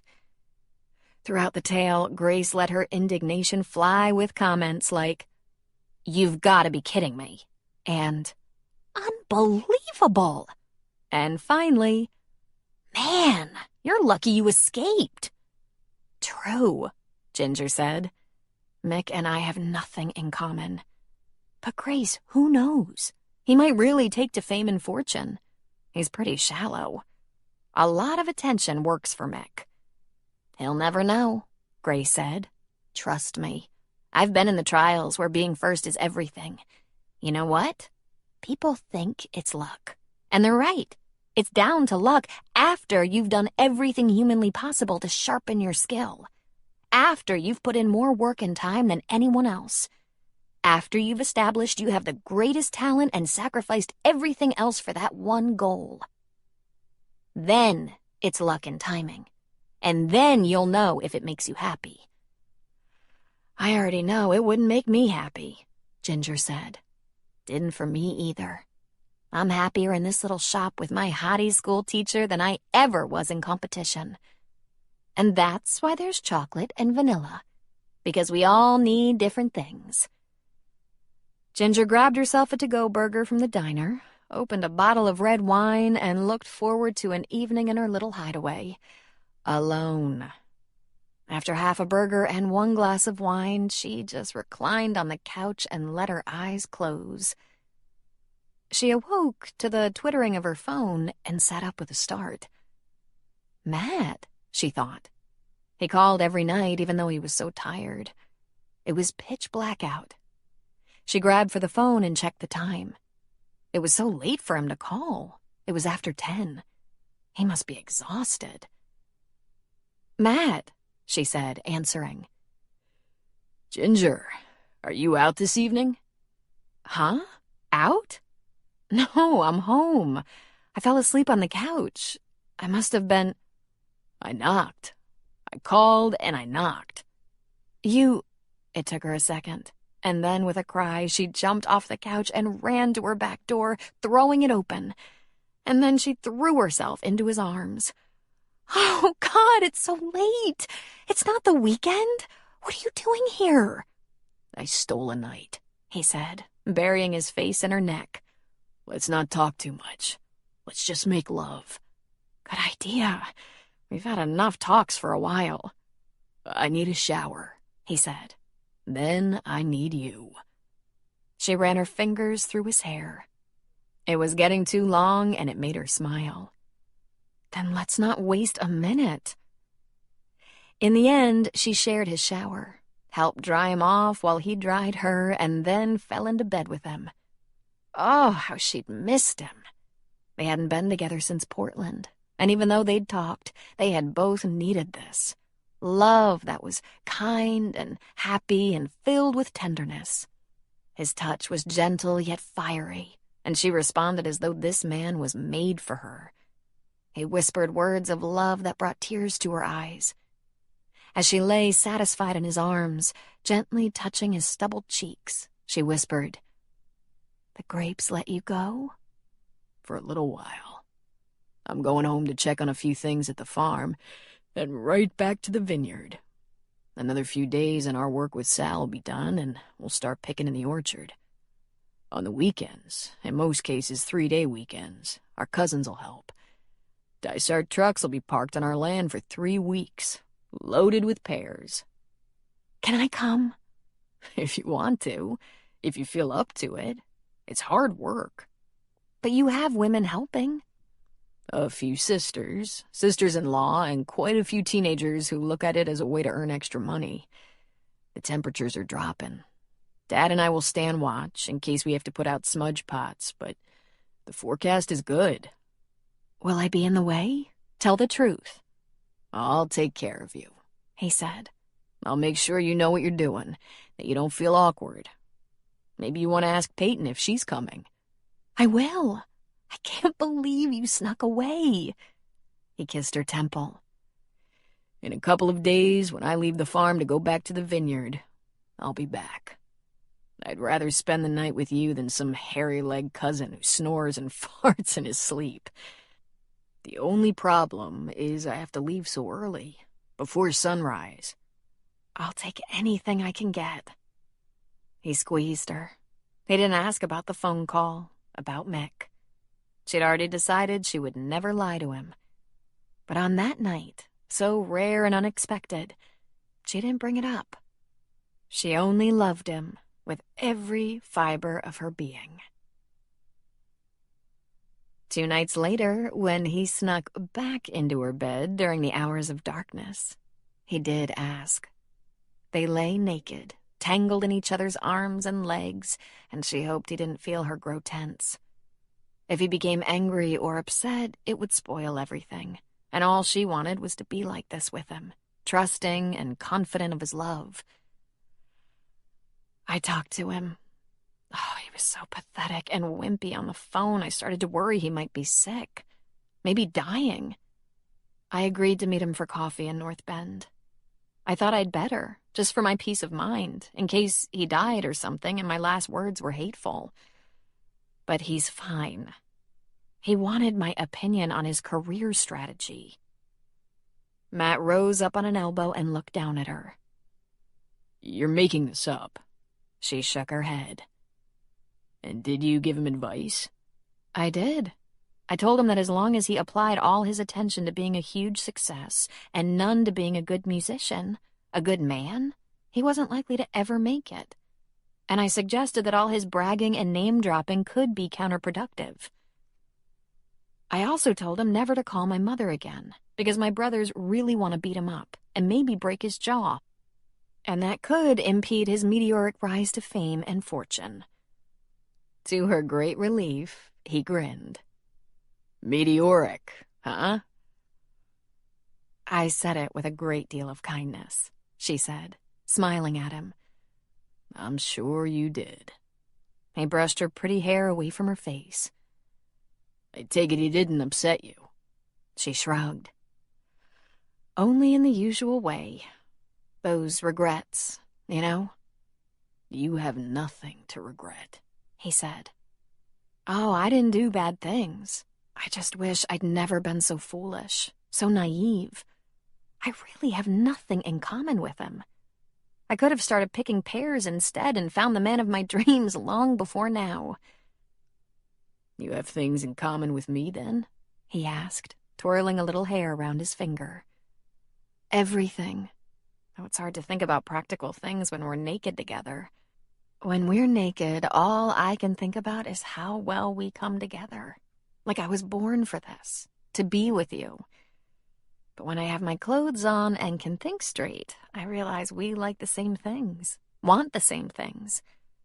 I have no trouble imagining why you love your work, why you love all that dirt and manure. "That interfering family?" he asked. I get the impression from George's wife that she makes sure she gives them plenty of respect and attention, but she runs her own home, Ginger said. She has a career. She looked away. I won't ever have a career, you know. I have some regrets about that, too. He kissed her nose. "Be yourself, Ginger. You're perfect the way you are." She smiled at him. I am good with the flowers. "So I've noticed." He rolled with her until she was on top of him. "And you're good with me." You think so, do you? "Oh, yes. You get right into my head and won't leave." Oh, dear. I'm a nag. He slapped her on the rump. "I like it, I think." He pulled her mouth down to his. He moved his hips beneath her. "Nag me a little more now, before I have to leave you again." She played with his hair, which had grown and begun to curl. Something's different about you. "I'm tired," he said with a laugh. "Nothing's different. Especially the way you rejuvenate me." In the pre-dawn when he was leaving her, she clung to him. I hope we can make things work, Matt. I love you so. "Don't worry about anything. We're gonna make it perfect." Something was different with Matt. Thank the grapes, hours of hard work with very little interaction gave a man time to think things through. He'd been there before. In fact, it wasn't that long ago when he was trying to figure out if it would be safe to let himself fall in love with Ginger. He'd gathered his answers while he worked, silent and introspective. But while he was communing with the grapes, he was careful not to withdraw from her. That had been his mistake the first time he'd sought insight in his crops. This time he'd called her at the end of every day. He was going to remember that. Your woman needs to be talked to and touched every day. When your woman feels you're moving away, she feels abandoned and alone. And she changes her phone number. She wanted to marry him, but couldn't be wed to his anger. Well, Basque men were a little on the passionate and possessive side, and if they got mad, look out. Even sweet old Paco, who'd held 10 grandchildren on his lap, had his days. He'd had one yesterday, as Matt remembered with a smile. Something had gone wrong with Sal's grape harvester, and holy shit, Paco was livid. It passed pretty quickly. That was the other thing about men and their family. That flame would go up fast and hot, and then it was over. Doused. Reference an ice bucket on Matt's head at Peyton's wedding. And aside from some occasional grumbling over the years, Paco had never turned his anger on his wife. His grown sons had been the recipients here and there, but again, once the anger was expressed, Paco could move on. Matt made a resolution. He would go outside, turn on the hose, and drench his head before he would ever again turn that black mood he was capable of on his woman. She must never fear or hate him. Ginger was the kindest, most selfless woman he'd ever known. She was so beautiful in her heart. If his words ever touched her with anything less than the purest love, he would be completely ashamed. They could start with love and trust and go from there. In the spirit of trust, he would do those things Ginger asked him to do. He wasn't sure they would work worth a damn, but if it showed her he was really making every effort, maybe she would be more patient with him. And if he could bite off that temper and she could be more patient, he couldn't think of anything standing in their way. Therefore, he wasn't going home to dig out the smudge pots or check the fruit, although he would, since he was there. He was going home to work through Ginger's checklist. Chapter 18. "What has your interest so completely?" Winnie asked Lin Sue. She turned toward Winnie. "Come and see," she said. "Here, let me help you up. You should take a few steps anyway." They made their way together, clumsily but efficiently, to the deck rail. Below them on the beach were 2 beach chairs under a beach umbrella. Frank sat in one, Charlie in the other, each holding their laptops on their knees. "Dueling computers," Lin Sue said. "What do you suppose they're doing?" Winnie asked. "Lord only knows. Charting solar systems, for all I know. Charlie's laptop is far less sophisticated than Frank's, but when they sit side by side like that, Frank turns his screen to show Charlie everything interesting he's looking at. He's researching for a paper he has to write when he gets back to MIT. He's a genius." "I think Charlie might be a genius as well," Winnie said. "Nah," Lin Sue said. "He's very smart, though. Much of that comes from the fact that he was housebound so much as a little kid. We found all kinds of educational programs for him. It took his mind off not being able to run and play with the other kids." "We?" Winnie asked. "Huh?" "Oh, me and anyone interested. Friends or babysitters. Sometimes other nurses or doctors where I was working. A couple of times I had home health care patients who encouraged him. He got that laptop from one of my patients when he upgraded his own and gave Charlie the cast-off. It's been a lifesaver." "We've been looking at new models together," Winnie informed her. "You mustn't do that, Winnie. That computer works very well. It's got a couple more years in it for sure." "It's purely selfish, I assure you," she said, turning from the rail to go back to her chair. "I have my assistant, Virginia, still managing my affairs at San Francisco. I've accustomed myself to giving her instructions and projects, and then she reports to me. The only thing I've ever bothered with is opening her attachments and looking at what she's done. But Charlie has me going all over the internet, looking at things. I've had to borrow Grace's laptop a few times. It's more sophisticated than mine. I want to sit with Charlie. Our computer's in front of us." Lin Sue helped her into her chair. "You're not going to see quite as much of him when school starts in a few weeks." "I have a few ideas about that as well. Are you satisfied with his educational program?" "In what way?" "Do you like his school?" "It's a perfectly good public school," she said. "Charlie started there last year." "Was he satisfied?" "With his studies, I believe so. He didn't complain about the work, and he had a lot of homework. He got straight A's, of course. He always has." "Was the rest of his experience good?" "What do you mean?" Lin Sue asked. "You know perfectly well what I mean. He's not as robust as other boys his age, though I have to say a month or so on the beach seems to have given him more color, more stamina.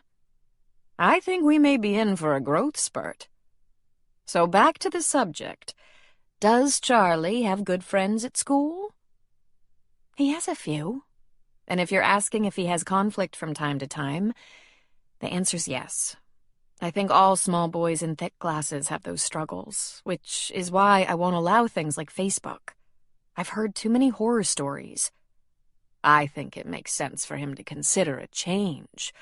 You should discuss it with him. His opinion counts the most, I think. But you come to work here every morning and leave every evening. It's convenient.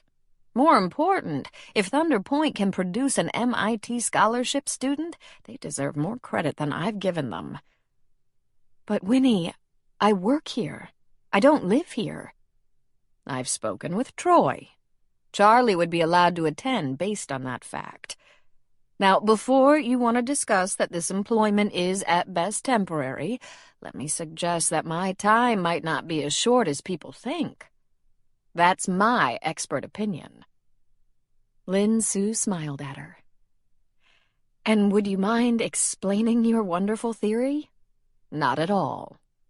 I'm trying to catch up with my daughter, after years of bossing her around and making her do everything that was important to me rather than what was important to her. I'm making great progress. I think she's starting to actually like me, hard as I make it sometimes. That's one reason. Another reason, she's carrying my grandchild. I'm not giving up a chance to know that baby without a fight. I might die, but it'll be heel marks all the way. And 3, I might miss my old body and find the handicaps that come with ALS to be perfectly terrible, but I can cope as long as I have my mind. And by God, I have it. I think the lot of you should be warned. I might hang around for the next 2 grandchildren. And Charlie's graduation from Harvard. Lin Su smiled at her. I agree.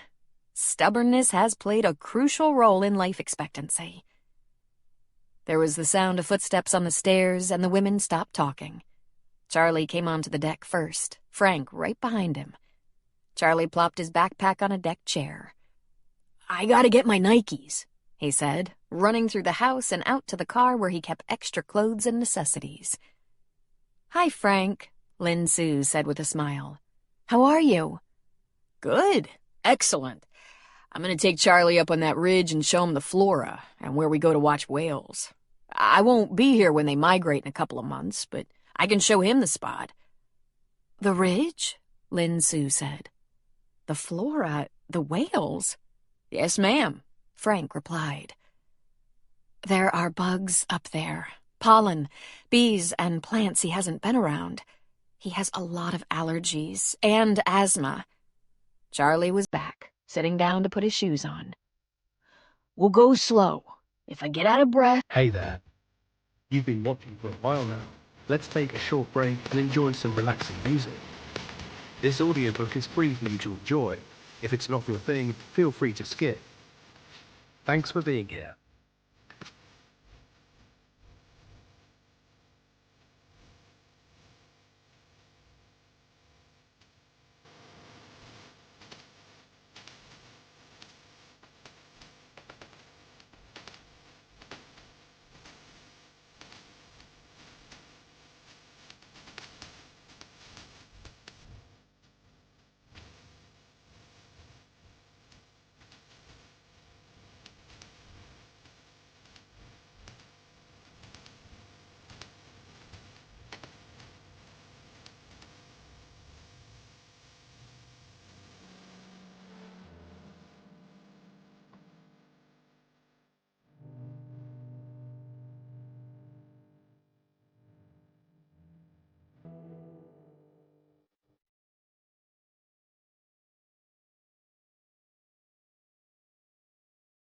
We'll stop, he said. But is this a good idea? You've been doing so well. Why tempt fate? Lin Su said. Because tempting fate is fun, Charlie replied. Do you have your inhaler and EpiPen? Do you ever get tired of asking me that? You think I want to blow up like a blowfish right before I die? If he has to even pull the inhaler or EpiPen out of his pocket, I'll bring him back off the ridge. But insect life is dying off up there with the cooler temperatures, and the bloom has died down. But there are still some great species to see. Plus, it's a good, steady hike and an amazing view. I'll be fine, Charlie said. Of course you will, Winnie agreed. Have your cell phone? What am I going to do if I wheeze up there? Call home? I just wanted you to take a few pictures if you see anything interesting. It could be a while till I get up on that ridge to see for myself. Right, Charlie said, grinning. Then, without any further conversation, he was scrambling down the stairs. Don't worry, Frank said. He put his backpack on the chair beside Charlie's. Can I leave this here? Sure, Lin Su said. Please be careful. We will, but it's not dangerous. It's a path, that's all. He gets shots, he said. He shouldn't have any problems. When Lin Su was alone with Winnie again, she sat down a little weakly. You should have that conversation with Charlie about going to school out here. He needs a little more freedom, a little challenge. He has plenty of freedom, Lin Su snapped. I've been leaving him alone while I work for the last 2 years, and I bet it's driven you crazy. It would be better if he had a little more freedom while you're nearby to nag him constantly. Lin Su scowled. I think it might be time for your nap, Mrs. Banks. Winnie laughed. Not on your life. Grace was amused by the amount of entertainment Winnie was getting out of her new friend Charlie. Any other daughter might have been jealous, but Grace was pleased. Charlie took some of the heat off her, absorbing all of Winnie's opinions and objections and interfering. And because Winnie wasn't his mother, he could take them in stride and dismiss them. So the dinner table was occupied with animated conversation about Charlie's trek up on the ridge with Frank. He took a lot of pictures with his cell phone, and, he announced triumphantly, he had not wheezed or had any allergic reactions. Grace had brought home a pan of Carrie's lasagna, garlic bread and salad, what she called a perfect Winnie dinner. Anything Winnie could stab with a fork or lift with her trembling fingers worked very well for her. I used to have a chef, you know, Winnie said to Charlie. And guess what? It wasn't any better than this. Isn't having a chef kind of like someone else's mother making dinner? Charlie asked. Not quite as good as that, Grace said. Chefs are more in love with the art of their flavors and their presentation than what you really like. I asked for mashed potatoes for years, but they didn't come into fashion until a few years ago. I love mashed potatoes, Charlie said. Then the next time Carrie has meatloaf and mashed, it's yours, Grace said. I love mashed potatoes, too. What's your favorite, Lin Su? Oh, this is amazing, she said, taking a bite. Mom doesn't like dinner that much, Charlie said. She usually isn't hungry and maybe has a bowl of cereal before bed. You cook just for Charlie? Grace asked. Sure. He's always hungry. I make all his favorites and I freeze meal-sized portions. Sometimes I have what he's having, but he's right. Sometimes I just want a snack. Do mashed potatoes freeze? Grace asked. They sure do. You'd be surprised the things you can freeze. Mom will freeze one asparagus spear, Charlie said, shoveling lasagna in his mouth. That's not so, Lin Su said with a laugh. But I don't waste, and when I'm cleaning up your kitchen, neither do you, she said. Then she stood and started picking up plates. Charlie, when you're done there, will you help? Sure, he said, gobbling 2 last bites. I'll help, Troy said. Charlie looks like he might need a second helping. Hiking up to the ridge is hard work. And I think I'll get ready for bed, Winnie said. Somehow I missed my nap. Yes, I wonder how, Lin Sue said, letting Troy take on kitchen duty so she could take Winnie to her bedroom. Once Winnie had washed up, changed, and was settled in bed with the TV on, Lin Sue made sure her few evening chores were done. There was a little laundry to fold, but she would put it away the next day. She gave the bathroom a quick clean, checked to make sure the extra lasagna and bread were properly stowed, and gave the kitchen floor a once-over. The rest of the family was out on the deck with Charlie, watching the sunset over the bay. "I'm ready to leave, unless anyone needs anything," Lin Sue announced to the gathering. "I am taking walk on beach before bed," Mikhail said, rising from his chair. "No one needs anything more, Lin Sue," Grace said. "Thank you for everything, and I'll probably see you when I get home from the shop tomorrow." "Good. Let me know if you want me to come up with dinner. I'll text you in the morning after I check out Carrie's specials. Have a good evening." Charlie dragged himself up from his chair and followed his mother out to the car. He slumped back in the seat, worn out from yet another busy day filled with fresh air, sun, and exercise. "I want to ask you something," Lin Sue said. "Would you like to go to Thunder Point High when school starts?" He straightened instantly. "Could I?" "Troy seems to think you could, based on my work location and schedule. But Charlie, I don't know that it'll be better. You could have issues there as well." "I could, but I know people there. I wouldn't be the nerdy strange kid who popped in from out of town. Troy and Spencer are friends. Iris and Seth are friends. I mean, Mr. Headley, Mr. Lawson, Mrs. Selesky, and Deputy Selesky." Then he grinned. She laughed. He might not be big, but he sure was good-looking. "So, you like that idea?" "I love that idea. Can you do that? Does it cost anything?" "It's public school, and they have a chess club." "Cool. Yeah, I'd do that in a heartbeat. But what about, Winnie?" "She thinks she's going to last a long time, and I wouldn't be surprised. But we know the reality. Her disease doesn't promise long-term survival. We could have to make another change." "I get that. But I'd do anything to live in Thunder Point." "I know it's nice, Charlie, but there isn't anything I can afford in that town." "But I could go to school there for a while." "You could, I guess. But you'd have to remember it could be temporary." "Mom, everything could be temporary." Grace was just about to close the doors to the deck when she noticed something. She went over to one of the chairs and lifted Charlie's backpack. "Uh-oh," she said. "Look what he forgot." "He might make his mother come back for it. I'm gonna run over to Spencer's. He's hooking up the automatic garage door, and I said I'd help," Troy said. "And you think you're the man for that job?" "Try not to damage my manhood.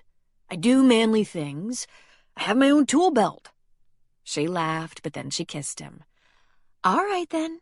I'm going to run this over to Lin Sue's. She said she lives about 15 minutes away. I'll get the address from Winnie and take the Jeep. By the time you're done with Spencer, I'll be back."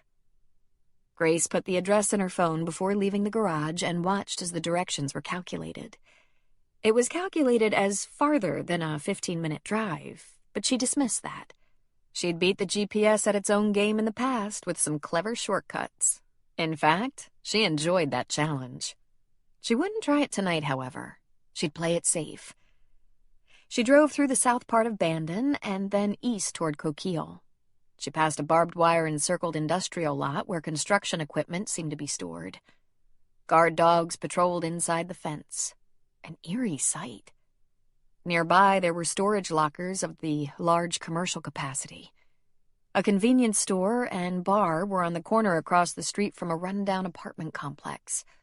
Customers were spilling out onto the street with their drinks in front of the bar.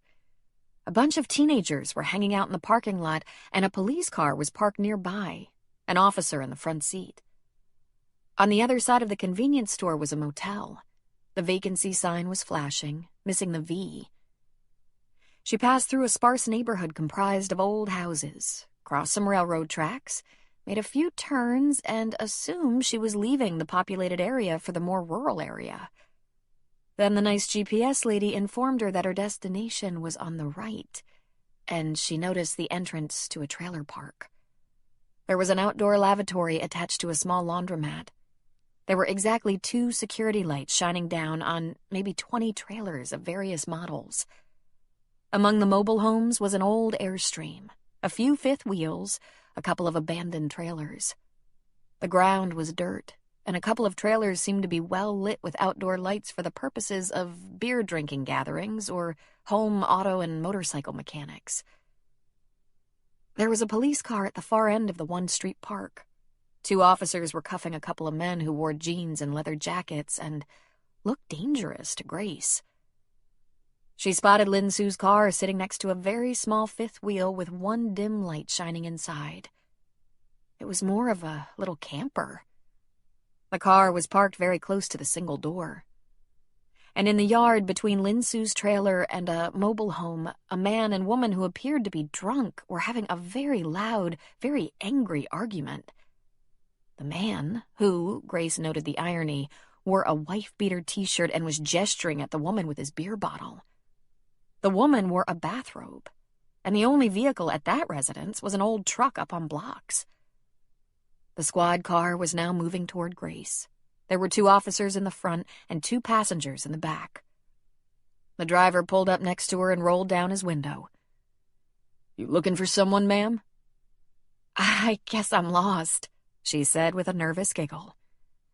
"I'm gonna turn around and reset my GPS." "Well, if you're coming to buy something, the drugstore is closed." Grace's eyes grew round. She swallowed. She drove to the next wide space in the road and maneuvered the Jeep into a U-turn. She drove out of the park, slowly. An elderly man was taking a bag of trash out to a silver garbage can that was chained to a post. She noticed that his mobile home had a screened porch and some patio stones, forming a walkway to an ancient Oldsmobile. The place wasn't a complete ghetto and drug haven, but it was poor. Very poor. And there was no place for a boy to play. No beach or park. She had no idea where the school was, but if Charlie had to walk there, he would be crossing railroad tracks, industrial parks, storage lockers, and passing the convenience store, bar, and seedy motel. She stopped at the entrance of the trailer park, made sure her doors were locked, and turned on the dome light to program her GPS to take her home, though she was certain she could remember the way. Then she got out of there. She was sure it looked a lot better by the light of day. After all, not having a lot of money was no crime. She even thought about taking a drive out this way the next day to see if her worst instincts were confirmed or if she was just scared of the dark. There was one reality she was certain of. Thunder Point didn't look like that after dark. And if there were drug dealers in town, they were very well hidden. And domestic disputes? Seth hated them, but he took action. No one was waving beer bottles around, yelling at each other in their yards. When she got home, she dropped Charlie's backpack on one of the dining room chairs. "Grace?" her mother called. She went to her mother's bedroom. "Lin Su phoned," Winnie said. "She wanted me to know Charlie left his backpack behind and that they'd catch up with it in the morning. I told her you were taking it to him." "I got lost," Grace said. "Rather than hunting in the dark, I just gave up. Would you like me to call her and tell her not to watch for me?" "I can do it," Winnie said. "Good. His backpack is on the dining room chair. Tell her I'm sorry she was waiting for me.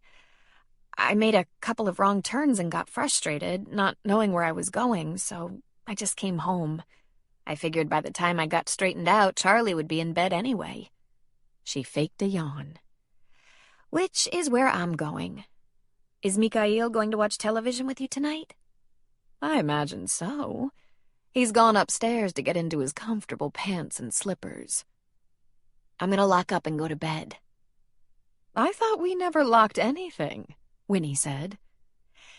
Tonight I'm locking up because I usually forget, but tonight I remembered.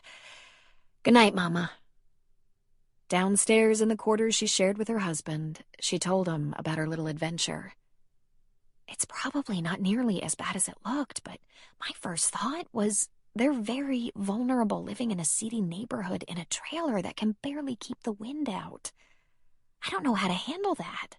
I can't stand to think they might be at risk, either of them. Lin Su's a single woman, and Charlie's a small boy.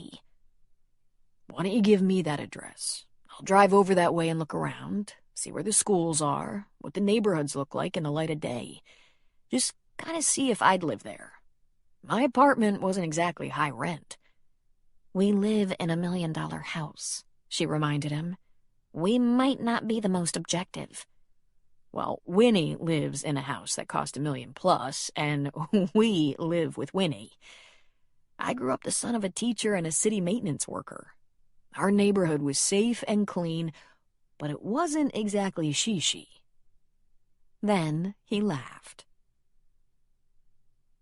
The next day at about noon, Troy wandered into the flower shop. He said hello to Ginger, then invited Grace to walk down to the deli with him to check out the day's specials. Then I'll know if I have to make a store run before dinner. Once they were outside, he fessed up. I went to look around Lin Su's neighborhood. It was pretty well balanced between little old people on fixed incomes without a lot to spare, some unemployed, some down on their luck, and some real badasses. I don't know how it looked in the dark, but it was pretty tame in the light of day. I'd live there, but I'd have a baseball bat under my bed. Oh, Troy. I even talked to a couple of folks. They were elderly. I said I was looking for something for my sister to rent and asked if a single woman would feel safe there. One old guy said there was a single nurse in the park and he looked out for her. He'd be just as willing to look out for my sister. That was nice. Not that he could, however, look after anyone. This old guy was no Raleigh, if you get my drift. They sell drugs in that trailer park, Grace said in a heated whisper. And what is this business about her eating cereal at night? She's always had a perfectly good appetite around here.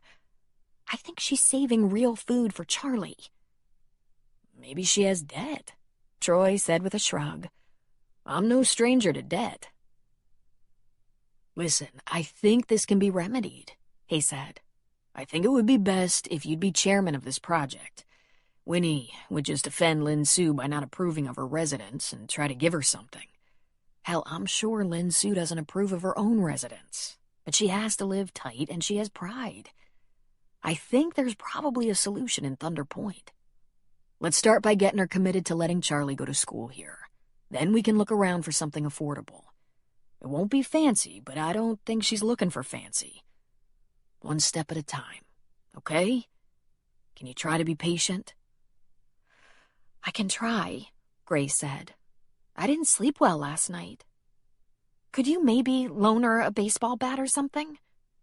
She's a survivor, Grace. She knows it's a bad neighborhood.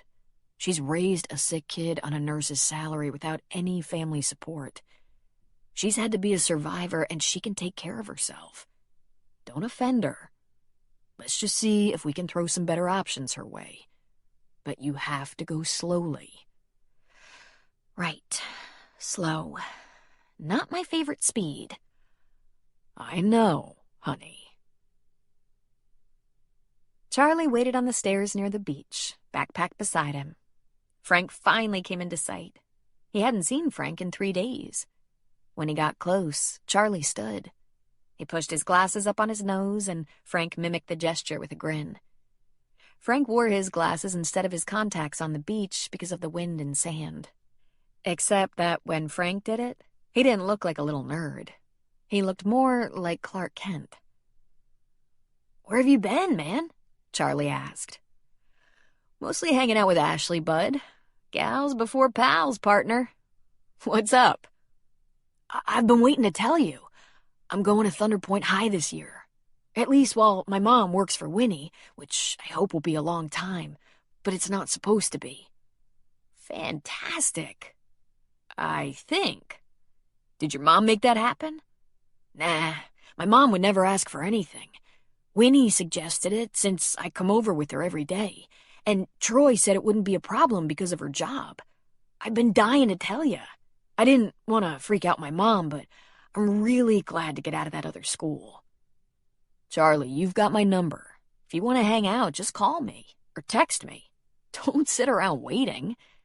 Well, I figured you were busy, he said shyly. I was, but not too busy for a call or text. Let's establish something, Charlie. You have any questions or run into any trouble at school, get in touch with me right away. What good will that do? You'll be at college. I still know people, he said confidently. I still have a brother at Thunder Point. He's a good guy. When it comes to problems at school, especially if you're picked on, you gotta let someone know. I know people too, Charlie said. Good. Troy and Spencer are both good to know. And there are tricks, like making yourself indispensable as a tutor. But whatever you do, don't try to outrun it or fix it alone. I speak from experience. Charlie gulped. Was it bad? When I was about your age and the smallest kid in the class, it wasn't great. I had to depend on my big brother, the football star. I always resented him, except when I was getting backed into a corner. But then the strangest thing happened. I grew. I used to paddleboard a lot in the summer, and I grew shoulders.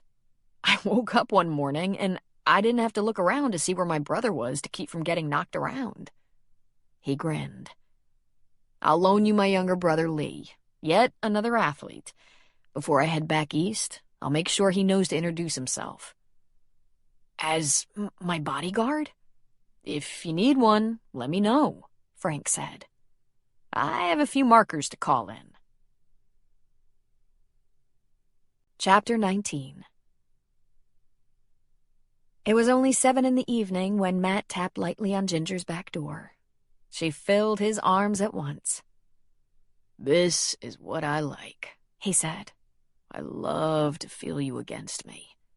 He looked over her shoulder and saw a takeout bag on her little table. Oh, honey, you cooked, he joked. You made very good time, she said with a laugh. We could have gone out, but I get so little of you these days, I didn't want to share you. She gave his shirt a sniff. You're clean, she said. I had time for a quick shower before I left the farm. But if you feel like a shower, I can get cleaner. You like that shower business, don't you? Would you like to eat? He nodded. In the bedroom. She grabbed the sack. He grabbed her wrist. We won't need that. I thought you were hungry, she said. Oh, I am. He led her to the bed and got her out of her clothes quickly. He discarded his own and pulled her down on the bed. He began kissing, and before long he was making a feast of her entire body, from her lips to her knees. There wasn't a spot he missed. The inside of her elbows, her earlobes, her thighs, her belly and breasts. He finally opened her legs, burying himself in her until she was begging for him to stop. But by that time, they'd become famished for more, and he fumbled for the condom so he could get inside her. Once there, he remained still and luxuriated in the feel of her. His eyes were closed, and there was a smile on his lips. Matt, she whispered, are you going to fall asleep on me like this? I might, he said. I could stay here forever. This is like home for me. She moved her hips a little. Forever would be too long. It would make walking difficult. Take care of business. He opened his eyes. You do have a bossy side. And a needy side, she said. My aim is to please you, my lovely girl. As he began to move in a way that had become familiar to them, he thought about the great comfort it was to have this kind of love. Dependable, trusting, fulfilling, holding such promise for a lifetime of the same. He tasted her on his tongue, filled his head with that special scent of her, a combination of flowers and a musk that intoxicated him and belonged only to this woman, this soft, consuming, perfect woman. He moved rhythmically, deeply, searching for that crazy, erotic place deep inside her that awaited him. When he felt that she was getting close, reaching, pushing back, gasping a little in anticipation, he smiled to himself. He knew her body as well as she did, as well as she knew his. And she came, the spasm so hot and tight his vision briefly clouded. And then, giving in to the ache of need, he let go and throbbed with the greatest pleasure he'd ever known. When he could unclench his jaw, he covered her mouth in a deep and passionate kiss, licking her lips, sucking on her earlobe, kissing her neck and then her breast. He was made for this, secure in the love of one woman, a woman who knew him and would let him know her completely. He had a strong libido, so there had been women, but they'd been so briefly satisfying. What he had with Ginger was different. He wasn't just in love with her, he was eager to commit his life to her. It felt like the perfect union, like it was meant to be. He'd never had anything like this, even when he'd been married. Love, he was learning, was deeper and more complex than chemistry, than friendship. It was about the melding of souls, of trusting someone with your dreams and learning you were safe to do so. They would talk about this again someday, he and Ginger. This was stuff Ginger already knew and had been trying to explain to him. Ginger had learned this in the same tough, painful way he had. She'd learned that she knew everything about Mick, knew and understood his dreams, his strengths and weaknesses. But Mick had known nothing about her. I did something, he whispered to her. I got out of the apartment. In one day? She asked, wide-eyed. A little more than that, but not much. I made a lot of phone calls, went over there and stuffed my clothes in 2 big duffels, had everything that wasn't nailed down put in a storage locker. I thought that was logical, in case we want that stuff in our house. But it didn't take me long to change my mind about that. I don't want any of it. When there's time, maybe we'll run an ad and sell it. More likely, though, my brothers or sisters will hear I'm not using that sectional or bedroom furniture and borrow it. From that point on, we can visit it at one of their houses, because I'll never get it back. So it goes in a big family. She laughed. How does it feel? It feels good. It feels really good. I didn't think it would matter, so I'm a little surprised. The second that truck unloaded into the storage locker and drove off, I felt so much better. I only did it because you wanted me to. I wasn't convinced it had anything to do with anything. I'm appreciative of the things women do to make their houses comfortable, but I don't care about that shit.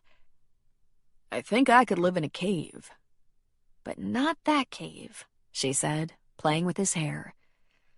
Not that cave, he said. But why not? He asked her. Memories? I'm sure there were some, she said. But mostly you didn't really live there. It was even less personal to you than a motel room. You just needed a place to bring the flavor of the week that wasn't under your mother's roof. Huh, he said. By the way, you do know there hasn't been a single flavor since you cold-cocked me at my sister's wedding. Shoved, she corrected. I assumed there hadn't been anyone, but thanks for telling me that. So I guess that means we're either staying with my parents when I come up to the farm or we're bedding down in the back of your truck. I rented us a little something. It's not much. I'm not going to tell you anything about it. I want your first reaction to be honest. It's adequate. Better than being in your old bedroom or the truck bed. It's convenient and private. Is it nice? She asked eagerly. Well, I think so, but you've already seen how wrong I can be about that. It wasn't that apartment that was wrong, Matt. It was you while you were in it that didn't seem right. If you'd liked it there, it would have shown somehow. I'm not sure how, but somehow. I can't wait to see what you came up with for us. There is an us, right? Because you're all I think about. She gave him a kiss. There's an us, sweetheart. We're just tying up loose ends so our future isn't cluttered with our pasts. Matt had done something about that, too. He just wasn't sure whether it had worked. He'd called Dr. Weymouth, the head of the biology department where he occasionally taught. He told him that he'd commit to 3 plant biology labs after the harvest if they needed him. And he also said, "Don't wait too long to get your teaching schedule together, because I'm getting married. Before Christmas, I hope." Matt hoped that news might filter through the biology department. If he knew Natalie at all, it would send up her radar. If that didn't happen, Matt would get in touch with her when he had the time. He left Ginger at 4 a.m. to drive back to Uncle Sal's vineyard for one more weekend with the grapes. He was planning to come back to her Saturday night. When all the uncles and cousins were celebrating and drinking too much wine, dancing and toasting a successful grape harvest, Matt would drive to Ginger. He'd spend Saturday night and most of Sunday before heading back to the farm to get started on the pears. They were ready. Matt had 5 seasonal hands who worked for him during the pear and potato harvest. First, they would bring in the pears, which finished ripening in their shipping crates and gift boxes. They handled them carefully, delivering pristine, smooth, and clean fruit to the retailers, from grocers to Harry and David. Then came the potatoes, which were less labor-intensive. They were tougher and didn't require gentle handling. Plus, the harvester could dig them, and the farmhands would help to separate and bag them. There were 2 Dysart semi-trailers parked on the property behind the barn and house. Richard Dysart had driven them over himself, one at a time. Matt, Paco, and Richard took cups of coffee on the porch. Richard asked after Ginger. "I spent Sunday with her in Thunder Point. A good day. The weather was excellent and she's in happy spirits," Matt said. "She's planning to come up on Saturday. The rest of the family will be here tomorrow sometime, and she's anxious to witness this harvest business that'll take every second of my time for weeks. And she's more than a little anxious to experience the food the women will put together." What he didn't share with Richard was that it had been 3 nights without Ginger beside him, and it felt like an eternity. "You make a good argument for the Dysart clan to show up to pick pears," Richard said. "You are always welcome," Paco said. "I warn you, you might never be the same." "Nah," Matt said. "The pears won't take too much of a toll on you, but if you really want an experience, come up in the spring for the sheep shearing and lambing. It's exhausting, and not just a little dirty." Also parked on the property, on the north side of the house, was an RV. From that spot, Matt could see the mountains to the north, the orchard to the east, and the plot he'd chosen for his house. After the harvest was complete, he'd work with the architect to finalize the plans. At the first blush of spring, they could pour a slab, grade a road for the construction access that would be followed by a better road for his personal access to his new home. His and Ginger's home, he prayed. He'd gone to an RV lot in Portland to look at a couple of rentals, picked the best one, and had driven here. The owners made it available through Thanksgiving. If this worked out, he thought it might be time to buy one of his own. Half the Lacumet clan had some form of trailer, fifth wheel, camper shell, RV, or toy hauler. They moved around to each other's properties for family events, from weddings to funerals, planting or harvesting, reunions, whatever the call. Paco, not one to spend a dime that hadn't been pried out of his tight fingers, had a fifth wheel that could sleep 6, on top of each other at that. It wasn't comfortable, showering and cooking very limited, but it got them to the vineyard, other family farms, or the coast where cousins' fishing boats docked. Corinne was not fond of it, to say the least. Before noon tomorrow, the trucks, RVs, and other vehicles would begin to arrive. He was at the far north end of the orchard, checking trees and fruit for the 100th time, when his phone, turned to walkie-talkie mode, sounded off. He heard his mother's voice. "Matt, Natalie is here to see you." Ah, so she's heard. He'd begun to think he was going to have to seek her out. "On my way," he said. He jumped in the Rhino and headed for the house. His mother had left Natalie alone in the yard to wait for him. She had not been happy about the way things had gone with his ex-wife. Natalie had a new car and new hair. A BMW? It was a few years old, but still. Things must be going well in the secretarial trade. Or maybe some modeling had kicked in for her. He found himself hoping it had. The new hair was no surprise. It was her signature diversity. Always different. Dark auburn this time. That had been one of his favorites. Very sexy, very classy look on her. But what was very new for her, she wore jeans, rolled up at the ankle, and tennis shoes. Usually when she wore jeans, they were very tight with boots or heels. She also wore a light windbreaker. This was Natalie at her most practical and casual. He couldn't help but be intrigued. She'd never bothered to dress for the farm before. He approached her, and it was instantly apparent that her eyes were glassy. "Can we talk?" she asked softly. "Yes," he said, and he noted her surprise. He hadn't been mean or sarcastic or threatened to call security. "Come with me." He reached out and took her hand and led her around the house to the RV. He pulled a couple of canvas lawn chairs from where they were stored beneath the RV and opened them. "Have a seat." "What's this?" she asked. "This is where I live now," he said. "You weren't at the apartment," she said. "How did you know to find me here?" he asked. "Are you kidding me? It's the harvest. Tomorrow the rest of the family will be here." "You were smart to come today," he said, chuckling. "What did you want to talk about?" "I heard you're getting married." "Yes," he said. "When?" she asked. "No date yet, but I'm hoping we can do it before Christmas." "A nice Basque girl?" she asked. He grinned, and it was wholly genuine. "No, a pale, freckly, green-eyed girl. I suspect some Irish lingering back there." Natalie looked down into her lap. "I wish you the best," she said. "Thank you. What did you want to talk about?" "I wanted to talk about it." She paused and took a deep breath. "I'm sorry. I didn't do it to hurt you." "Why did you?" he asked. He'd asked 100 times. Well, at least 10. "I was afraid, terrified." "Of having a baby?"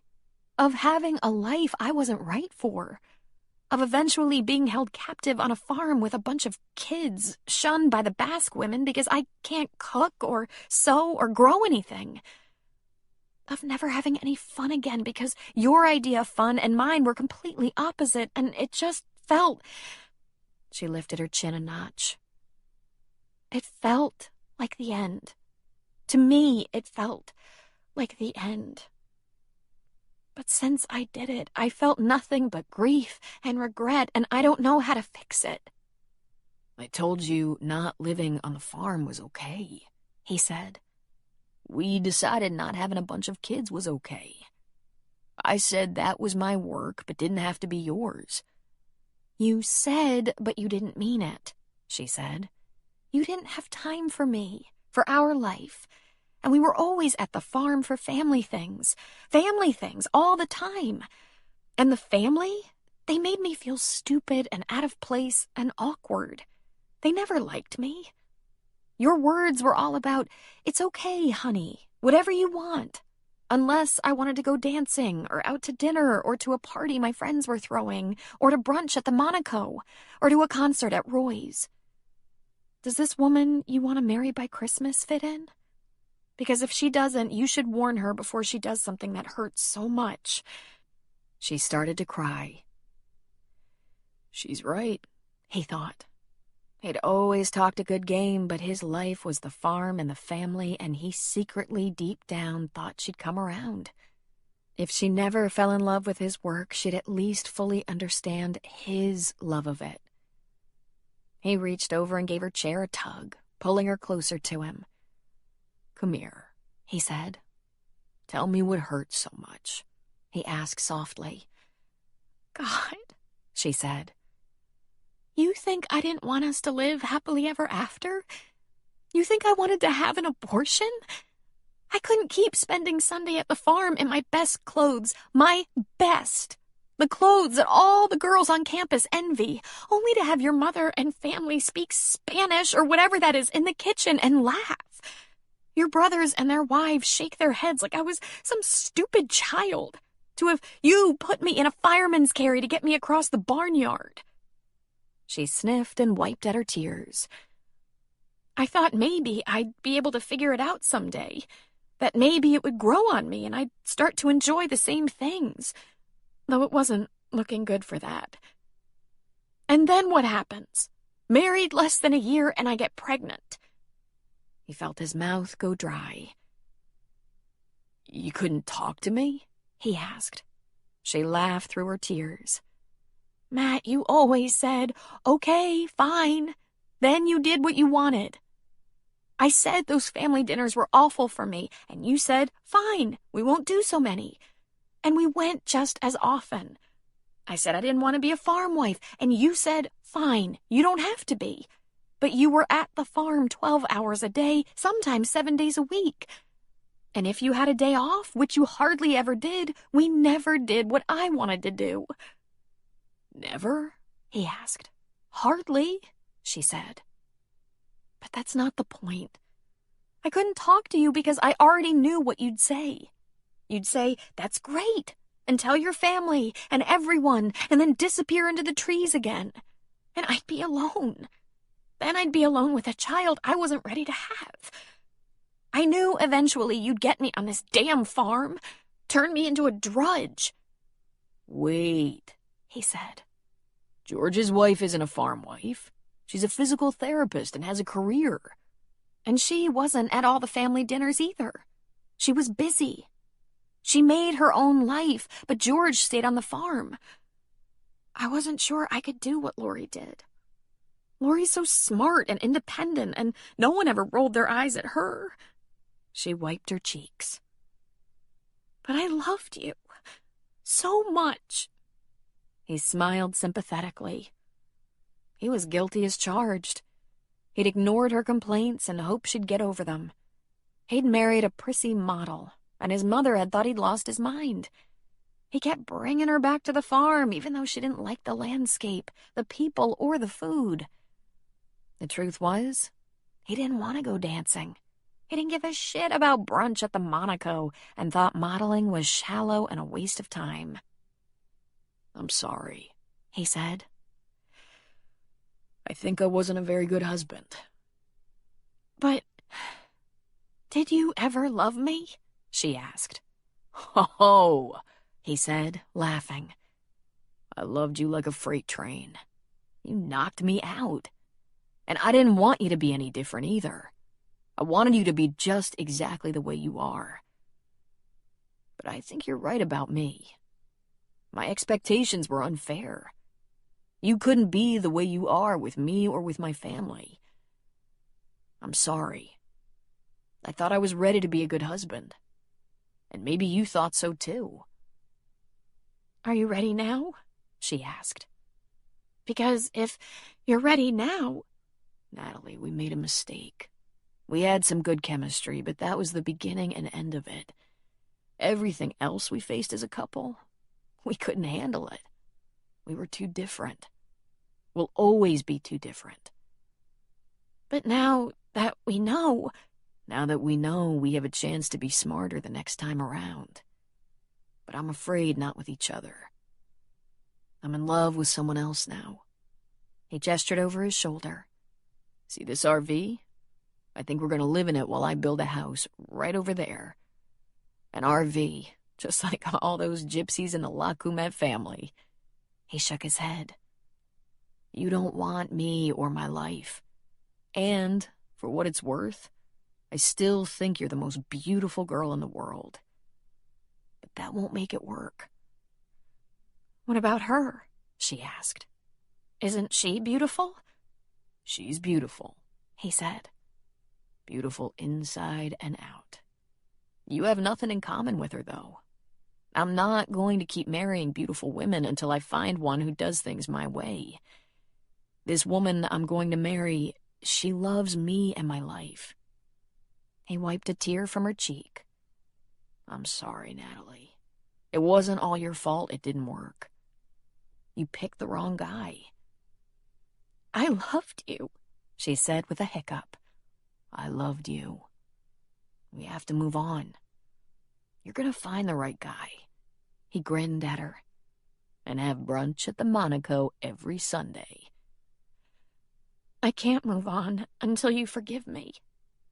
I didn't do it to hurt you. I swear to God. I did it to save myself." Despite all his effort, he felt that ache in his throat that signaled the threat of choking sobs. "I know," he said in a breath. "Please tell me you understand." "I think I do," he said. And then he borrowed Ginger's words. "I think I see how I was complicit. I do forgive you. Can you forgive me? I guess I wasn't easy." "Oh, yes, I forgive you, of course." She wiped at her eyes. "If we could run away somewhere, away from farms and modeling jobs and everything, we could be happy. I know we could." He shook his head. "Nah, it wouldn't work. Neither one of us should try to be someone else." "I guess that's right," she said. "Will we be friends?" she asked. He smiled. "What will we do as friends, Natalie? Maybe go out dancing some night?" He shook his head. "Tell you what, kiddo. I'll be in the biology department now and then. If the coffee pot's on, we'll visit for a few minutes. Catch up. But you don't have to invite me to your wedding."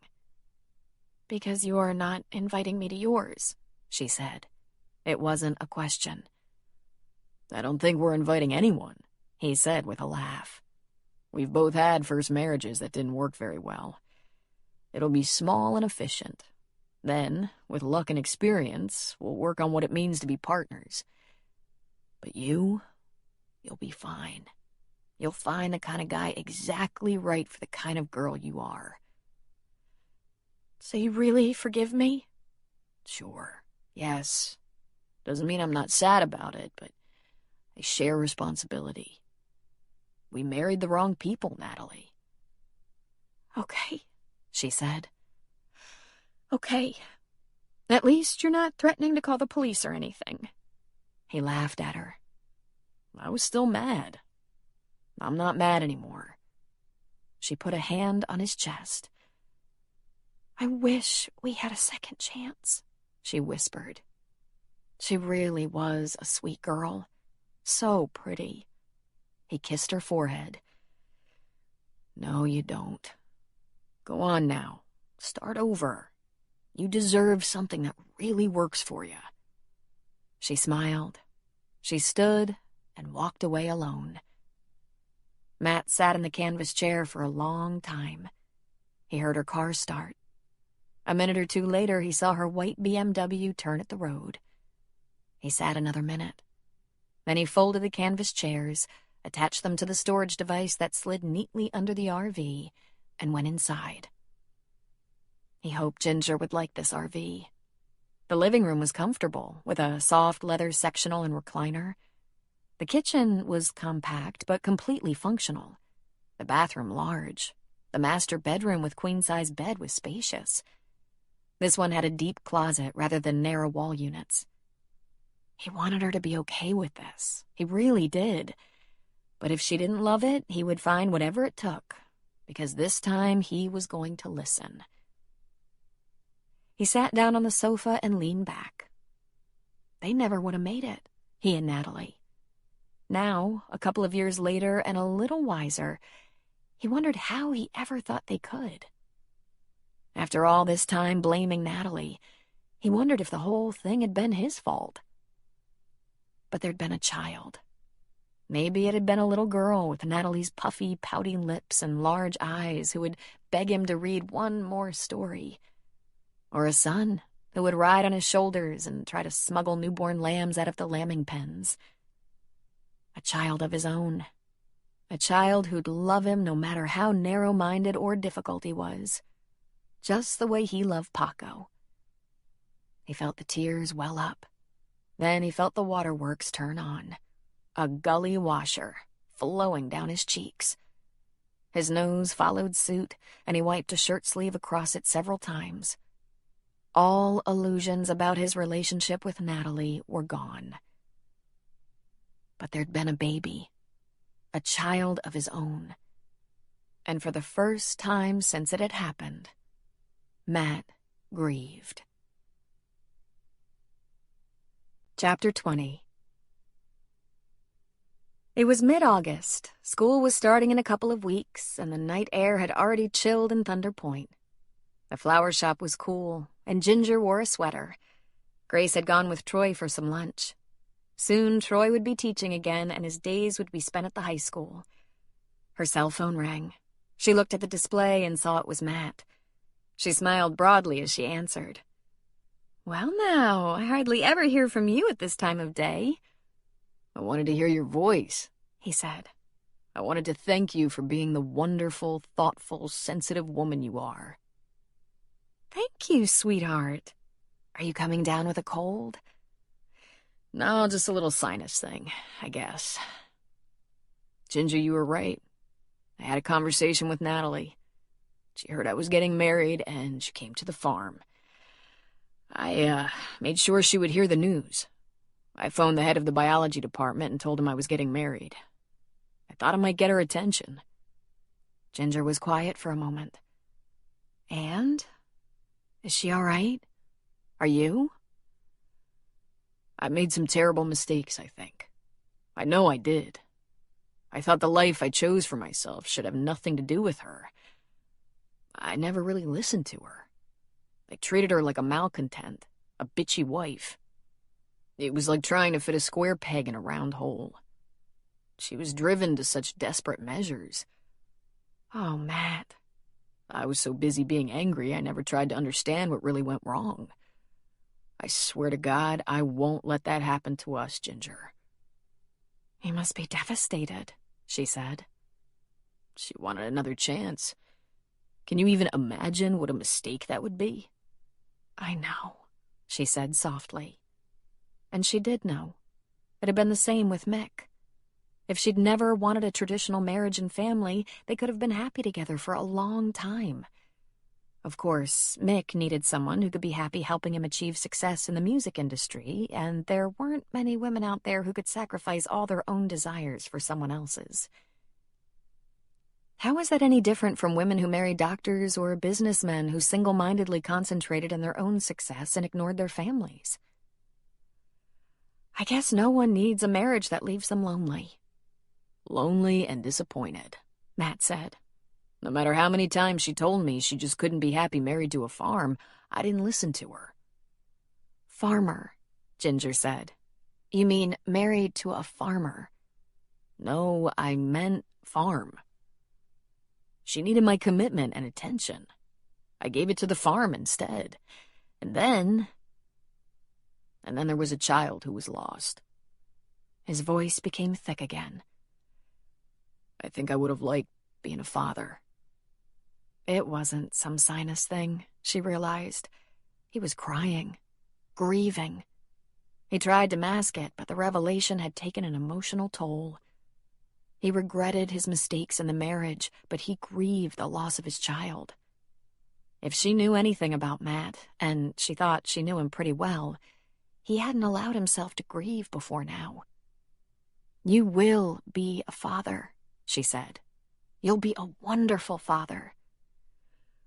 "I think you knew a few things I never would have guessed," he said. "I needed to face that loss. I was doing it alone, and it just wasn't working. I've never told anyone but you about that loss. I thought it just pissed me off. I didn't know how deep it cut," he said softly. His voice cracked. "Where are you, Matt?" she asked. "Oh, I'm alone, of course. Hiding out in a little place I rented for us. Trying to get my shit together before anyone catches on that underneath it all, I'm just a regular human being." She let out a little laugh, but there were tears on her cheeks. "A very remarkable human being," she said. "That must have been so hard to do. I love you." "I wish you were here," he said. "I'd hold on to you. You're the ballast in my life." "Did you tell her she was forgiven?" Ginger asked. "Yes, and I meant it. And I said I was sorry. And I meant that too, because my God, what if I drove her to it? And just like you said would happen, I feel a little bit lighter. That was a load I didn't need." And it opened the door to his grief, which was real and powerful, she thought. Holding that back must have been so tiring. Another heavy load that he didn't need. "Natalie probably did the best she could," Matt said. "I'm not sure I did my best, but we'll never know." "Matt, we all do the best we can at the time. I know you. You've never in your life set out to do your worst." "Well, you might be wrong about that," he said. "When I found out about the abortion, I didn't want anything but to punish her. I didn't listen to her, comfort her, try to understand her, or forgive her. I wanted to crush her." "And now you've both made amends," Ginger said. "You were kind. You can let go of her and the anger now, whenever you're ready." "Did you, Ginger, let go of the anger with Mick?" "Sure," she said. Then she gave a little laugh. "Mick is such a comical, one-dimensional character that complete annoyance with his shallowness hangs on, but mostly, I feel sorry for him. He's missing out on a lot." "We're not gonna do that. Miss a lot," he said. "I think we have an excellent shot at being ridiculously happy." "I think you're right. I miss you." I'll be there Saturday. I might even drive up tomorrow night after the shop closes, if that's all right." "Damn harvest," he muttered. "If it weren't for that, I'd take a leave of absence." He sighed. "I'm gonna stick my head under the hose, shake this off, and go check my pears." She laughed. "Call me later. We can whisper in each other's ears until we fall asleep." When they disconnected and she'd slipped the phone in her pocket, she put her head down on the work table and cried. Matt was such a big, strong man's man, it was heartbreaking to think of him crying over the loss of his baby. But it took a big man to admit to real emotions. She wanted to hold him, rock him in her arms, cover his bristly cheeks with kisses, close his eyes and hold him safe against her breast. Her tears came from the knowledge that they could move on now. They'd really dealt with the past and could forge a future cast in love, trust, and hope. "Hey, hey, hey," Grace said, coming into the workroom. Troy stood behind her. Ginger lifted her head. "How did you get in without ringing the bell?" "I think it tinkled, Ginger," Grace said. "You're crying your little eyes out. What's the matter?" "Oh, dear. Listen, may I have a few minutes to collect myself? Then I can tell you all about it. It's not bad, really. I just need—" "Sure," Grace said. "I'll be right here." Ginger made an attempt at a smile and fled up the back stairs to that little loft she'd come to love. She washed her face, patted it dry, and went back into the tiny living room, where she nearly ran into Grace. "You should lock the door if you want to be alone," Grace said. "Oh, man. What are you doing?" "Butting in. Grace said. Look, sometimes we need to cry alone. Sometimes we need a good friend to bear witness. Can you talk about it? Ginger sank onto the sofa. It's really not as dramatic as it looks. I somehow convinced Matt he had to make peace with his ex-wife before we could move on together. It was a little more emotional for him than he expected, but he told me he's glad he did it. In fact, he thanked me for pushing him to do that. She shook her head. Grace, he was so angry. And from what Peyton has told me, Matt's not like that. And I know, having been divorced after a short and unhappy marriage, how feeling like a failure can just piss you off. I wanted Matt to be free of that before we try to make our way together. I just miss him. And God, how lovely for him to say he feels so much better, and it was thanks to me. That's all. I got a little sentimental and weepy. She gave a helpless shrug. I've never been with a man who said I made his life better. Grace smiled. I'm with one. It's very nice. I know. Troy is perfect for you. He's wonderful. Why are you here? Grace asked. Here? Ginger repeated. I just thought I'd wash my face and... No, Ginger. Here in Thunder Point. Pack a bag. Drive north. She looked at her watch. You'll get there before dinner. You can watch the sunset together tonight. You can hold on to each other and talk about the new life you'll have together. Starting now. Grace, I can't leave you, she said. I promised. You're pregnant and your mother is sick. Grace laughed. Oh, I'm gonna have to replace you. So I hope it works out for you on Matt's big old farm, because if it doesn't, I might not have a job for you. She pulled Ginger's hands into hers. Listen, my friend, you stepped into my shop and made it possible for me to finish building a house, get my mother transplanted, get her fixed up with a nurse she adores, help me get married and move. I even made a trip to San Francisco to do a little work on managing that cumbersome estate while you held down the fort for me, and even though you were paid a little, you did it all out of the generosity of that great big heart of yours. Now don't waste any more time. Pack a bag, quickly. You can come back next week to get the rest of your things. How can I leave you that fast? She whispered. What if you need me? Grace laughed. First of all, I have Iris and Troy for a while longer before school starts. I have a delivery boy, and he's great. I have Waylon, Al, even Seth sometimes helps me cart my stuff inside, though I don't need them. I'm completely capable.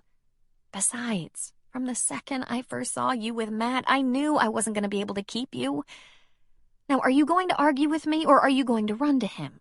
Run to him so you can wrap him in your arms and tell him how much you love him and how proud you are of him? Fresh tears wet her cheeks. I'm so proud of him, she whispered. It's a brand new life, Ginger. You've waited long enough. Don't waste another minute. Matt turned on the faucet in the deep sink behind the house, the sink used to wash the mud off vegetables from his mother's garden. He stuck his head under the cold water. He squeezed liquid detergent right onto his head, his curling black hair, and plunged his hands into the lather. He watched the brown dirt flow down the drain with the soap and water. It wasn't a proper shampoo, but it would be good enough for now. He lifted his head and shook off the water like a dog would. Then he took the bar of soap and the brush and began scrubbing his filthy hands while water from his head dripped on his shirt, leaving his collar wet. He rinsed his hands, scrubbed, rinsed, scrubbed, rinsed, and finally turned off the faucet and grabbed the towel. He wiped it down his face and left it streaked with dirt. Drying his hands, he turned, and he saw her again. He'd been seeing her all day, in exactly those clothes, too. That long lace skirt, denim jacket, and brown boots. He'd finally decided he at least had superior hallucinations when the breeze caught her skirt and lifted it. Some of her soft honey blonde hair blew across her face, and she raised a hand to push it back over her ear. God, she was real. He threw down the towel and ran to her. She opened her arms, and for just a split second he thought, If I'm dying, it's all right because this is the way I choose to go. Before he could complete the thought, he filled his arms with her. His lips were buried in the soft fragrance of her neck. Sweetheart, he said in a breath, holding on for dear life. It took a moment for him to think straight. He should talk to her. Instead, he covered her mouth in a steamy and deep kiss, squeezing her so hard he hoped he wouldn't break her in two. It was the sound of her soft laughter that made him finally let go of her lips. "You made me all wet," she said. "Fancy bath you have there." "What are you doing here?" he asked, breathless. "I needed you," she said. "You needed me." He pushed a little hair out of her eyes. "When do you have to go back?" "I don't have to. Well, yes, I do. I left some things behind, and I haven't said a proper goodbye to Rayanne or my friends. But there's no hurry. Next week, maybe? For one night? Or maybe I'll do it in one day." "What about Grace?" he asked. "She said she's going to have to replace me." She ran her fingertips through his black curling hair. "She said the second she saw us together, she knew she'd have to replace me. She told me to stop wasting time." Cradling her head in one big hand, he gave her a tender kiss. "I've always admired Grace. Have I mentioned that?" "Actually, no," she said, laughing. "I hope I'm not imposing." He grinned. "Come with me," he said. He led her around the back of the house to the RV. "I saw that from the road. Has the family started to arrive already? I thought I had time before—" He cut her off by lifting her into his arms. "Your castle, my love. If you approve of it, we can get one of our own and live in it while we build." "It's yours?" "Ours. It's rented, but if it works for you, I'll buy one." He grinned devilishly. "I could come home for lunch." "I've always been impressed by how enterprising you are." He turned her so he could open the door to the RV, and then they both laughed. It wasn't big enough for him to carry her over the threshold and inside without doing some damage. He put her down carefully. "Oh, Matt, you did this all by yourself?" "What do you think?" "I think it's wonderful," she said. "It might be bigger than that little loft." "They're getting very fancy," he said. "It has a 2-person shower and a whirlpool tub." "What a wonderful idea. I would have never—" He grabbed her hand and pulled her into his arms again. "Thank you for making me face the ghosts. I would have fought the past forever, and damn, it feels so much better to realize that I can leave some things behind and look at the future with you. I don't know how you know these things." "I was only guessing," she said. "But I wanted you so much, and I knew I couldn't have you until you were free." "We're ready now, honey. We have to be ready now because I'm so in love with you, I'm starting to hallucinate." You did have a dazed look for a second. Will your parents approve of you living in sin right on their property? "I don't know, I don't care. But for your information, we're not going to live in sin for long. At the first opportunity, we'll get married. I need you to be my wife. You're already my heart and my breath. Tell me you'll marry me, that we'll belong to each other." "I think we already do belong to each other, Matt. The rest is a formality. A very sweet formality." George Lacumette stood just outside the barn, watching the back of the house where the vegetable sink was. As Paco came out, George put out an arm, blocking him. They stood together, George leaning on a shovel handle, and Paco wiping his brow with a kerchief. They watched as Matt rinsed his head, scrubbed his hands, and then spotted his girl. They observed as he kissed her brainless, then lifted her into his arms to carry her to that fancy new RV he'd parked at the side of the house. After a little more kissing and whispering, they disappeared inside. "I don't think Matt's coming to dinner," George said. Just as well, Paco said. We should maybe leave a little nourishment on the step for them. They'd have to open the door to find it, George said. Let's wash up, Paco said. Now that the coast is clear. Ginger is a nice girl, George said. She makes a lot more sense for him. We'll get a lot more work out of him now, Paco said. Married men are more reliable. You sure he's gonna marry her? George asked. Didn't you see? Paco asked.